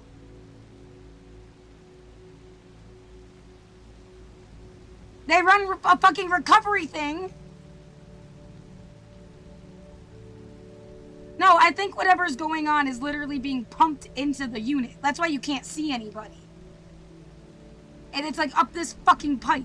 Yeah, again, there used to be people here all the time. There's always someone smoking in the fucking alcove. It was never like this. And then having you bitch about it like they're gonna try to sweep the homeless community.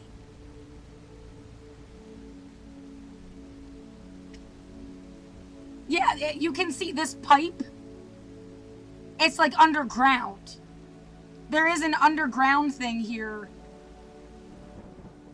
If that car would move, there. And there's a stairwell that goes right up into our building. Yeah, having the neighbor that was mean to me smoke right fucking there, like... that's why I was trying to, like, look over here. What the fuck is that? Someone drew a cross on the wall. I never noticed it before. Someone drew a fucking Star of David in the hallway. I don't know if it's supposed to be a hate thing. But yeah, and then the pipe is like broken right parallel to my window. So the idea that you never see who's doing it because they're in the fucking tunnel downstairs.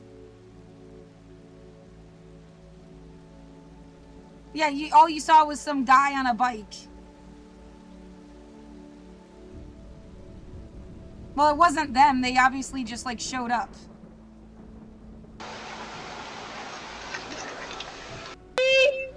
You're online! This is the... You can't hear the fucking bass sound. They've been doing that for years. You happy? You're online! Are any of the cars familiar? I mean, you got two white ones. I don't think that's the same little sporty car that was parked here for a while. The idea that it was coming from like a truck and they just shut it off of it to make it seem like it was one of these, because I couldn't tell. Every day for 5 years! I guess you can kind of hear.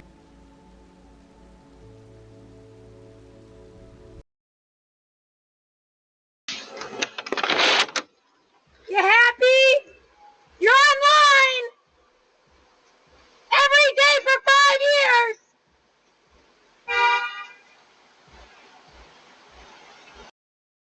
They beeped, or somebody beeped. Yeah, like... 5 fucking years!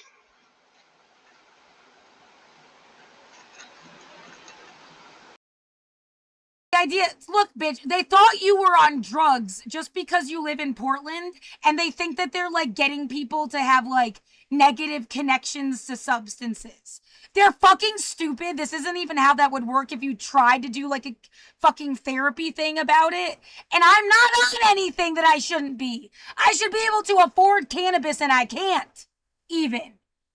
Get the fuck out of my room! I'm a medical patient and a fucking bud tender. You fucked me out of a fucking $123 billion industry. And then you fucking destroyed my body to try to like pretend to make a point. You're a fucking idiot. I was better off than I ever was. Fuck your pharmaceutical company. Fuck for mental health stuff. Fuck your like goddamn mental health market. Fuck you! You're fucking killing me for nothing! They absolutely sabotaged Measure 110. Wouldn't even let it fucking... They did this on purpose. Probably killed a whole bunch of fucking people you don't even know.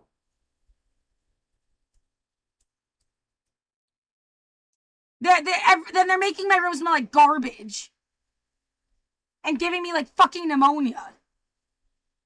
Fuck you!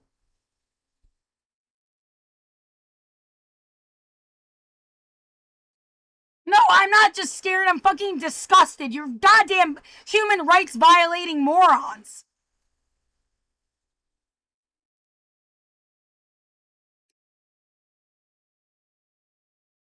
They knew exactly, they needed to make like a dispensary standard and they didn't. Where stuff is tested and labeled.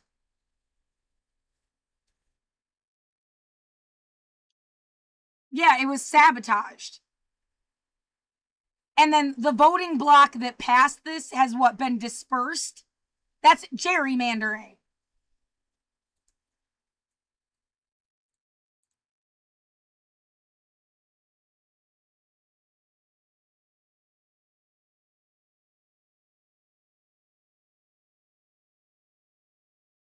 Fucking bullshit.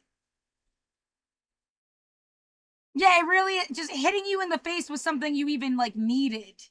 They did it with the music, they did it with the movies, they did it with cannabis. Fucking assholes.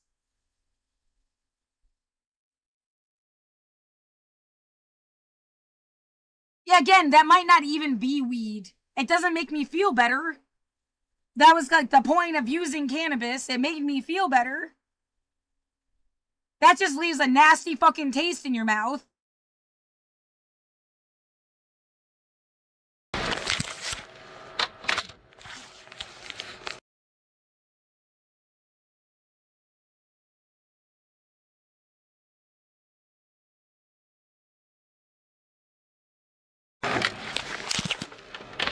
Stop it! Stop it, motherfucker! You're doing it on purpose!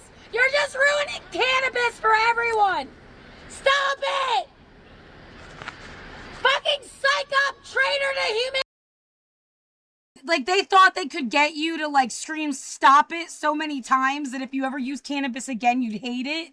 No, bitch! I have had way more fucking positive experiences, and it physically makes me feel better.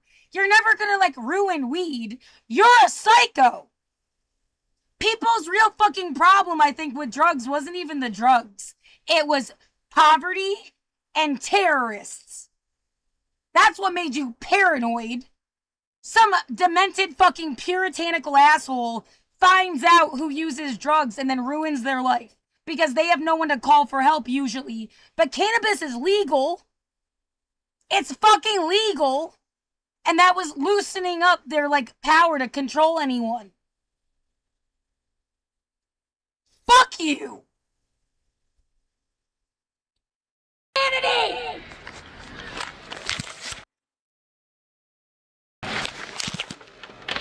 Stop it! Stop it, motherfucker! You're doing it on purpose! You're just ruining...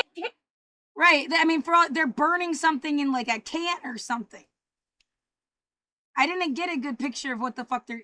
And you're so full of shit, the place across the street didn't. That's what I'm saying. It's got to be like some kind of demented recovery thing that isn't even recovery. It's torture. Because the place across the street hasn't helped me once. Like, yeah, we see people torture that bitch every fucking day. She's not crazy at all. For everyone! Stop it!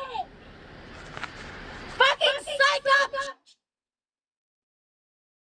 Some bullshit. No, again, people used to smoke here all the time and never got in my unit. You're doing some shit on purpose. That's so much that it's like hotboxing my room. Fuck you!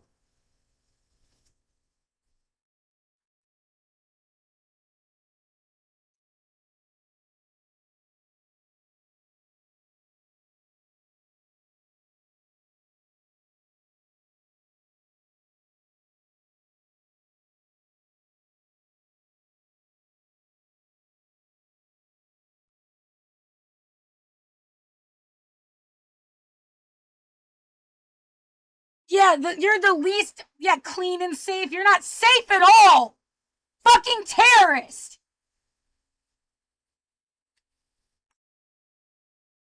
Genocidal fucking maniac. Yeah, that's what power corrupts. Yeah, it sure fucking does, and I don't have any. Yeah, they are. They're gonna end up giving me a fucking aneurysm. You have no idea how many days, like, I haven't been able to talk. I haven't been able to function. And then you're going to be like, well, how are you supposed to get a job? I'm like, fucking stuck in my apartment. You're fucking with my internet too? I gotta cut this fucking recording off so I can upload it to save it. You have no idea how many people are dead. Yeah, just excuses to sweep the fucking homeless community.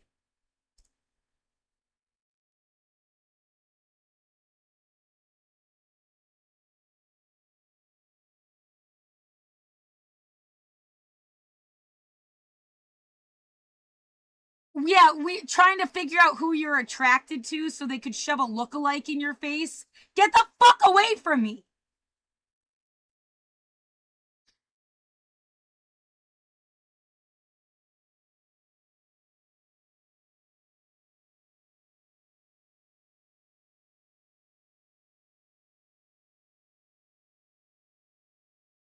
And turn Old Town around. We then turn this city around. This is our genesis. Old Town is where we need to put all of our efforts because this is the heart and soul of our city. But we still have a tremendous impact, livability impacts and suffering, right? So does anybody have any ideas of what we should be doing? Street sweeping every night. Mark, you do your thing. Chief, 2 p.m.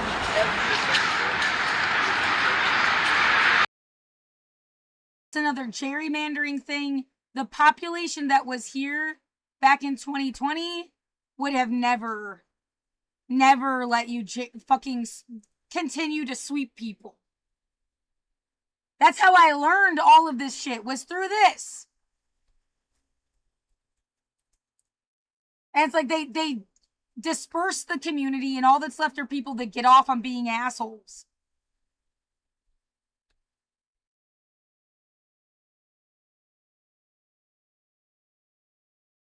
I can't even scroll back far enough. It's going to take too long.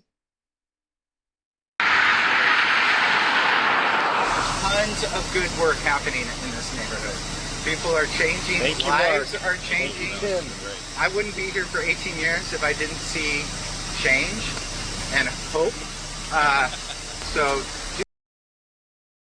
Made songs about it. How many times? How many years? How can you live with yourself? Seriously.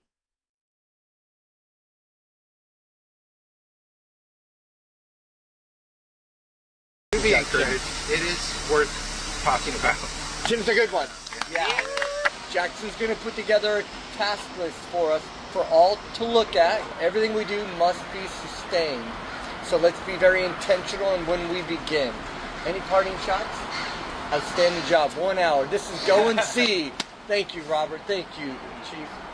All of you. I appreciate it. Thank you, All Mayor. right? All right. Yeah, good stuff. Thanks, everybody. Thank you, guys. Early. Yeah. This is right across the street from here.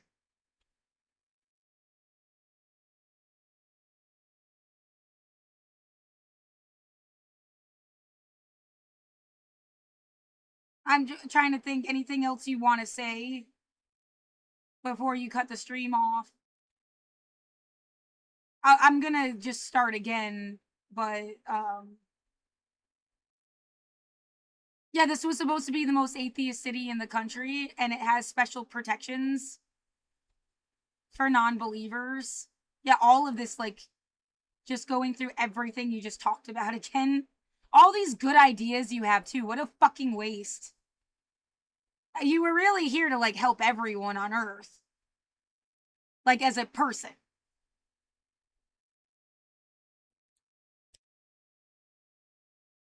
And yeah, they take people like you and make them a joke.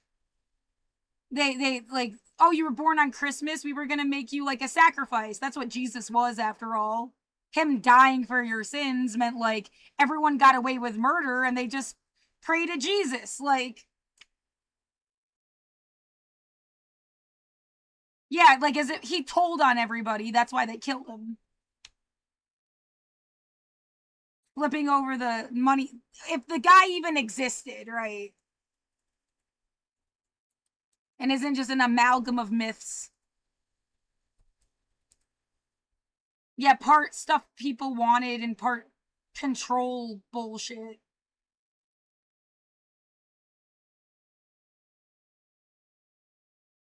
Yeah, you bitched about capitalism and they fucking kill you. And turn you into a passion play. Fuck this shit for thousands of years. Fuck this shit.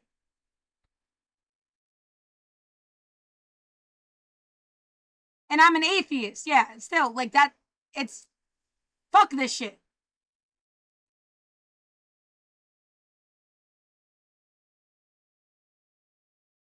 I had friends from every fucking background. Well, they ruined that. I've been writing, like, everything is just, like,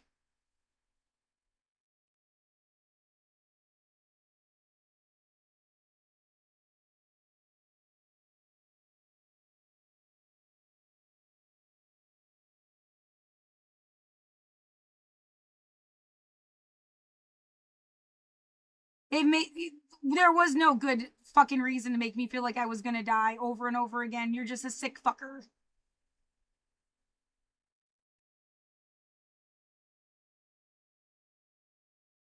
Yeah, that's a nice message to leave it on, I guess.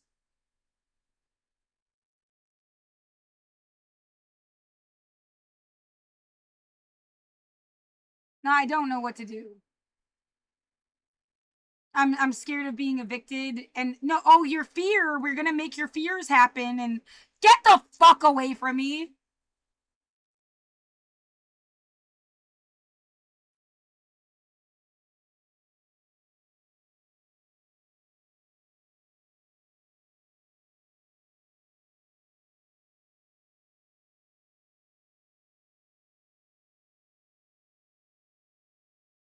Yeah, who's ever fucking with you was born before you were.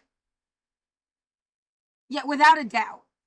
And they puppet everybody else. So I can't be mad at everybody else the same way. It's somebody that was here before us. And that's why you're stuck in the same demented concept. Fuck 1955, 85, 25.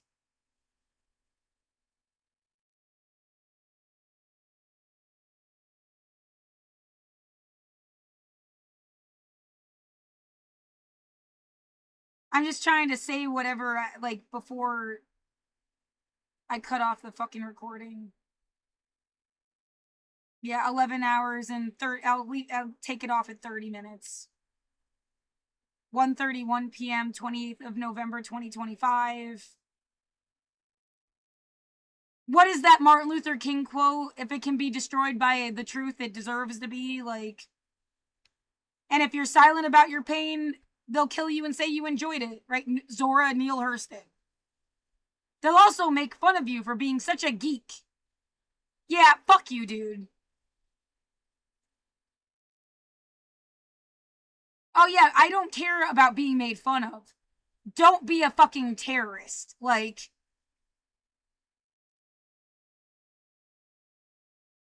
You can't... Yeah, threatening me with death isn't a joke. And if I've ever said, like, fucking, I hope you drop dead or whatever, kill yourself, it's because you were threatening me with death. Like, I'm not a threat to fucking anybody.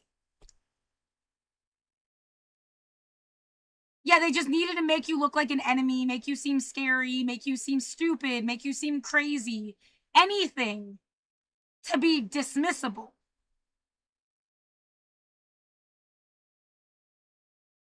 Yeah, and there's also that idea, if you were gonna hate me, there's nothing I could do. You wanted to hate me, so that's all you'll ever do. Universal human rights or everything is bullshit.